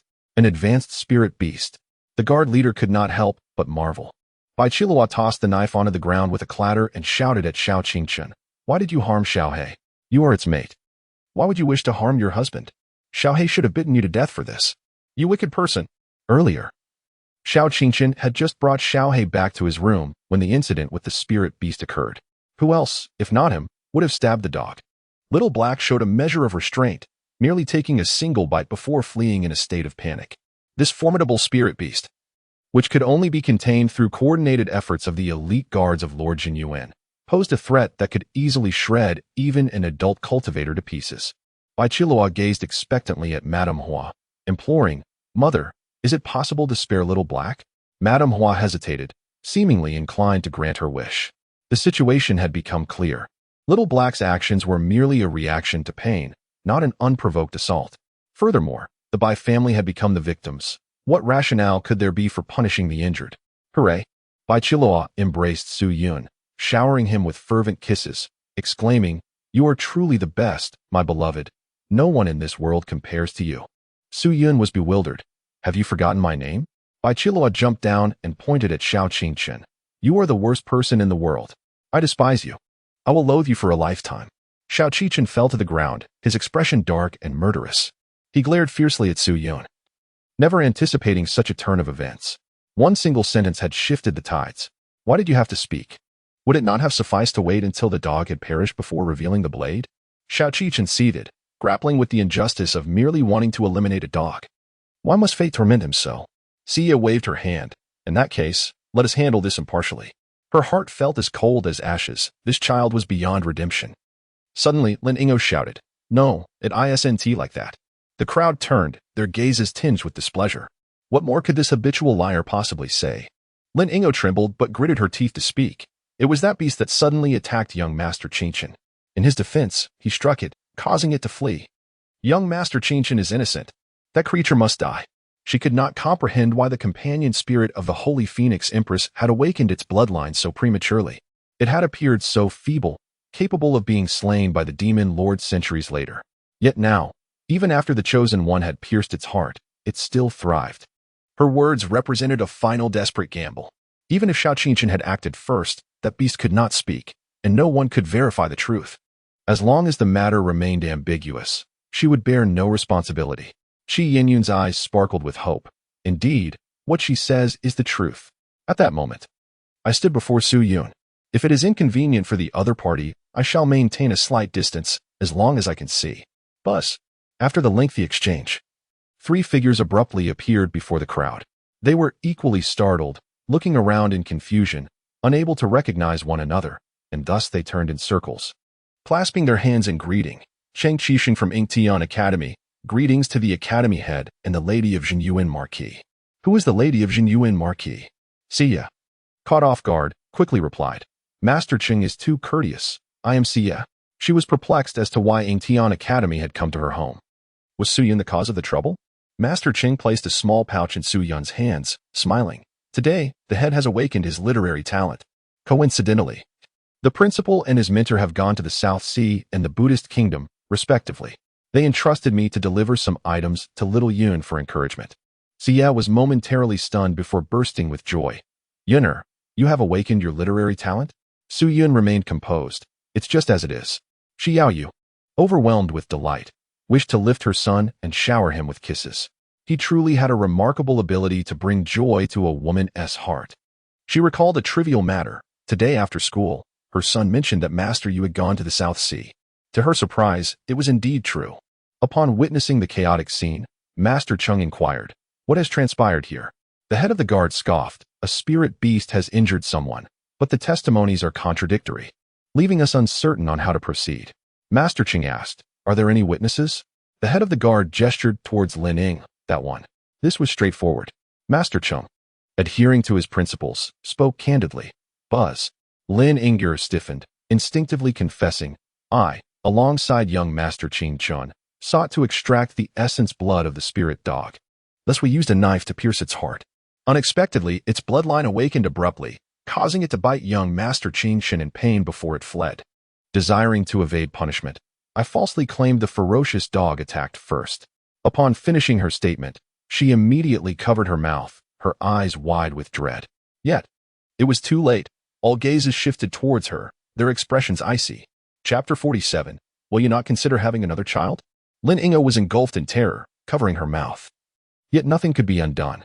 She had revealed everything. "Su Yun, why is it you again?" Lin Yinger seethed with fury. "How could you possess such literary talent? Is the demon lord's gift truly so profound?" In her previous life, Su Yun had his heavenly bones excised, fell victim to chaotic poison, lost all opportunities, and was scorned by his family. Yet he rose from obscurity with fierceness and determination, standing atop the myriad realms. Little did Lin Yinger anticipate that Su Yun's innate talent would be so remarkable. In his past life, he had left Shi Yaoyu despondent, preventing her from entering the academy, leaving her to languish alone, picking up discarded books thrown away by Shao Qing Chun to learn to read. In this life, however, after merely a few days in the academy, he had already been invigorated by the literary atmosphere, gaining remarkable talents. These should have been mine. Lin Yinger felt both envy and resentment. Had she not been so quick to follow the destined child, she too could have basked in the respect of the masters. She might have even had the opportunity to acquire the academy's supreme treasure, the spring and autumn brush. How did these opportunities slip through her fingers? Was following the destined child meant to bring only misfortune? Bai Qilua pointed at her and declared, "You are wicked. You are the second most wicked person in the world." "Mother, she is the great villain. She wishes to harm Xiaohei." Mrs. Hua's expression darkened as she began to comprehend. Those who harm others are deemed villains. What are those who harm dogs? They had yet to succeed. Qi Yinyun, observing the scholars, suddenly grasped the situation. "You are from the Ying Tian Academy. My second brother was wronged by you and expelled. You seek to eradicate him and make Qing Chun the scapegoat. Is that true? Was that woman's claim accurate? She is lying. Qing Chun is not the type of person to commit evil deeds." Yet, no one heeds her words, shaking their heads in disbelief. Just moments ago, they had vowed to trust Lin Yinger, only to now deem her words as pure fabrications. Such duplicity, akin to the art of Spring and Autumn Chronicles, is hardly deserving of trust. Shao Qing seethes with resentment. If looks could kill, Su Yun would have perished 1,000 times over. Just a hair's breadth away. She was nearly there. How could this little brat have discovered that dagger, with senses so astute? If it weren't for him, she would not only have acquired the essence of blood, but also had the opportunity to approach the Holy Phoenix Empress, rather than being the target of public scorn. "Qing Chun, your mother will not allow anyone to harm you." Qi Yinyun weeps, "Your second brother has fallen victim to vile men. Your mother will not let you suffer the same fate." Bam! Shao Qing Chun, stifling her agony, pushes her mother away. "Leave. And take my second brother with you. If it weren't for that useless second brother, who failed to deal with Su Yun at the academy, we wouldn't be facing this calamity at home. Even if I were to gain nothing from this, at least I could have weathered the storm." Qi Yinyun gazes at her son in a daze. "Qing Chun." Yu Shi Yaoyu, unable to bear the scene, gestures. "Take young Master Qing Chun away. Confine him to the small courtyard. He is not to leave without orders." Previously, they had merely moved to another residence. This time, it is confinement. Qi Yinyun screams in a frenzy. "Shi Yaoyu, you cannot do this. You cannot treat my son this way. You cannot separate us." Master Chang, hands clasped behind his back, mutters in a voice barely audible. Silence. "Buzz. Shi Yaoyu. You shall not." Qi Yinyun opens her mouth to speak, yet no sound escapes. She remains oblivious to the abnormality, and others disdain to inform her, watching her flail about like a mute performer. Shi Yaoyu turns her gaze elsewhere. This wicked servant incites her master to commit wrongdoing. She must be delivered to the authorities. Such a person, remaining in the Su residence even a moment longer, is a blight upon the heir. Lin Yinger's eyes widen in disbelief. She had not anticipated this outcome. She has offended the Marquis of Zhenyuan's household, regardless of where she is sent. It is a dead end. "No, Madam Shi, I am innocent. I have information. I can tell you before she could finish, Master Ching, irritated by the noise, interjects, "You are in the dungeons of the Ministry of Justice." Buzz. Lin Yinger vanishes without a trace, only to appear in the dark, damp confines of a prison cell. "No, I do not want to go to jail," she cries out in despair. "My opportunity." In the final moments before her transport, Lin Yinger sees Su Yun open the bag sent by the Academy, extracting a crimson spiritual fruit and directly handing it to Bai Chi Luo. That should have been her chance, a reward she alone deserved. The jailer, hearing the commotion, glances up and immediately understands. From the Academy, let her confess first. And tomorrow we shall inquire further. Another person asks, what if she refuses to confess? Refuse to admit it? The first jailer sneers. Tomorrow, if her testimony does not match, it will be deemed as disrupting the court, and she shall incur additional charges. Once the farce was resolved, Shi Yaoyue wore an expression of deep regret. Madame Hua, it is my failure in discipline that allowed that ungrateful child to injure the beloved dog of the Bai family. After calming down, the small black creature gradually diminished in size, its mystical runes and wings vanishing without a trace. It panted with its tongue lolling out, the wound on its belly healed. Appearing no different from an ordinary dog, Madame Hua, instead of expressing anger, was filled with delight. I must thank you for awakening the bloodline of the little black one. It appeared in the courtyard on the day of Luo's birth, and to think it turned out to be a spiritual beast. The Bai family has gained a spiritual beast without any sacrifice. With its awakened bloodline, it can hold its own against the guards of the Marquisate. What a tremendous fortune this is. However, Madame Hua felt that her statement had a flaw and reiterated, I must thank Su Yun, not that young Master Qingchen. Shi Yaoyue sighed in relief. After such a commotion, the other party did not pursue the matter. What is there to thank Yun'er for? Of course, it was because he had discovered the truth and had not wronged the little black one. Madame Hua blinked, musing to herself, what a lucky star. Last time, the little black one displayed the characteristics of a spiritual beast. This time, although it was not directly related to Su Yun, it unexpectedly activated its bloodline. Who would believe he is not a lucky star? After pondering for a moment, Madame Hua spoke up. By the way, Madame Shi, what is it? Shi Yaoyue replied. Madame Hua directly asked, do you have any plans to bear another child? Shi Yun, panting from a tirade, found no one paying her any heed. Upon hearing this, her sharp voice cut through the silence. What are you planning? It is Qingchen who is to fulfill the marriage contract with the Bai family. Shi Yaoyue's expression changed drastically. What did it mean to bear another child? It merely indicated that Xiao Qingchen had behaved atrociously today, prompting Madame Hua's disdain. Since the Bai family had a marriage contract with the Su family, they could only seek another worthy groom.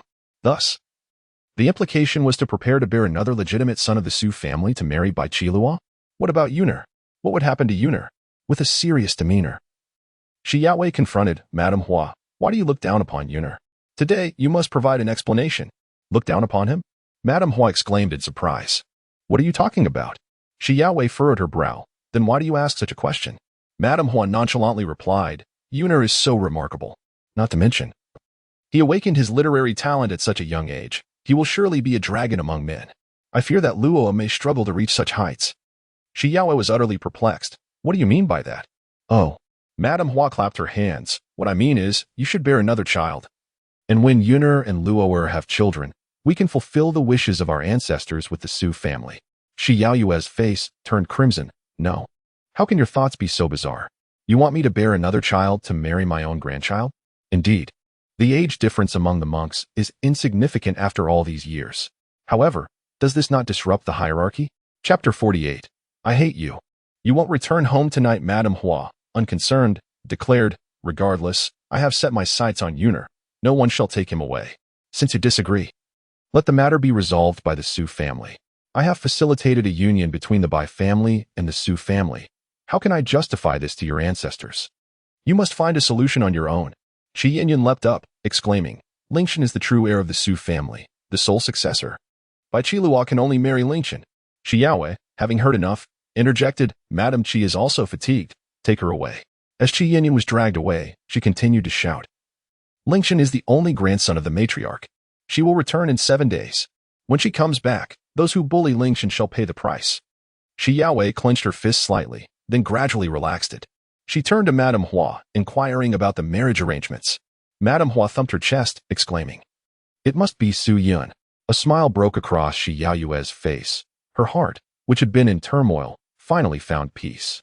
She had been worried that the Bai family might reject Su Yun due to his lack of Su lineage. Now, this matter had reached a perfect conclusion. Even if Su Yun lacked a blood relationship with herself and her sisters, it mattered not. He was family, and they would always be together. As for Madame Hua's suggestion of finding a Su family member for a union with Su Yun's offspring, it would not involve Mo Ling and the others. Suddenly, Shi Yaowei recalled that she had initially dismissed the notion of an early engagement, only to be drawn into the fray of competing for Su Yun due to Qi Yinyun's interference. She needed to inquire about Su Yun's perspective.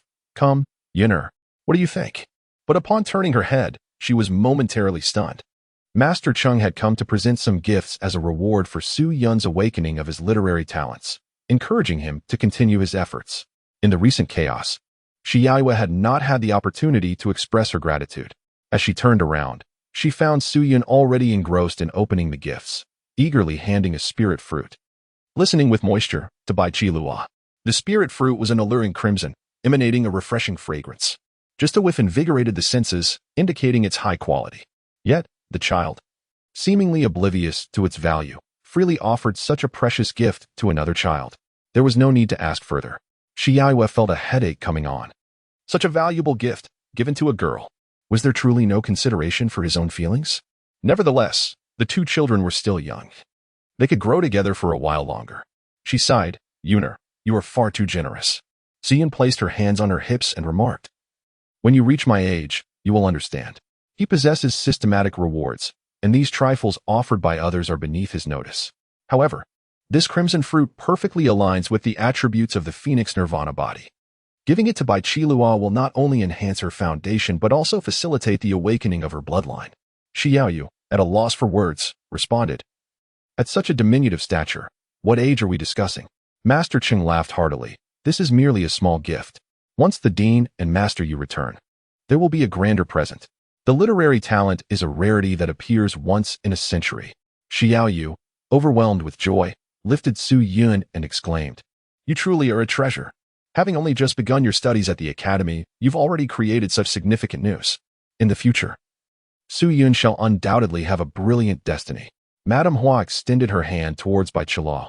"All right, dear, it is getting late. Let us return." With a swift motion, Bai Qilua swatted her mother's hand away. Madame Hua was taken aback. "My daughter, what are you?" "Humph." Bai Qilua pouted. "You wish to harm Xiaohe. I harbor a slight resentment towards you." Madame Hua felt a flush of embarrassment. She had indeed underestimated the situation, instinctively believing that Xiaohe was the aggressor.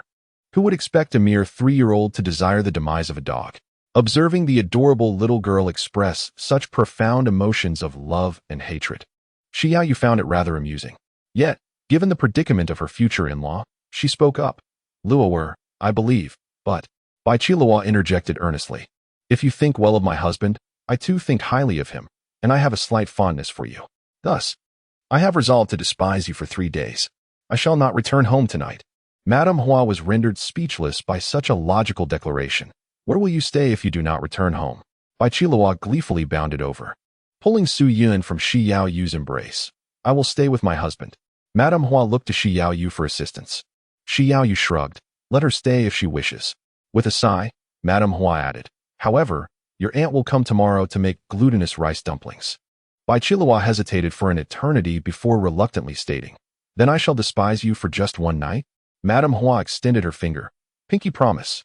Pinky promise." Shi Yaoyu chuckled. "Yun'er, take your sister inside." Ding! A voice whispered in Su Yun's ear.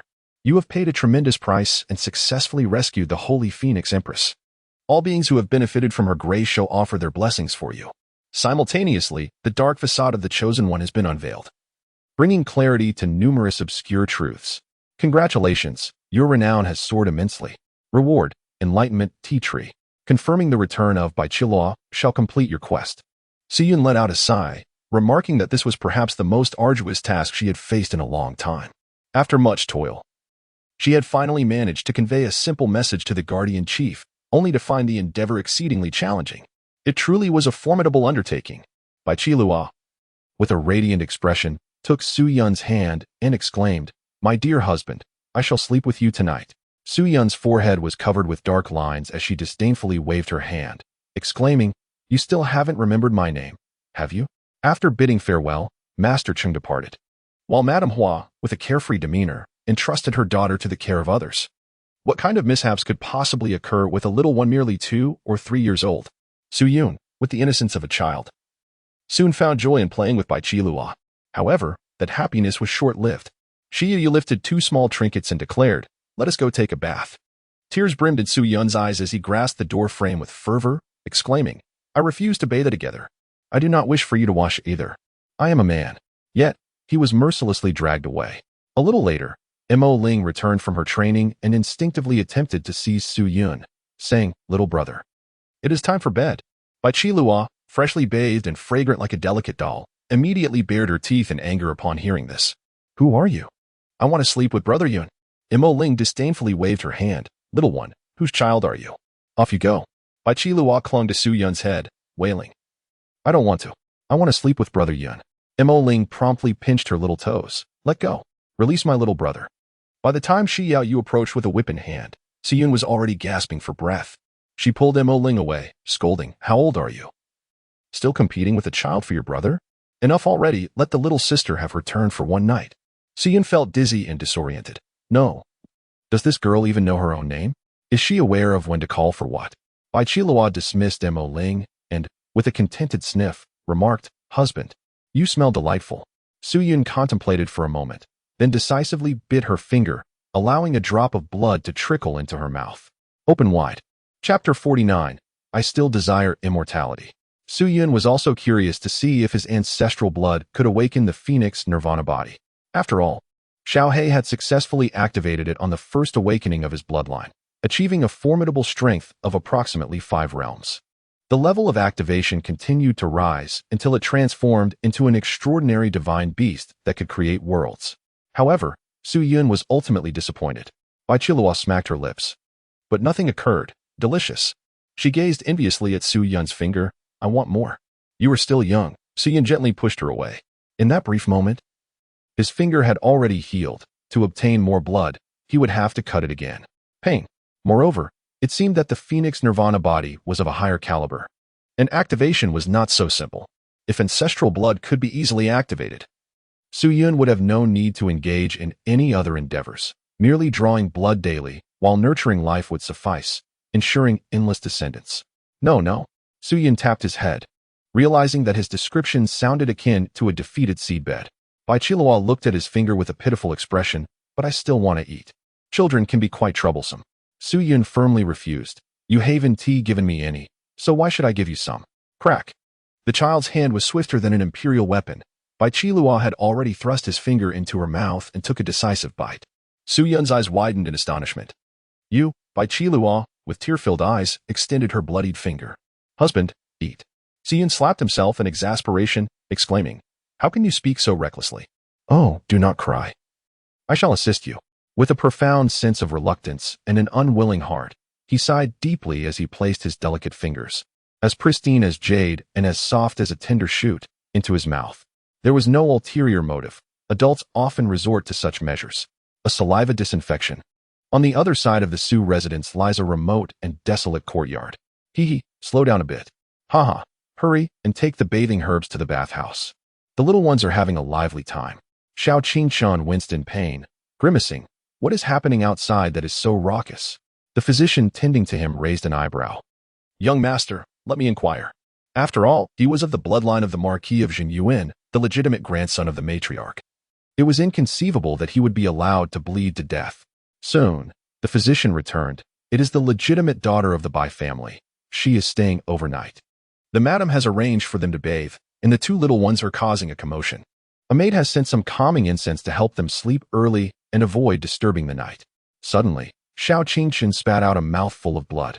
The wounds left by the canine teeth on his chest oozing profusely. He glared fiercely in the direction of the main house. "Bathe together? And sleep together later? That is my betrothal, my lawful wife. How dare you? How dare you?" In a fit of rage, Xiao Qingshan seized the candlestick from the table and hurled it at the physician. The physician dodged, and the candlestick landed on the bed, scorching a large hole in the only straw mat. Fortunately, a greater disaster was averted. The physician dared not speak further, hastily extinguishing the fire. "Young master, please rest." Bang! A maid burst through the door. "Dr. Chu, Come quickly. Something has happened with the young master. Upon hearing this, Xiao Qingqian's spirit soared. Evil deeds will surely meet with retribution. You thought you could revel in triumph, but now trouble has arisen. The physician, startled, quickly gathered his medicine box. What has happened? What about the young master? The maid replied anxiously, the young master is fine. It is that by family daughter. Somehow, she has injured her finger, and the young master is licking it, making quite a mess. You must hurry. If you delay, it will heal. Dr. Chu bowed to Xiao Qingqian and hurried out. Xiao Qingqian stood in the room, frozen for a long while. Injured finger? Saliva as a disinfectant?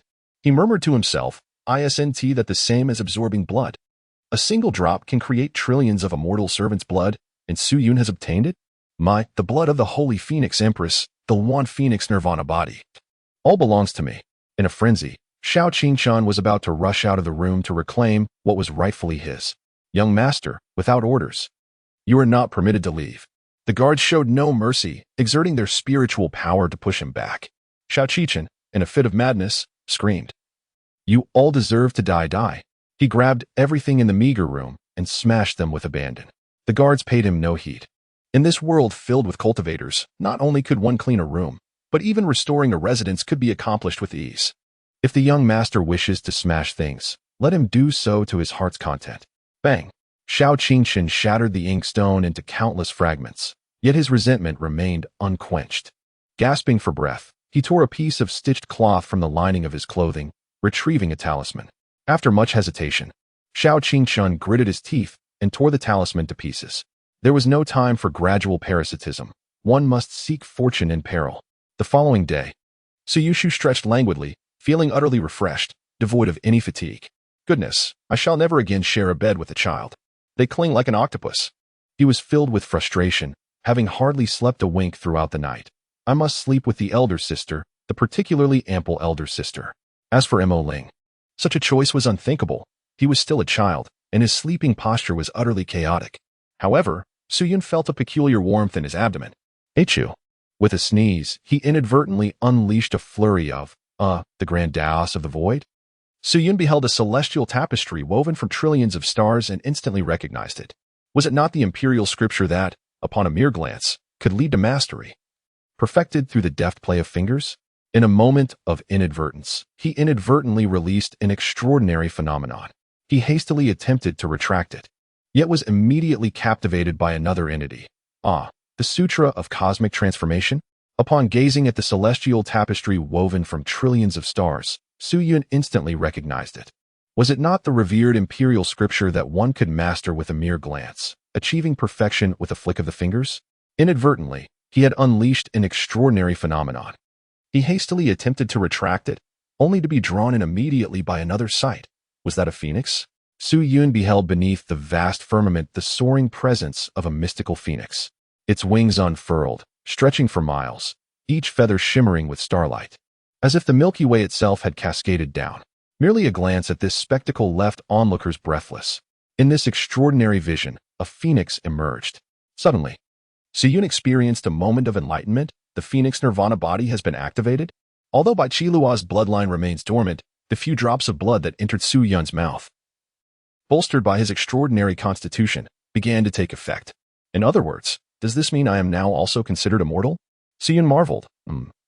It must be related to the phoenix in the vision. Each one represents a life.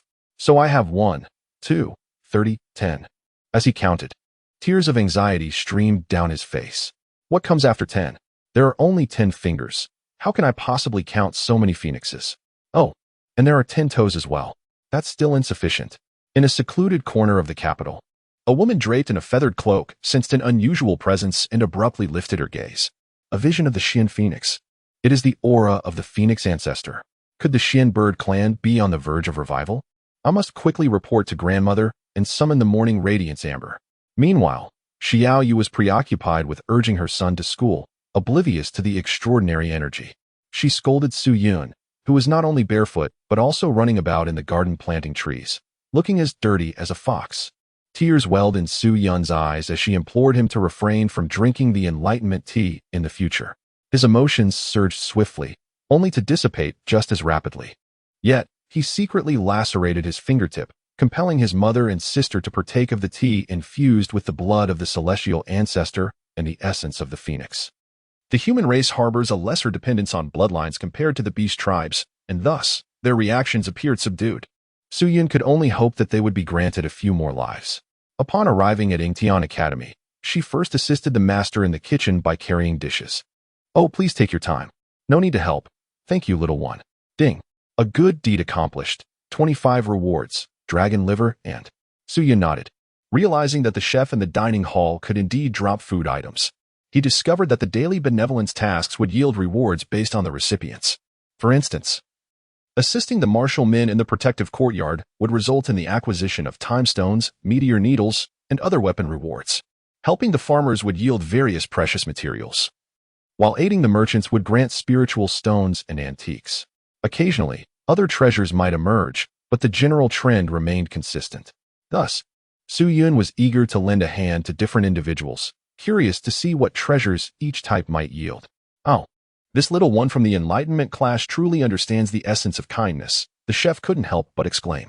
The others, observing the sunny, well-mannered child with rosy lips and white teeth, who was so considerate and eager to help, couldn't help but smile with goodwill. As the morning class concluded, the young prince quietly approached. "Do you remember what I told you? I will take you to a wonderful place." Chapter 50, The Infinite Source of Vitality. Su-Yun inquired. "Where?"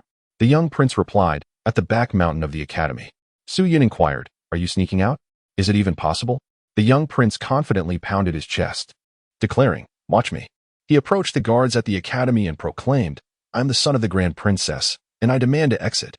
The guard cast a fleeting glance at him, remaining unmoved. The young prince, growing anxious, exclaimed, "Hey, why won't you step aside? I cannot lose face in front of my younger brother." Su-Yun gazed for a moment, then cautiously stepped forward, blinking her charming, large eyes. "Uncle, may I go outside?" The guard hesitated for a brief moment before stepping aside. The young prince was bewildered. "How did you manage that? Someone who can stop even the son of the Grand Princess would heed your words?" Su-Yun was equally perplexed, casting a curious glance at the guard. The guard paused momentarily and replied, "The chef in the dining hall is my brother." Su-Yun let out a soft exclamation, realizing the benefits of performing daily good deeds. The young prince pouted, expressing his bewilderment at the vast differences among people. As the crowd dispersed, a guard remarked, "You take over for me. Go inform the dean whether he is still engaged in battle with the Buddhist kingdom. Report to the other instructors and notify the parents." The academy housed many nobles, and there were numerous individuals eager to escape. The guards, unable to offend anyone, could only turn a blind eye. Walking along the back mountain of the academy, the young prince felt somewhat dejected. He had just regained his stature and earned Su-Yun's approval. How could he embarrass himself so quickly? "Brother," Su-Yun inquired, "what shall we go see?" The young prince gestured animatedly, saying, "A peculiar black stone that feels quite chilly when you stand on it." Su-Yun remarked that there was nothing particularly fascinating, yet she contemplated the possibility of encountering some fortuitous event in this fantastical realm. Hence, she inquired, "Will there be any danger later?" Upon hearing her earnest question, the young prince immediately perked up. He patted his chest confidently, proclaiming, "Fear not, regardless of what transpires. My elder brother will safeguard you." His younger sibling was indeed seeking his assistance. The academy's guards, observing from a distance, found the scene amusing. These children were truly putting on quite the performance. However, aside from the figure lurking in the distance, what peril could possibly exist in the academy's rear mountain? The guards contemplated this and decided to approach the shadowy figure. Since the two young lords had ventured out to play, it would be prudent to drive away any unwelcome individuals. Suddenly, a strange sensation washed over the guards as they passed through an eerie veil, and their vision momentarily blurred. When they refocused, the shadowy figure had vanished without a trace. An incident had occurred. To their dismay, the two young lords were also nowhere to be found. Meanwhile, the oblivious children wandered along the mountainside. The young prince scratched his head in confusion. "How odd. That black stone was right here. We saw it last time. Where could it have gone?" Su-Yun, arms crossed and glancing about, quickly pointed, "Let us explore that direction." In the dual-colored vision, a radiant beam of light soared into the sky. If there were any fortuitous encounters, they would surely lie there. Before long, the two children arrived at the banks of a small stream, where they beheld a bloodied little white fox. Ding! A miracle! You have indeed discovered the pristine and inexhaustible body of Hengyun. This singular entity, the only one across the myriad realms, had perished a millennium ago. The Hengyun body is a cherished creation of the heavens and the earth, capable of infinite harvesting without compromising its foundation, yet it is often coveted by various factions. Throughout its existence, however, it has received no semblance of care. It is imperative to nurture this celestial being. Please be advised, the Hengyun body, born from the shattering of the myriad realms, requires an immense amount of energy for its sustenance due to the surging spiritual essence of the universe. Proceed with caution and do not exhaust yourself to the point of demise. Task difficulty. Supreme task reward. Ling Shu Tu Chui method. Su Yun's mind momentarily faltered before he suddenly recalled. The ever-flowing body? No, it must be the ever-birthing body. This concept had not been introduced in the narrative, only casually mentioned when discussing other characters. In the convergence of heaven and earth, the clash of energies can create an opening. The ever-birthing body serves as this living portal, capable of ceaselessly absorbing the essence of the universe, thereby repairing and enhancing itself without jeopardizing its foundational roots. However, due to this very principle, it has garnered the covetous eyes of numerous powerful factions. A living entity capable of inexhaustibly producing resources has been humorously dubbed by readers as the ever-birthing body. Its absence in the storyline is attributable to its demise a millennium ago. Su Yin understood. It was merely a chance encounter. Was it truly serendipitous? Or was it the black stone that the young prince had mentioned, not found in its original place? Perhaps it was not mere coincidence, but rather the discovery made by the unique eyes amidst the vast mountains. The young prince expressed his disappointment. How could it be merely a corpse? Su Yun felt the pulse and said, "Do not rush." He knelt down, retrieved a pill from his bosom, and administered it. Subsequently, he used a small bone to draw water from the river and caught a koi to feed the fox. Taking advantage of the moment, Su Yun gently caressed the little white fox, allowing the ethereal essence of the celestial beings to mend its damaged nature. Ordinarily, the fur of a fox is rather coarse, lacking the softness found in cats and dogs. However, in this fantastical realm imbued with spiritual energy, the tactile sensation of the little white fox was surprisingly delightful. Before long, the wounds upon its body healed, and its vitality gradually returned. The young prince clapped his hands in astonishment, exclaiming, "What did you just feed it?" Its recovery is remarkably swift. Su Yun pondered for a moment and recalled that it was called the Jade Gold Elixir. The young prince erupted into hearty laughter, exclaiming, "What a jest! I am well aware of that name. It is a sacred grade elixir." Su Yun shrugged, non-committal. Assisting the elderly caretaker of the medicinal herb storeroom in inventorying materials, he obtained a sacred elixir. Yet, he remained uncertain of its curative potential. Ding. Your selflessness is truly commendable. In this fractured realm, your willingness to contribute extraordinary strength to the inexhaustible essence of the universe will undoubtedly earn you the favor of heaven and earth. Task reward. Spirit Pivot Emerald Method. Additional reward. A significant enhancement of your fortune. Su Yun let out a sigh, reflecting that nothing had changed. A millennium later, he had shattered countless realms, causing the very fabric of heaven and earth to fracture. Consequently, the spiritual essence that flowed forth could instantly fill myriad star rivers. Yet now, the myriad realms remained largely intact, and the cosmos was orderly. The spiritual essence emanating from the inexhaustible source still fell within acceptable limits. The power required for the reciprocal nourishment amounted to merely a fraction of a billion. With a sacred pill that promotes benevolence and the ethereal touch of the celestial way, all shall be well. Suddenly, the little white fox opened its eyes wide. The young prince clapped his hands in delight. "Ah, dear brother, you are truly remarkable." It has awakened. However, upon noticing the presence of others, the little white fox's once dreamy gaze transformed into one of terror. In an instant, it darted into the thicket, disappearing without a trace. The young prince sighed in disappointment. "Oh, the ungrateful white-eyed fox, it knows not how to repay kindness. Alas, dear brother, our venture has not yielded favorable outcomes. It is indeed a pity that we did not discover that dark stone." Su Yun stifled a laugh, having already encountered something extraordinary. The young prince, feeling unsatisfied, mused that it would be delightful to stumble upon something even more amusing. Suddenly, with a deafening roar, a colossal tiger, towering 5 stories high, emerged as the great tree was torn asunder and boulders shattered. The young prince's eyes widened in disbelief. No, this is not what I wished for." The tiger's roar reverberated through the forest, and the sheer force of its bellow rendered the two unable to maintain their footing. The young prince's face drained of color, terror welling up within him. What are we to do? We're finished. Chapter 51. The Consequence of Unintended Actions. Such a formidable tiger was unmistakably a beast of legend. It required no teeth. A mere brush of its claws would reduce the two children to nothing but a bloody pulp. Su Yun, however, remained unhurried, gazing at the tiger for a moment before retrieving a small bone. The young prince found it somewhat familiar, yet this was not the time for contemplation, little brother. At such a moment, why are you still playing with blocks? We must flee at once. Su Yun unfurled the small bone and suddenly drew forth a gleaming, formidable blade. A resonant hum echoed as a terrifying aura of bloodlust surged forth, overwhelming like a mountain's roar or a tidal wave. The chilling pressure was so intense that it compelled the towering giant tiger, 5 stories high, to bow under its weight.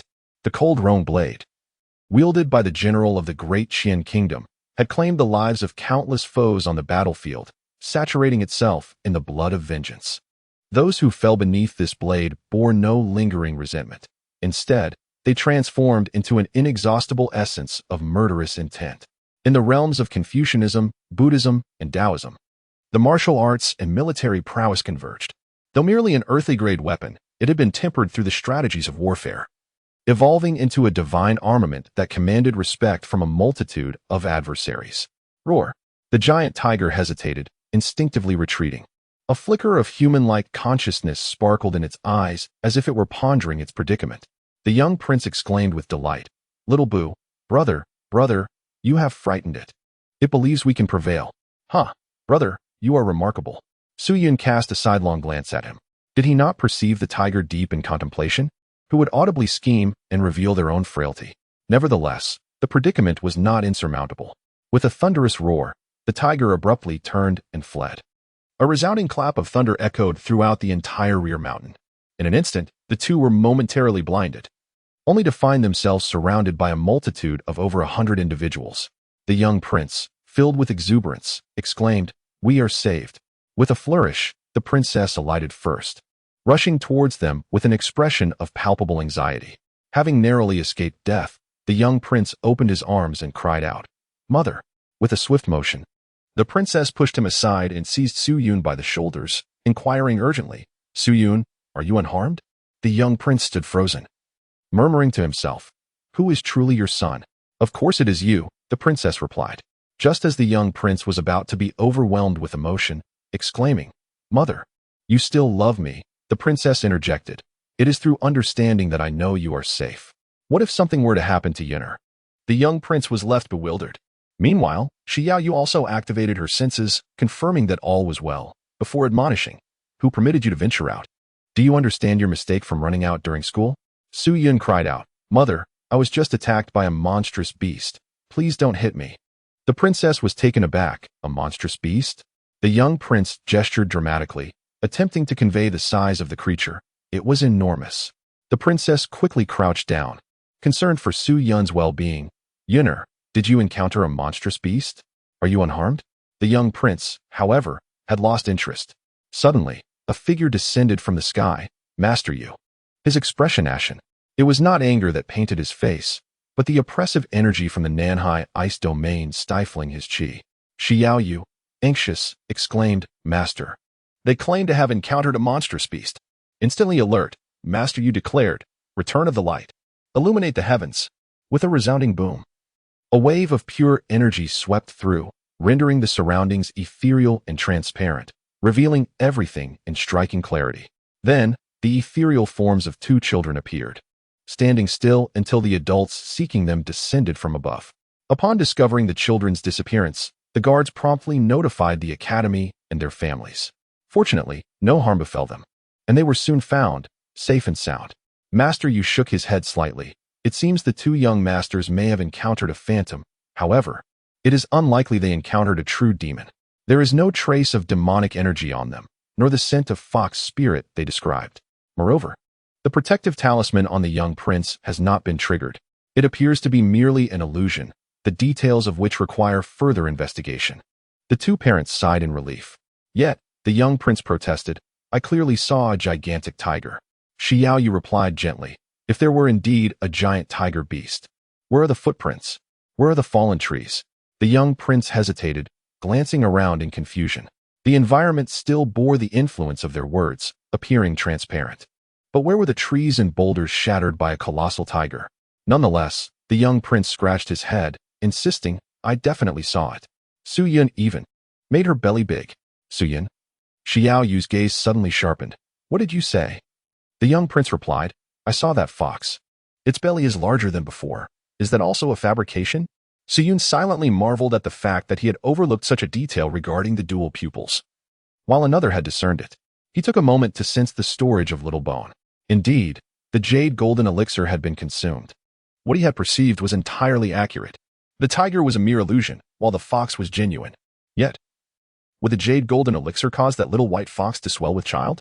Would it come knocking on his door, demanding shelter later? The thought made Su Yun feel uneasy. Xiao Yu shook her head, saying, Impossible. Yun'er is only 3 years old. How could he possess such abilities? However, she added fiercely, who told you to bring out the cold blade? General Wang's treasured sword lay idly to the side, continuing to emanate a menacing aura. Su Yun expressed his dissatisfaction, exclaiming, That belongs to me. Uncle Wang gifted it to me. In response, Xiao Yu, her hands on her hips, retorted, What kind of adult bestows a weapon upon a child? Moreover, such a divine armament. Fortunately, the young prince possesses the bloodline of an emperor. Had he been a child of an ordinary family, he would have been utterly terrified, potentially ruining his life. Regardless of how you obtained it, it shall be confiscated. With that, Xiao stored the blade into her spatial pouch. Many divine weapons can be contained within one's body, and given Su Yun's exceptional talent, it was not surprising that he found a way to bring it forth. However, he must not be allowed to touch it again thereafter. Su Yun wept, lamenting, Mother. Xiao Yu, unable to bear the sight of such distress, could only respond, We can only play at home. Su Yun wore a radiant smile, exclaiming, Indeed.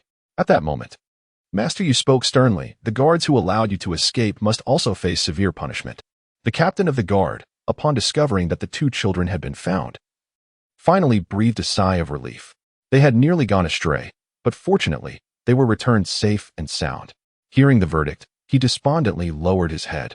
The young prince, witnessing this, felt a surge of compassion and pleaded, Mother, Auntie, please do not punish that guard. He is innocent. The headmaster gently shook his head, stating, Not discerning the gravity of the situation, he is fortunate merely to avoid imprisonment. Su Yun felt it was inappropriate as well. After a moment of contemplation, he spoke, To accept a commission is to fulfill one's duty. The uncle stationed at the academy, allowing us to leave, has neglected his responsibilities. However, should he disobey orders, it would be an act of disloyalty. In comparison to loyalty, a failure in duty is somewhat more tolerable. Yet, the loss of a faithful guardian due to this negligence is a significant detriment. The headmaster's eyes sparkled with enlightenment as he exchanged a glance with Master Yu, filled with satisfaction. Well said. Truly, a child capable of cultivating literary talent. Indeed, the virtues of loyalty and responsibility place greater importance on loyalty. Very well. I shall heed your advice. Li Kuei, the captain of the guards, immediately knelt on one knee. Headmaster. The headmaster replied coolly, Young Master Su has interceded on your behalf. You shall reflect upon your actions at the academy, learning anew what it means to bear responsibility. Once you comprehend this fully, you may reclaim your leadership duties. The captain of the guards cast a grateful glance at Su Yun, excitedly bowing. Thank you, headmaster.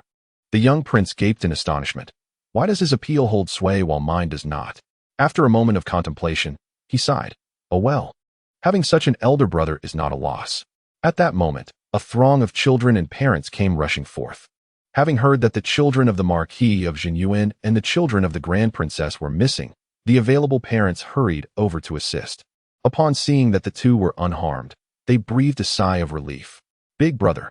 A group of children from the Enlightenment class dashed to the young prince, bowing respectfully. Then they turned to Su Yun. Second brother. Smack. The young prince swatted the child before him. Incorrect. The child, bewildered, asked, What was wrong? The young prince pointed at Su Yun. He is the big brother. Address him properly. The children paused momentarily before calling out to Su Yun. Big brother. The young prince, satisfied, pointed to himself. I am the second. The children's voices rang out thunderously. Second. Those at the academy below turned their heads, wondering, What sort of second is so grand? Su Yun was carried down the mountain, taking a few breaths that invigorated his spirit. The Ling Shu Tui Chui technique. Chapter 52. The embrace is quite uncomfortable. Shi Yaoyu expressed her gratitude to the academy personnel before departing with her son in her arms. Su Yun inhaled and exhaled, savoring the newly acquired technique of the Ling Su Tusi method. Hu, with each breath. Su Yun exuded a vital essence of wood and gold from her nasal passages, a refreshing and penetrating aroma that was profoundly invigorating. As a practitioner, Shi Yaoyu did not require sleep. However, having hurriedly arrived, she had continuously employed her spiritual awareness to perceive her surroundings, thoroughly exploring the area for miles around. The exertion had drained her significantly, leaving her complexion slightly pale. Yet, after just a few breaths, she felt a delightful coolness envelop her lungs, gradually restoring the color to her once pallid face. The distant Princess Chang observed with curiosity, "Yaoyu, is it truly so that your breath has steadied in such a short time?" Shi Yaoyu pondered for a moment, perhaps finding Yun has eased my mind.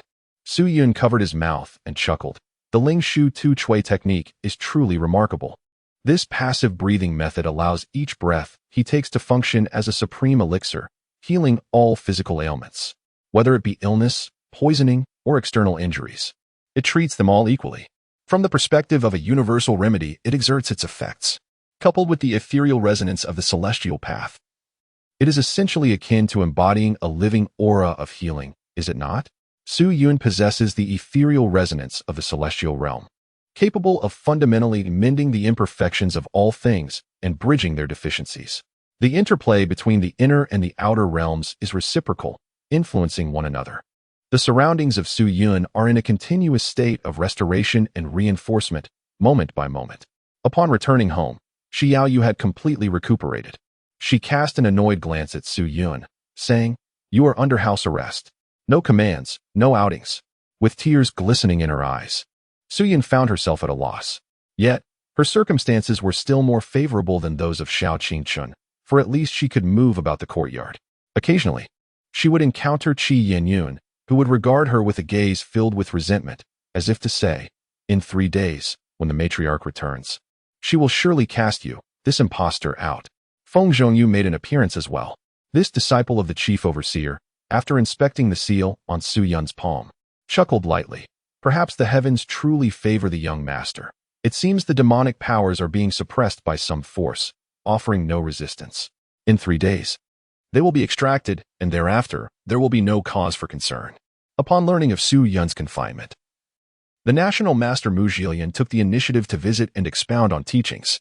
Although it was somewhat simplistic, Su Yun complied and absorbed some of the knowledge, recognizing that even the most basic lessons could lead to deeper insights.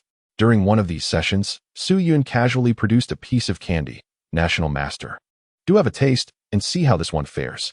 Unaware of the underlying implications, Mu Zhilian accepted it nonchalantly and remarked, "This one is a tad sour."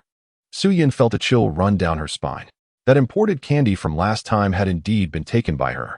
As Su Yun anxiously endured the 3rd day, boredom enveloped her in the courtyard, igniting a desire to venture out. However, the guards resolutely denied her pleas, even in her most pitiful state of desperation. Just as Su Yun transformed her sorrow into vigor and climbed to the treetop, swaying amidst the branches, Mo Ling's head suddenly popped up. "Little brother, do you wish to see the courtesan?" Su Yun pondered. What is a courtesan? In that moment, Mo Ling found herself at a loss for words. It is indeed a display of artistic skill. Well, the art of seduction is also a skill. The human body as a canvas is likewise an art form. Su Yun let out a soft exclamation, finally realizing that they were speaking of an emotional worker. Mo Ling remarked, "The colorful and elegant courtesan has risen from Jiangnan, captivating the entire city with a single dance, as flowers bloom upon the mountains, and strange phenomena cascade in layers, seemingly boundless." The capital's spring full house expended a considerable fortune to invite her to perform. Today, we shall witness her beauty for ourselves. It is rumored that she has intricate connections with the Hahuan sect, though the truth of it remains uncertain. Do you wish to go? Su Yun nodded decisively. "I do." Mo Ling chuckled mischievously. "Call me third sister." Su Yun was very well behaved. "Third sister." Mo Ling leaned in again, urging her to BR once more. Su Yun obediently planted a gentle kiss. Feeling the soft and tender lips, Mo Ling could not help but stomp her feet in delight. This little brother is simply adorable. With a sweeping motion of her hand, Mo Ling embraced Su Yun in her arms. Su Yun struggled incessantly, exclaiming, "Could we perhaps change the location?" Mo Ling, puzzled, inquired, "What is the matter?" Su Yun let out a soft grunt. "Ouch." "Oh." Mo Ling, seething with anger, exclaimed, "You shall pay for this." This little brother was utterly infuriating. Nevertheless, Mo Ling discreetly tucked away a few items and left a note. She instructed the housekeeper, "My brother is sleeping, please do not disturb him." Then, she and Su Yun circumvented the guards and stealthily slipped out of the door. Once they reached the bustling street, they were greeted by a vibrant throng of people, full of life and excitement. Su Yun's eyes widened, darting left and right. Mo Ling, radiating with a vibrant, sunny disposition, possessed an enchanting charm coupled with the innocence and cuteness of youth, embodying the quintessential image of the perfect neighbor's daughter.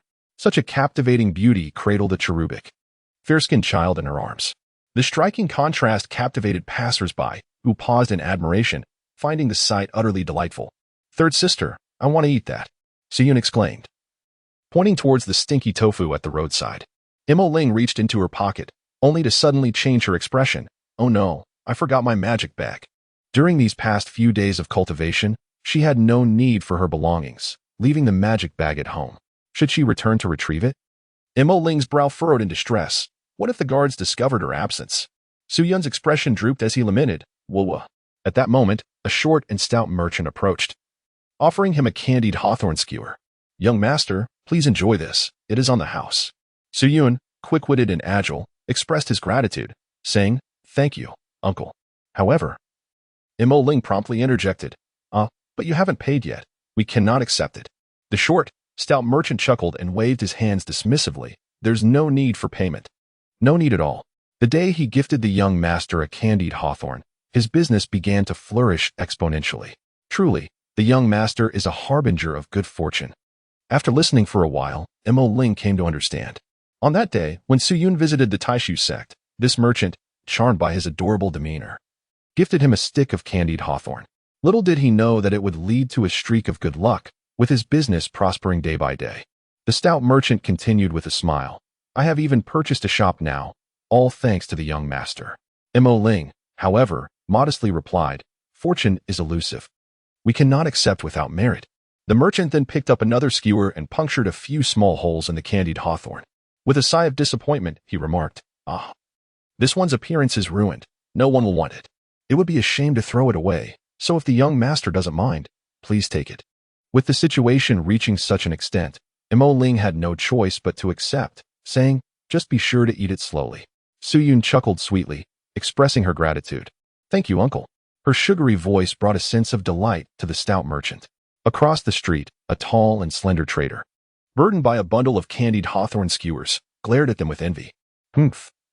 He scoffed at the notion that delivering candied hawthorn to the little lucky star would ensure prosperous business. It was all mere bluster. Once, his trade had outperformed the stout merchant's, yet now the latter seemed possessed, selling out daily, leaving him in awe. In less than a month, he had amassed enough wealth to purchase a shop, an achievement that stirred his jealousy. Was that lad truly the so-called lucky star? The tall merchant pondered.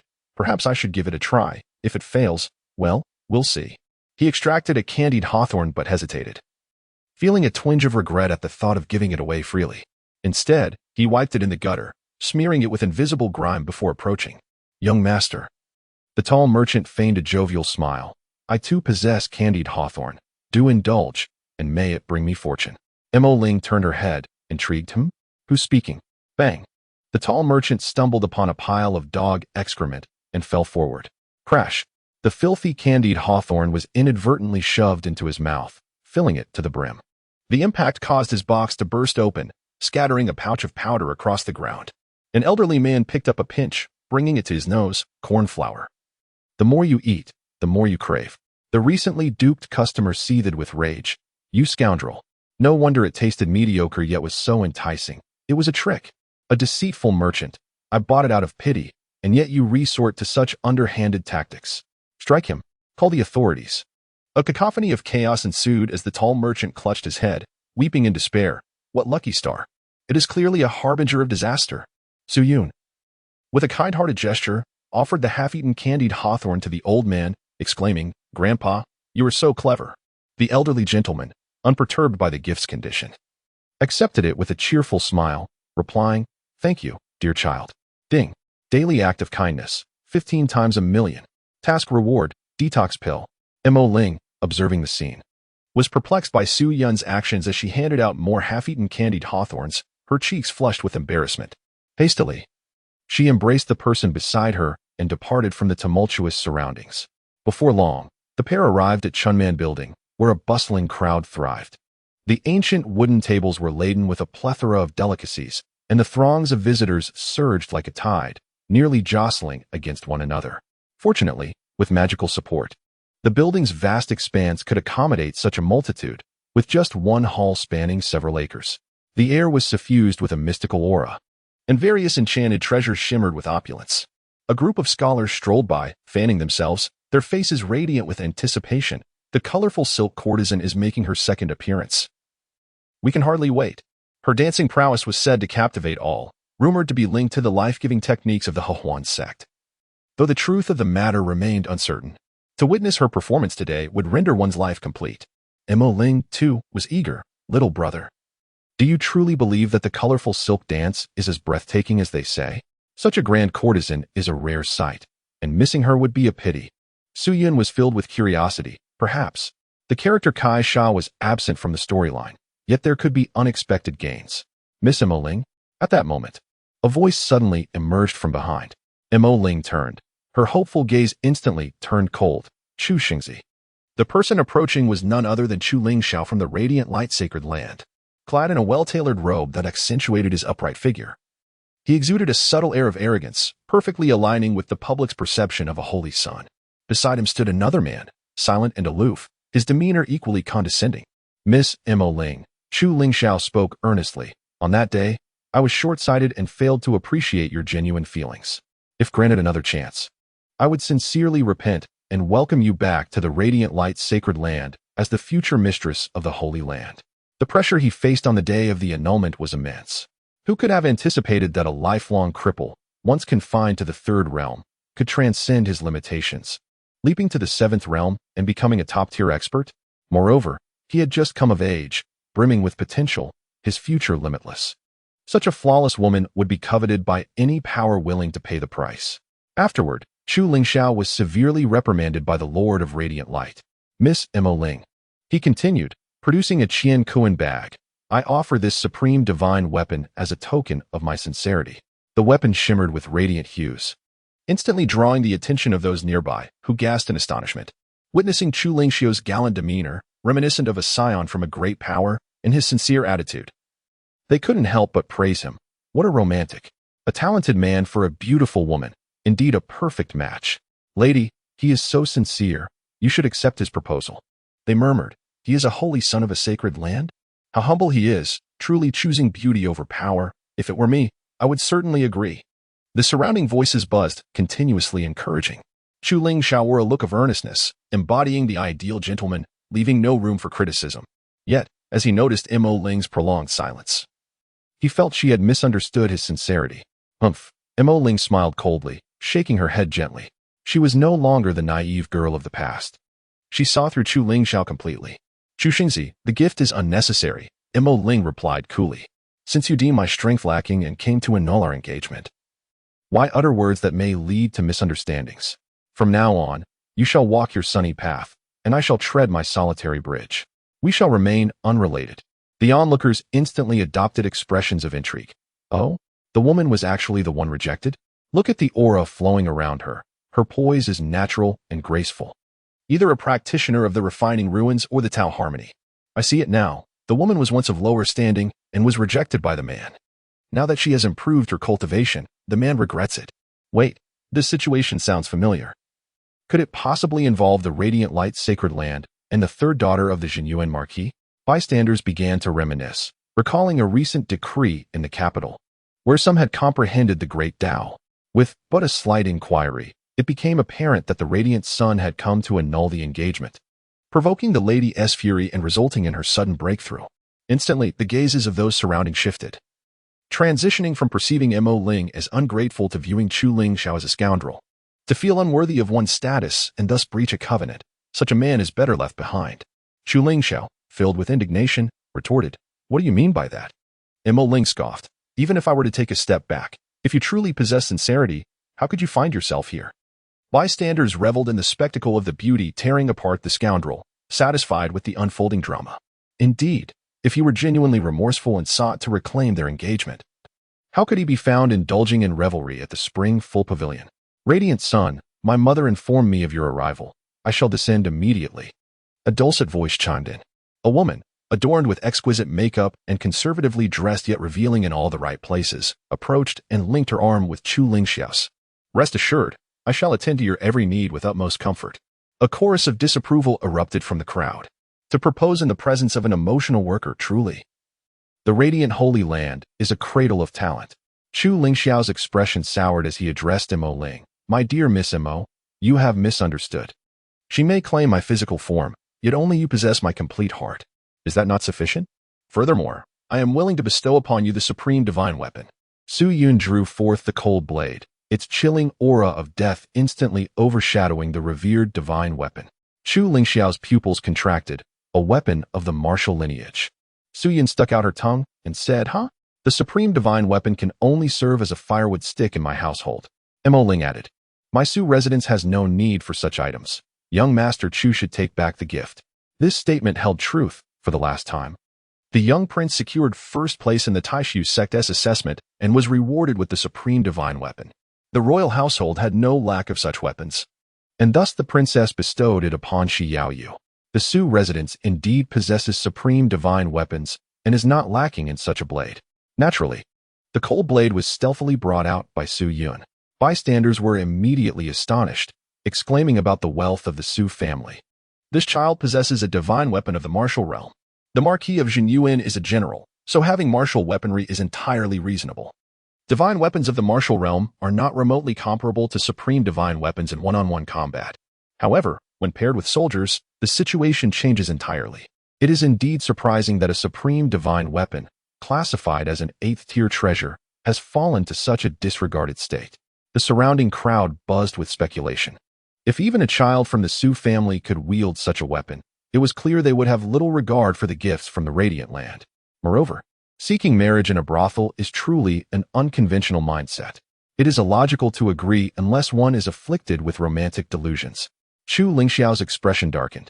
He could no longer play the role of the repentant romantic. He turned in indignation, exclaiming, I am here solely for pleasure. And you, a woman, have come to Chunman Tower. Are you not here to sell yourself?" His voice was not loud, but anyone with a modicum of cultivation could hear it clearly. Mo Ling's breath hitched, her chest swelling with fury. Such words were deeply insulting to an unmarried woman, yet she could find no retort. "Ha." Siyun clapped his hands in laughter. He said it out loud. He said it out loud. Those further away, unaware of the unfolding drama, turned their heads at the child's clear voice. Chu Lingxiao's face flushed crimson as he shouted, "What did you say?" Su Yun was still clapping and laughing, exclaiming, "You're also here to sell." The onlookers cast curious glances. While enjoying the company of a gentleman, it should not be so brazenly apparent. Suddenly, Chu Lingxiao hurriedly clarified, "I'm not referring to myself. I meant his sister." Instantly, disdain filled the eyes of those around them. Everyone was aware of the nature of their presence, yet to unveil the truth would strip away their pretentious elegance. The woman, dressed and poised, was evidently a respectable lady drawn to the commotion. For a man to publicly humiliate and cast such venomous curses was a profound moral decay, indeed reprehensible. Chu Lingxiao, realizing his misstep, quickly attempted to amend. "I meant to say that her sister resembles someone who would sell herself here." The emotional practitioner, who had been linking arms with her, immediately grew pale, retorting, "Chu Xingzi, if you hold us sisters in such contempt, perhaps you should seek companionship more befitting your stature." With that, she turned and walked away. Chu Lingxiao stood there, utterly bewildered. What had he done wrong? Observers, who had grasped the entirety of the situation, discreetly raised their thumbs in approval. This boy merely echoed her words, effortlessly shifting the dynamics. Truly astute. Mo Ling sighed deeply, feeling a sense of satisfaction. Gazing at the fair and tender Su Yun, she couldn't help but exclaim, "Men are all unworthy. Well, except for my father and brother." Mo Ling pondered. The men outside are unreliable. Perhaps I should cultivate my brother into the finest version of himself?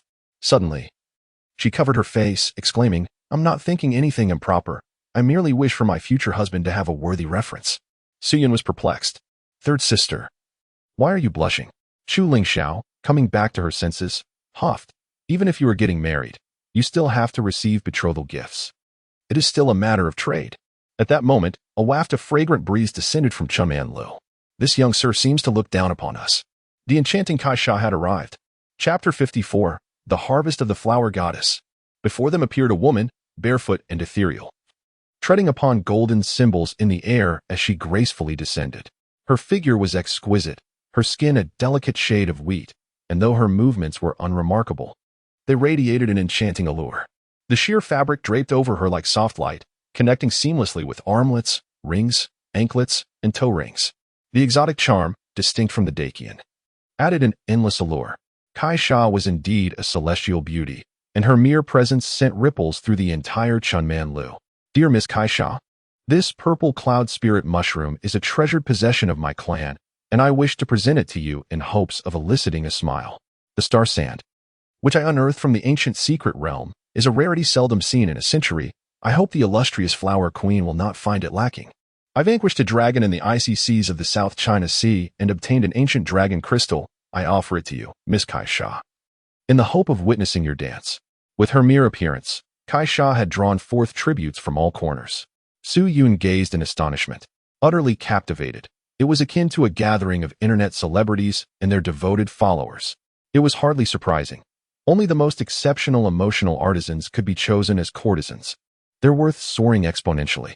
Kaisha not only possessed extraordinary dance skills that could evoke celestial phenomena, but also boasted striking beauty and an air of poise. Despite being enmeshed in worldly affairs, her eyes radiated a refreshing clarity, devoid of any trace of mundane concerns. It was only natural for people to be drawn to her allure. Moreover, the most intriguing revelation was that bystanders whispered fervently, this esteemed courtesan, Kaisha, was also a renowned courtesan. It had taken considerable effort from the capital to prevent her from entertaining clients from the south. Whoever had the honor of being her guest would surely be overwhelmed with delight.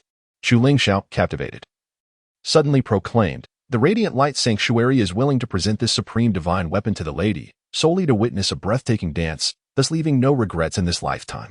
The bustling spring full house fell into a momentary hush. Onlookers exchanged astonished glances. A supreme divine weapon? Such generosity. Only those in close proximity grasped the true implication of his words. Chu Lingxiao's expression gleamed with satisfaction, a twofold achievement.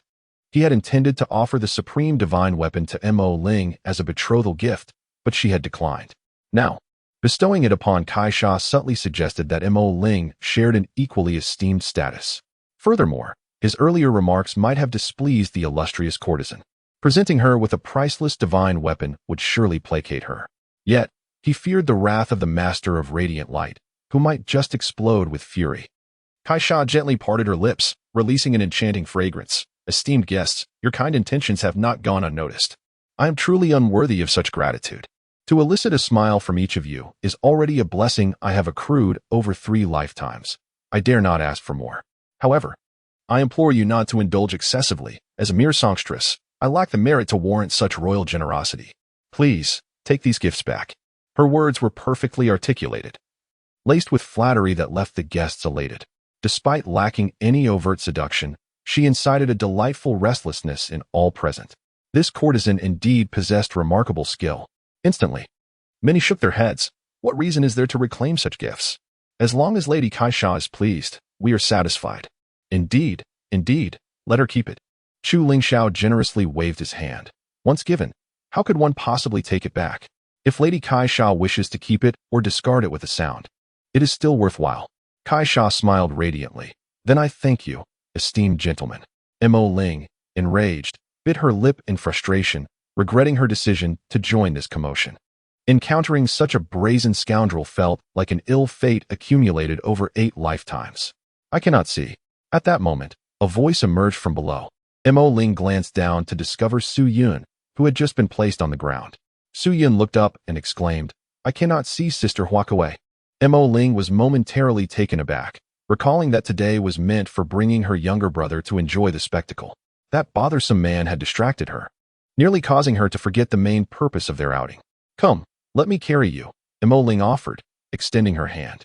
Suddenly, the performer on stage, Kai Sha, laughed heartily. "If you cannot see, then come up." Her eyes sparkled with brightness as she caught sight of the little Su Yun amidst the crowd. What sort of woman visits a brothel while accompanied by a child? This sunny and lively little boy was extraordinarily handsome, exuding a youthful vigor that was utterly endearing. Moreover, Kai Sha had heard a snippet of the commotion below and found herself drawn to this clever child who cherished his family. There was an inexplicable sense of familiarity about him, transcending mere emotional connection and delving deeper into the essence of kinship. Ling hesitated. Is this appropriate? Why would it not be? Kai Sha smiled reassuringly. If she could see him, it was evident that he could see her as well. Her previous remark had merely been an excuse. With the courtesan's word, it was hardly a significant matter. Immediately, a woman rushed to take Su Yun away, placing him right on the stage. The spring-full building was vast, sprawling over several acres. Were it not for the festive atmosphere, it could easily rival the expanse of a grand estate. The throng of onlookers below displayed expressions of envy. Each one of the esteemed nobles and spiritual leaders could only watch in admiration. Yet, here was this child, able to engage with Kai Sha at such close quarters. Nevertheless, no one desired to compare themselves to a child. It would be utterly unbecoming. Except for Chu Lingxiao, who seethed with indignation. That little brat is ruining my plans. Had it not been for this child, Ling would never have mustered the courage to take the initiative to call off their engagement last time. Once again, he felt humiliated in public while this wretched child seized the opportunity meant for him. His supreme weapon had garnered nothing more than a mere expression of gratitude from everyone, while this little imp had managed to place himself right beside Kai Sha with just a few words. "Sit in a row." Do you like it?" Kai Sha suddenly inquired. Su Yun gazed upon the supreme divine weapon, obediently nodding in agreement. At an older age, one might be criticized for expressing a desire for another's possessions, deemed as greed. Yet, this 3-year-old child, even in expressing a fondness for the dragon throne, would merely evoke amusement at their innocent whimsy. With a delicate flick of her azure fingers, Kai Sha declared, "Then it shall be yours as a gift." Su Yun, undeterred, seized the supreme divine weapon with ease. Although it was a treasure of the 8th tier, which would typically evoke an array of extraordinary sensations in ordinary individuals simply by proximity, Su Yun toyed with it as if it were a mundane object. Chu Lingxiao glared furiously. "How dare you? That was a precious gift intended for Kai Sha, meant for a distinguished guest. This impudent child had no right to lay claim to it." Kai Sha remained poised and gracious, stating, "I have just expressed that to elicit a smile from all esteemed gentlemen is already a fortune accrued over 3 lifetimes. How could I dare to ask for more? If the young master wishes for it back, he may simply take it." The young masters from various esteemed families, along with the core members of the sects in the great sanctuaries, observed the unfolding drama with eager anticipation. Once a gift was bestowed, there was no expectation of reclaiming it. Did he truly believe that as a minor, he could demand a refund? Chu Lingxiao found himself at a loss. Caught in a predicament, he desired to take it back but felt too embarrassed to voice his intentions in front of so many witnesses. Whoosh! Su Yun casually tossed it aside, saying, "Third sister, this is for you." A 3-year-old child lacked the strength, and the divine weapon was about to fall to the ground. Ling formed a spell, causing it to float beside her, and could not help but inquire, "Is this truly for me?" Su Yun nodded vigorously. "My sister gave it to me, so I can give it to you as well. If my sister wishes to return, she is always welcome." Listening to the parrot's mimicry, though somewhat childish, was remarkably effective, evoking smiles from the crowd. While some harbored envy over the child taking the stage, they could not help but admire her rosy lips and white teeth. Particularly, that radiant, saintly figure sought to win the heart of a beauty through generous tipping. Little did he expect that the precious gift would be passed on so swiftly. This supreme divine weapon, after much circling, had ultimately found its way back into Ling's hands. However, the significance it carried was entirely different. Chu Lingxiao clenched his teeth, fixating on Ling, yet remained unable to utter a word. All he could manage was a gritted response. "The colorful flower courtesan's dance is truly astonishing, now that we are all present. Why not showcase it?" Upon hearing this, the crowd was stirred. "Indeed, let us have a performance. We came here for this dance. How could we leave empty-handed?" "Yes, colorful flower courtesan, please dance." At that moment, an elderly woman chuckled. "Today, The colorful flower is unwell and unable to dance. We sincerely apologize. However, rather than dismaying the audience, many stood taller with anticipation. The elderly woman continued, "If any skilled physician among you can diagnose and cure her, you shall be granted entry to the fragrant pavilion to enjoy the colorful flower's dance." Immediately, someone stepped forward. "I am Qin Yoning from Shuren Hall, willing to examine the lady." "Ouyang he from the Qing Medical Hall. I can prepare a prescription at once." "Xing Shouyang from Yaoshang Pavilion, specializing in gynecology." The ailment was indeed real, and the advance notice was genuine. Chunman Tower had paid a hefty price to procure the colorful flower, only to find her afflicted with a strange illness, rendering her unable to perform.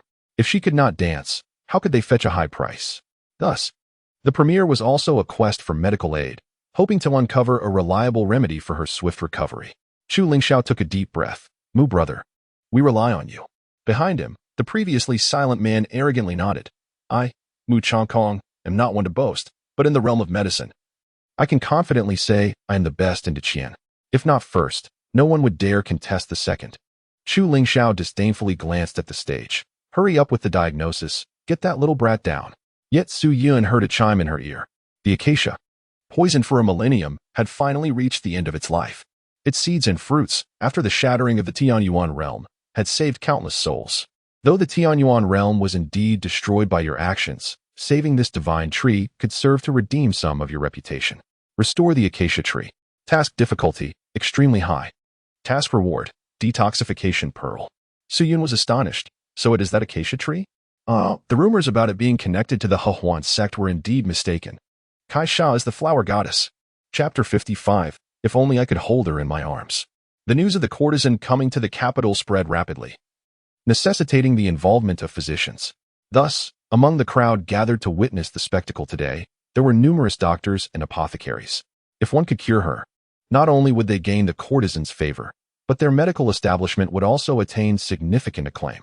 Consequently, these practitioners were eager to showcase their skills. Chun Yongning from Shurentang stepped forward, ready to present his talents.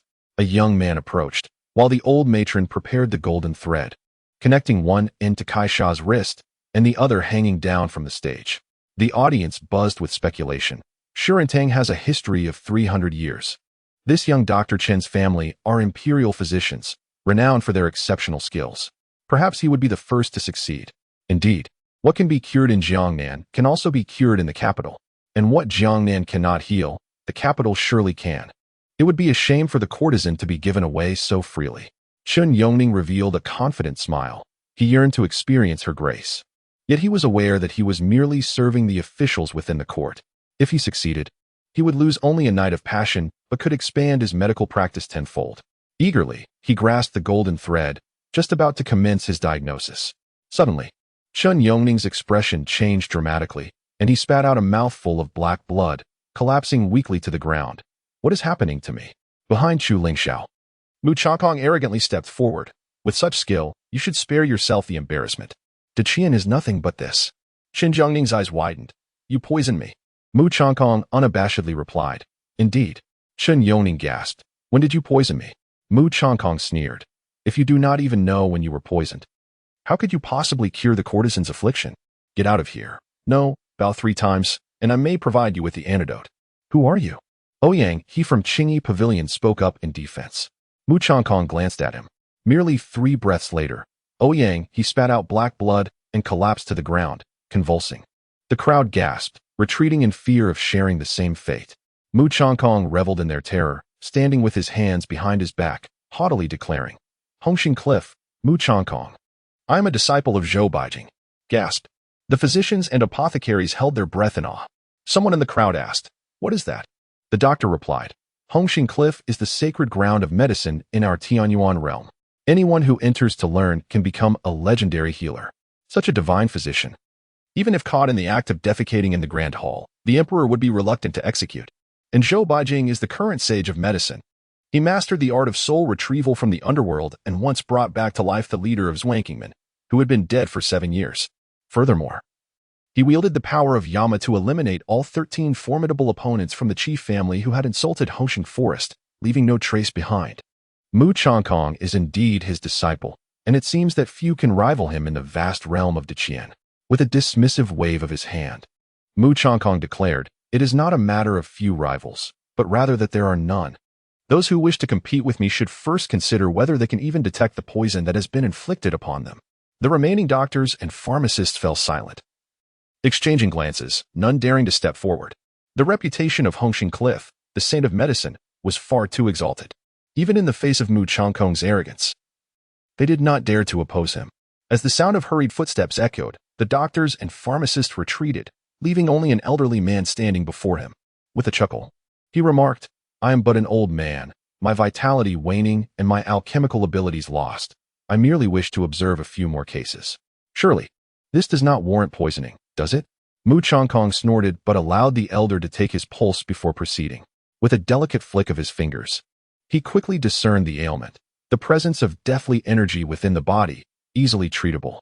"Fetch me 3 tails of linksy grass, half a bottle of moonlight dew, a spoonful of blood jade bee pollen, and a single feather from the golden crow. Additionally, procure a fine medicinal cauldron, silver needles, and a blank jade talisman." Though the old woman was not fond of the elder's demeanor, she was overjoyed to hear that the lavishly acquired courtesan had a chance at recovery, and she immediately set off to gather the materials. The spring-full building, with its abundant wealth, quickly prepared all the necessary items. Confident in his abilities, Mu Changkong concentrated, igniting the true fire of samadhi to refine the medicine. In no time, fragrant aromas wafted from the cauldron. Meanwhile, he inscribed various healing array symbols onto the jade talisman, each stroke executed with precision. Witnessing the seamless display, Chu Lingxiao felt a surge of excitement. Indeed, he is from Hongxing Cliff. My hospitality has not been in vain. Not only will I witness the courtesan's beauty today, but I shall also secure a formidable ally for the Radiant Light Sacred Land. The Radiant Light Sacred Land, nestled within the depths of the Hongzhi secret realm, had seen many of its family members afflicted by the rare poison of the earth element. They had been compelled to pay a hefty price to seek assistance from Hongxing Cliff, culminating in the arrival of Mu Changkong. Upon learning that a courtesan was coming to the capital and that she was ailing, Chu Lingxiao decided to delay the critical condition of his poison kin for a few days. He intended to have Mu Changkong lend a hand in securing the courtesan before heading to the Radiant Light Sacred Land. As it appeared, everything was proceeding smoothly and flawlessly. Though Mu Changkong was arrogant, he was not overly lustful. He had no desire to share beauty. Marrying an emotional worker might invite ridicule. Yet this courtesan had been promoted multiple times in Jiangnan and the capital, proving her ability to blossom with life. Such extraordinary talent, especially in a courtesan, would pose no issue when brought back to the sacred land. Once he treated her, she would undoubtedly express her heartfelt gratitude and willingly return the supreme divine weapon. This plan, akin to Emperor Qin Shi Huang watching T's triumph over T1, seemed destined for success. Just as Chu Lingxiao reveled in his self-satisfaction, his gaze shifted, and he suddenly froze. "Wait, what are you doing?" On the stage, Su Yun, having completed the system task, finally realized, the courtesan, could she be that acacia blossom, the flower goddess? At the outset of the narrative, the celestial realm is already home to a magnificent acacia tree. Su Yun contended fiercely with the protagonist, enduring numerous injuries, relying solely on the fruit of this tree to heal and enhance her cultivation. This acacia tree served as a constant supply point, surviving until the climactic battle. Even as the Tianyuan realm fell into ruin, it continued to thrive, using its fruits to rescue each survivor from shattered worlds. The narrative does not elaborate extensively, but it dawned on Su Yun. Thus, the acacia tree had taken on a corporeal form. Yet, it had been poisoned by someone, leading it to regress into a mere tree. For a millennium thereafter, it remained subjected to this insidious toxin. Could this truly have been a premeditated act? The mission prompt indicated that the acacia tree was indeed poisoned. Su Yun now possesses dual pupils, granting her crystal-clear vision. Within Kaisha's body, where lies the toxin? Immaculately clean. From whence does the poison, a millennium later, originate? Su Yun gazed upon Mu Changkong, who was alchemizing in the expansive hall. Who else could it be? Indeed, this fellow would eventually become a subordinate to the protagonist, tasked with supplying an array of poisons. The demon lord's reputation was already tarnished. He killed with impunity, unbothered by the consequences. The chosen one, concerned with their own image, often eliminated any potential threats. Such is the unfortunate nature of human affairs. One must eradicate not only the individual but their entire kin. Little did Su Yun realize that Mu Chong Kong had already begun his insidious work long before the narrative commenced. Once again, he sought to seize the opportunity of healing to manipulate Kai Sha, utilizing her enchanting dance of life. Yet, unexpectedly, fate turned against him, leading to a return to his original form. Subsequently, he found himself incapacitated, relentlessly administering poison and continuously plundering. Su Yun withdrew her thoughts. The acacia's colorful yarn was not truly poisoned. She merely expressed her abilities through dance, stimulating the blossoms throughout the city and enhancing all forms of life. This, however, drained her own vitality, rendering her frail. Therefore, to accomplish her task, the colorful yarn only needed to wait while engaging the guests in a drinking game. Various talented individuals, akin to peacocks displaying their plumage, vied for the courtesan's attention through means beyond mere diagnosis. Thus, the colorful yarn simply had to wait for the men to finish speaking, smiling and applauding, offering a few flattering remarks. Noticing Su Yun's amiable charm, she embraced him, having him sit beside her like a talisman, occasionally feeding him tidbits and peanuts. The talented men felt a pang of envy, wishing that it were they who could lean against the colorful yarn. Suddenly, the furnace erupted, releasing a fragrant aroma and a refreshing essence. Mu Chong Kong, with a triumphant expression, declared, "The elixir is complete. We can commence the treatment." At that moment, Su Yun's expression turned peculiar. "Have I completed my task?" The Ling Shu Tuksui technique can perfectly address the depletion of vitality. Su Yun sat beside Kai Sha, each breath absorbed by her. The vitality of this courtesan was replenished bit by bit. Ding! This divine tree, capable of enveloping the entire world, was surprisingly cleansed of toxins by you? Your actions are remarkable and will surely earn the admiration of life itself. The deceased are gone. What has transpired is in the past. Who does not appreciate a reformed demon lord? Task reward, Detox Pearl. Chapter 56. Such a marvel, alchemy completed. Mu Chong Kong uttered a soft command, abruptly opening the alchemical furnace. Billowing white mist erupted, wafting the fragrance of elixirs, invigorating everyone present. Yet, they quickly covered their noses, warily watching Mu Chong Kong. His silence hinted at potential malice, leaving them uncertain of his next move. The elegantly suspended private rooms in Chunman Tower cast displeased glances. None wished to be outpaced by an arrogant outsider. However, with so many eyes upon them, intervention was not feasible. "All right, Apothecary Mu, the success rests upon you," Chu Ling Xiao exclaimed with palpable excitement and desire. Mu Chong Kong, brimming with confidence, vowed resolutely that the courtesan Kai Sha was already within his grasp. Mu Chong Kong stated nonchalantly, "Shall we commence the healing?" The elderly matron's expression was complex. "Indeed, we shall heal." Chunman Tower found itself in a predicament. The highly paid courtesan had a flaw. The fleeting moments of spring nights were priceless, and the value of Kai Sha soared beyond the heavens. Sending her forth was indeed a painful decision. Yet, the world would not lack for a woman devoid of the gift of life. For future gains, Chunman Tower resolved to take the plunge. The elderly matron respectfully beckoned, "Kai Sha, please come forth." Kai Sha nodded lightly, rising with grace. She was well aware of what would transpire shortly, yet remained emotionally detached. For plants, such occurrences were commonplace, happening thousands of times each year. It seemed peculiar that humans placed such significance upon it. Driven by instinct, Kai Sha merely sought to restore her vitality. Chu Ling Xiao swallowed hard. His eyes filled with urgency. "Apothecary Mu." Mu Chong Kong waved his hand dismissively, striding proudly onto the stage.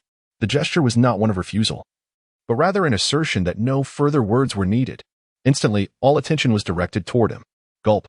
Countless individuals swallowed nervously, their eyes reflecting jealousy, envy, as well as resentment and unwillingness. Should the courtesan be healed, the opportunity for an initial gathering would slip from his grasp. Mu Chong Kong snorted disdainfully, surveying the crowd. "The Qian is vast, yet lacks even a competent apothecary. It is nothing remarkable." He begrudgingly glanced at Kai Sha. "Come now, hurry and heal. Do not waste time." The expressions of the onlookers soured further. These people from Hongxing Cliff were insufferably arrogant. Yet they could only watch as Kai Sha elegantly swayed her waist, radiating endless allure, as she approached. Alas, why must good fortune be seized by them? My heart aches for the courtesan, yet no one intervenes, leaving us utterly powerless. People shake their heads in sympathy. In this moment of stillness, Kai Sha suddenly pauses. Her brows furrow slightly, as if she is sensing something. Mu Chong Kong subtly shifts his fingers, leaving an imperceptible mark on the medicinal pill. A courtesan, while not significant in the grand scheme, possesses the potential to evoke life, the courtesans of the entire city blooming in unison. This holds a certain value and control. This pill indeed aids in replenishing life, yet it carries a hint of ulterior motives. Noticing her halt, he is instantly displeased. You sought my aid for healing. Yet you dawdle. The old woman chimes in. Kai Sha, hurry. Only by healing can you continue to dance. Kai Sha suddenly lifts her head. I feel as though I am better. A sense of foreboding surges within Chu Ling Xiao. What nonsense are you speaking? He vaguely recalls someone he believed to be poisoned, who also experienced a sudden recovery. Could history repeat itself? No, it cannot be. Chu Ling Xiao chuckles nervously, shaking his head. Last time it was the disciple's medicine, and now there was no outsider to assist. Kai Sha tilts her head and suddenly waves her hand. A fragrant breeze sweeps through, prompting gasps of admiration from the guest below. So beautiful. Logically, it was merely a gesture, hardly qualifying as a dance. Yet, in the eyes of the onlookers, Kai Sha's demeanor appeared effortless, seemingly stirring something deep within their souls. It was the vigor of the soul, awakened by a pure essence of life. Even without mastering any seductive arts, Kai Sha could become the most enchanting courtesan. Crack, crack, the guests exclaim. The platform has collapsed. Yet soon, someone realizes it has not collapsed, but rather the platform is growing. The wooden surface, polished and waxed countless times, was pristine and devoid of any splinters. But now, branches suddenly sprout forth, adorned with lush, glistening buds. In the blink of an eye, the platform takes root in the ground. As if a long-dead tree is once again showcasing its vitality. The platform has come to life? Is this the breathtaking dance of Kai Sha? One movement, and nature blossoms? The guests are awestruck, finding Kai Sha even more captivating. Such a wondrous being who truly deserves her. Mu Chong Kong's eyes glimmer with anger, his voice low. Woman, do you still desire treatment? His anger stems from having not yet diagnosed her, and her audacious claim of recovery is an affront to his medical skills. Furthermore, he is incensed at the prospect of his meticulous preparations and covert manipulations going to waste. The old woman grows anxious. Miss Kai Sha. This apothecary Mu hails from the red apricot cliff. His medical expertise is unparalleled. Once this opportunity slips by, it may never return. You should heed his advice. Kai Sha gently shakes her head. Mother, I truly am fine now. As she spoke, a delicate fragrance of flowers wafted through the gathering. To everyone's astonishment, all the surrounding flora began to blossom, growing at a visibly accelerated pace. In mere moments, the entire building was transformed into a veritable springtime paradise. With vibrant blossoms gracing every corner, exuding freshness and beauty. It was not merely magic that invigorated the plants, they emanated a profound vitality. As if nourished by an ethereal spring, offering comfort to the eye and clarity to the mind with just a glance or a breath.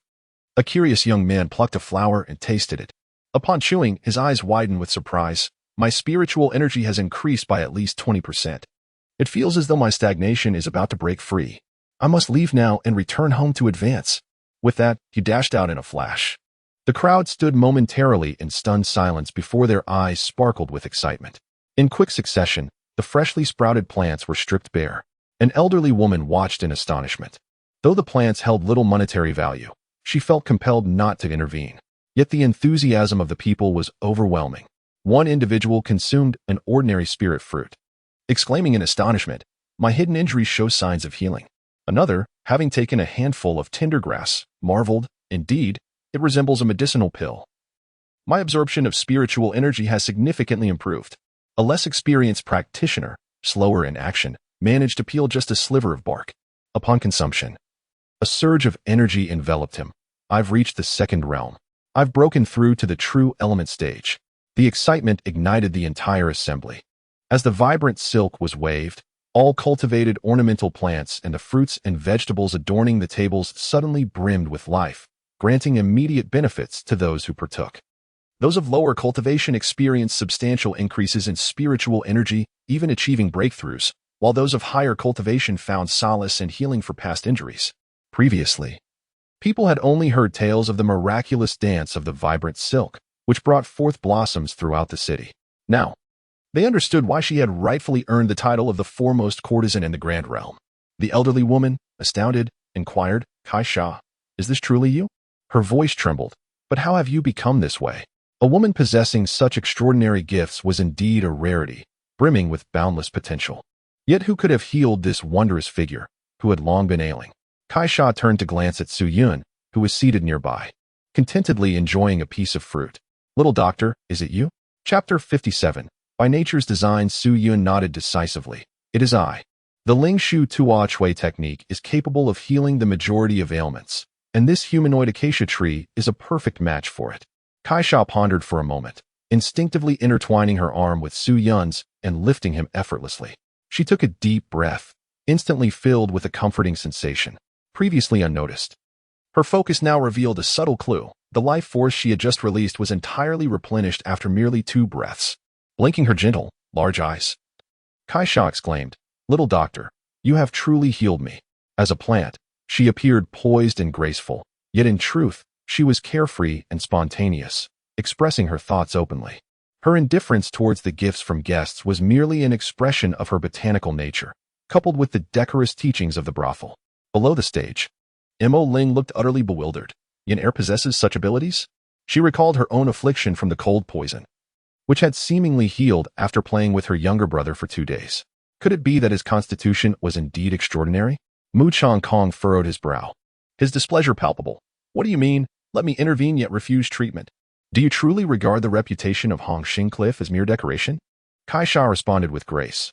"I am grateful to this pharmacist for his intervention, but I am already healed and no longer require treatment. If there are fees, please speak. I shall harbor no complaint." "Ha!" Mu Chang Kong scoffed. "Do you think a mere sum of money can settle this? You insult me and the reputation of Hong Xing Cliff. A mere child dares to speak of healing? Preposterous." While the guest harbored discontent, they also acknowledged the absurdity of her claim. A child had cured a courtesan whom none in Jiangnan could heal? It sounded like a dismissal. Yet, Kai Sha's excuse was rather simplistic. She bowed slightly. "I am healed. Young master, please take your leave." Mu Chang Kong was utterly enraged. "Today, you shall be treated, whether you like it or not. If not, I shall still intervene." The atmosphere instantly became tense. The undercurrents of threat were palpable. If he could not treat her today, he would resort to poisoning. An elderly woman looked anxious, caught in a dilemma. "Alas, look at the trouble this has stirred. Kai Sha, why not accommodate a little?" An aged voice interjected. The crowd turned to see the previously smiling old man. Su Yun recognized him as well. He had been present when the candied hawthorn was being consumed and had identified the powder of the tall, slender merchant. He had even shared half of his candied hawthorn with him. The old man, with a beaming smile, remarked, "I am also a physician. Why not take another pulse? Whether she is recovered can be ascertained easily." Mu Chang Kong dismissed him with disdain, stating, "How could she possibly recover before I have made my move? If you wish to examine her, you will only bring embarrassment upon yourself." He understood clearly the condition of Kai Sha. She resembled a wooden ship that had been sunbaked for far too long, seemingly intact, yet entirely hollow and decayed. A mere touch would cause her to collapse. Mu Chang Kong was confident that only he could restore her vitality in the most fitting manner. The elderly woman, noticing someone attempting to mediate, promptly produced golden threads. One end was wrapped around Kai Sha's wrist while the other was handed to the old man. With just a touch, he chuckled and declared, "The courtesan has already recovered. There is no cause for alarm." "Impossible." Mu Chang Kong immediately retorted loudly, "You are talking nonsense. Who do you think you are? A mere quack dares to speak so boldly." The old man smiled faintly. "I am Han Yufeng. By seniority, you should address me as Sherbois." In an instant, the audience erupted into a clamor, with the doctors and pharmacists who had not taken action exclaiming in astonishment, "Master Han, the one who has served 3 generations of emperors and led the imperial hospital for centuries? Is it truly him? He must be nearly 700 years old. Who would have thought he still lives? Legend has it that he single-handedly ventured beyond the Great Wall, annihilating 10,000 foreign tribes, his name echoing across the world. Such a legend, and here he is." Upon hearing his name, the crowd recalled this reclusive divine physician. His disciples were numerous, and his medical prowess, alongside his expertise in toxicology, had earned him remarkable accolades and extraordinary contributions. He stood equal to Zhou Baijing of Hongxing Cliff, showing no signs of inferiority. Yet, for these past decades, he had faded into obscurity, gradually forgotten. Han Yufeng winked at Su Yun and said, "Young physician, thank you." Su Yun was perplexed. "What am I being thanked for?" Han Yufeng stretched his limbs and replied with a smile, "Without you, how could I have obtained such an abundance of vitality? Next time, could you perhaps assist my grandfather in healing his ailments?" Initially, he merely sought to witness the spectacle, never anticipating that on this day of waning vitality, he would unexpectedly gain a surge of life force. Now, he could prolong his life for a while longer. Su nodded decisively, of course. To his astonishment, this 700-year-old man still indulged in visiting brothels. Such a lack of respect for age. Upon overhearing the conversation, the crowd gasped. Can that child truly heal? What did he do to effect such a cure? Though uncertain, they were convinced by Master Han's words. Believing he could not be mistaken, did he possess a unique talent akin to that of the illustrious Kai Sha, the courtesan? Mu Changkong's expression darkened. Han Yufeng? This elder, who had contended with his master for a lifetime, had unexpectedly appeared here. He realized there was no justification for him to take action now. Witnessing the extraordinary abilities displayed by Kai Sha, Mu Changkong, as a physician, found himself increasingly covetous of such powers. However, he knew that opportunities for such underhanded tactics would be rare. He cast a resentful glance at Su Yun, inwardly seething. You, young fool, have thwarted my grand ambitions. Uncertain of the child's method of healing, he was certain that there was some trickery involved. Frustrated, Mu Changkong subtly moved his fingers, releasing a colorless, odorless toxin into the air. Ding! Su Yun believed the matter had come to a close, content with merely possessing a toxin-repelling pearl. Suddenly, a faint sound reached his ears. Mu Changkong, assisting the child of destiny, employed divine pestilence to transform the worlds in the path of the demonic army into graveyards, thereby hindering their advance. As no one escaped, and the demonic forces were compelled to spend time eradicating the plague, they were deemed the butchers of worlds. Meanwhile, Mu Changkong distanced himself from the chaos, presenting himself as a healer, a pharmacist dedicated to curing the afflicted. It is imperative to unveil his true nature and cleanse his reputation. Note: please refrain from taking action yourself. Those killed by the Demon Lord are already regarded as heroes across the realms. Task difficulty, extremely high. Task reward, soft stone powder. Su Yun let out a sound of uncertainty. How is this task to be accomplished? I cannot act on my own. Shall I have Mu Changkong confess that he's secretly poisoned? At that moment, Mu Changkong's invisible toxin had already surged towards Su Yun. Little ghost, if you truly possess the skill to heal, then detoxify yourself. He scoffed, directing the poison towards Su Yun. Humph, who dares to harm my little brother? A wave of chilling dread enveloped the audience, freezing their very souls. Mu Changkong sensed another intangible force approaching him. He smirked coldly. Is that all you've got? A mere ice spell. Can it truly freeze me? He continued to unleash toxins, leisurely expanding his protective aura. What can a trifling icy wind do to me? Crack. Mu Changkong's eyes widened. All astonishment crystallized in that eternal moment. The toxins surged forward relentlessly, but as the icy wind swept through, they grazed past Su Yun. In that instant of Mu Changkong's stillness, an innocent guest stood directly in the path of the spell. Ah! The guest, spitting blood and fury, cried out. You dare to poison me, Mu? Yet, Mu Changkong could no longer hear him. He remained frozen in shock, his body still releasing protective energy, while simultaneously emitting poisonous mist. It was not the body that was frozen, but time itself. Old man Han Yufeng extended his hand, picking up the refined elixir. He glanced at it, chuckled, and casually discarded it. Some skill, but not much. How can one aspire to the great way while harboring thoughts of poisoning during healing? Ding. Task completed. Chapter 58. Dance at the Fragrant Pavilion. Ding. Su Yun heard a voice.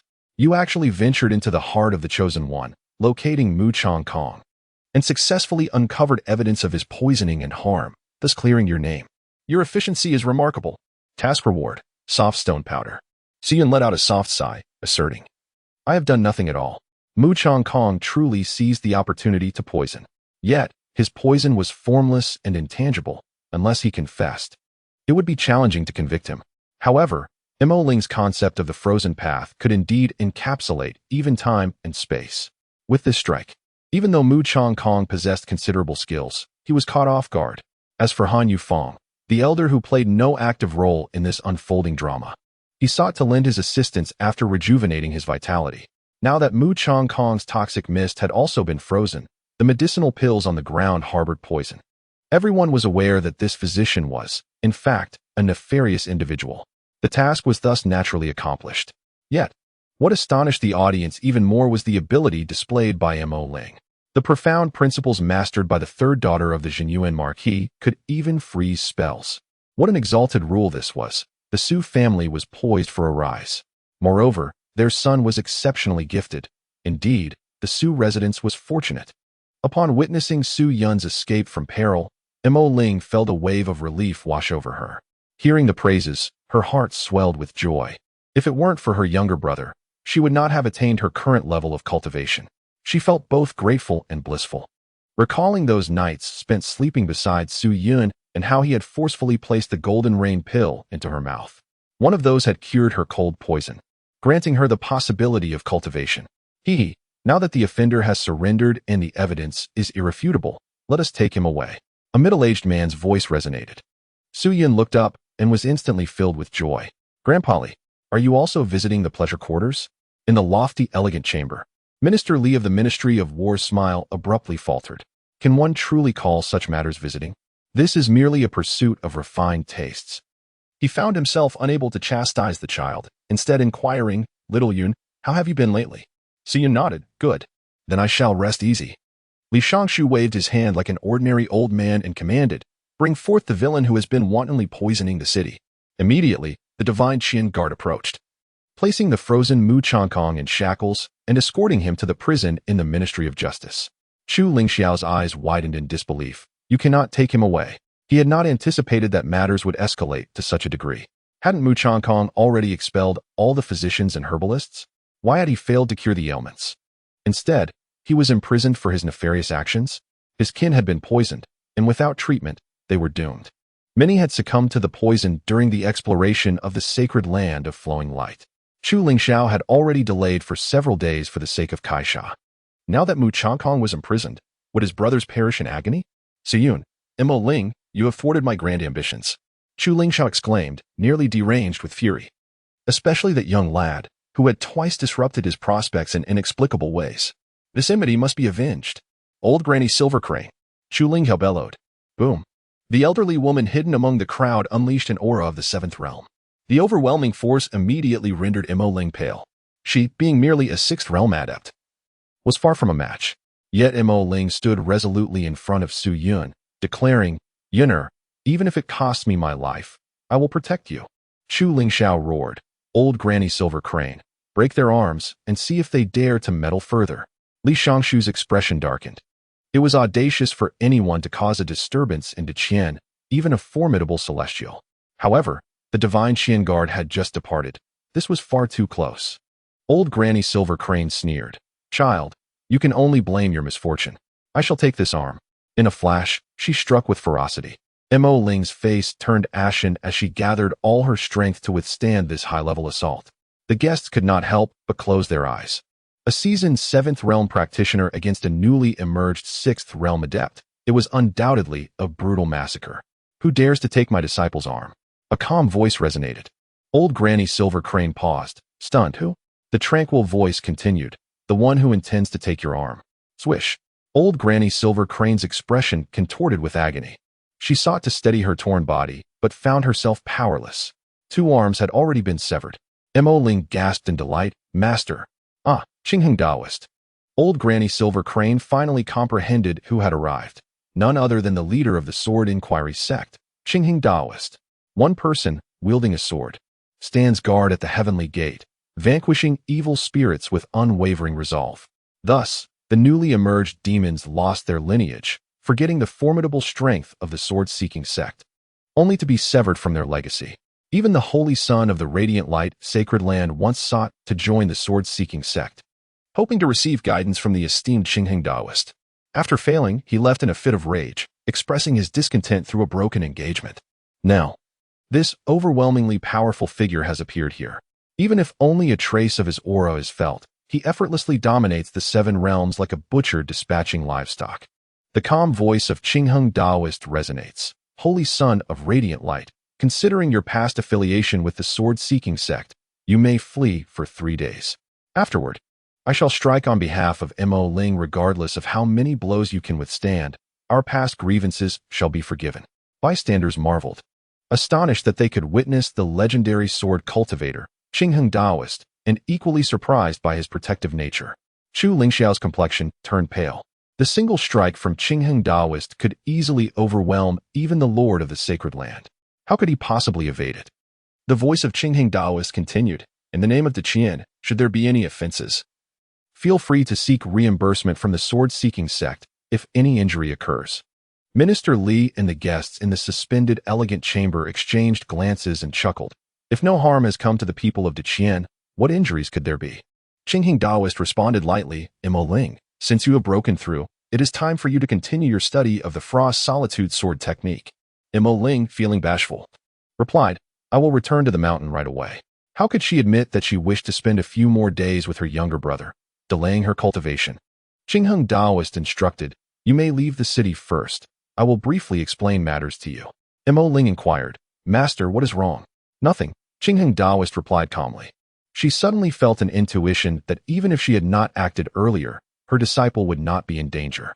Nearby, Su Yun scratched his chin and gently patted the slightly trembling little bone, saying, Indeed, from now on, if anything arises, you shall fly out to protect my family. With the shadow mirror and the supreme sacred bone at hand, even Qingheng Daoist may find it challenging to harm me and my family. Not to mention Granny Silver Crane, the guardian of the radiant light, sacred land. Mo Ling rubbed her head, saying, Master, I need to send my younger brother home first. At that moment, Kai Sha suddenly declared, according to the rules, the little doctor shall heal my ailments. The young lady will perform a solo dance for him at the fragrant pavilion. Once finished, the young lady will personally escort the little doctor back to his residence. The guests widened their eyes in astonishment, glancing between Su Yun and Kai Sha. Wait, are you serious? You truly intend to take that child to the fragrant pavilion to perform a dance? But he's so young. Does he even understand what to expect inside? Well, perhaps it's not so bad after all. The gaze of the suspended elegant chamber, after a brief moment of astonishment, transformed into one of satisfaction. This child not only reprimanded the arrogant countryman, but also became the only one, alongside the 3 daughters of the Su family, to enter the fragrant pavilion, yielding a favorable outcome for all. Mo Ling had initially intended to take Su Yun out for a bit of merriment, unaware that such a significant event would unfold. Now, being brought into the fragrant pavilion, was that truly acceptable? She pondered a refusal, yet considered that such a monumental occurrence might well reach the Su household. If her younger brother returned home alone, would she not evade a scolding? With a resigned sigh, Mo Ling conceded, Since this is the master's request, I must comply. Yun'er, you may stay and enjoy yourself here. Amidst the envious gazes of all present, Su Yun was cradled into the fragrant pavilion by Kai Sha. Chapter 59, The Benefactor. As Su Yun was embraced by Kai Sha and brought into the fragrant chamber, she exhibited no fear. Her large eyes wide with curiosity as she surveyed her surroundings. However, a wave of disappointment washed over her. It was merely an ordinary room. She had anticipated some extraordinary decor, only to find it was simply a lavishly appointed yet typical space. It stands to reason. For those who frequent such places often seek to cultivate an air of sophistication, avoiding anything overtly ostentatious. Kai Sha set Su Yun down upon a soft couch, skipping any prelude and launching directly into her dance. Though she appeared quite human, she was, in essence, a transformed tree. Her emotions were rather subdued, and her movements were precise and methodical. She spoke plainly and acted with intention. Were it not for the teachings of her elder, she might have been even more straightforward. With her garments flowing like the distant hues of sunset, Kai Sha moved gracefully, her sun-kissed skin glistening as her limbs danced. Reminiscent of a startled swan or the delicate branches of willows swaying in the breeze, a gentle mist began to rise within the room, and the fruits, potted plants, and even the wooden furniture began to sprout tender shoots, bursting forth with vibrant vitality. Every gesture of Kai Sha exuded an allure that resonated deep within the soul, stirring a primal connection to life itself. The essence of existence was palpably present, particularly in the acacia tree, whose every movement radiated an intense life force. This impulse could influence all living beings, bestowing them with power and swiftness, true power and agility. Were any outsiders to witness this spectacle, they would undoubtedly regard it as divine, etching this exquisite moment into their memories. Yet, in this instance, it was Su Yun who observed.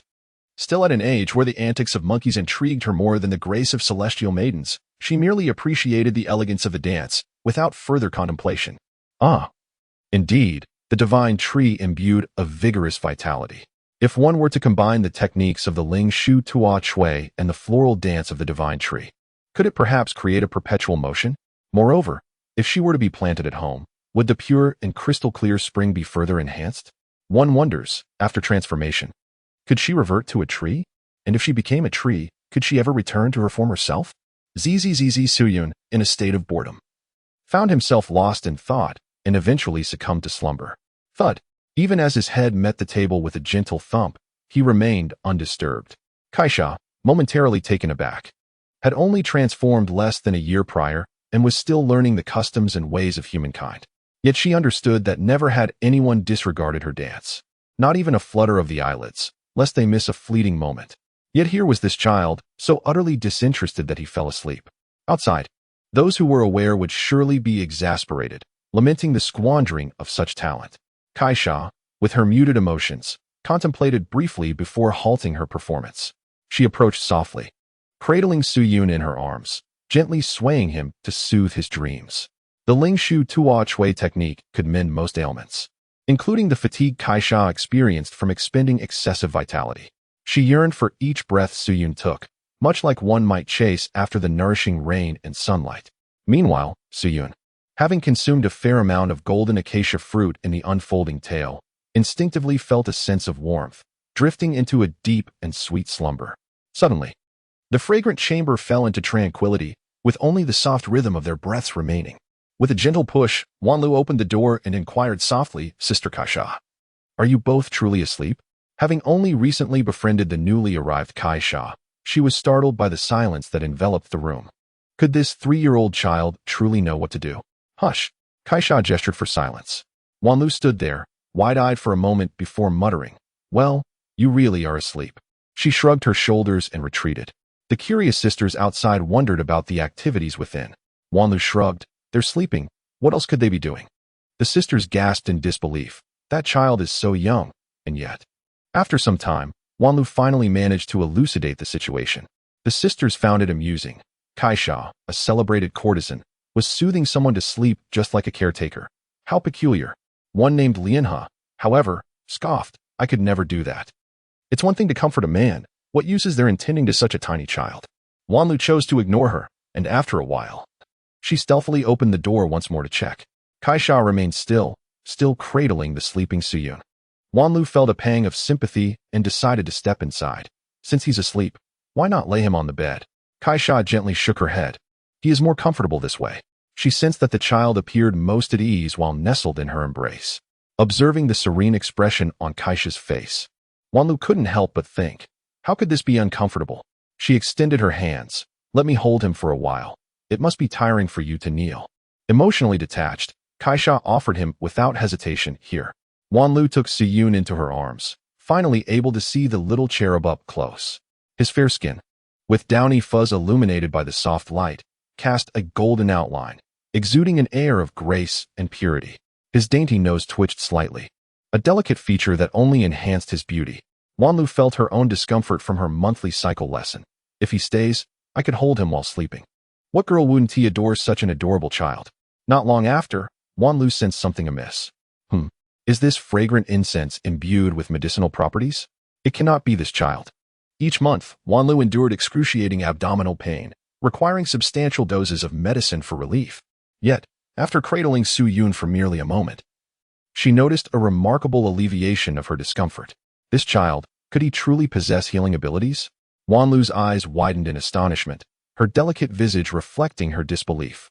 Just moments ago, everyone had heard Kaisha refer to Suyun as a little doctor, claiming he had cured her ailment.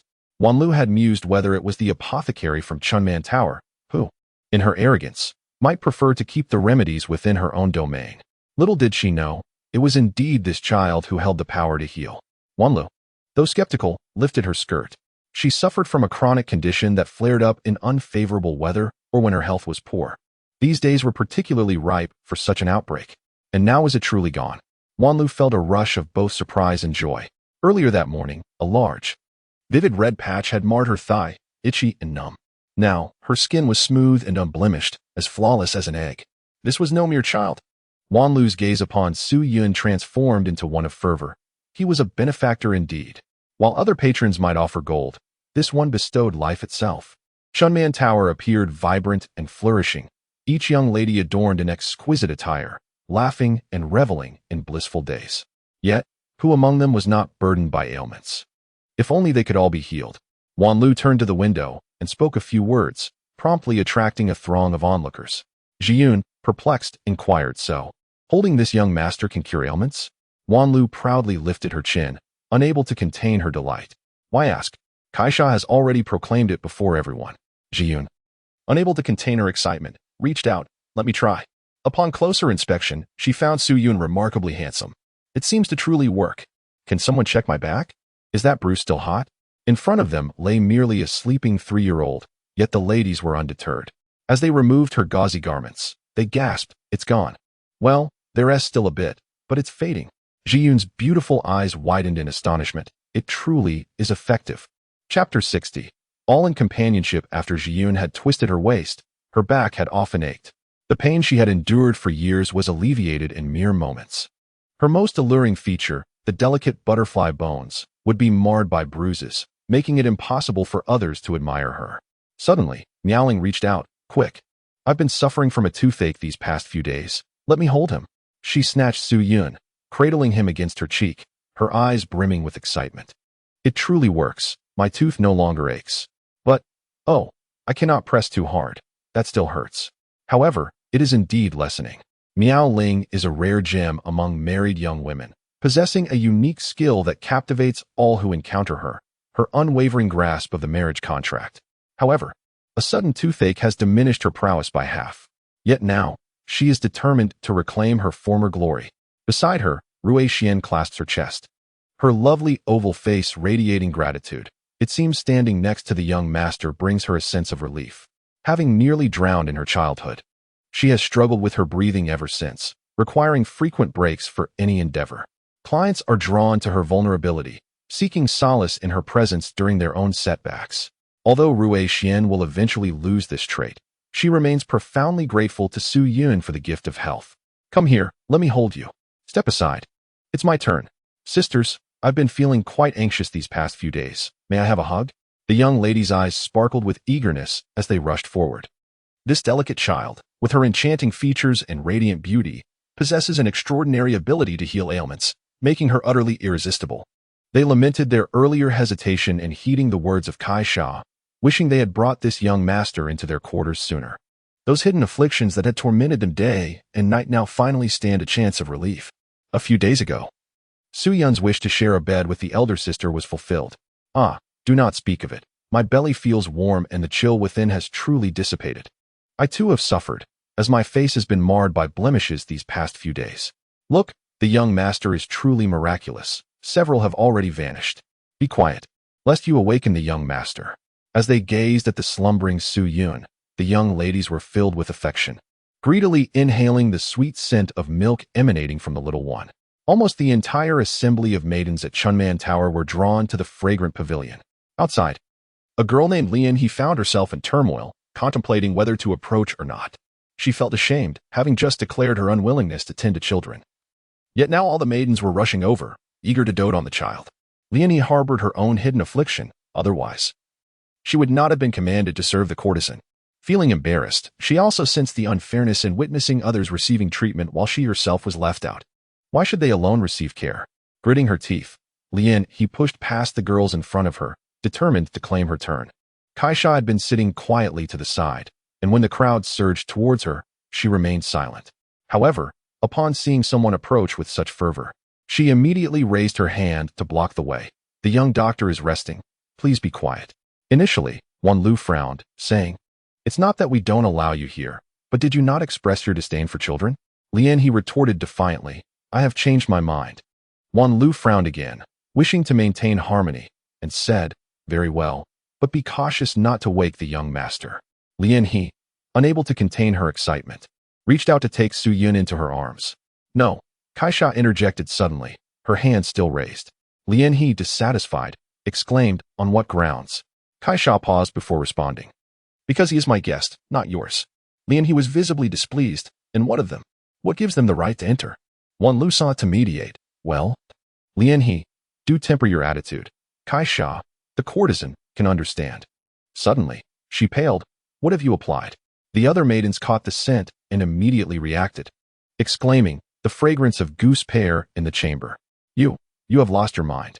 The young master is only 3 years old, and you dare to use such a scent. Lin He, lacking other means, relied solely on incense to attract attention. Normally it would suffice, but now, in the presence of such a young master, she had audaciously employed it. Madness. Realizing she had been discovered, Lin He became frantic. What is wrong with that? He is, after all, a guest of the courtesan, just like anyone else. I do not like children and cannot soothe them. Is it wrong to use a fragrant incense to make him fond of me? Kai Sha's expression remained unchanged, still graceful and polite. Remove her. Wan Lu looked sorrowful. Lin He, you have lost your senses. Young Master Su is a guest, yet he is one we must respect. You do not deserve to remain here. Leave at once. The young ladies gazed at her, some with regret, others with hostility. Young Master Su possesses extraordinary talents and abilities. It is a privilege for them to bask in his glory. To seek further possession or to cause harm would be an act of ingratitude. Such intoxicating allure can be detrimental even to adults. How much more so for a child? You all, with your compassion for the crane, seem oblivious to your own plight, leaving me infuriated to the point of trembling lips. Very well, waste your time here if you must. If you do not venture out, then all the guests are mine. With a toss of her head, she stormed into the main hall. The spring bloom pavilion is vast, yet it now feels distinctly peculiar. Guests are drinking and savoring delicacies, but there is not a single maiden in sight. Each patron wears an expression of bewilderment, gazing toward the depths of the fragrance pavilion. The young master of the Jinyan Marquisate was led in by the courtesan, a sight they had already envied. As time trickled by, a maiden emerged from within, her face alight with excitement as she relayed some news. Then, the maidens outside, engaged in toasting and poetry, resolutely abandoned their guests and rushed into the fragrance pavilion. Before long, even those in the smaller chambers hurriedly adjusted their attire and followed suit, leaving behind bewildered patrons. What is happening? Is the spring bloom pavilion no longer conducting business? Chu Lingxiao had yet to depart. He was under a 3-day ultimatum from Daoist Qingheng and was now in a state of panic. However, 3 days of evading disaster may not be significant at this point. He needed to calm his spirit and sought the solace of a maiden.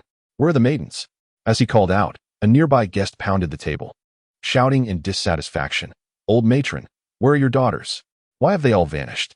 The matrons wore furrowed brows, responding, "The maidens have matters to attend to." The guest bellowed, "What matters could possibly warrant their absence? Where have they gone?" The matron, having only caught snippets of conversation, could only reply, "They have all gone to the fragrance pavilion to attend to young Master Su." The guests exchanged glances, surprised. This child seems to possess extraordinary fortune. With a courtesan performing solely for him, how could the other maidens resist? One inquired, "What are they doing there?" A young attendant shouted, naturally, "They are sleeping with that young Master Su." "What nonsense!" The matron retorted with a slap. The young attendant, covering his face in dismay, protested, "But I truly saw them sleeping." The guests exchanged incredulous looks, their eyes wide with astonishment. Such a young child possesses such remarkable prowess. Crash! The cup in Chu Lingxiao's hand fell to the ground, his eyes filled with disbelief. Is it that Suyin? He has taken all the maidens? By what right? Such a young child. Does he even comprehend what he is doing? Why are all the maidens attending solely to him? Chu Lingxiao, filled with immense dissatisfaction, consumed one cup of wine after another until his face flushed crimson and his gaze became hazy. A soft, tender voice emerged. "Shall I attend to you?" Lin He leaned in gently. She observed that Chu Lingxiao was the scion of a sacred land, even though it was somewhat humiliating. His status remained intact. She, lacking any distinctive traits, felt unworthy of associating with such a lofty figure. If she did not seize this opportunity while he was inebriated, such a chance might never present itself again. Humph. Lin He thought to herself, those foolish individuals still currying favor with a mere trifle. This Chu saint was the finest golden son-in-law. Seeing that others merely sat idly while a lady inquired after him, Chu Lingxiao's spirits lifted. Emboldened by the wine, he pulled her close, exclaiming, "Good, good, you shall do." Seizing the moment, Lin He suggested, "Then may I play the lute for you, my lord?" Chu Lingxiao, with a mischievous glint, replied, "Playing the lute sounds delightful, one must learn to play." She felt triumphant, preparing to showcase her talents. Suddenly, with a swift motion, Chu Lingxiao delivered a sharp slap, sending her spinning like a top. "What nonsense is this?" Lin He, covering her face, exclaimed in alarm, "Why, Chu Saint?" Chu Lingxiao, glaring at the sticky substance on his hand, seethed with anger. With no one in Chunman Tower, why send such a disgrace to humiliate me? Is this the test for a saint? What saint could withstand such an ordeal? In a fit of agitation, the effects of the alcohol surged, and he fainted. When he awoke, it was already the following night, with less than half the time remaining to receive the sword. Leonie pressed her hand to her chest, where the scars from years of using the fragrant essence of pear blossoms festered. Her eyes glimmered with resentment. If you do not treat me, can you blame me? Men, regardless of age, only know how to be biased. When Suyun awoke, the sky had darkened. He was immediately struck with alarm. Oh no, it was so late. And if he did not return home soon, he feared he would be met with a severe reprimand from his father. As he rose, his astonishment deepened. My goodness, there are so many people. The fragrant pavilion was brimming with a multitude of lively young women. Each maiden wore a charming smile, truly bringing forth the essence of spring within the hall. Suyun quickly checked herself from head to toe, relieved to find no missing parts. She sighed in relief, grateful that they did not take advantage of her slumber. Her innocence remained intact. However, she noticed several notifications from the system. Daily acts of kindness, 25. Task reward, charm 1. Daily acts of kindness, 35. Task reward, charm 1. Daily acts of kindness, task reward. When did I complete these tasks? Suyun was utterly baffled. How did I gain points in charm just from a nap? Observing the child's wary expression, the young women couldn't help but chuckle. The young master of the Su family is simply adorable. With a graceful demeanor, Kai Sha remarked, Little doctor, the evening has grown late. Allow me to escort you home. Suyun rose and bowed, expressing his gratitude. Thank you, esteemed courtesan. Beside him, Wan Lu blinked her charming big eyes and inquired, Young Master Su, will you grace us with your presence again next time? Without a moment's hesitation, Suyun exclaimed, Come. Kai Sha escorted him outside, prompting a fresh wave of giggles from the ladies. From now on, when the young master visits, I shall not accept a single coin. I shall even subsidize him. Huh. You are so plain. What makes you think you could possibly attract such beauty? The young master would never take notice of you. Even the renowned Kai Sha could lull him to sleep with her dance. The young master is not a superficial man. No worries. I shall teach the young master the finer arts. Hiss, return to Yiba and do not set foot in my Daqian again. Kai Sha guided Suyun through Chunman Lu, attracting yet another round of envy. Upon reaching the entrance, Suyun suddenly turned around. Sister courtesan, I shall not return tonight. Kai Sha, taken aback, responded, Very well, then you shall rest in the Xiang Pavilion. Just then, Xiao Yu's voice rang out. You take another step. Suyun's body was rigid as he turned with great difficulty. Mother, Xiao Yu, wielding the supreme divine weapon, had a stunning face marred by fury. Where is the cold roan blade? Suyun, meticulously searching, had no choice but to surrender the divine weapons of the military. Very well, you are now unarmed. Xiao Yu approached, unleashing her ultimate move, stealthily emerging, ready to face the consequences of her actions. In a flurry, Suyun exclaimed, Someone is beating a child. Help, they're hitting a child. Passers-by turned their heads, not to witness the commotion of child abuse, but rather to behold two exquisite beauties standing there, akin to ethereal lotus blossoms, radiating an unparalleled allure. Strikingly, despite being situated before the spring full pavilion, these two did not appear to be employees of this establishment. Their purity and grace formed a stark contrast to the location. No matter how one looked at them, they were simply breathtaking. After a brief moment of chaos, the elderly matron finally managed to clarify. Today, the young master was not indulging in play. He has been of great assistance to us. Quite remarkable indeed. Upon hearing this, Xiao Yu expressed her astonishment. You can heal as well? She lifted Suyun, inhaling deeply, and indeed felt invigorated. When did you acquire such a talent? Xiao Yu marveled in disbelief. Suyun held up his left hand, counting, 1 day, 2 days, 3 days, 4 days, 5 days. Mother, lend me 2 fingers. Xiao Yu pointed at his right hand, asking, is this hand not usable? Suyun was overwhelmed with tears, exclaiming, this hand requires but a mere finger, and yet it seems impossible to count the uses. Xianjiu sighed, but soon grasped the situation. Perhaps it was the awakening of the literary spirit just 2 days prior? Could it be that the supreme sacred bone had seamlessly merged with the body, activating these innate talents all at once? She embraced Suyun, filled with joy. How wonderful. My Yuner is becoming increasingly capable. For reasons unknown, Xianjiu's thoughts drifted to another child. Sighing, her heart, once elated, now felt a tinge of melancholy. The child had been performing decently these past few days, as long as he no longer harbored thoughts of harming his siblings. A few shops and plots of land would suffice to ensure a tranquil life. Kaisha slightly bowed. Greetings, Madame Xiang.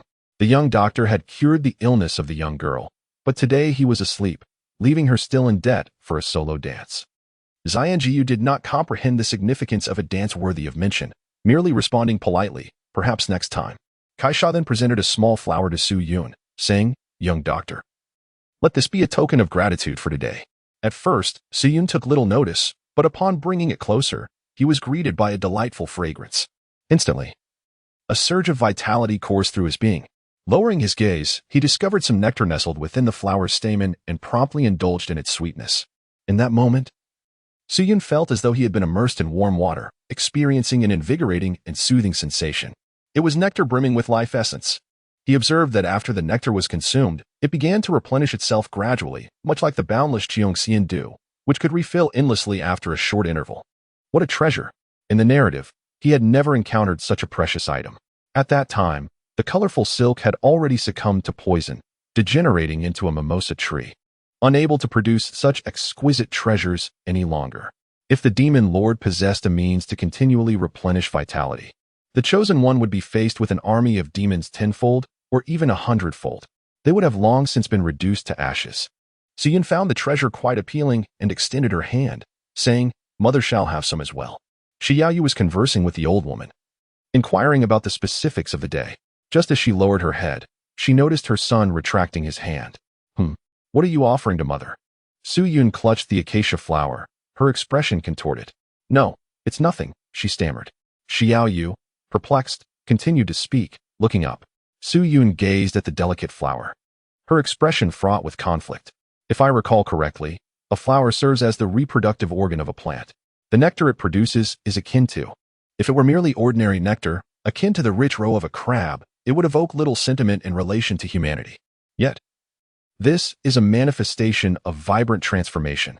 Su Yun wore an expression of deep contemplation as she put away the little flower.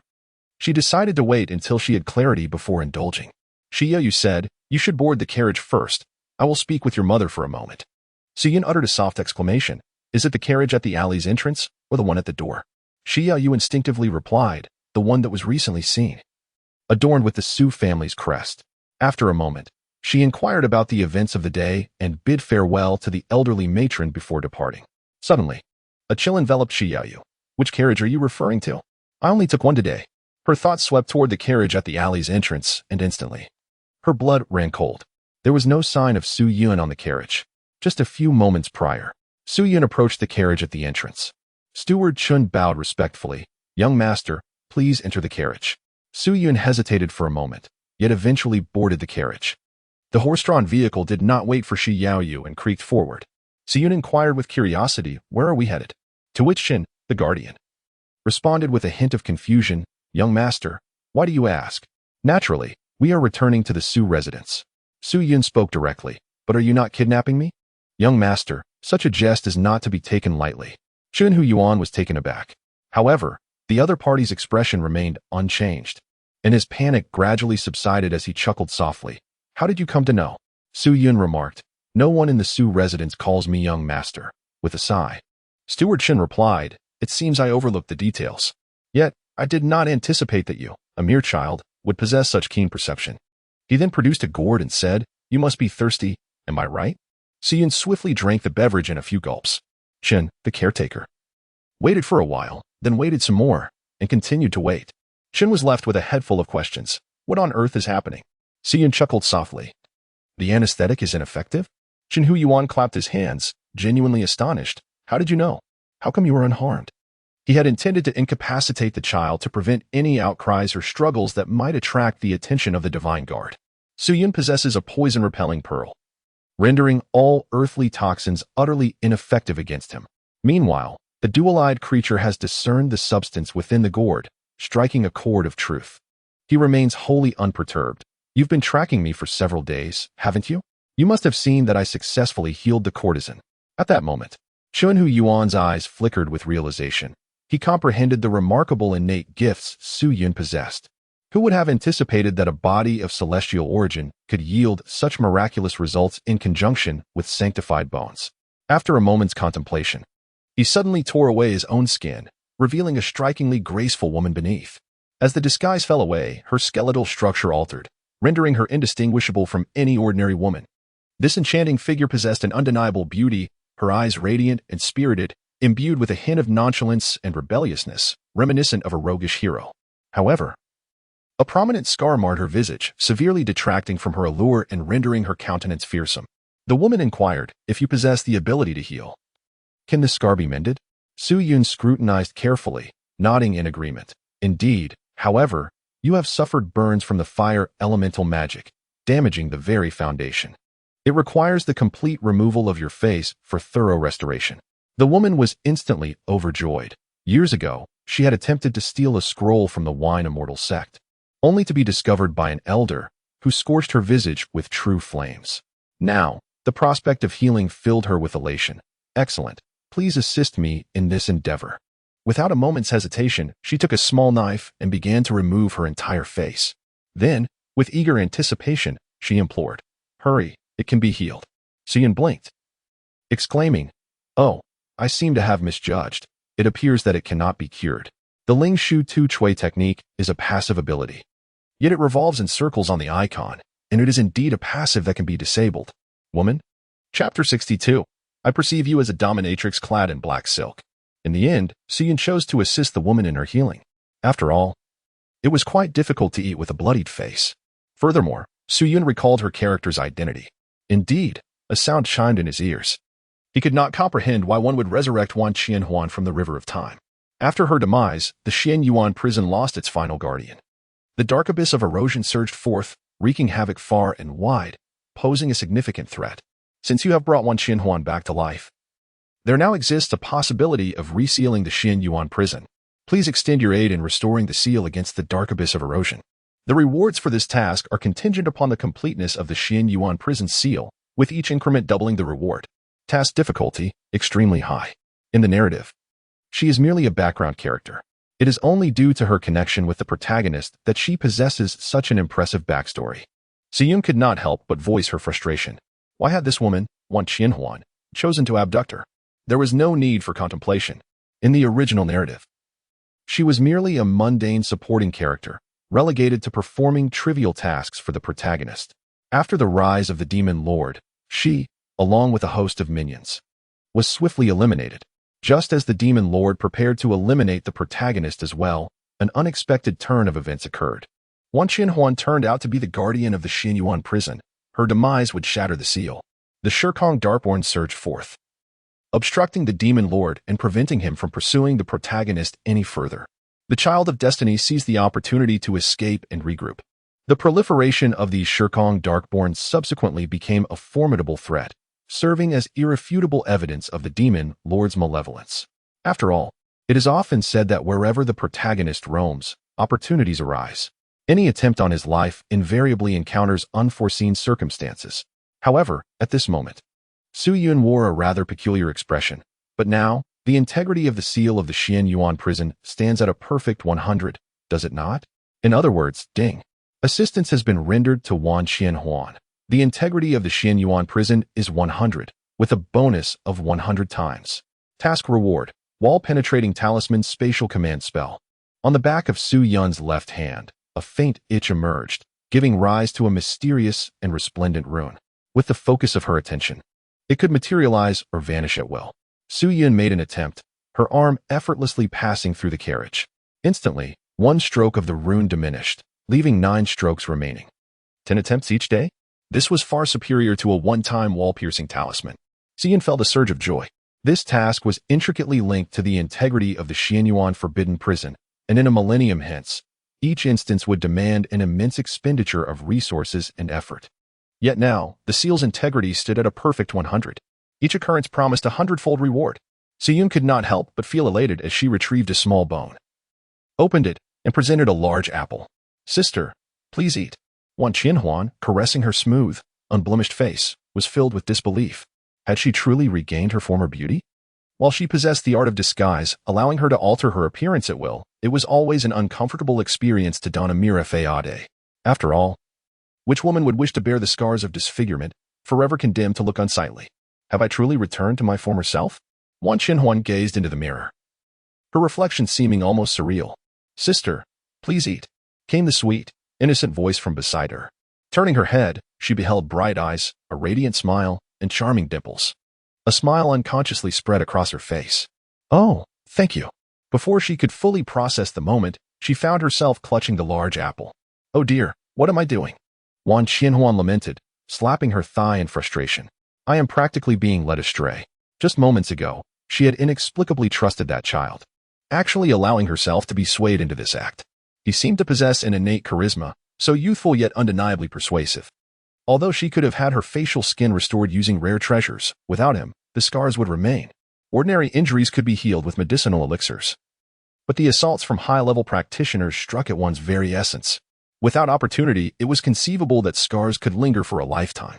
Wan Qianhuan's gaze became peculiar as she addressed the young boy. Thank you. Do you know? Suyin interrupted with a playful laugh. No need for thanks. I owe her my gratitude instead. Ding. Assistance granted to Wan Qianhuan, with the Xian Yuan prison's completeness at 100, enhancement, 100-fold. Task reward, Qiankuan bag universe within sleeve. Suyun was filled with joy. He finally possessed a cosmic bag. Previously, Xiaoyu had deemed him too young to utilize such a treasure.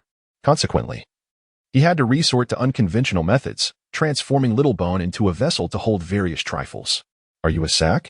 Inquired the boundless Dao Bone. Then you must be capable of holding much. The supreme holy bone remarked. Now, Suyun finally had his own spatial artifact, eliminating the need to rely on Little Bone each time. Moreover, this sleeve universe could be manifested simply by wearing clothing, far surpassing the capabilities of a cosmic bag by countless magnitudes. Suyun promptly took out a bottle of wine, exclaiming, Sister, drink. Ding. 100-fold. Task reward, bamboo leaf green drunken star brew.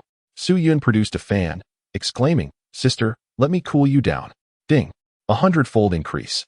Task reward, masterful hand speed of 100-fold. Suyun produced a sacred pill and exclaimed, Sister, take the medicine. Ding.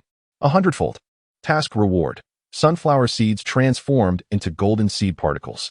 Alas, with a flick of her hand, Suyun lamented her loss. It turned out that this 100-fold was not a multiplication of her own offerings, but rather a 100-fold increase in the drop rate for Qinhuan. Nevertheless, the items acquired earlier were quite satisfactory. It would be beneficial to occasionally seek her out for daily tasks. Suyun nodded to herself. Wang Qinhuan, holding a peculiar object in her hand, wore a bewildered expression and asked, Little brother, do you know what I am doing? Suyun nodded obediently. Acknowledging the situation, I understand. It's a kidnapping. However, looking at the item in her hand, Wan Qinhuan felt even more perplexed. If you understand, then why are you cooperating so willingly? Su Yinshu reclined comfortably in the carriage, boldly stating, It's because I will be punished upon returning home. At Chunmenlu, Shiyu felt too embarrassed to strike him in public. Alas, she could not bring herself to deliver a harsh blow. Yet, returning home would surely lead to a painful reckoning. Wan Qinhuan observed in bewilderment. Have children truly developed to such an extent? Lost in thought, a wave of sorrow washed over her. Such a fine child, and yet it seemed inevitable that he would suffer. Strangely, the streets were teeming with Shinchiawei. Yet the carriage moved smoothly. Before long, they exited the city, and as they passed an open space, it felt as if they were traversing through a veil. A brightly lit tower materialized before them. Wan Qinhuan ushered Su Yun into the tower and instructed the enforcers, make him comfortable. The enforcers, gazing at Su Yun's tender and fair visage, found him a stark contrast to their brutish demeanor.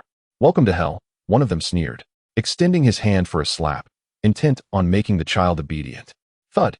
The enforcer gasped in pain as a small dagger pierced through his shoulder blade, pinning him to the wall. Sir, why am I suspended in midair? He stammered, his legs thrashing in agony, beads of sweat forming on his brow. Wan Qinhuan coldly replied, This young man is a guest of your boss. If he is harmed, will you take responsibility, or shall I? The enforcer, drenched in cold sweat, stammered. I will take responsibility. I won't dare again. Humph. With a flick of her fingers, Wan Qinhuan retrieved the dagger and commanded, Mind your manners and refrain from any unnecessary actions. The enforcer knelt, repeatedly nodding in compliance, though his eyes glinted with malice. Wishing to devour both the woman and the child alive. Once she departs, I shall teach this brat a lesson. When the boss returns, I will deal with her. Suddenly, Wan Xinhuan struck, the dagger slicing through the enforcer's throat. He coughed violently, bubbles of blood forming, his eyes wide with disbelief. Wan Xinhuan remarked coldly, "Your noise was excessive." The enforcer's gaze reflected regret as he struggled briefly before succumbing to death. What transpired? Li Kuachuan approached, frowning at the corpse. Once payment is received, one should refrain from killing the paymasters. Wan Xinhuan responded, "Senior brother, you cannot possibly be oblivious to their thoughts." Li Kuachuan's lips moved, and he eventually sighed. Just this once, they offered too much. Spare lives where possible, and let us depart once the matter is settled. Is this the child?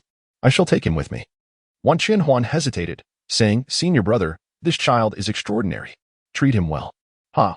Li Kuachuan chuckled. How extraordinary can a mere child be? He shook his head and led Su Yun to the dungeon. Upon arriving at the dungeon, Su Yun could not help but raise an eyebrow. The floor was strewn with thatch, exuding a foul stench of decay. In the corner stood a filthy, darkened chamber pot, repulsive and unsightly. Aside from this, there was nothing else, the surroundings starkly reminiscent of the most rudimentary settings. It was evident that, despite being in a fantastical realm where productivity had significantly advanced, these individuals exhibited an astonishing degree of laziness. Su Yun expressed her disdain. Li Kuachuan incarcerated individuals, and upon taking a closer look, she mused, "Is this not remarkable? To not fear the sight of the dead, one must possess a certain audacity. After a night of hunger, they shall be compliant by morning." She shook her head and turned to depart. Su Yun gazed at the grimy surroundings, not harboring any disdain. Instead, he felt a surge of excitement. Which great hero has not spent time in a prison cell? Even the dilapidated farmhouse experience was rather delightful. He reveled in the moment, reclining on the straw mat. And before long, he succumbed to slumber. In the dead of night, a stealthy figure infiltrated the dungeon. "Benefactor," the figure murmured, gently nudging Su Yun, but then suddenly paused. Do I appear more like a deity or a mere mortal? Su Yunming awoke today in Chunmanlo. Her eyes fluttering open to reveal a throng of fluttering figures, startling her momentarily. In a daze, she instinctively recalled the description from her dream, standing at approximately 1.75 meters, with fair skin and striking beauty, a curvaceous figure, long, straight black hair, and an unmatched allure, exuding a formidable presence with an endearing and affectionate demeanor. After a brief pause, a voice emerged, tinged with confusion. Suddenly, the scene shifted. Chapter 63. What to do about the expectant girl returning home in the early morning. Su Yun gradually stirred from her slumber. As she opened her eyes, darkness enveloped her vision. Alas, I am blind. The obscurity receded, revealing the exquisite visage of a stunning woman, though her expression bore a hint of insecurity. "My esteemed guest, you are awake?" Despite her regal demeanor, her tone was soft and gentle to the utmost degree. At that moment, Su Yun suddenly realized, I am not blind. What is it that obscures my vision? Something stirred beneath my head, and a pair of exquisite black silk-clad legs emerged. It was then that Su Yun realized he had been resting his head on a knee pillow last night. Upon further inspection, he discovered he was lying upon an opulent Qiangong Babu bed. What precisely is a Qiangong Babu bed? It is a structure with layers upon layers, adorned with corridors, windows, tables, and stools.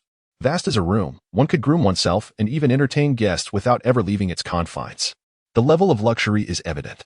This magnificent bed was placed in a rather rudimentary dungeon, reminiscent of a stark political office.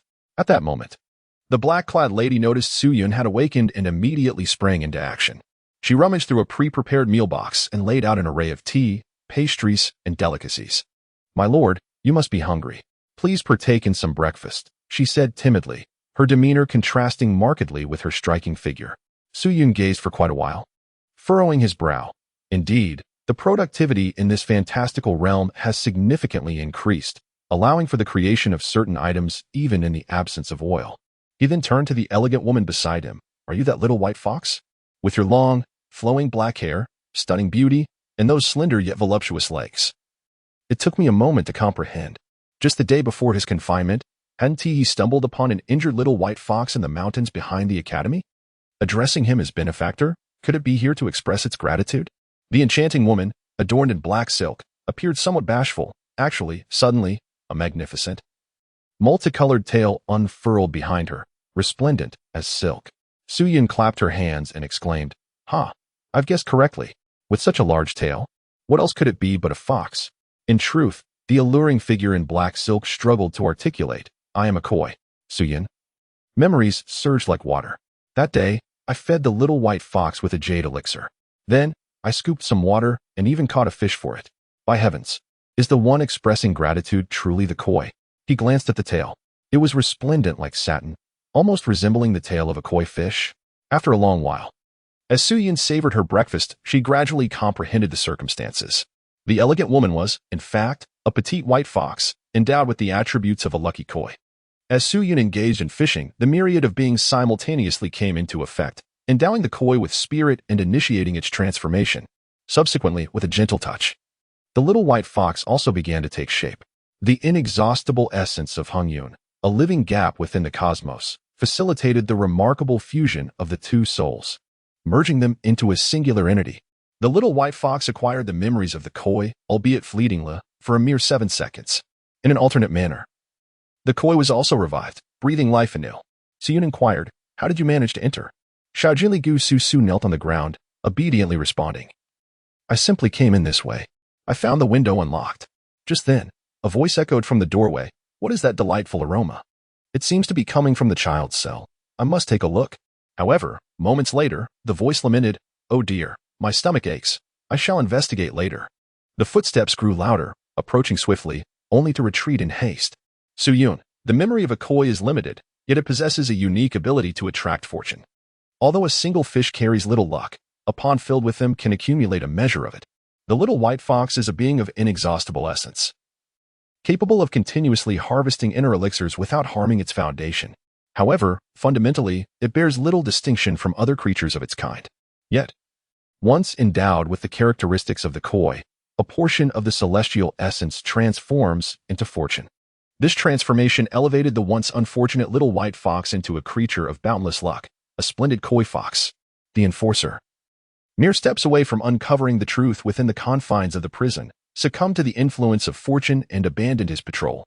Su-yin inquired, "Is this place far from the capital?" Gu Su candidly replied, "Neither far nor near. It is merely veiled by a peculiar curtain, rendering it invisible from the outside." Su-yin nodded, aware that it was the leader's extraordinary abilities at play. However, a question lingered in her mind. "How did you come across this?" Gu Su replied obediently, "I have been following your esteemed self. Last night, I noticed you were not sleeping well, so I ventured out in search of a bed. Upon my return, I nearly lost my way, but I stumbled upon a set of wheel tracks." Su-yin let out a soft exclamation, realizing that this little golden raccoon had been tailing her since early morning, coincidentally running into this group of kidnappers. However, upon closer inspection, the creature's timid and fragile demeanor seemed rather incongruous with its mature appearance. It was quite foolish to have wandered off in search of a bed. Fortunately, the essence of the world transformed into fortune, otherwise, it would have been lost forever. How perplexing it was that this little demon, despite having a heart of a young girl, could take on the guise of a mature lady. Gu Su felt somewhat embarrassed and suggested, "My benefactor, would you allow me to escort you outside?" Su-yin waved his hand repeatedly, indicating his urgency. He had matters to attend to. Firstly, he was waiting for someone. And secondly, he could still take advantage of Wan Qinhuan's resources. "Has that fellow awakened?" At the end of the corridor, Li Kuichuan's voice echoed. The henchman hesitated. "Probably he has awakened." Su-yin said, "Please return home for me and convey my safety." Gu Su immediately rose to her feet, about to pull open the iron window when she exclaimed, "Huh?" She tugged fiercely, yet the window remained obstinately shut. Little Jeanli, in a fluster, was soon drenched in perspiration, her long black hair springing forth to reveal fluffy white ears atop her head. "Indeed, my benefactor, the window was clearly open just a moment ago. Why has it been locked?" Su-yin found himself at a loss for words. The urgency to weep in times of trouble stood in stark contrast to the exquisite demeanor of the enchanting woman before him.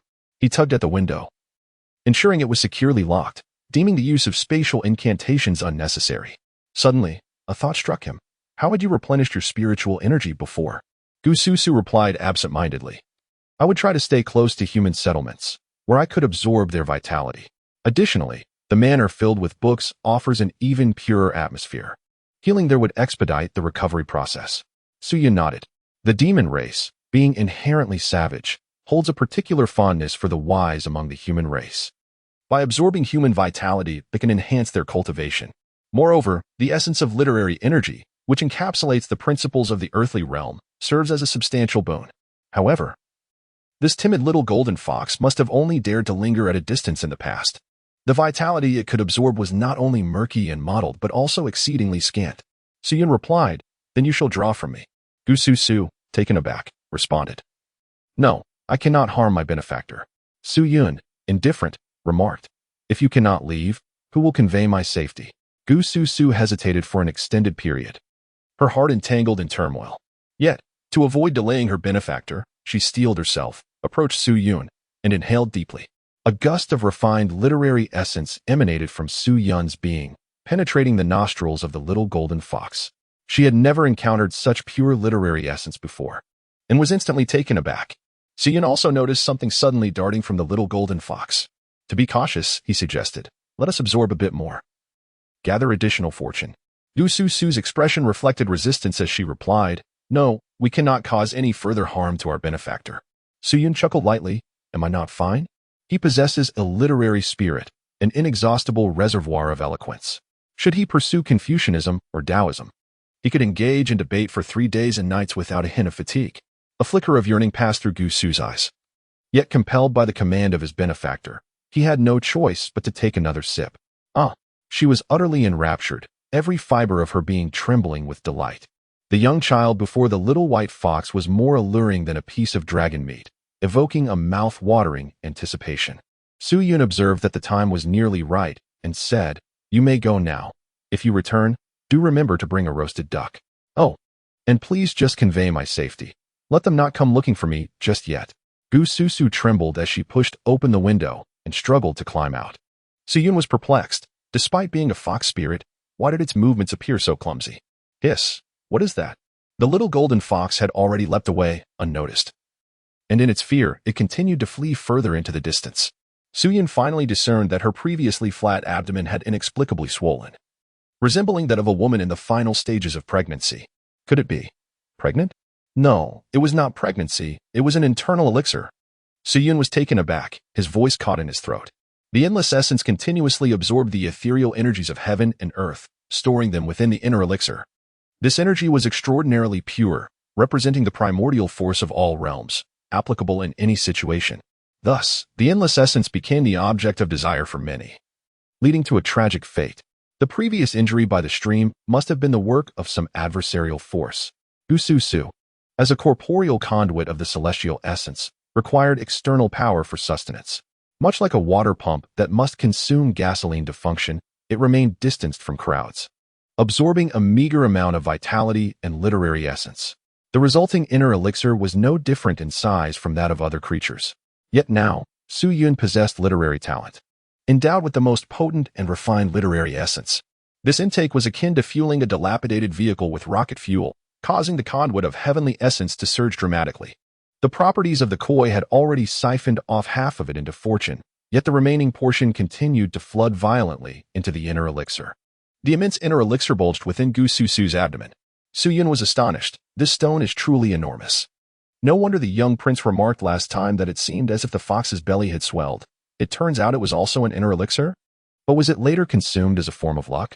A bitter taste filled his mouth as he recalled the girl with the protruding belly, who returned home and told her mother, "I am fine." Suyun was increasingly reluctant to return home. Chapter 64. I am not the heir of the Su family. Li Kuei-chuan went to check on Suyun's condition. After a night and a morning, a 3-year-old child must be crying out in hunger. Quite simple, isn't it?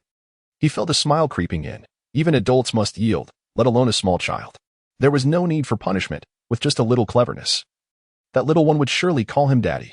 Bang! Li Kuei-chuan pushed open the door. "Little brat, are you hungry?" He beheld an enormous bed, exquisitely crafted, sitting in the cell. On one side, it was adorned with terrifyingly intricate carvings, while on the other, it appeared woefully rudimentary, akin to something from a bygone era. The stark contrast left Li Kuei-chuan bewildered. Where on earth did this bed come from? The guards exchanged puzzled glances. "We have no idea. It wasn't here last night."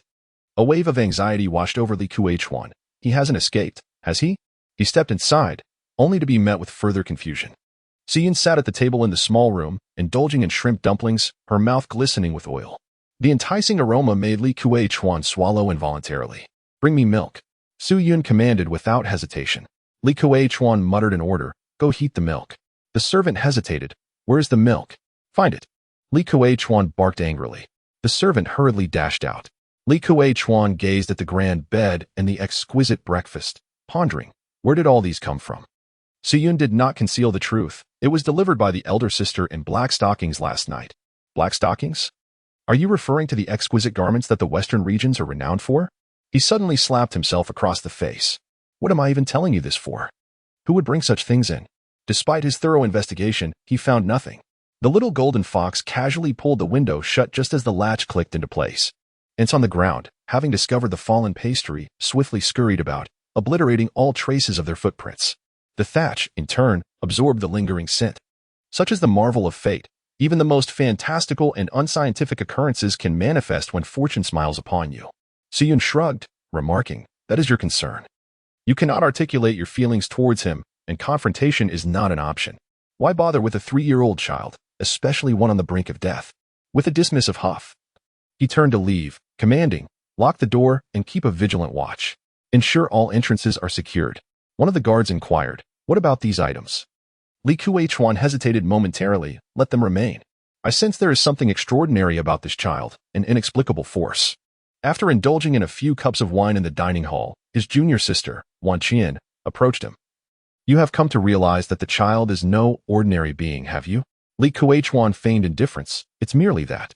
If it weren't for the need to preserve our lives, I could easily dispatch him with a single strike." At that moment, a delicate voice chimed in, "Uncle, where is the boys' restroom?" Li Kuei-chuan responded impatiently to the child, "I don't know."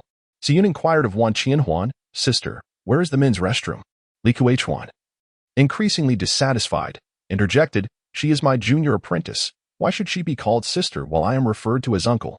Suddenly, he sputtered, wine spewing forth as his eyes widened in disbelief. "What? How did you get out?" Su-Yun clutched her abdomen, exclaiming, "I urgently need to relieve myself. The chamber's chamber pot is filthy. I also need to take a more substantial release." Li Kuei-chuan swiftly turned around, scanning the surroundings with his senses. The guards outside the dungeon remained obliviously stationed, entirely unaware that someone had escaped. Li Kuei-chuan hurriedly urged, "Follow me into the cell." He raised his hand, feeling conflicted about resorting to violence, and could only attempt to intimidate him. Su-Yun was utterly unconvinced. "I will not go." Li Kuei-chuan was at a loss, scratching his head in distress. "Aha." Wan Qianhuan let out a laugh like the tinkling of silver bells. "Now do you believe me? Come, little brother. I shall take you there. The restroom in my room is clean and equipped with running water. Would you like to use it?" Su-Yun cast a disdainful glance at her, declaring, "If you wish to take advantage, you shall find no opportunity." Wan Qianhuan displayed an expression of deep hurt. Li Kuei-chuan, engulfed in frustration, waited for Su-Yun to finish her business before carrying him back to the cell. He shackled the insufferable little spirit and, after a moment's contemplation, opted for the treasured sealing spirit hemp, a rare artifact of his, crafted by the divine Tianxin. This marvelous creation was both offensive and defensive, impervious to destruction, and capable of restraining adversaries even of a superior realm, thus earning him considerable renown. His vexation had driven him to employ it against a mere child. Li Kuei-chuan observed for quite some time as Su-Yun rolled about on the bed, showing no signs of escape. He clapped his hands in satisfaction, reassured, "Ha! Let us see how you intend to flee now." Indeed, throughout the entire day, Su-Yun remained dutifully within the confines of the cell. Li Kuei-chuan visited several times, discovering no irregularities. As the moonlight ascended, he made another visit. With a sweep of his divine sense, he confirmed that Su-Yun lay on the bed, unchanged. "Ah, perhaps I have overthought this," mused Li Kuei-chuan. "For a child, managing to escape once is already quite remarkable. Now, I can rest easy." Su-Yun suddenly turned her head and asked, "Uncle, could you please give me a towel?" Li Kuei-chuan furrowed his brow and inquired, "What do you need a towel for?" Su-Yun pointed at his damp head, exclaiming, "My hair is soaking wet. It's difficult to sleep." Li Kuei-chuan responded with a soft "oh," and after a moment's pause, he said, "Wait a moment. I will have someone fetch it. But hold on." His eyes widened in surprise. "How is your hair wet?" "There is no water in this cell. To quench your thirst, you must ask the guards." Su-Yun gestured towards the window. "I took a shower." It was then that Li Kuei-chuan caught a whiff of a subtle scent of soap lingering in the room. Combined with the sweet fragrance of a child's innocence, the aroma was rather pleasant. But that was not the crux of the matter. Li Kuei-chuan was taken aback. How did you manage to sneak out? How did you even leave the curtains? Suddenly, a small hand poked at his leg. Li Kuei-chuan glanced down. Bai Qilua, with her adorable head tilted, asked, "Uncle, could you help me open the door?" Li Kuei-chuan's mind went blank. He could not recall how he had opened the door or why he had done so in the first place. In any case, the two little ones had climbed onto the bed, engaging in a playful pillow fight. This was no longer a prison, it was akin to a playground. No. Li Kuei-chuan trembled as he pointed at Bai Qilua. What on earth is happening here? Where did this girl come from? Su-yun, with utmost seriousness, remarked, "I brought this from the Xiaoming mansion while I was still bathing there." Fearing to return home, he simply went to Bai Qilua's residence. Madame Hua, aware of his disappearance, both welcomed him and informed the Bai family. Noticing his unkempt appearance, she kindly took it upon herself to clean him up. Su-yun, with great reluctance, finally managed to escape when she sensed the murderous intent of Shi Yaoyu. Her hair remained damp, having not had the chance to dry. As for Bai Qiluo, she merely sought a companion to alleviate the boredom of her surroundings. Li Kuei-chuan felt as though his worldview had been shattered. Is this a kidnapping? Who can inform me of the origins of this child's abilities? No, that is not right. Li Kuei-chuan, belatedly realizing the gravity of the situation, dashed frantically towards the corner of the wall. No, he cried out in despair. How Su-yun managed to traverse walls and pass through the curtains shall remain unspoken for now. The divine artifact, the sealing spirit hemp of Li Kuei-chuan, has been severed into two pieces. The cut is as smooth as a mirror, leaving one to ponder the extraordinary nature of such a weapon. This is a high-tier magical treasure that has endured countless battles over the decades without sustaining any damage. Oh, old hemp, dear old hemp. Li Kuei-chuan cradled the sealing spirit hemp, weeping profusely. Xiaogu poked her head slightly from Su-yun's shoulder, brimming with pride. The sealing spirit hemp is a sacred item, renowned for its divine potency. Meanwhile, the supreme sacred bone, also a sacred item, is uniquely suited to this realm's capacity for such power. Alas, uncle, might you step aside? Please. A melodious voice interjected. Li Kuei-chuan, with tear-filled eyes, turned to see a tall and stunning beauty clad in the distinctive black silk of the western regions. Carrying a basin, she gracefully bypassed Li Kuei-chuan and knelt to wash Su-yun's feet. Li Kuei-chuan's mouth fell agape. Where do you hail from? And why do you also call me uncle? Su-yun pondered to himself. Oh, I forgot to ask upon my return.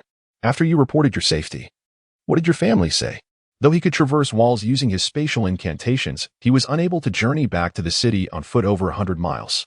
Moreover, the vast expanse of the great Qian capital spanned 10,000 miles. Without the aid of a teleportation array, reaching home was utterly unattainable. Thus, he awaited the return of the little Jean Li, intending to ride it out for a bath. Gu Susu responded, "There is a very beautiful lady who threatened to kill you. Furthermore, she insisted that I remain to recuperate. I have no need for such rest. I hurried back instead. Fortunately, I was lucky enough to shake them off." However, she glanced at Li Kuei-chuan, feeling a twinge of anxiety in close proximity to a stranger. My fortune has turned again. The abdomen of the little Jean Li deflated once more, becoming smooth and taut. The correlation between fortune and the size of one's inner elixir was profound. Should fortune favor him, Li Kuei-chuan would not reach the prison cell even if he spent 9 hours on the journey. Su-yun was drenched in cold sweat. Perhaps I should refrain from returning home for the time being. Li Kuei-chuan, utterly perplexed, expressed his grievance akin to a wronged wife. You are bullying me. This is a dungeon. How can one come and go as they please? And you even brought a companion, a maid. Is there no law, no sense of justice? Can the heir of the Su family simply trample upon others? Su-yun exchanged a glance with the two women and spoke. I am not the heir of the Su family. Li Kuei-chuan, taken aback, exclaimed in astonishment. Then who are you? Su-yun shrugged. I am the youngest child of the Su family. Technically, I am not the heir. Right? Bai Qiluan nodded. It seems that the heir refers to another person. She huffed. Villain. Gu Susu, in a daze, remarked, I heard from the servants that the Su family intends to appoint the young master as the heir, but it hasn't been finalized yet. Li Qiruan's eyes widened. They captured the wrong person. The leader of this group ordered the capture of the Su family heir. But this child is not him. He had no time to dismiss these idle people and hurriedly went to find Wan Qianhuan, junior sister, They have apprehended the wrong person. Their leader will return soon. We must take the risk to capture the real deal. That very evening, Xiao Qichen was indeed apprehended. Chapter 65. I am the true master of your master. Xiao Qichen had been confined in a small courtyard for half a month, brimming with pent-up frustration, yet he awaited good news. He had already torn the talisman to send out his command. Soon, those who had previously excavated Su Yuntian's bones would strike again. This time, that pitiful false young master would have no escape. Xiao Qichen was trapped in a cramped room, guarded at the door. Even if he were the reincarnation of an emperor, he was currently powerless. Su Yun, when we meet again, you will be the fish on the chopping board. Xiao Qichen stood with his hands behind his back, exuding an air of arrogance. And I shall be crowned as king. An emperor may falter, yet he will not remain defeated. He lay on the hard bed, sinking into a deep slumber. Is it him? Yes, I inquired with those outside. This Su family air is indeed a bit darker. Damn, those people are utterly unprofessional. They brought us here yet provided erroneous directions. Primarily, the portrait was too unappealing. The Su residence was already on high alert, yet this air had the weakest defenses. Darkness under the lantern is a good sign. Bring the men, let us depart immediately. Yes, take him back, we can confirm with him. Xiao Qichen, in a daze, felt himself reverting to a supreme being, guarding the path to the heavens, eliminating talents, plundering resources, and achieving greatness. I shall ultimately return to my zenith, reclaim everything. Swish. Xiao Qichen, brimming with pride, suddenly opened his eyes, exclaiming, "Where am I?" He found himself lying on a pile of straw, surrounded by a filthy prison. The floor a mire of mud and filth. In one corner of the room sat a chamber pot, reeking horrendously, bearing the marks of the previous occupant. I have been kidnapped? Xiao Qichen was horrified. In his last memory, he was still in the residence of the Duke of Zhenyuan. Upon opening his eyes, he found himself in a dungeon. Who could silently abduct him without the Su family noticing? Without extraordinary power, it is utterly impossible. Could it be? Upon reflection, Xiao Qichen found himself unexpectedly calm. He surveyed his surroundings, noting a group of rugged individuals seated outside the iron gate. Although their faces were unfamiliar, Xiao Qichen had devised a plan. Clearing his throat, he declared, "You there, release me. You have apprehended the wrong person." The words of a 3-year-old bore an air of seasoned composure. The henchmen exchanged glances, and one of them promptly stood and approached. With confidence gleaming in his eyes, Xiao Qichen commanded, "Open the door. I wish to speak with your leader." Slap. A henchman struck him across the face. What audacity these little brats have. Xiao Qichen clutched his reddened cheek in disbelief. "You dare to hit me?" The henchman scoffed, "Why not? If he can be struck, why can't you?" Xiao Qichen, perplexed by the reference to he, merely shielded his face, a chilling glare in his eyes. "Once I am free, you shall meet your demise." The henchman raised his fist. "You won't be leaving." Just as tensions escalated, another individual intervened, cautioning, "Perhaps we should tread carefully." At that moment, Li Kuei-chuan emerged from the blind spot of the iron gate, furrowing his brow. What is happening here? Although Xiao Qichen had never seen him before, he immediately recognized the man's formidable presence. He must be a local leader. "You have arrived just in time. Do you not realize you have captured the wrong person?" Li Kuei-chuan was acutely aware of the mistaken identity, as he had risked his own safety to extract someone from the Su residence the previous night. He had no desire to be ensnared in perilous circumstances. Fortunately, despite the strict vigilance at the Su residence, the prince's quarters were surprisingly understaffed for the sake of discretion. Relying on his exceptional skills, Li Kuei-chuan had narrowly succeeded. He frowned. "What are you saying?" "Remain quiet. Once the leader of this group returns and reports, you will be allowed to leave." Xiao Qichen remained unfazed, hands clasped behind his back as he replied nonchalantly, "Your leader is named Qiuqin Tiger." Li Kuei-chuan turned sharply. Seizing the opportunity to capture the man's attention, Xiao Qichen allowed a faint smirk to grace his lips. This scheme was meticulously orchestrated by him. Guiding the other to grasp the reality of the situation was hardly a trivial matter. With an air of arrogance, he continued, "You apprehended the wrong person. Summon Qiuqin Tiger to meet me, and all will be clarified." Li Kuei-chuan scrutinized him for a moment longer. Xiao Qichen, dissatisfied, urged, "What are you still hesitating for? If I were not in the know, how could I possibly know that name? Open the door." Li Kuei-chuan furrowed his brow, suddenly shaking his head as he turned to leave. Strange. Where could the leak have occurred that everyone seems to know?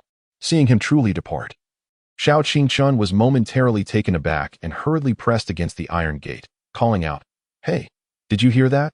I know Qin Tiger. He is my subordinate. And I sent him on an errand. Let me out. I must meet Qi Tianhu. The iron gate rattled ominously, yet Li Kuei-chuan did not turn back. How could this be? Xiao Qichen was equally perplexed. Why was there no reaction whatsoever? He stood in a daze, gripping the iron gate. When suddenly a sound reached his ears. Yes, the veil outside was Qin Tianhu's innate divine power, known as the Dark Veil, if he recalled correctly. He was indeed at the pinnacle of supremacy, though his actual combat prowess surpassed that. It was only then that Xiao Qinshan noticed a prison cell diagonally opposite. However, a massive wooden structure obscured his view, preventing him from initially seeing anyone inside. It was not until the child seated at the table began to sway that Xiao Qinshan was struck with astonishment. Su Yun. A flicker of excitement flashed in his eyes. The plan had succeeded. Su Yun had been captured. Had it not been for the dire straits he found himself in, Xiao Qinshan would have preferred to employ this risky strategy with caution, to infiltrate gradually and assimilate bit by bit. He had intended to use the resources of the Zhenyuan Marquisate to bear his own fruits. Yet, he had not anticipated being cornered by an ordinary mischievous child, forcing him to utilize his contingency plan prematurely. But soon after, Xiao Qinshan's expression began to shift. As he listened to his brother's words, shock washed over him. How did he know? Su Yun chattered casually, engaging in light conversation. Opposite her, Wan Qianhuan expressed her astonishment, exclaiming, "You truly are aware. I had no knowledge of this." She revealed that she and her senior were hired to abduct a child, although they had previously engaged in covert activities. They had never undertaken such an endeavor. However, they found themselves compelled by the substantial remuneration offered by their employer. Su Yun proudly stated, "I am also aware of Chiu Qinhux, who recruited a band of robbers from the Hengshui River. Those who were plundered refer to them as the Hengshui Bandits. Yet they themselves proudly identify as the Imperial Return Society." Wan Qianhuan looked at him with suspicion. "Surely, you did not orchestrate this kidnapping, did you?" Su Yun insisted. "I am not. I did not. Stop spreading falsehoods." However, Wan Qianhuan remained unconvinced. She could easily discern the signs of abduction and seemed to possess an intimate knowledge of the bandit's circumstances. "It's fine," she retorted, "but who would believe her? How could he be so well informed?" Xiao Qichen was taken aback. There were numerous matters of which he was unaware. He never inquired about where Qiu Qihu was recruiting or where he sought assistance. The information that spewed from Su Yun's mouth was so unfamiliar that even he, the instigator, found it bewildering. With a clatter, Xiao Qichen rattled the iron door, calling out, "Bring Qianhu to see me. The matter will become clear." A henchman chuckled disdainfully as he approached to open the iron door. Before Xiao Qinshan could revel in his triumph, he was unceremoniously kicked to the ground. The henchman, cursing without mercy, scoffed, "You? A dying man, wanting to see the boss?" Xiao Qichen glared furiously. "Just wait. Once I get out, you're finished." "Xiao heir." Su Yun's childish voice rang out. The henchman paused, then hurriedly scurried over with a fawning expression. "Young master, what do you desire?" Su Yun extended his hand, inquiring, "Where's the milk?" The servant hastily went to fetch it and presented it with utmost respect, saying, "It has been brewed in advance and cooled to a warm temperature. Ready for the young master." Su Yun, satisfied, patted him on the shoulder. "You've worked hard." The lackey smiled obsequiously. "Young master knows us all. Surely he has gained the trust of the boss. Please, be patient and stay a few more days. When he returns, do offer a few flattering words to the beauty." Xiao Qichen was taken aback. "I am the true master of you all." Chapter 66. Reaping the rewards. Xiao Qichen was stunned. Qiu Qi Tiger was his subordinate, who had previously been instructed to launch a surprise attack and extract Su Yun's celestial bone. Yet, at that time, the plan was to proceed cautiously, clearing his own name without resorting to murder. How had Qiu Qi Tiger suddenly become Su Yun's subordinate? "This is mine. Everything here should rightfully belong to me." Xiao Qinshan clenched the bars tightly, his eyes ablaze with fury. Suddenly, he felt an urgent need to relieve himself, his stomach gurgling. Since last night, the 3-year-old had been in excruciating discomfort. Disregarding everything else, Xiao Qichen shouted, "Open the door. I need to use the restroom." The lackey cast a disdainful glance. Clearly displeased, "There's a chamber pot right beside you." Xiao Qichen retorted angrily, "A chamber pot? Is that meant for people?" The lackey scoffed, "Not using it? Then just relieve yourself on the floor. No one will care." Xiao Qichen gritted his teeth in fury. "How dare you?" With a soft patter of footsteps, Wan Qianhuan took Su Yun's hand and walked towards the end of the corridor. "If you need to use the restroom, You should have spoken up earlier. Why wait until it's unbearable? Come to my room. It's clean and has running water. Suyun scratched his head and said, I forgot. Wan Qianhuan inquired. Do you want to keep it? Suyun expressed disdain, exclaiming, No, wicked woman. Meanwhile, Wan Qianhuan wore a look of hurt. Xiao Qichen stood in bewilderment, pondering. Why is he allowed to leave? Surely, he must be heading to the restroom, correct? Why does he not utilize the chamber pot in his cell? The enforcer shrugged. Do you see us being able to stop him? Xiao Qichen gaped as he observed Wan Qianhuan and Su Yun, arm in arm like family, disappearing from sight. Were they not the subordinates of his own subordinates? Such remarkable skills. Was it she who had stealthily liberated him from Su Mansion last night? Why confine the employer while tenderly caring for the abducted? Amidst the foul stench, Xiao Qichen languished until nearly noon. Regardless of the repugnance surrounding him, his stomach audibly protested. Unable to restrain himself, he declared, I am famished. Provide me with sustenance. The enforcer, displaying a modicum of kindness, tore half of a dry bun from his hand and tossed it into the cell, saying, Here, eat. Despite his diminished circumstances, Xiao Qingchun remained the scion of the illustrious Su family. The Duke of Zhenyuan's residence could hardly lack for provisions. He stared at the dark, unappetizing bun and fumed. What is this swill? My grandfather demands pan-seared pork chops, blanched heart of cabbage, and lychee wine. The enforcer chuckled. You, lad, are ungrateful. You can have the bun. Or not. Just then, Li Kueichuan approached, frowning. What is the matter? The enforcer promptly ceased his laughter. Xiao Qingchen immediately retorted, I am starving. After a moment's contemplation, Li Kueichuan instructed, give him the leftover beef head from lunch. The enforcer was reluctant but dared not protest, quickly fetching the beef head. Upon seeing it, Xiao Qichen recoiled. The dish was a mess, filthy and utterly unappealing. Pinching his nose, he declared, I refuse to eat beef. Unappreciative. Li Kueichuan frowned. It is only beef head. Xiao Qichen reiterated, I will not eat it. Li Kueichuan waved his hand, commanding that the beef head be placed in the cell. It is only beef head. Take it or leave it. Xiao Qingchun maintained a sullen expression, conveying his discontent through his demeanor. Yet, those around him paid him no heed, engrossed in their own tasks. Cursed fate. Xiao Qingchun inwardly cursed, recalling the saying, 30 years in the East, 30 years in the West. Do not underestimate the youth in poverty. Just wait. Just as he was about to grasp the beef head, a striking woman clad in black silk appeared, carrying a food box. Unfazed by the guards, she breezed past them, opened the door to Su Yun's cell, and stepped inside. She then unveiled the food box, and a brilliant golden light emanated forth, reminiscent of a master chef at work. A gentle mist filled the entire cell, and Xiao Qichen, positioned diagonally across, inhaled deeply, savoring the aroma. Dishes of flaming dragon meat, spirit mushrooms with stargrass, purple crystal lotus root soup, and jade bamboo shoots were presented, each plate radiating a shimmering brilliance, evidently crafted from the most potent mystical ingredients.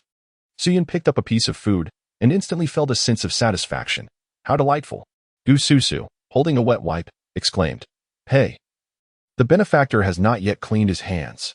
Xiao Qingchen stared in disbelief, her eyes wide. Is this really a kidnapping? What is the meaning of this food? And what of that alluring dark-haired maid? The exquisite aroma wafted into her nostrils, sending shivers down her spine and invigorating her spirit. It was evident that these dishes were prepared with extraordinary ingredients, each imbued with astonishing essence. Xiao Qichen swallowed hard, gazing at the dark, unappetizing steamed bun and the filthy ox head on the ground. Unable to contain her frustration, she shouted at the guards, Hey, did you see that? Why does he have someone bringing him food while I do not? The guards, realizing their oversight, scratched their heads. Huh? That woman went in again? There's a fragrance. It seems she has indeed entered. Oddly enough, they had never seen her clearly, merely catching a glimpse of her silhouette at best. No. I must see if the beef from noon is undercooked. Oh, I feel unwell. The guards were pulled away by others, and no one had the intention of investigating further. Strange, that woman seemed to possess no martial prowess or remarkable skills. She infiltrated boldly, yet no one could intercept her. Whenever they attempted to check, they either faced a stomachache or were met with droppings from the birds outside. Always thwarted. Xiao Qingchen was left dumbfounded. Are you not going to do anything? The guard shrugged. How can we intervene? Is there food? Wan Qianhuan, with a cheeky grin, dashed into the cell to scrounge for a meal. Those who had no intention of expelling the little Jinshin or lacked the ability to do so were less affected by the whims of fortune. Thus, Wan Qianhuan gleefully scampered in to indulge in the feast. Yu Susu, hunching her shoulders and lacking confidence, introduced, "This is dragon liver and phoenix marrow, prepared by the esteemed chef of the Charm Fragrance Boat. This is drunken star brew, personally decanted by the landlady of Lingxiao Tavern. 9 turned ear caps, tossed with a secret sauce from Yunmiao Fishing Village." Wan Qianhuan, with grease smeared across her mouth, was utterly enchanted. How much must one spend for such a lavish meal? "Suyun," she murmured in bewilderment. "Money?" "The Su residence dines in this manner daily, without regard for cost." Qian inhaled sharply. The Zhenyuan Marquis' estate is indeed remarkably affluent. Her thoughts raced in myriad directions. What is the purpose of employment, if not for monetary gain? Had she known of this child's vast wealth, she would have refrained from associating with such brigands. Yet, having kidnapped the heir, enmity would inevitably follow. With a sigh, Qian turned to Suyun. "It is not without recompense. I shall present you with a small trinket." With that, she produced a piece of facial skin and draped it over the child's visage. In an instant, Suyun transformed into Qian. Her features exquisite, yet imbued with a sense of freedom and untamed spirit. However, the adult head appeared disproportionate, creating an awkward juxtaposition with the slender neck. "Oh dear," Qian mused, adjusting the transformation, and Suyun reverted to the appearance of Gu Susu. She was breathtakingly beautiful, yet her youthful gaze introduced a stark contrast. Nevertheless, no one could rival the disparity presented by Gu Susu herself. That timid expression combined with the mature demeanor would undoubtedly captivate anyone over the age of 3. Qian pondered the reason behind this transformation. Observing the mismatched neck, she remained unsatisfied. "Let us try again." What a change to! A thought struck her. She glanced towards the adjacent cell, where the Su family heir appeared to be of a similar age. Though slightly darker in complexion, their skeletal structure was comparable. Qian adjusted the transformation once more, and Suyun morphed into the likeness of Xiao Qichen. With a playful grin, she removed the facial skin and handed it over. "Here. Take this to play with, but be careful not to tear it. It can be reused several times." Suyun felt a touch of misfortune, yet being a child, he found the art of disguise amusing and decided to keep it. "You haven't eaten in vain," he thought, casting a glance at the hidden treasures in his sleeve. Ding. Assistance rendered to Wan Qianhuan. The integrity of the Xianyuan Forbidden Prison stands at 100, with a bonus of 100 times. Mission rewards: golden melon seeds at 100 times. Zhuanzikao at 100 times. Clear heart wine brew. With every bite Wan Qianhuan takes, Suyun receives a 100-fold critical hit. What extraordinary treasures, spiritual tools, and rare herbs, all effortlessly stuffed within. Suyun gathered the previously acquired dragon liver, scales, and other exquisite ingredients, along with the items lost by Wan Qianhuan, and packed them all for the little Jinli to seek out a master chef. While residing here, the standard of dining must not be compromised. Wan Qianhuan expressed her admiration, remarking on the town's remote marquise, where one could relish such delightful delicacies daily, stirring her own desires. Xiao Qingchen glanced at the steamed buns and the beef head. His face contorted in a grimace as he swallowed hard, questioning whether the Su residents truly possessed such sumptuous treasures. Suyun disdainfully pushed the 9-turned spirit pig's intestines aside, lamenting, "Alas, I can only have a chicken sandwich now. The intestines are insufficient for sustenance." Chapter 67. Lullaby. Xiao Qingchen struggled through the night. As darkness descended, the cold moonlight poured through the iron bars, casting a stark and desolate aura. Finally, the opportunity to sleep had arrived. All bodily functions were confined within the prison cell, and Xiao Qichen could only endure the torment. To fall asleep would be a blessing, at least for several hours. He would be free from the anguish of his surroundings. After lying there for a while, discomfort washed over him, prompting him to call out, "Bring me water. I wish to wash my face." Though there was water available, it was scant and murky. Water? A wash. Upon hearing his request, the guard scoffed derisively. "Such demands from a young lord. I tell you, dream on." Xiao Qichen clenched his fists, aware that arguing with them was futile. Once his ally Qiu Qinho returned, everything would improve. He declared boldly, "There is a stream outside. I can wash there. If you are concerned, simply keep watch." The guard dismissed him entirely, turning away in annoyance. The night watch was already tedious, and the presence of a mere child made it even more irksome. Xiao Qichen glared coldly for a moment before turning away to sit on the ground. "Patience, just a little longer. I cannot wash, and neither can that Suyun." Tap.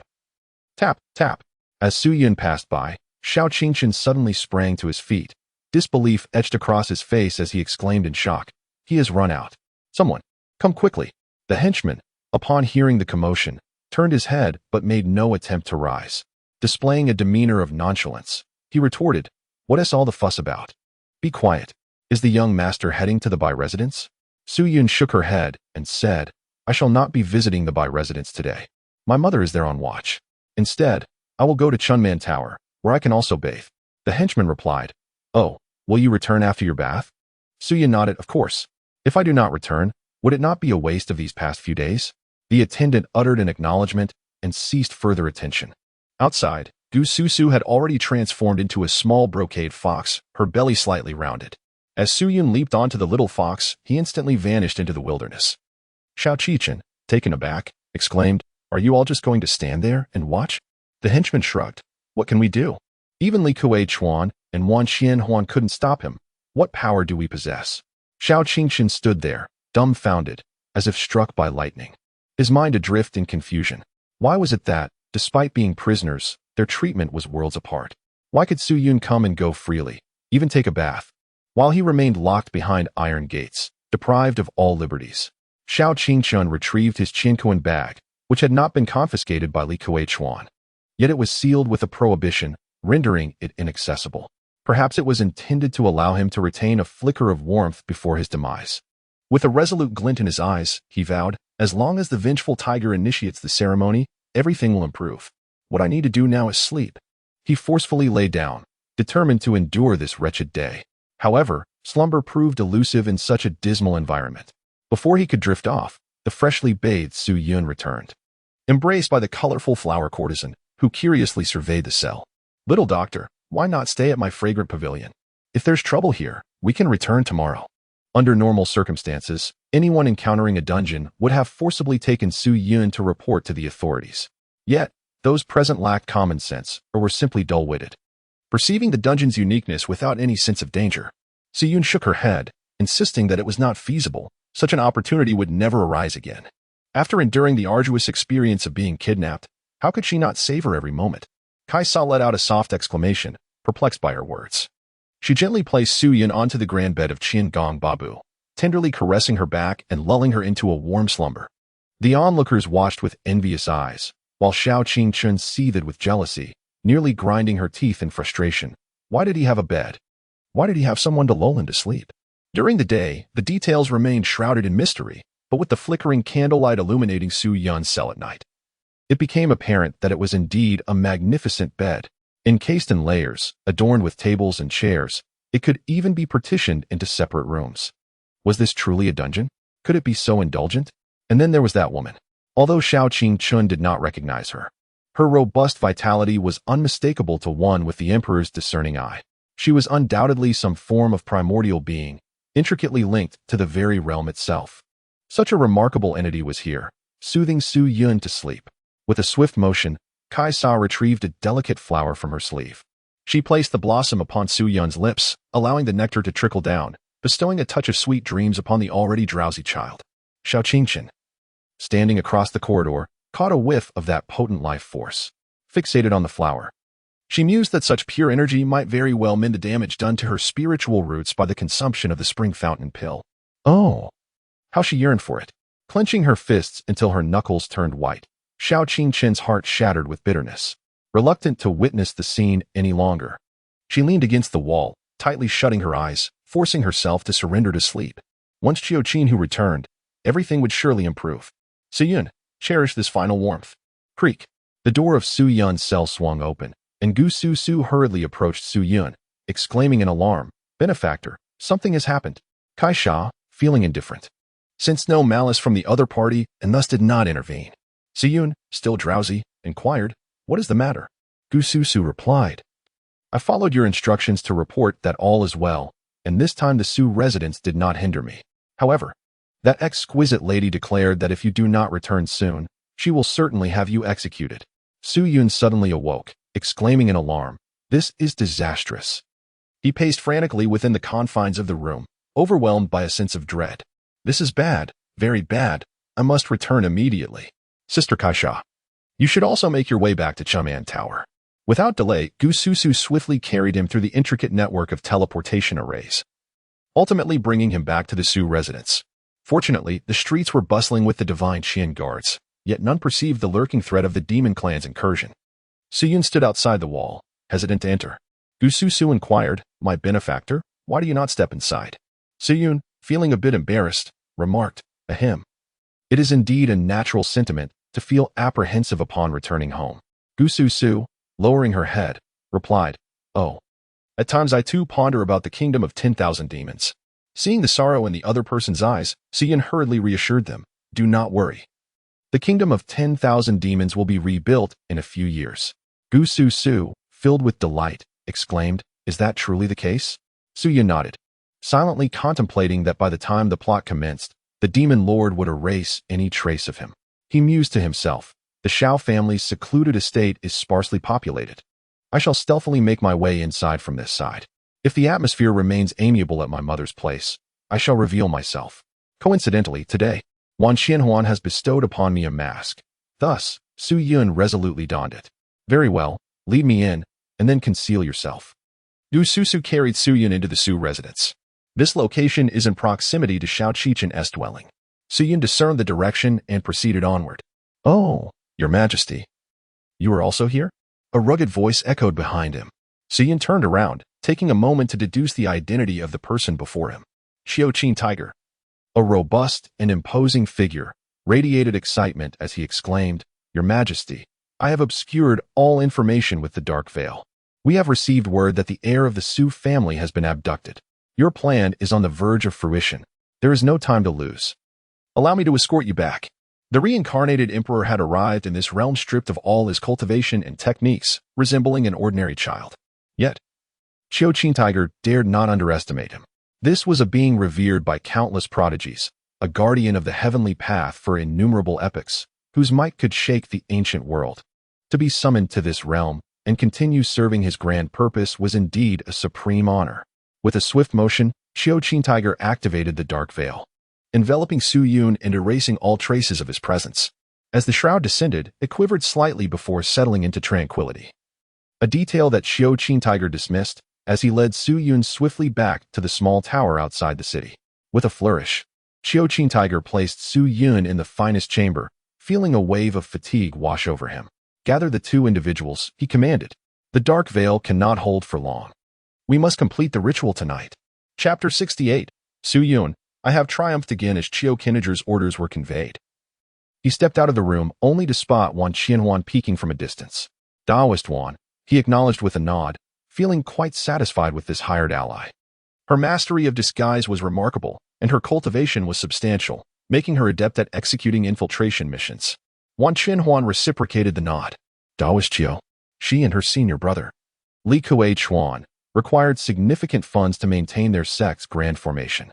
This band of thieves had a powerful leader, lavish in their expenditures, possessing treasures unseen in the Tianyuan realm. While Wan Qianhuan had previously engaged in covert activities, she had never resorted to theft involving children. The dying wish of her master weighed heavily upon her, yet in the matter of a child, she ultimately chose to honor the former. Xiaoqin Tiger instructed, "A ritual will commence shortly. Please gather in the hall." He gestured towards the room, adding, "This individual is my esteemed superior. I implore you both to maintain respect and avoid causing any trouble." A hint of counsel mingled with a more pronounced warning flickered in Xiao Kintiger's gaze. Wan Qianhuan nodded in agreement. Conducting business for remuneration did not equate to compromising one's dignity. "Come here first. I will need your protection shortly," Xiaoqin Tiger continued. His innate ability, the dark veil, created a curtain that severed perception. Were it not for this power, the Duke of Zhenyuan's estate would have discovered their location long ago. However, maintaining such extensive shielding was immensely taxing.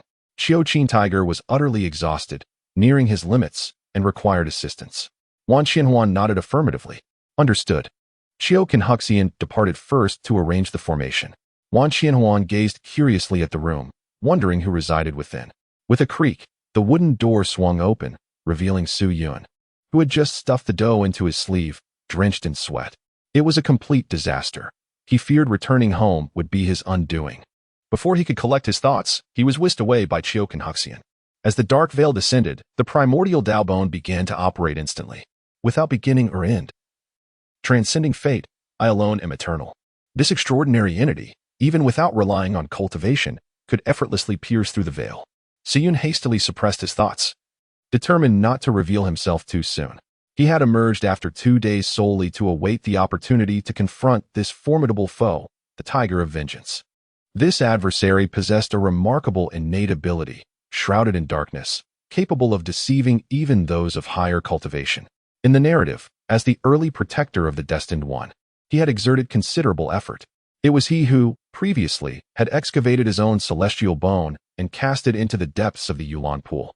Regardless of other matters, the celestial bone must be reclaimed.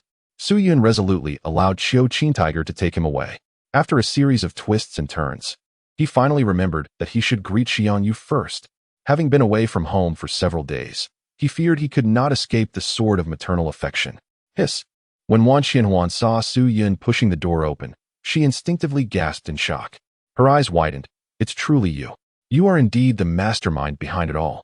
It was unfathomable that such a mere 3-year-old child was the esteemed one of Qiu Qintiger.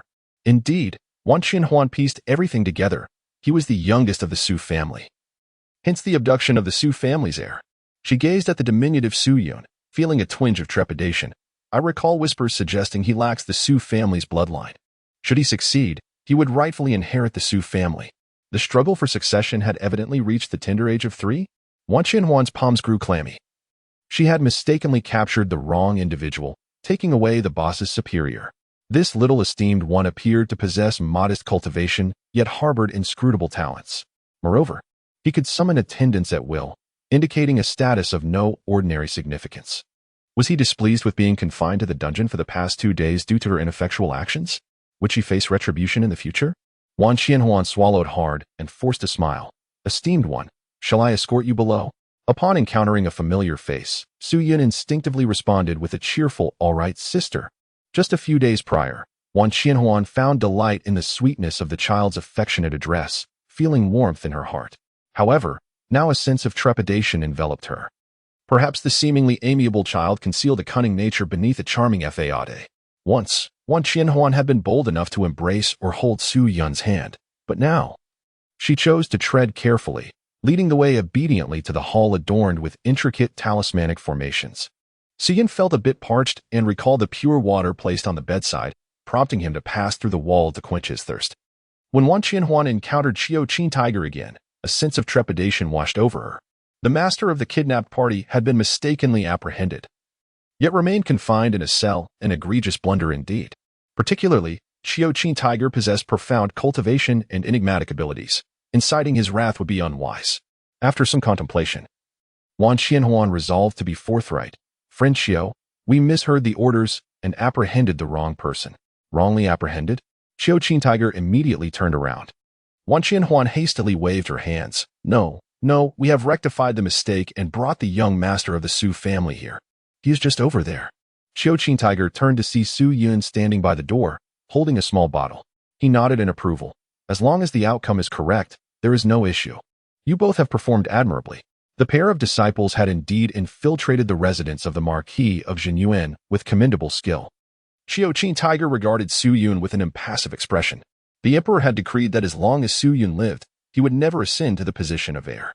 It was imperative to eliminate this parasite and ensure that the Su family's resources were solely devoted to the emperor.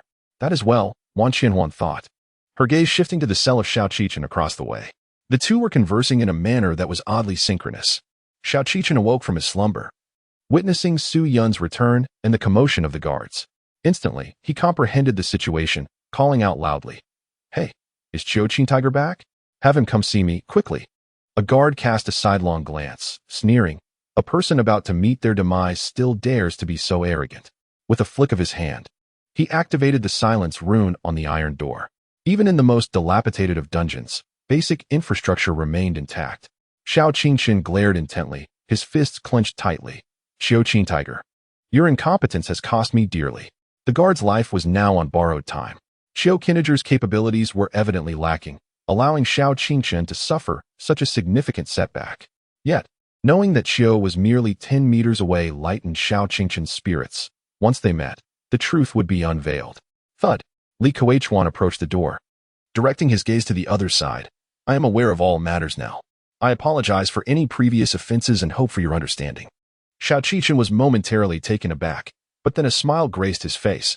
Indeed, there are still those with discerning eyes. With a wave of his hand, Li Kuechuan commanded the iron door to swing open. Please, follow me.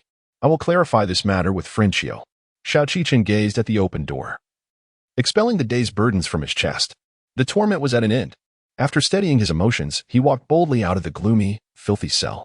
Pausing momentarily, he chose not to seek out Xiao Qin Tiger first, but instead proceeded to the cell of Su Yun across the way. Looking at this non-blood-related brother, he could not help but display a victor's smile. Su Yun, I have triumphed once more. Su Yun turned her head, exclaiming, "Ah?" Chapter 69, The 9 Yuan Blood-Seizing Technique. Xiao Qichen stood leisurely with his hands behind his back, remarking, Su Yun, you are indeed fortunate to have the protection of the Su family, which has certainly caused me considerable loss. Su Yun was taken aback. What? Xiao Qichen continued. I have mentioned that the sacred bone resides within you. I hope that your body, having once nurtured the celestial bone, still possesses sufficient vitality and blood to nourish my sacred bone. Su Yun scratched his head, perplexed. Brother Qichen, what are you talking about? At that moment, Xiao Qichen couldn't help but chuckle at the other's feigned innocence. This was a battle of life and death, where only one would emerge victorious.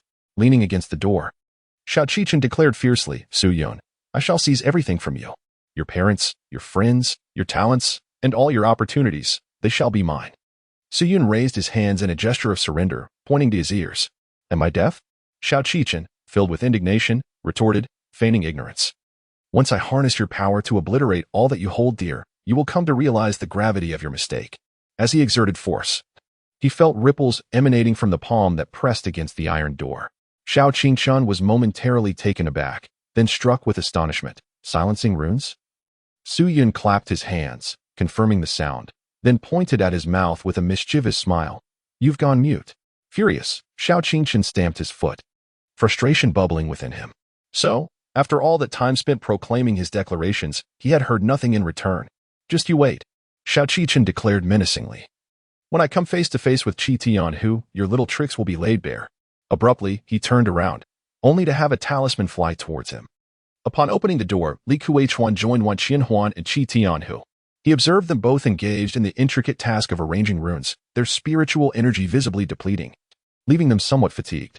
Particularly, Qi Tianhu, the burly figure, had a pallor creeping over his face, clearly indicating that maintaining the barrier and crafting the formation was an arduous endeavor.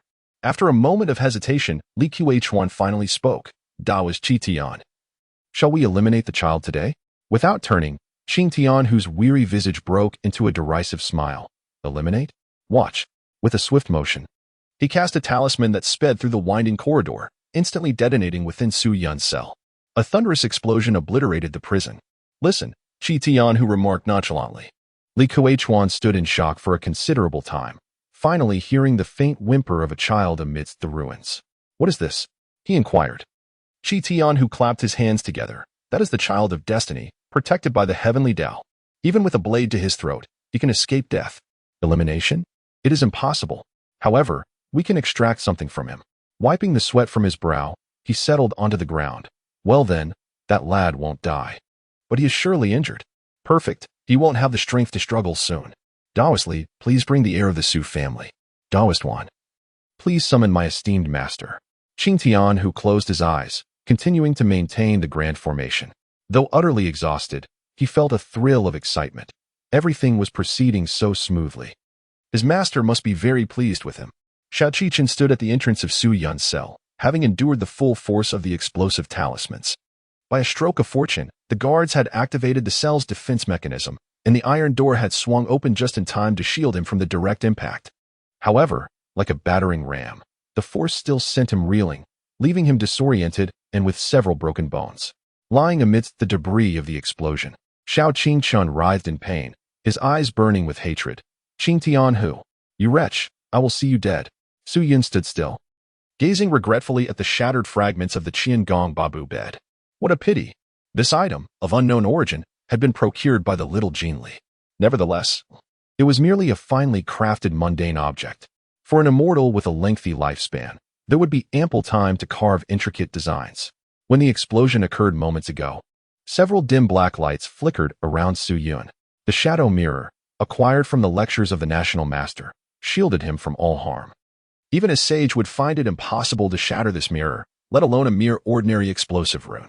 Su Yun surveyed the chaos around him, the corridor having collapsed. With no path remaining, he resolutely traversed through the wall. Upon returning to the corridor he had previously occupied, he encountered Wan Qinhuan, who lifted her gaze and said, "Master, you are still here. Friend Xiao has sent a summons. Please follow me." Su Yun anticipated the outcome that awaited him and nodded as he followed along. At that moment, Li Qiuchuan also shifted the rubble and helped Xiao Qi to his feet. Why such brutality? He furrowed his brow, yet was astonished. Indeed, this child was the destined one. Having sustained remarkably little injury, it was not to imply that Xiao Qingqian's wounds were trivial. Rather, a common person struck with such force would likely be reduced to mere dust. Yet this child, astonishingly, had merely sustained severe injuries, with half of his bones fractured, which could be considered a minor affliction. Xiao Qingqian trembled in pain, exclaiming, "I must see Qing Tianhu." Li Qiuchuan nodded in agreement. "Indeed, you must see him." Gritting his teeth, Xiao Qingqian declared, "Very well." Traversing a mere 10 meters had already entailed numerous tribulations. However, this would be his final trial. Upon meeting Qing Tianhu, all truths would be revealed. That fool would soon realize his subordinates had apprehended the wrong individual. With a limp, Xiao Qingqian made his way toward the central hall. Each step, 10 steps, 100 steps, brought a glimmer of hope as he finally laid eyes on the burly man. "Qing Tianhu." Xiao Qingqian bellowed in fury, "You imbecile. I demand that you act immediately and heal my wounds." Qing Tianhu was in the midst of concentrating his spiritual energy, eyes closed, radiating a faint luminous aura that resonated with the runes of the formation beneath him. He tilted his head slightly, saying, "Forgive my inadequacy. I have caused you suffering. Esteemed one, please recline upon the stone bed, and I shall commence the ritual at once." The immense knot of anxiety within Xiao Qingqian finally unraveled. Now that he stood before Qing Tianhu, what unforeseen event could possibly arise? Enduring the pain, he resolutely climbed onto the stone bed, his eyes reflecting relief and exhilaration. "Su Yun, I have triumphed." Seated within the formation, Qing Tianhu felt the ethereal veil of his innate abilities waft around him, obstructing most external perceptions. He sensed several life forms entering the formation but could neither see nor hear them. The emperor truly suffered in this realm. Qing Tianhu empathized to some extent, but more than that, he sought to placate Xiao Qingqian. The last time he had extracted Su Yun's heavenly bone and cast him into the Yulan pool, he had still failed to eradicate the source of trouble. The emperor must harbor resentment toward him. Thus, he needed to offer ample comfort to avoid any reprimand. Utilizing the ethereal veil to control the formation, Qing Tianhu noticed that both children had already reclined on the stone beds. A faint smile graced his lips. This endeavor had proceeded remarkably smoothly. The emperor must surely be pleased. Focusing his mind, he prepared to complete the most crucial part of the ritual. Qing Tianhu raised his hand, and immediately the formation erupted in resplendent brilliance. The runes danced, and spiritual energy surged wildly. In an instant, the skies within the curtain darkened ominously, a formidable presence looming. Carefully, Qing Tianhu retrieved a heavenly bone from a small box. The infinite heavenly bone. It was indeed the precious treasure extracted from the heir of the Su family. In the previous instance, in order to absolve Xiao Qingqian of suspicion, Qiu Qitian first seized this precious artifact. Upon learning that the emperor was retaliated against by the Zhenyuan Marquis, losing the supreme sacred bone, Qiu Qitian swiftly devised a plan to equip Xiao Qingqian with the heavenly bone. However, due to the prior loss of the bone, the foundation of the supreme had been compromised. Consequently, the heavenly bone had diminished in potency, rendering it far inferior to the sacred bone. To rectify this deficiency, Qiu Qingtian resorted to the 9 yuan blood extraction technique, an unparalleled secret art created by Xiao Qingqian, the supreme emperor. This technique allows for the extraction of human essence to enhance external objects. Furthermore, Su Yun, who had once nurtured the heavenly bone, possessed celestial blood flowing through his veins, making him the ideal source for supplementation. With a mere exploitation of resources, one could extract heavenly blood to significantly amplify the heavenly bone's power. At this moment, everything was critical. Once all the blood was drained, even if Su Yun survived, he would be rendered ineffectual, thus minimizing the reaction from the heavenly Dao. The emperor would rise to power once more. With this thought, Qiu Qintian felt exhilarated. Once this plan was executed, I too could become a trusted confidant of the emperor. Hua. Li Kuei watched in astonishment as Xiao Qingchen climbed onto the bed, pondering whether the child had succumbed to despair and accepted reality. He shook his head and quietly gazed in another direction. Meanwhile, Xiao Qingchen lay upon the stone bed, still in pain, yet his heart brimmed with comfort. Once the enhanced heavenly bone entered his body, the prior damage to his foundation could be largely restored. Regardless of whether Su Yun lived or died, he could no longer contend with him. As the sole child of the Su family, Xiao Qingchen could leverage a wealth of resources to pave his path to resurgence. This time, no one could obstruct his ascent. Hua. A smile graced Xiao Qingchen's face as he observed the array in operation, streams of blood energy drifting forth. Indeed, it was the 9-yuan blood extraction technique. Though he had lost all cultivation and techniques upon his reincarnation, he was still aware of the signs of the technique's operation. This was the supreme art he had created to seize the talents of others. Now, it would be employed on the brother who lacked such abilities. Brought forth by his former subordinates, he had finally awaited this moment. A return to the pinnacle. Xiao Qingchen reclined contentedly for a moment, only to suddenly feel a wave of fatigue. Following the flow of blood energy in the opposite direction, he glanced down. What? Why is it my blood energy being extracted? Xiao Qingchen's eyes widened in disbelief. Qiu Qintian, you shall pay for this. Chapter 70, Heavenly Bone. Xiao Qingchen's eyes widened as he witnessed his blood energy being drawn away. Initially as a trickle that grew into a torrent, surging forth uncontrollably. This was not how it was supposed to be. Xiao Qingchen struggled in vain. But it was too late. The loss of blood energy rendered him powerless, leaving him to helplessly watch the events unfold. Qiu Qintian, you fool. Xiao Qingchen cursed vehemently. You've reversed the process, beast. On the other side, Su Yun gazed at the countless streams of sanguine essence coalescing in the air, gradually fading from a deep crimson to a resplendent orb of energy. Yet, his focus did not linger on this transformation. Instead, it was captivated by the small, rotating bone nearby. The ashen bone was etched with intricate primordial formations, both magnificent and enigmatic, drawing one's very soul. The infinite celestial bone, a manifestation of Su Yun's innate divinity. Having been extracted by his adversary, Qiu Qinhui, it now reappeared before his eyes once more. Su Yun waited for 3 days. All for this moment. A sound resonated in his ear. The infinite celestial bone. Has it not already merged with the chosen one, becoming a formidable weapon against you? The infinite celestial bone shares the same roots as you, intricately connected to your very essence.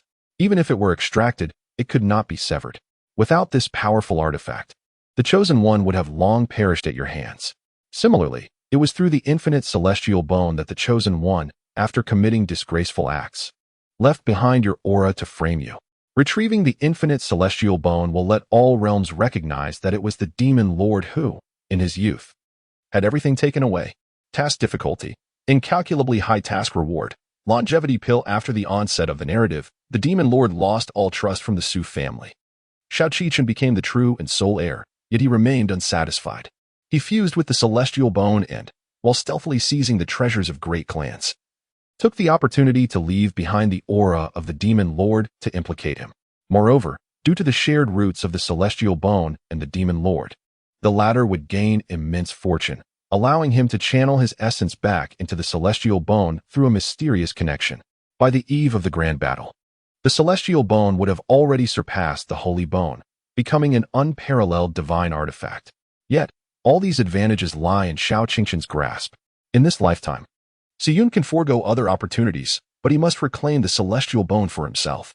Within the unfolding story, Xiao Qingchen grew into a colossal figure.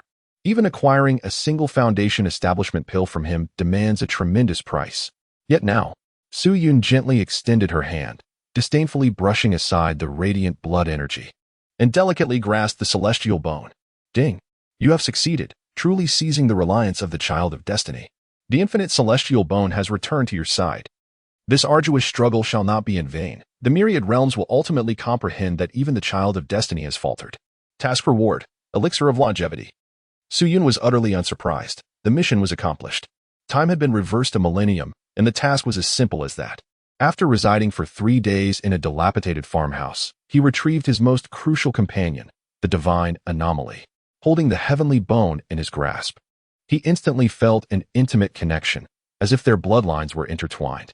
Su Yun felt a surge of energy within, a profound sense of complete fulfillment enveloping him. Meanwhile, the aura of the heavenly bone intensified abruptly, an array of extraordinary powers radiating from it. With a forceful rush, the dispersed blood energy relentlessly sought to converge beside the heavenly bone, striving desperately to merge. Su Yun made 2 attempts to disperse it, but to no avail, and thus relinquished the effort. While he was indifferent to the slight increase in energy, it was still a lineage that nurtured the sacred bones, and having a little more was certainly advantageous. Fortunately, it was not a direct transfusion, which spared him from any discomfort. Su Yun cast a fleeting glance at the longevity pill, pondering its promise of extending life. Not necessary for the time being, he mused, contemplating the fact that he was merely 3 years old. What purpose would longevity serve at such a tender age? He casually tossed it into his sleeve, where the universe resided, and then retrieved the supreme sacred bone.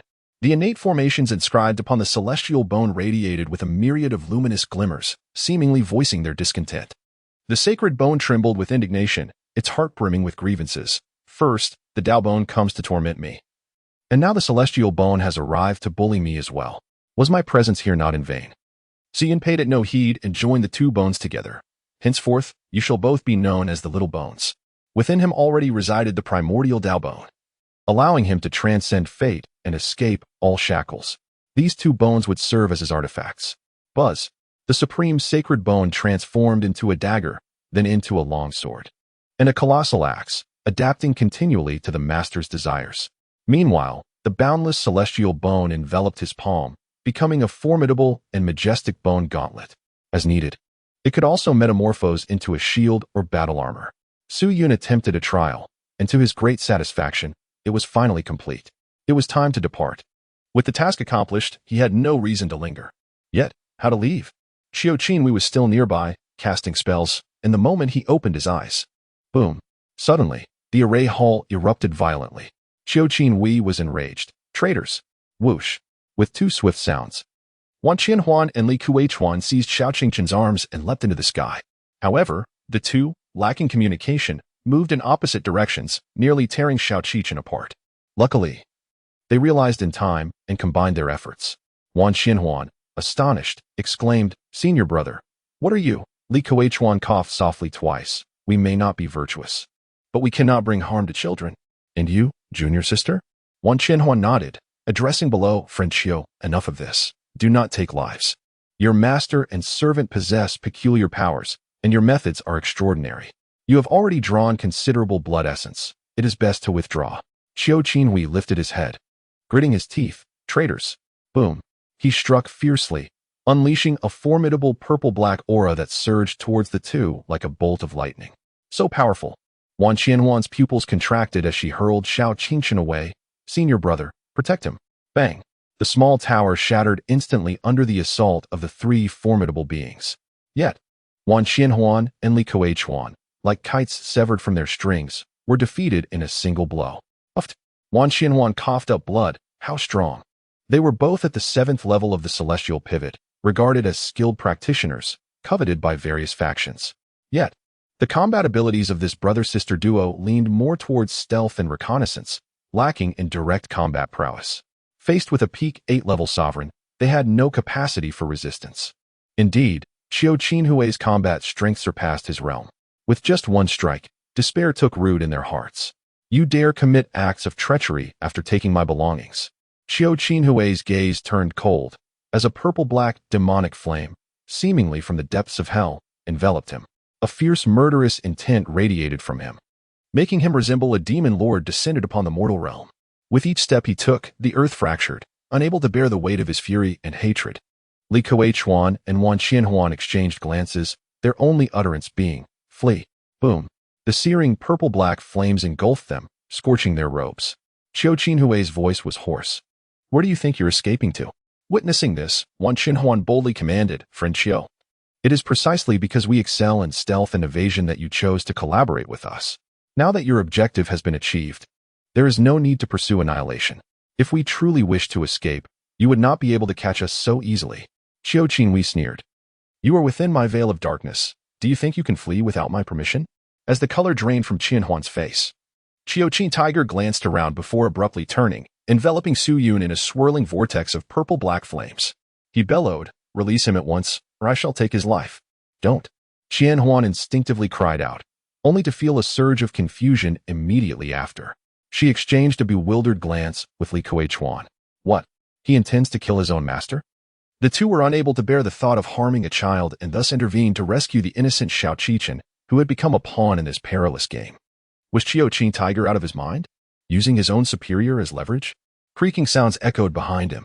Upon hearing them, Qin Tiger turned, his expression turning to one of perplexity. "What are you doing?" It was the dead of night, and the child, unable to sleep, sought something to eat. Su Yun casually retrieved a piece of cake from his sleeve, crunching on it while listening to their conversation. Noticing someone glance back, he kindly raised his hand and asked, "Care for a bite?" Eating what, indeed? With a swift motion, Qin Hui sent him flying, ensnaring his neck with violet-black flames. "Your life rests in my grasp. And yet you dare to be so carefree?" He scorned. "Your Su family is truly inept, allowing the heir to be captured without any response." Su Yun felt a twinge of regret. After all, it was a pastry crafted from heavenly ingredients. He gestured to the sky above and remarked, "Who said there was no response? Here comes someone." Suddenly, a piercing sword aura tore through the dark veil, bursting into the scene. "Su Yun, I know you are here." Su Yun raised her head, her eyes brimming with emotion. "Mother." Indeed, in times of peril, the first to come to the rescue is always a mother.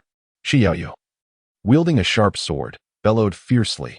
"Su Yun, having been absent from home for several days, come forth and face your demise." Su Yun's complexion shifted dramatically. "Uncle, quickly close the veil. Drive her away." Chapter 71. Resurrection. On the spot, Wan Qianhuan and her companion were overjoyed to see the veil torn asunder. But their elation turned to hesitation upon recognizing the face. Wan Qianhuan murmured to herself, "Isn't she Su Yun's mother? This is disastrous." On that day in the carriage, I witnessed Xiaoyu approach to find Su Yun. It was I who intervened and took her away, but I had no inkling I had made a grievous error. If Su Yun is the master of the vengeful tiger, does that mean this woman is also in league with them? Xiaoyu. Upon seeing the frail Xiao Qichen held captive by Li Kuei-chuan, bore a haggard expression, her eyes devoid of vitality. Her youthful visage bore the faintest creases. Reminiscent of a patient with dwarfism, though evidently mature, her physique remained diminutive. Xiao Qinchun, utterly feeble, found himself momentarily at a loss for words. All he yearned for was to flee swiftly, vexed by the incompetence of his subordinate, who was as foolish as a swine, entirely unskilled. He extended his hand, his voice barely a whisper. "Help." Xiaoyu felt a sudden jolt of alarm within her. How could this be? After some time spent tracking the woman with the watermelon belly who had reported safety to the Su residence, she had finally located this area.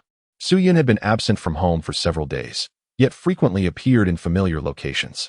Initially, it was presumed she was merely indulging in playful escapades or had run away with a companion. Little did one anticipate that she would find herself ensnared in such perilous circumstances. Xiaoyu suddenly turned her head to behold Su Yun, ensnared by the demonic flames of Qi Tian, who, in her fury, erupted. "Return, my child." With her sword brandished, she charged forward in haste. Xiao Qingchen's hand froze mid-air, his expression blank. Qin Tian, who found himself in a state of disarray. How could a smoothly flowing ritual encounter such a twist at the final juncture? Moreover, the emperor had been abducted as well. The two cultivators from the Tianyuan realm, though of modest strength, excelled in the art of stealth. Qin Tian, who was perplexed, noticing that the young scion of the Su family exhibited no signs of weakness, while the abducted emperor appeared nearly desiccated. Agitated, Qi Tian, who wished to swiftly rescue the emperor, only to be confronted by another matriarch of the Su family. He scoffed coldly. "Humph, how dare a mere fifth realm challenge me?" With a sudden flourish, Qi Tian, who unleashed another wave of violet-black flames, warping the very fabric of space as all matter melted under the terrifying heat. The resulting explosion resounded with a deafening roar. Yet Xiaoyu, despite emanating radiant beams of light, was forced back 1,000 meters by the overwhelming force. The earth cracked, creating deep chasms. This strike vaporized all the red water bandits within the small tower, who had scurried about, believing that success would earn them the leader's favor and a life of luxury. Little did they realize that regardless of the outcome, Qi Tian, who would leave no survivors, a mysterious power descended from the heavens. And the most beautiful woman of the Tianyuan realm seemed to be favored by the Tao, radiating a soft and gentle luminescence. Clutching her chest, Shi Yaoyu's beautiful eyes widened in astonishment. So powerful. Shi Tianhu furrowed his brow. A breakthrough in the heat of battle? Humph. Even if you have advanced, you are still but a larger ant. Only then did Shi Yaoyu realize. Have I truly broken through to the 6th realm? She had been stagnating at the 5th realm for several years, resigned to her fate. Perhaps it was due to the blazing moonflower that Yinger had gathered. Those blossoms, placed within her room, had relaxed her bottleneck with their fragrant aroma. The surge of vitality had propelled her to the 6th realm. With renewed vigor, Shi Yaoyu's eyes glinted with determination. He is at least in the 7th realm, yet I too have reached the 6th. I am not without the strength to fight. Qin Tianhu, though perplexed, soon grinned wickedly. 7th realm? Humph, I am the Supreme. Shi Yaoyu is taken aback. Supreme? The Supreme is the cornerstone of every power, possessing the might to turn the tide of calamity and support the crumbling edifice of their realm. How could such a formidable being resort to thievery, abducting 2 children? As she glanced at the sword in her hand, a flicker of confusion crossed her gaze. Did I just withstand an attack from a Supreme? In the face of the 8th realm, both the 5th and 6th realms appear as insignificant as ants. It is difficult to fathom why she has not been reduced to mere pulp. Yet, Shi Yaoyu quickly becomes resolute. Yinger, no matter who it may be, I shall not permit anyone to harm you. Meanwhile, Quan Xianhuan stands aside, momentarily overlooked. Upon hearing these words, a sense of confusion arises. Which side does this woman truly align with? Is she here to save Su Yun? But Su Yun is the master of the vengeful tiger. Is she not? She cannot help but glance towards Xiao Qingchen. Have both I and the vengeful tiger been mistaken? A mere 5th realm cultivator dares to confront a formidable 8th realm entity in order to rescue her child. How profound is the love encapsulated in such an act? At this moment, Su Yun opened his eyes and gazed at Shi Yaoyu. Just moments ago, following a cataclysmic strike, 2 ethereal figures manifested around the most beautiful woman in the heavenly source realm. One was the reflective mystic mirror, a sacred artifact capable of illuminating the expanse of several dozen miles, allowing Su Yun to envelop whomever he desired. That recent blow had indeed struck the protective shield. However, in addition to this, a sacred phoenix apparition also emerged around Shi Yaoyu. The ancient divine beast, standing at the inception of time, unfurled its majestic wings. In an instant, imperceptible to the senses, it shielded Shi Yaoyu. It was the manifestation of the phoenix nirvana body. Su Yun was filled with surprise. He had previously surreptitiously dripped his blood into the tea, compelling his family to consume it. That single strike was potent enough to slay Shi Yaoyu. Yet it had triggered the phoenix nirvana body. This phenomenon could be likened to the luminous effect of a resurrection armor. Should it be genuinely struck down, one would instantly resurrect at the very spot. Even a singular additional life would provide a sense of reassurance. At the very least, it would eliminate the need to resurrect individuals with whom one shares profound karmic ties from the river of time. Even the demon lord would find it arduous to resurrect Shi Yaoyu, and the system had classified the mission's difficulty as infinitely high. Now, with his mother and family possessing several additional lives, they need not fear even a few adversaries like the tiger of revenge. Su Yun scratched his head, contemplating the need to resolve matters swiftly. With the celestial bone in hand, there was no reason to squander time.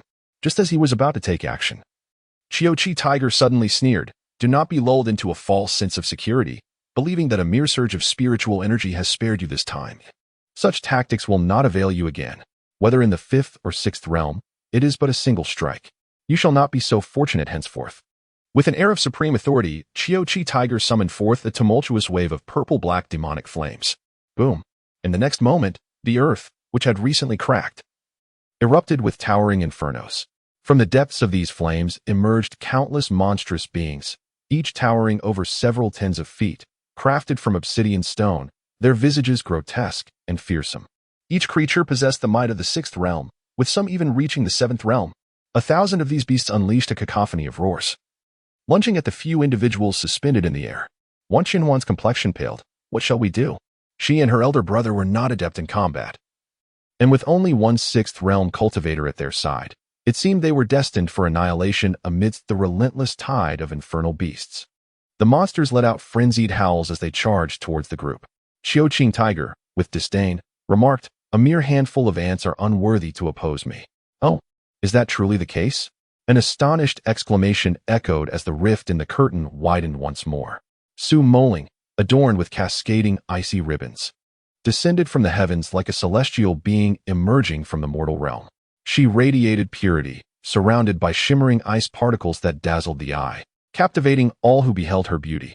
Chapter 72. The frozen time and space. Suddenly, the previously clear and bright atmosphere was engulfed in thick white mist.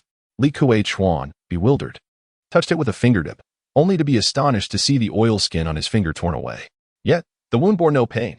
The once howling and roaring fire beasts fell silent, as if a mute button had been pressed, leaving them devoid of sound. Their eyes remained wickedly fixed, yet gradually grew hollow. The raging inferno on the ground, previously thrashing wildly, suddenly stilled, resembling sheets of luminescent velvet embedded in every crack of the earth. With each step upon the icy steps, Mo Ling gazed at Xiaoqing Tiger, her finger poised like a sword, making a delicate slash. Frost enveloped the air. Xiaoqing Tiger felt nothing, yet an alarm suddenly blared within his heart. He unleashed all his strength, a tenfold surge of demonic fire erupting from his being. Crack! Crack! The demonic flames transformed into shards of ice tinged with purple-black hues, colliding with one another, producing a cacophony of shattering sounds. What overwhelming power! Xiaoqing Tiger was struck with awe, grasping Su Yun and retreating violently. The spot he had just occupied still bore the imprint of his shadow. Fortuitously, his reflexes were swift enough. Otherwise, that force would have invaded his very essence, freezing his time and space in its grasp. Bang! Bang! Bang! At that moment, the fire beasts that had soared into the sky plummeted to the ground. They remained unchanged yet devoid of all vitality, transformed into lifeless objects frozen in time. Shattering upon impact, Su Yun blinked her eyes. Third sister, Xiaoyu exclaimed in astonishment. Mo Ling, what brings you here? Just a few days prior, Mo Ling had been powerless before the Seven Realms celestial pivot. However, spurred by her circumstances, she had dedicated herself to intense study under her master. She had learned to harness the time-freezing power of the Frost Spirit True Body, combining it with the supreme secret technique of the Wanjian sect, the Frost Silent Sword. This resulted in an attack that even the Supreme was taken aback by. Mo Ling, her face weary, addressed Xiaoyu. Mother, upon seeing you depart, I followed closely behind. Tears glistened in her eyes as she continued. Little brother, do you have any idea how arduous our search has been?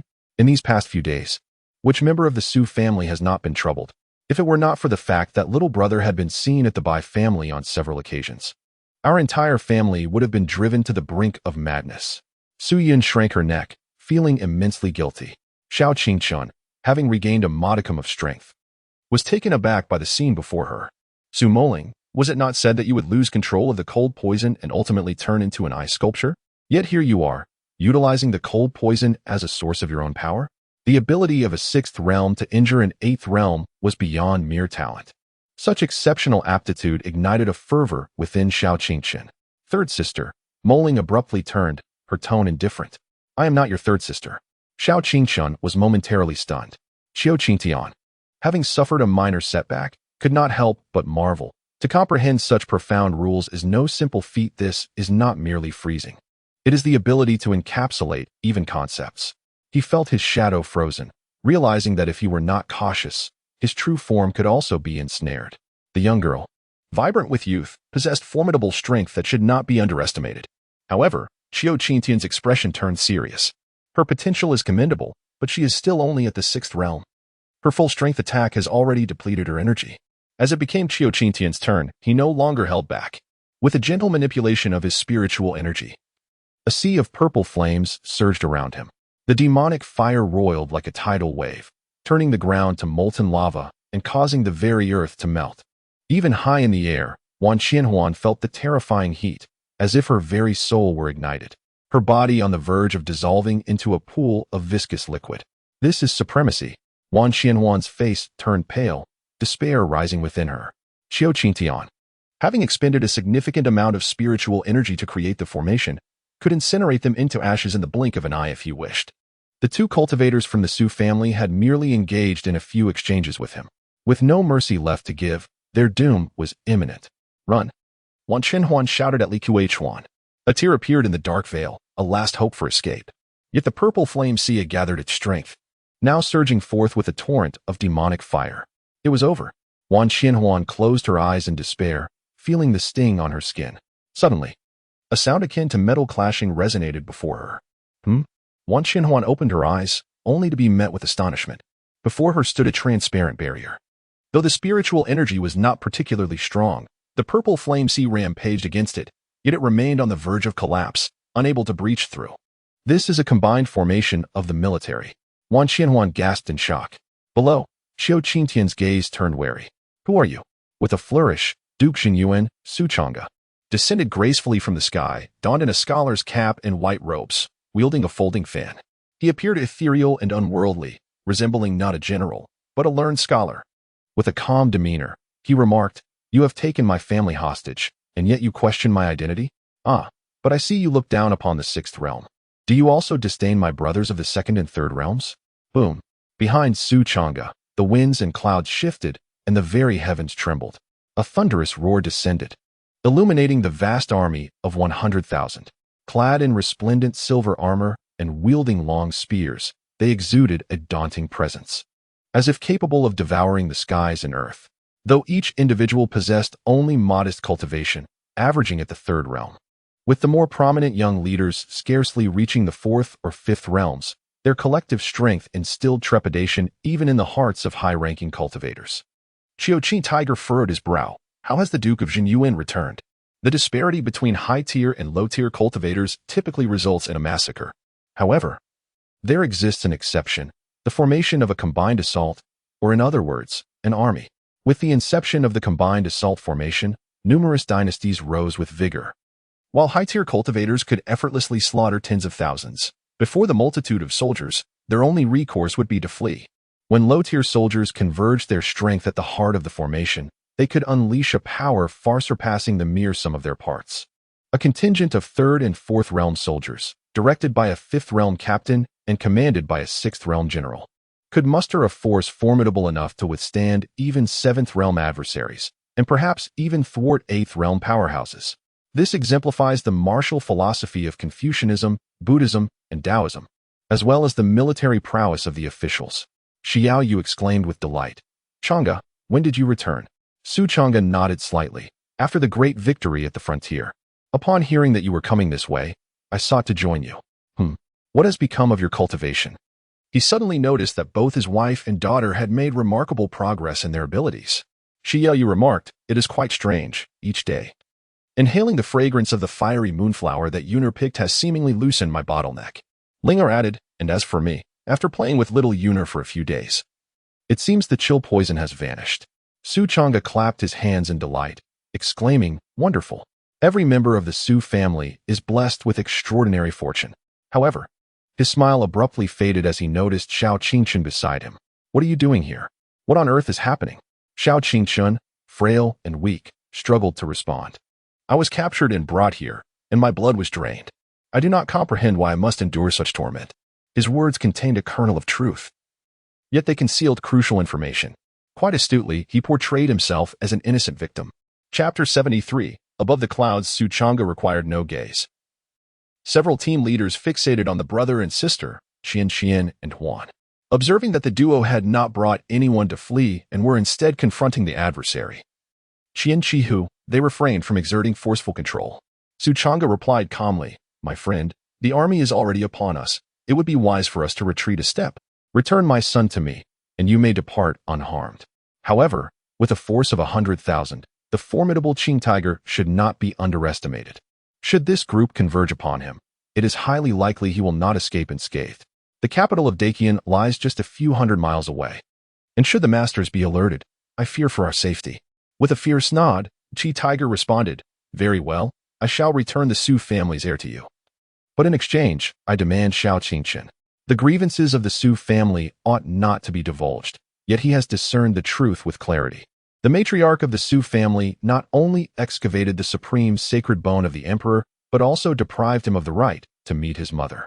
Ultimately, he was confined to his small courtyard, prohibited from venturing outside. The emperor faces great difficulties within the Su residence. He must resolutely take him away. Su Chang'e was taken aback. You wish to take away Qingchen? Xiao Qingchen was stunned. Fool, this is the heavenly source realm.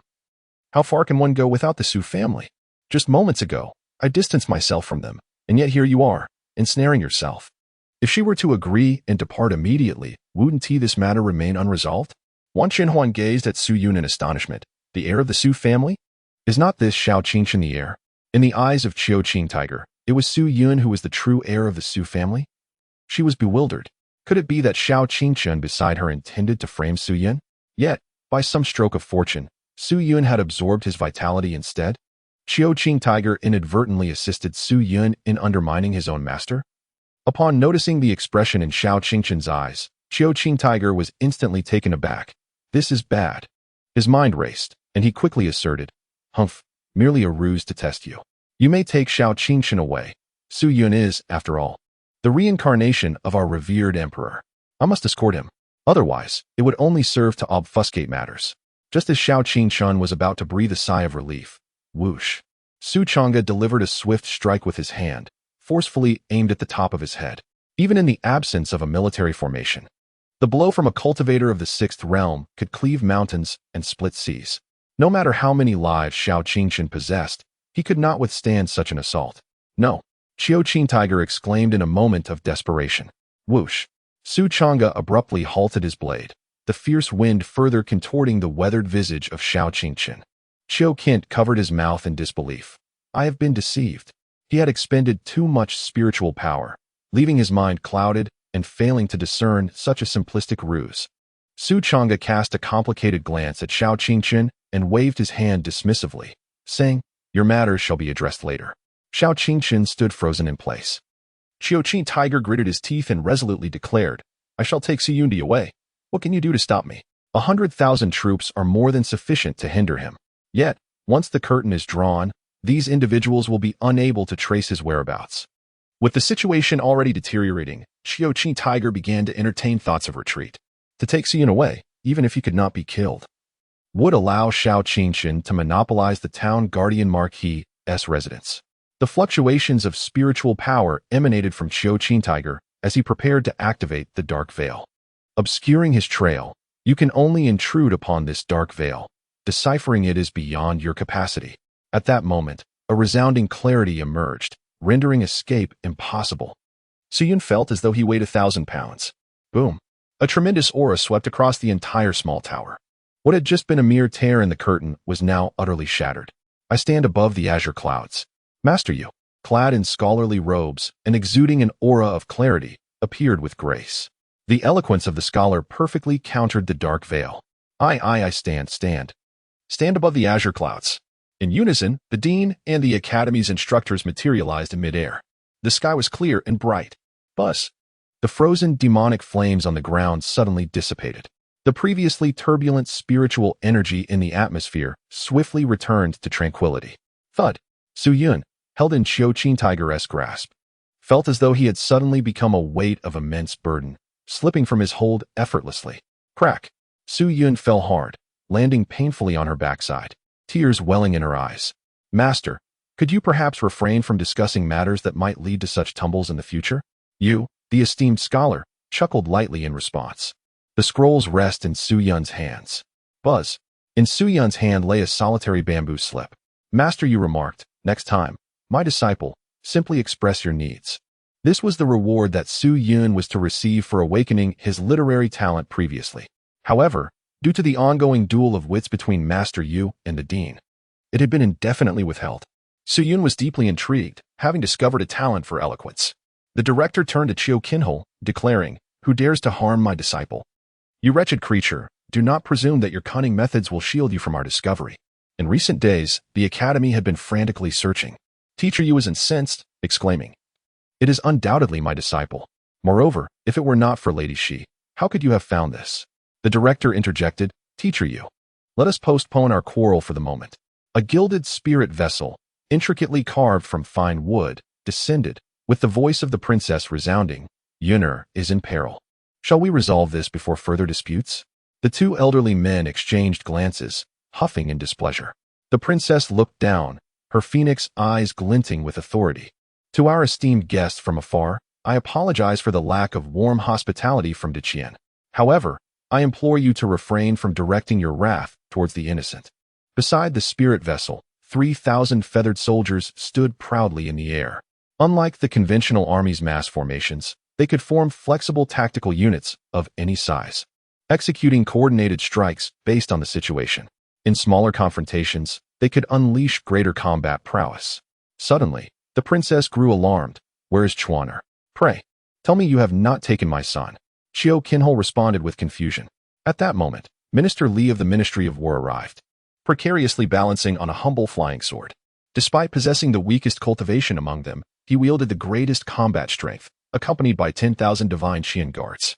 These guards encircled the area for miles, as the abduction of the son of the Marquis of Zhenyuan was a significant affront to the Qian's dignity. Furthermore, this child had made substantial contributions towards defeating the Biming insect. Such an important figure could not be allowed to perish.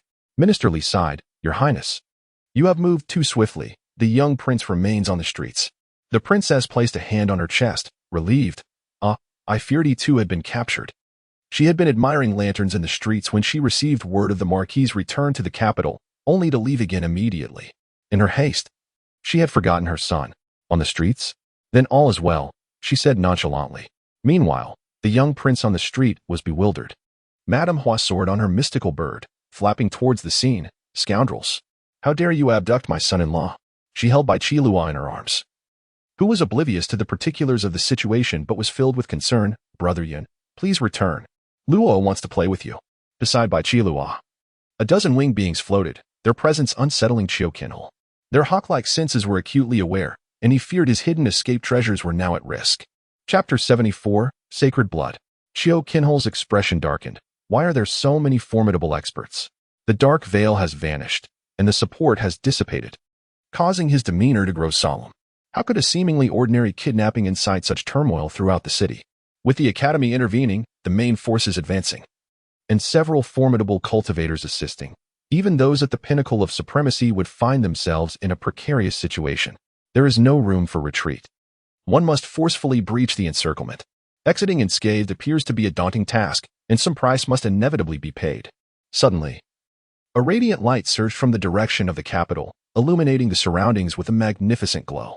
People instinctively turned to behold the ethereal silhouette of a colossal tree, swaying gently in the breeze, towering skyward. A single leaf could easily cover an entire courtyard, while a mere branch could span 3 carriageways.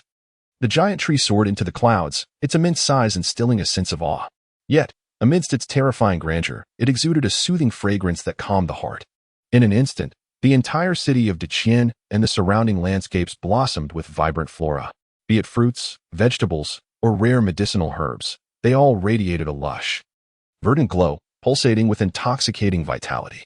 Within the spring pavilion, the elderly matrons were filled with alarm as they rushed into the fragrance chamber, only to find the delicate Kai Sha utterly exhausted, appearing even weaker than when she first arrived from the south. As the door swung open, she gently collapsed to the ground. The matrons lamented, "My dear girl, had you mentioned wanting to dance, I would have arranged a tea gathering. Dancing alone in your room. Who could possibly witness it? After all the trouble of nursing you back to health, now you seem ill again. How will you prepare yourself for guests?" Kai Sha, though emotionally detached, gazed towards the small tower. "As long as he sees me." With a swift motion, a crystalline radiance swept over everyone, invigorating their spirits. Their spiritual energy surged, amplifying their strength several-fold. The overall combat capability escalated dramatically. Su Chang'e gazed towards the capital, astonished and perplexed. What a formidable vitality! Which great power has cast a spell to enhance us? The place I recall must be the Flower Lane, right? Xiao Yu reproached. "Be quiet." It was unclear whether she was scolding Su Yun or Su Chang'e. Among them, only Qiao Qin Tiger remained untouched by this invigorating life force. He observed the soldiers, now brimming with enhanced spiritual energy, and felt nothing but confusion. Who have I offended? He pondered. Merely capturing a 3-year-old child. How could it summon such a multitude of formidable experts? At this juncture, even at great cost, escape seemed impossible. The multitude of cultivators, bolstered by the enhanced formation, posed a lethal threat to him. With each wielding a blade, his chances of survival dwindled to an uncertain fate. Xiao Qingchen's gaze had turned vacant. The Su family, the Bai family, the Wang Manor, the Ministry of War, and the Academy, all were brimming with cultivators. Each individual here is a formidable hero, possessing immense power. They all come to save others, yet not one of them considers their own well-being. What wrong have I committed? Xiao Qichen pondered the cold indifference of the Su family, her heart trembling. I am indeed one of their own. It is I who am wounded. Why do they neglect me? Fueled by resentment, Shao Qichen cast a glance and commanded, "Eliminate him." Su Yun's demise would cause the resources of the Su family to tilt in his favor. Shi Yaoyu's countenance was frosty. "Surrender immediately and return Yuner. And I may spare your life." All the formidable beings surrounding her nodded in agreement. They vowed not to relent until she was released. Qiu Qingtiger gazed hopefully at Shao Qingchun, but all he discerned in the latter's eyes was resentment. With a bitter smile, he realized that he must rely on himself at this juncture. With a crack, Qiu Qingtiger lifted Su Yun with his right hand while shattering a porcelain vial with his left. "Step aside." In an instant, a crimson power surged forth from the vial. The radiance seemed capable of piercing heaven and earth, causing the entire space to tremble and resonate with a thunderous roar. The sky, previously scorched by flames, was now clear. But it swiftly transformed into a tumultuous spectacle. Dark clouds surged like a tide, threatening to engulf the world. The wind became a blade, carving countless ravines into the mountains and vegetation. A drop of blood, distilled to a terrifying essence, spun before Qiu Qingtiger. It exuded a heart-stopping pressure, rendering those who beheld it weak-kneed. Sacred blood. Shi Yaoyu recognized it immediately, her anxiety surging. That was sacred blood, used to forcibly elevate one's realm. The onlookers were instantly alarmed. It was a drop of blood condensed from the heart's essence of a great saint, extracted at the cost of weakness. Qiu Qingtiger had already reached the pinnacle of supremacy. With this drop of blood, he could ascend to the realm of the saint in a short time. Transcending to the saint realm, a ninth-tier saint would undergo a fundamental transformation, becoming an unparalleled force. In this era, before the emergence of the emperor, a saint represented the apex of all beings, the true sovereign. How being of the 8th tier could slay one of the 6th was akin to killing a chicken, while a 9th-tier saint could butcher an 8th tier like a mere dog. Should Qiu Qingtiger ascend to the saint realm, none here would be able to obstruct him. They might all perish. Qiu Qingtiger laughed maniacally. "Step aside, or you shall all meet your end." Shi Yaoyu's face turned pale, yet she stood resolute. "Release Yuner, and we will allow you to leave." They were merely hundreds of miles from the capital of Deqian, but summoning reinforcements would be too late. This brigand could whisk Su Yun away, and in the vast expanse of the Tianyuan realm, who could predict where he might hide? This was their only opportunity. Even if it meant falling here, they must retrieve Su Yun. Qiu Qingtiger replied, "The emperor can be returned, but you must allow me to depart first." He was reluctant to engage these individuals. Firstly, the sacred blood was not his own power. Once expended, should reinforcements arrive, he would be too weak to resist. Secondly, as an outsider, if he were to plunder opportunities and slay too many beings, the entangled karma would lead to his rejection and exile by this world. A moment's carelessness could see him tumbling into the void, crushed by the fabric of space. Even if he were to be partially rejected and immobilized, he would still be susceptible to the wrath of the beings here. The minor bandits, with lives deemed inconsequential, could perish without consequence. Extracting the celestial bones and subsequent blood exchange had already subjected him to the world's pressures. Otherwise, with his supreme power, he would not struggle against the 6th tier. Mo Ling suddenly stepped forward. "With your holy level power, none can obstruct your path. Release my brother, and we shall refrain from taking action." Su Chang'e spoke coldly. "Leave my son, you shall not be hindered." The crowd hesitated for a moment, then nodded in agreement. A sage, even if only a temporary one, is truly astonishing. It would require countless legions and the depletion of half the nation's resources to contend with such a being. Qiu Qingtiger remarked, "What if I refuse? Su Yun must be taken away. He cannot completely defy Shao Qingchen. Should the emperor's return discover this, he would inevitably face punishment. Therefore, even if he cannot kill Su Yun, he must be taken away. This grants Shao Qingchen control over the Su family for a time and provides him with leverage for negotiation." Xiao Yu's face was pale, yet her eyes burned with determination. "I am grateful for everyone's assistance. I, Yao Yu, offer my thanks here. This villain seeks to take my son, but the Su family will never consent. I cannot expect you all to risk your lives for this. However, as long as I survive today, I, Xiao Yu, shall serve with utmost loyalty, undeterred by the prospect of death." Mo Ling and Su Chang'e nodded in agreement, their expressions resolute. Minister Li smiled faintly. "Madam Shi, there is no need for such words. This scoundrel has invaded our Deqian, and it is the duty of the court to expel him. The Su residence's intent is commendable enough. We dare not seek any reward in return." Master Yu declared boldly, "To establish a heart for the heavens and a fate for the people. If Su Yun cannot be saved, can the sage be spared?" If the masses are not to be saved, who truly deserves salvation? He is but a false saint. When the sage was alive, he could have been condemned long ago. Chapter 75. Three Saints. The Princess Royal's eyes shone with intensity. Now you, take action. How dare he act so brazenly in our Dichen? A sage? Ha! Reinforcements shall arrive momentarily. In Madame Hua's embrace, Bai Qilua clenched her fists. Auntie, I will help you fight the bad guys. Tears shimmered in Xiao Yu's eyes. You all have my heartfelt thanks. Xiao Qingchun was incredulous. That is a sage, a sage. Why are these people so fearless before him? Why do they show no hesitation to sacrifice themselves to save Su Yun? Where lies the root of this dilemma? Seeing that no one faltered, Xiao Qingdager's gaze turned fierce. Very well, you leave me no choice.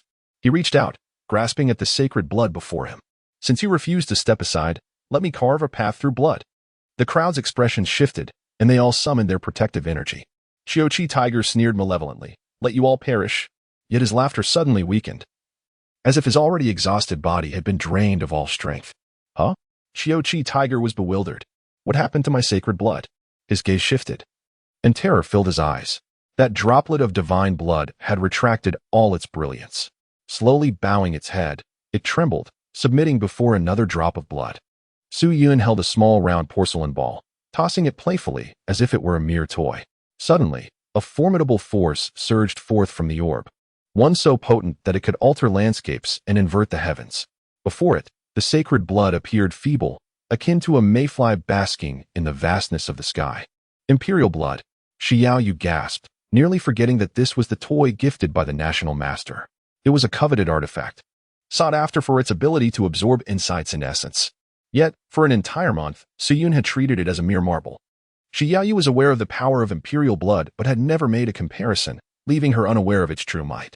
Now, as the force that distorted time and space emerged, causing the sacred blood to tremble in fear, she finally grasped it in a visceral way. This was a power reserved for the sovereign of a realm, a force befitting an emperor. Imperial blood.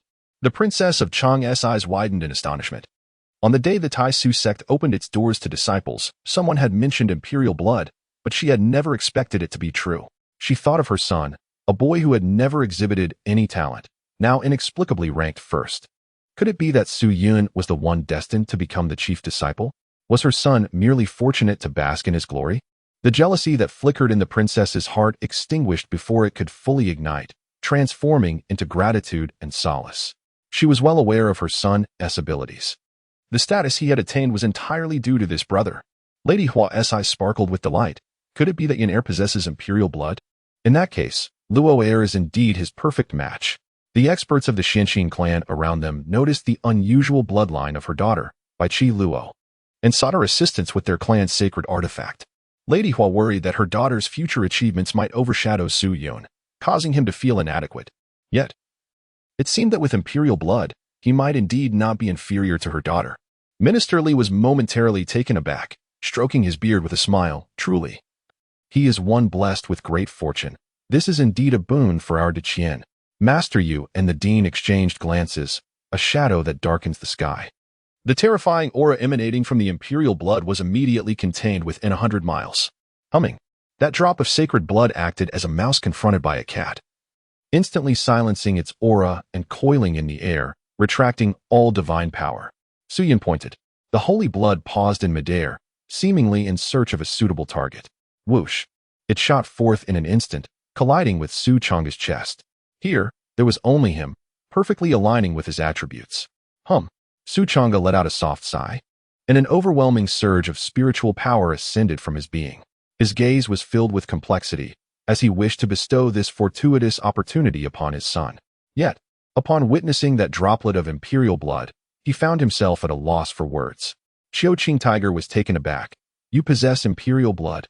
He dared not enter the realm of the Tai Su sect, and was thus oblivious to this revelation. What manner of creature is this young man? How does he continually defy death, even seizing opportunities to plot his revenge? The child of destiny, truly formidable. Enraged, Qiuqing Tiger realized he had already lost his holy blood and had no means of retreating unscathed. One hand reached for the porcelain sphere, while the other grasped Su Yun by the neck. You take my holy blood, and I shall claim your imperial blood.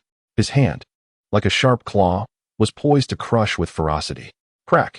Yet, Qiu Qingtazhi's hand became ensnared, unable to exert any force. He was left in a state of bewilderment. On Su Yun's neck, the supreme heavenly bone transformed into armor, effectively thwarting the grasp of the supreme powerhouse. Although the heavenly bone as a weapon may not necessarily harm an ordinary cultivator, its exalted grade and astonishing defensive prowess rendered it formidable. Qiu Qingtiger perceived his opponent as a mere child, relying solely on physical strength. Yet, to his astonishment, he could not break through with a single strike. Furthermore, beneath the heavenly bone lay a layer of the shadow reflection mystic mirror. Beyond that, there were an impressive 300 holy phoenixes, sufficient for Su Yun to be resurrected 300 times. Qiu Qingtiger was flustered. What manner of monster are you? Su Yun remained utterly composed, smiling as he remarked, if you are unaware of the imperial bloodline. Qiu Qinhux's expression shifted in surprise. What? Su Yun remarked, you must be unaware of the national master. With a swift motion, a wave of serene sword light severed Qiu Qingtazhi's arm. Mu Zhilan appeared in the air, seemingly ordinary, yet untouched by the wind, as if she had always existed there, unchanging through the ages. The national master of Deqian, the leader of the Taisu sect, had arrived. She turned her gaze towards Su Yun and said, when you have had your fill of play, it is time to return. The saint. Qiu Qingtiger pressed his hand against the wound, engulfed by despair. Yet, what instilled greater fear within him was the child before him. Who exactly are you? What kind of child can summon countless powers of Deqian as their support, and even attract a saint? Su Yun crouched down and said, your emperor will seek assistance. And so shall I. It was merely a coincidence that Xiao Jinli was being followed. Enlisting Mu Zhilian's aid is the matter of true importance. After Su Yun was taken away by Qiu Qinhui, she immediately sent someone to inform the national master. To confront a supreme being, one must summon a higher-tier sage. In the past, to save the little Jinli, she had bestowed upon her a sacred pill. These past few days had been spent indulging in feasting and running errands, all under the guise of repaying a debt of gratitude. Clang. Another magnificent sword light, capable of annihilating worlds, surged forth from the opposite side.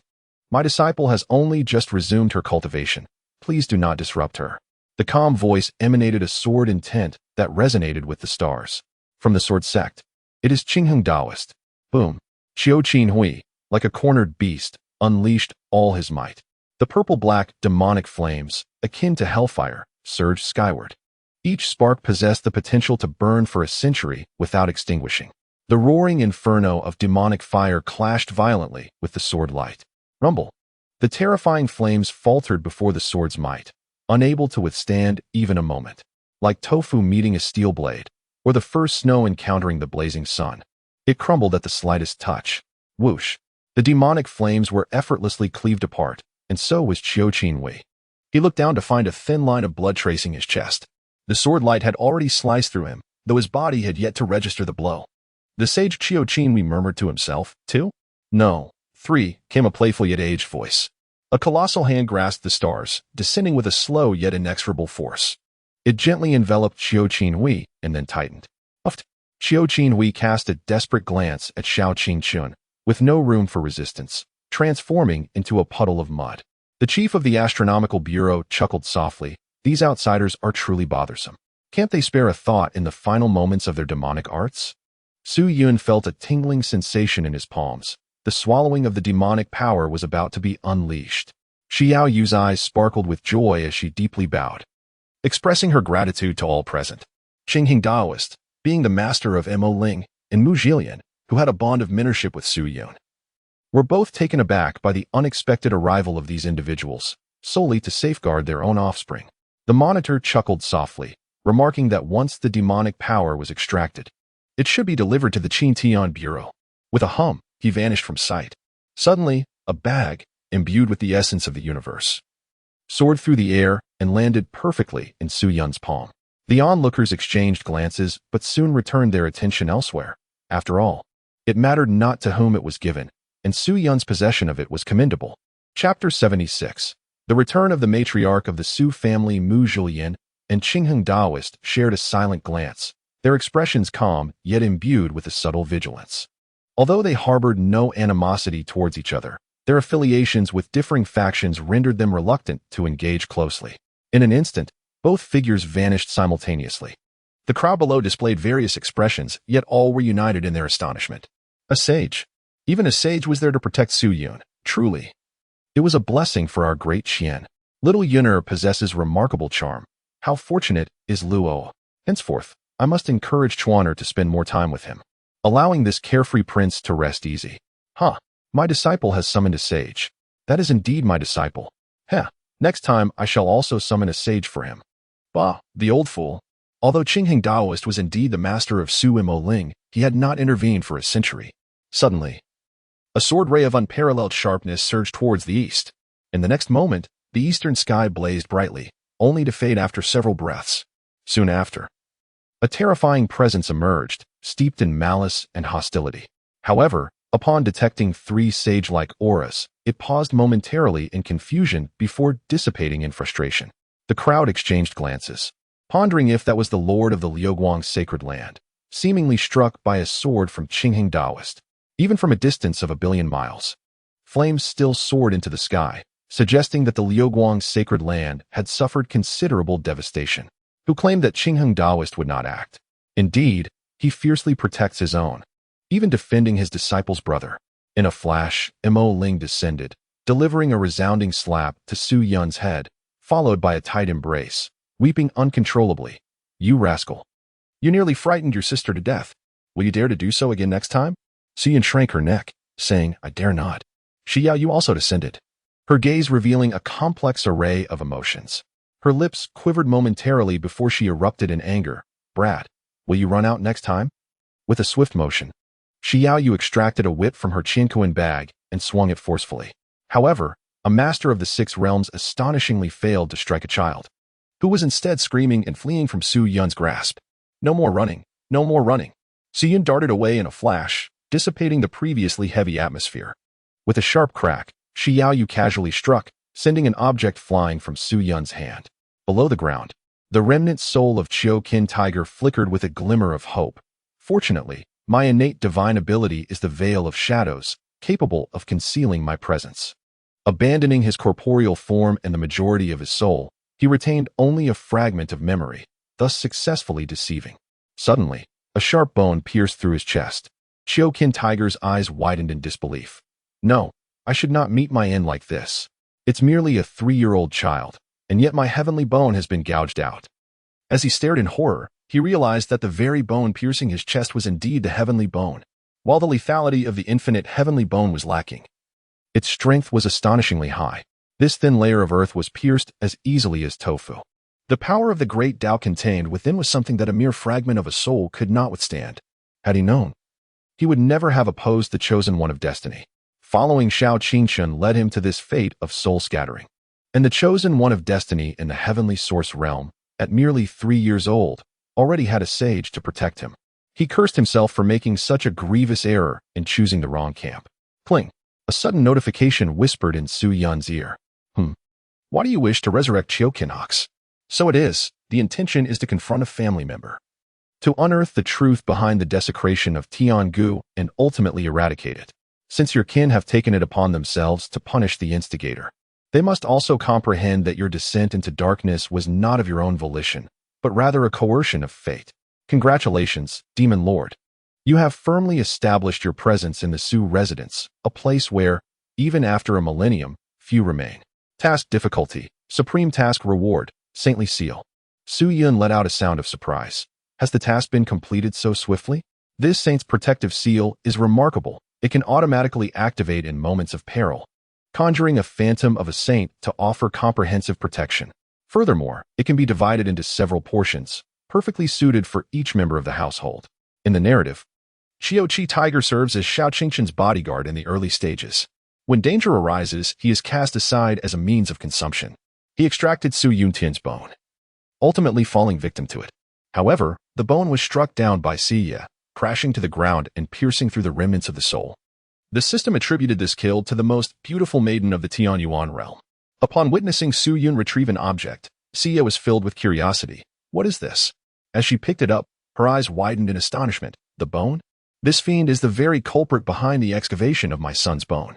Siya trembled with rage, wishing to unearth Chiu Qin Tiger herself and exact vengeance. After a moment's hesitation, She returned the bone to Su Yun. My child, you shall keep it.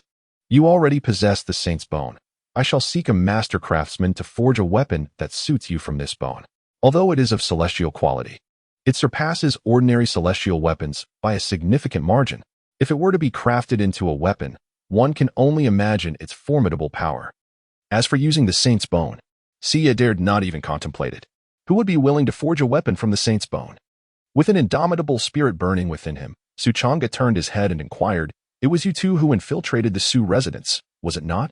Wan Qianhuan gazed at the multitude of reinforcements, her heart filled with trepidation.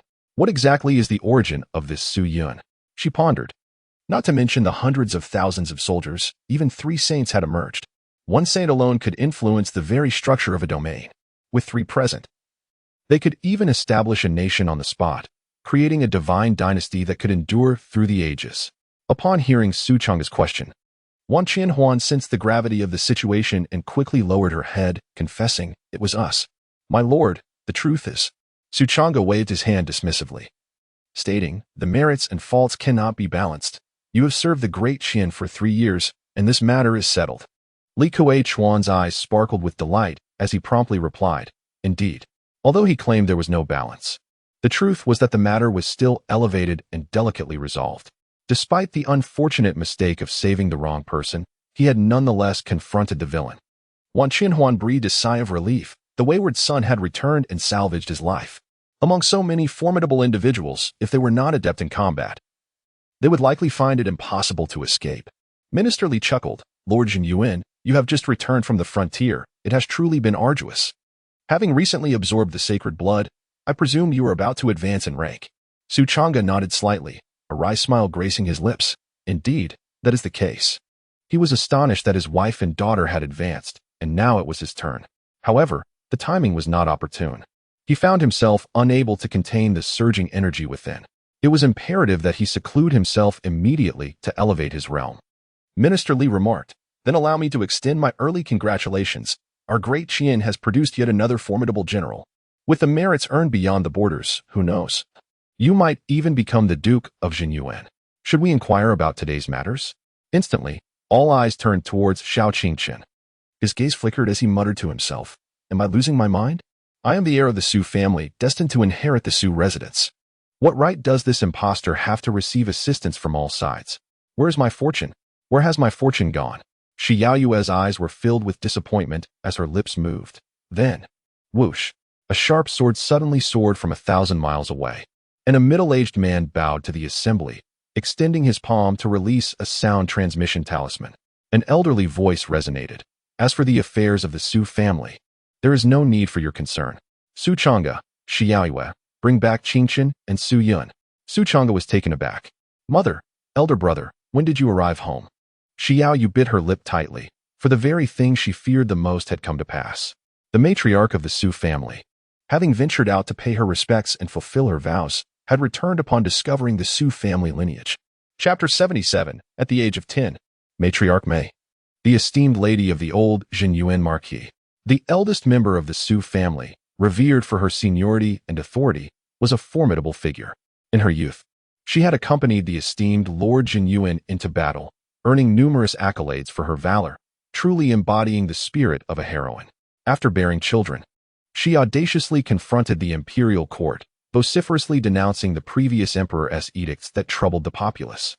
Rather than incurring his wrath, the former emperor acknowledged her forthrightness, deeming her a woman of great righteousness, and honored her with the title of Lady of Command, bestowing upon her a significant reputation in the capital. While outsiders might disregard Suchanga, they were compelled to show deference to this venerable matron. Even the chief minister was obliged to respectfully address her as old madam. Upon learning that Xiao Qingqian was of Su lineage, the matriarch, filled with exuberance, found herself sleepless for 3 days and nights. She perceived this as divine acknowledgement of the Su family and, elated, set out to express her gratitude. She traversed renowned mountains and rivers, visiting temples, and paying homage to deities. Even the ancestors of other sects were honored with incense offerings as she prayed for her beloved grandson's safety, leaving the remaining ancient beings in a state of bewilderment over the unexpected influx of reverence. Now, this affectionate grandmother had finally returned to the Su residence. Although Xiao Yu felt 1,000 reluctances, she had no choice but to accompany Su Yun back to the Marquis' estate. Qingchen, how are you? With her low cultivation. Qi Yinyan, noticing the flurry of people rushing out, felt a pang of fear, suspecting it was connected to her son. Upon seeing the frail and disheveled Xiao Qingchen being brought back, she fainted in shock. The moment she hit the ground, she jolted awake, wailing, "Old madam, look! Who has harmed your grandson so terribly? Cursed be those heartless wretches, what a calamity!" As Qi Yinyun observed Su Yun being returned in the arms of Mo Ling, her complexion brightened, and she appeared vigorous, showing no signs of injury. Driven by frenzy, she rushed forward, ready to claw at his face, exclaiming, "It's you. It must be you. You are the one who harmed Qingchen, you wretched soul. If only your father were here, he would surely seek justice for you." Mo Ling, with a cold demeanor, turned away, shielding Su Yun from the onslaught of the irate woman. Though she felt the urge to retaliate, she hesitated, mindful of the generational hierarchy. Su Chang'e furrowed her brows and commanded, "Withdraw." Qi Yinyun hesitated for a moment. After all, the other party was the head of the Su family, and she did not dare to defy. "You shall withdraw." Old Madame May rapped her dragon-headed cane sharply. Her expression was as cold as ice as she gazed upon her descendants and grandchildren, filled with profound sorrow. Su Chang'e was taken aback, yet he obediently stepped back half a pace. He was the head of the family, but also a son. Old Madame May let out a deep sigh, stepped forward to embrace Xiao Qingchen, cradling her in her arms. Qisheng, the medicine. Su Yun's elder uncle, Su Qisheng, the eldest son of the Su family, had been indulging in leisurely excursions with the matriarch, exploring mountains and rivers, seeking out temples, and traversing the vast expanse of Deqian. He promptly stepped forward, presenting a precious elixir. "Mother, the healing essence pill." A collective gasp echoed around them. The healing essence pill was a 7th-tier elixir, crafted solely by formidable 7th-tier masters. Such celestial beings held dominion over their realms or served as esteemed guests and major powers. Individuals of such stature would hardly squander their time on alchemy. Moreover, alchemists and herbalists were far more esteemed than ordinary cultivators. The healing essence pill was exceedingly rare. Even the esteemed Duke of Jinyuan would hesitate to consume it. Without a moment's hesitation, the matriarch fed the pill into Xiao Qingchen's mouth, utilizing her waning spiritual energy to facilitate its passage. In stark contrast to her earlier cold demeanor, she now resembled a benevolent grandmother. Chang'e, with her melancholic gaze, could not shake off her sorrow. While she understood the matriarch's affection for her grandson, the current disposition displayed towards Su Yun was decidedly unfavorable. Su Chang'e's aura was chaotic, flames flickering around him, yet he forced a smile. "It's fine. I trust my mother will make a fair judgment." However, Xie's concern remained unabated. As the Yuyuan pill was consumed, Xiao Qingchen's complexion gradually regained its rosy hue. While his essence remained frail, his body, nourished by the medicinal properties, began to regain its vigor. Yet, Xiao Qingchen had been drained of his vitality. His life force siphoned away. In brief, he had aged. Previously resembling a dwarf, with the aid of the medicine, he appeared to grow at an unnatural pace. In mere breaths, he transformed from a 3-year-old child into one resembling a 10-year-old. His height now reached halfway up an adult shoulder. Qi Yinyun nearly fainted. "Qingchen, how do you feel?" Despite his inherent weakness, Xiao Qingchen's physique had largely recovered. He pressed his hand to his chest. "Mother, I'm fine. Thank you for the medicine." Qi Yinyun gazed at the child who had seemingly aged overnight, her heart heavy with sorrow. How could a perfectly healthy 3-year-old suddenly appear 10? Nevertheless, Xiao Qingchen was not unattractive. This elongated form shed his childishness, exuding an air of elegance. No longer concerned about comparisons with Su Yun, a flicker of resentment crossed Xiao Qingchen's eyes. With Elder May around, there is no need for comparisons anymore. Elder May continued to hold Xiao Qingchen, her demeanor cold. "Speak. What transpired?" Qi Yinyun leapt up, exclaiming, "It must be them. That's Xia. She had Su Yun abduct me and Xiao Qingchen." Elder May waved her hand dismissively. Turning to Xia, explain. After a moment's hesitation, Xia gestured, replaying the events of the evening. Utilizing water-based magic combined with illusion, she recounted the occurrences from her memory. It was not a particularly sophisticated technique. Xia preferred straightforwardness, so she narrated the night's events as they had unfolded.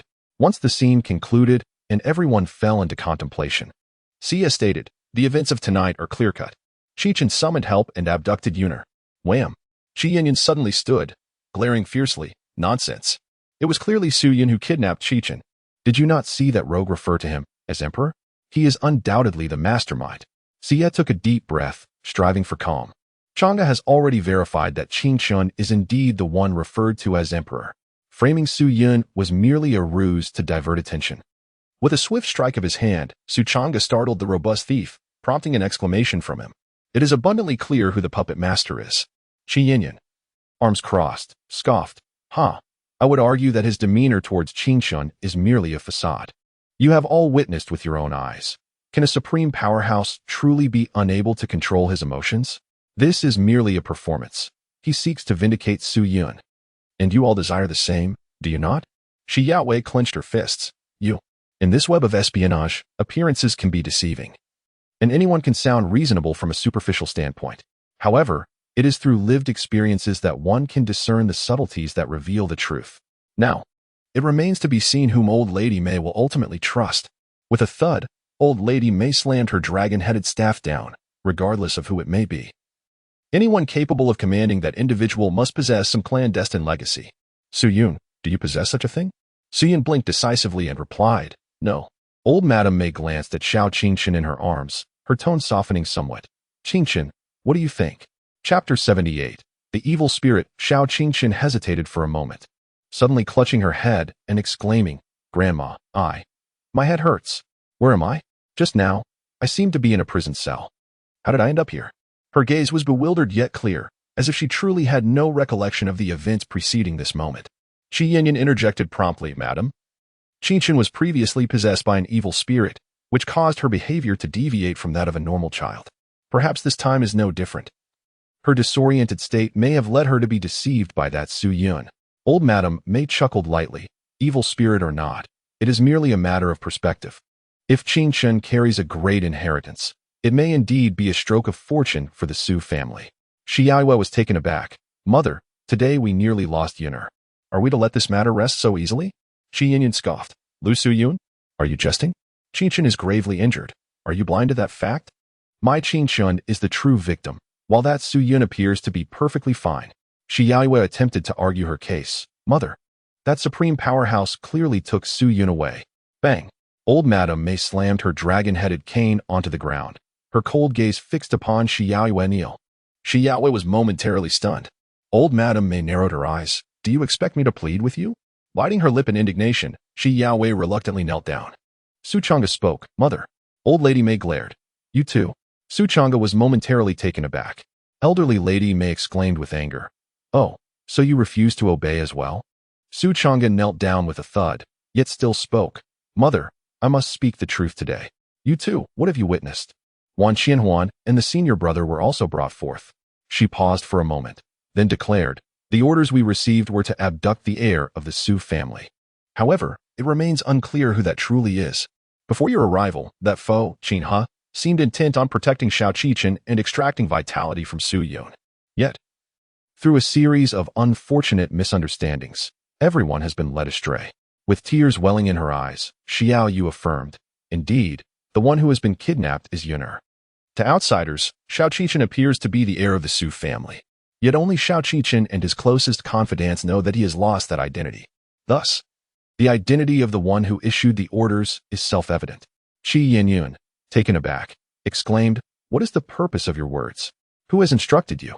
Do you aim to prove that Qingchen has wronged his brother? Impossible. Qingchen could never commit such acts. With tears glistening, Xiao Yu replied, Mother, the truth is laid bare before us. I simply wish to seek justice for Yun'er. Today, it is imperative to prove that Su Yun is innocent, and the true culprit must not escape retribution. Qi Yinyun, nearly driven to madness, implored, Elder Madam, even if Qingchen is heired, he is still of Su blood.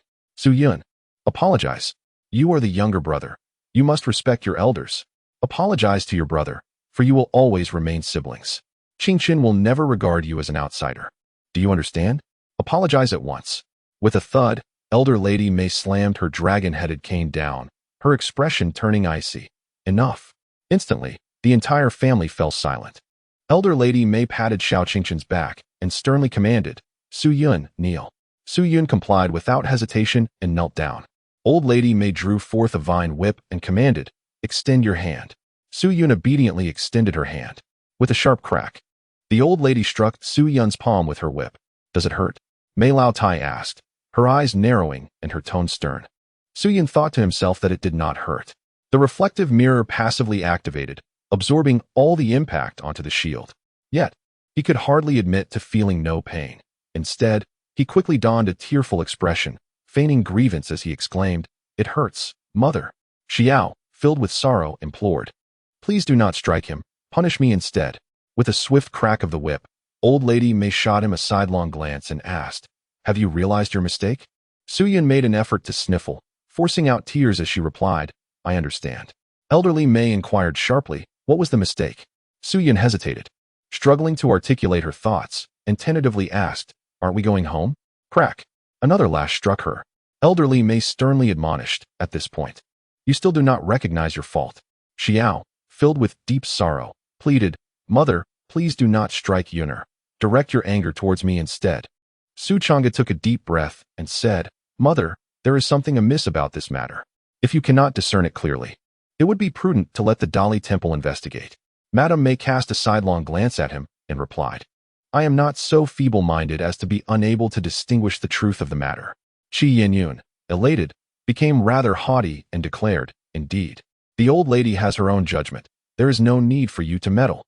A wave of satisfaction washed over Xiao Qingshun, feeling an unparalleled sense of relief. These lashes were infinitely lighter than those drawn from his very essence. "Su Yun, this is merely the beginning." The elder Mei raised her whip and asked one final time, "Su Yun, do you understand where you have erred?" Xiao, with tears brimming in her eyes, shook her head while gazing at her child. "This is nothing short of torture. How can a mere 3-year-old bear such cruelty?" Suddenly, Uncle Su Chi let out a deep sigh. "Qing Chun, extend an apology to your younger brother, Su Yun." Xiao abruptly lifted her head, a glimmer of gratitude shining in her eyes. Su Qixing, the eldest of the Su family, possessed a broad visage and spoke sparingly, diligently managing the family enterprises. Yet, whenever the situation demanded, he would invariably step forward. Thus, when he finally spoke, his words were imbued with sincerity. "Chang Gu, sister-in-law, I understand that this matter has caused you distress. If Qing Chun offers an apology, let us put this issue behind us." Xiao Yu was momentarily taken aback, sensing that something was amiss.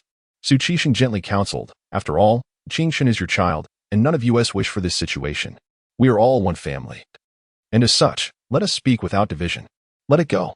However, Xiao Yu's expression grew cold, and she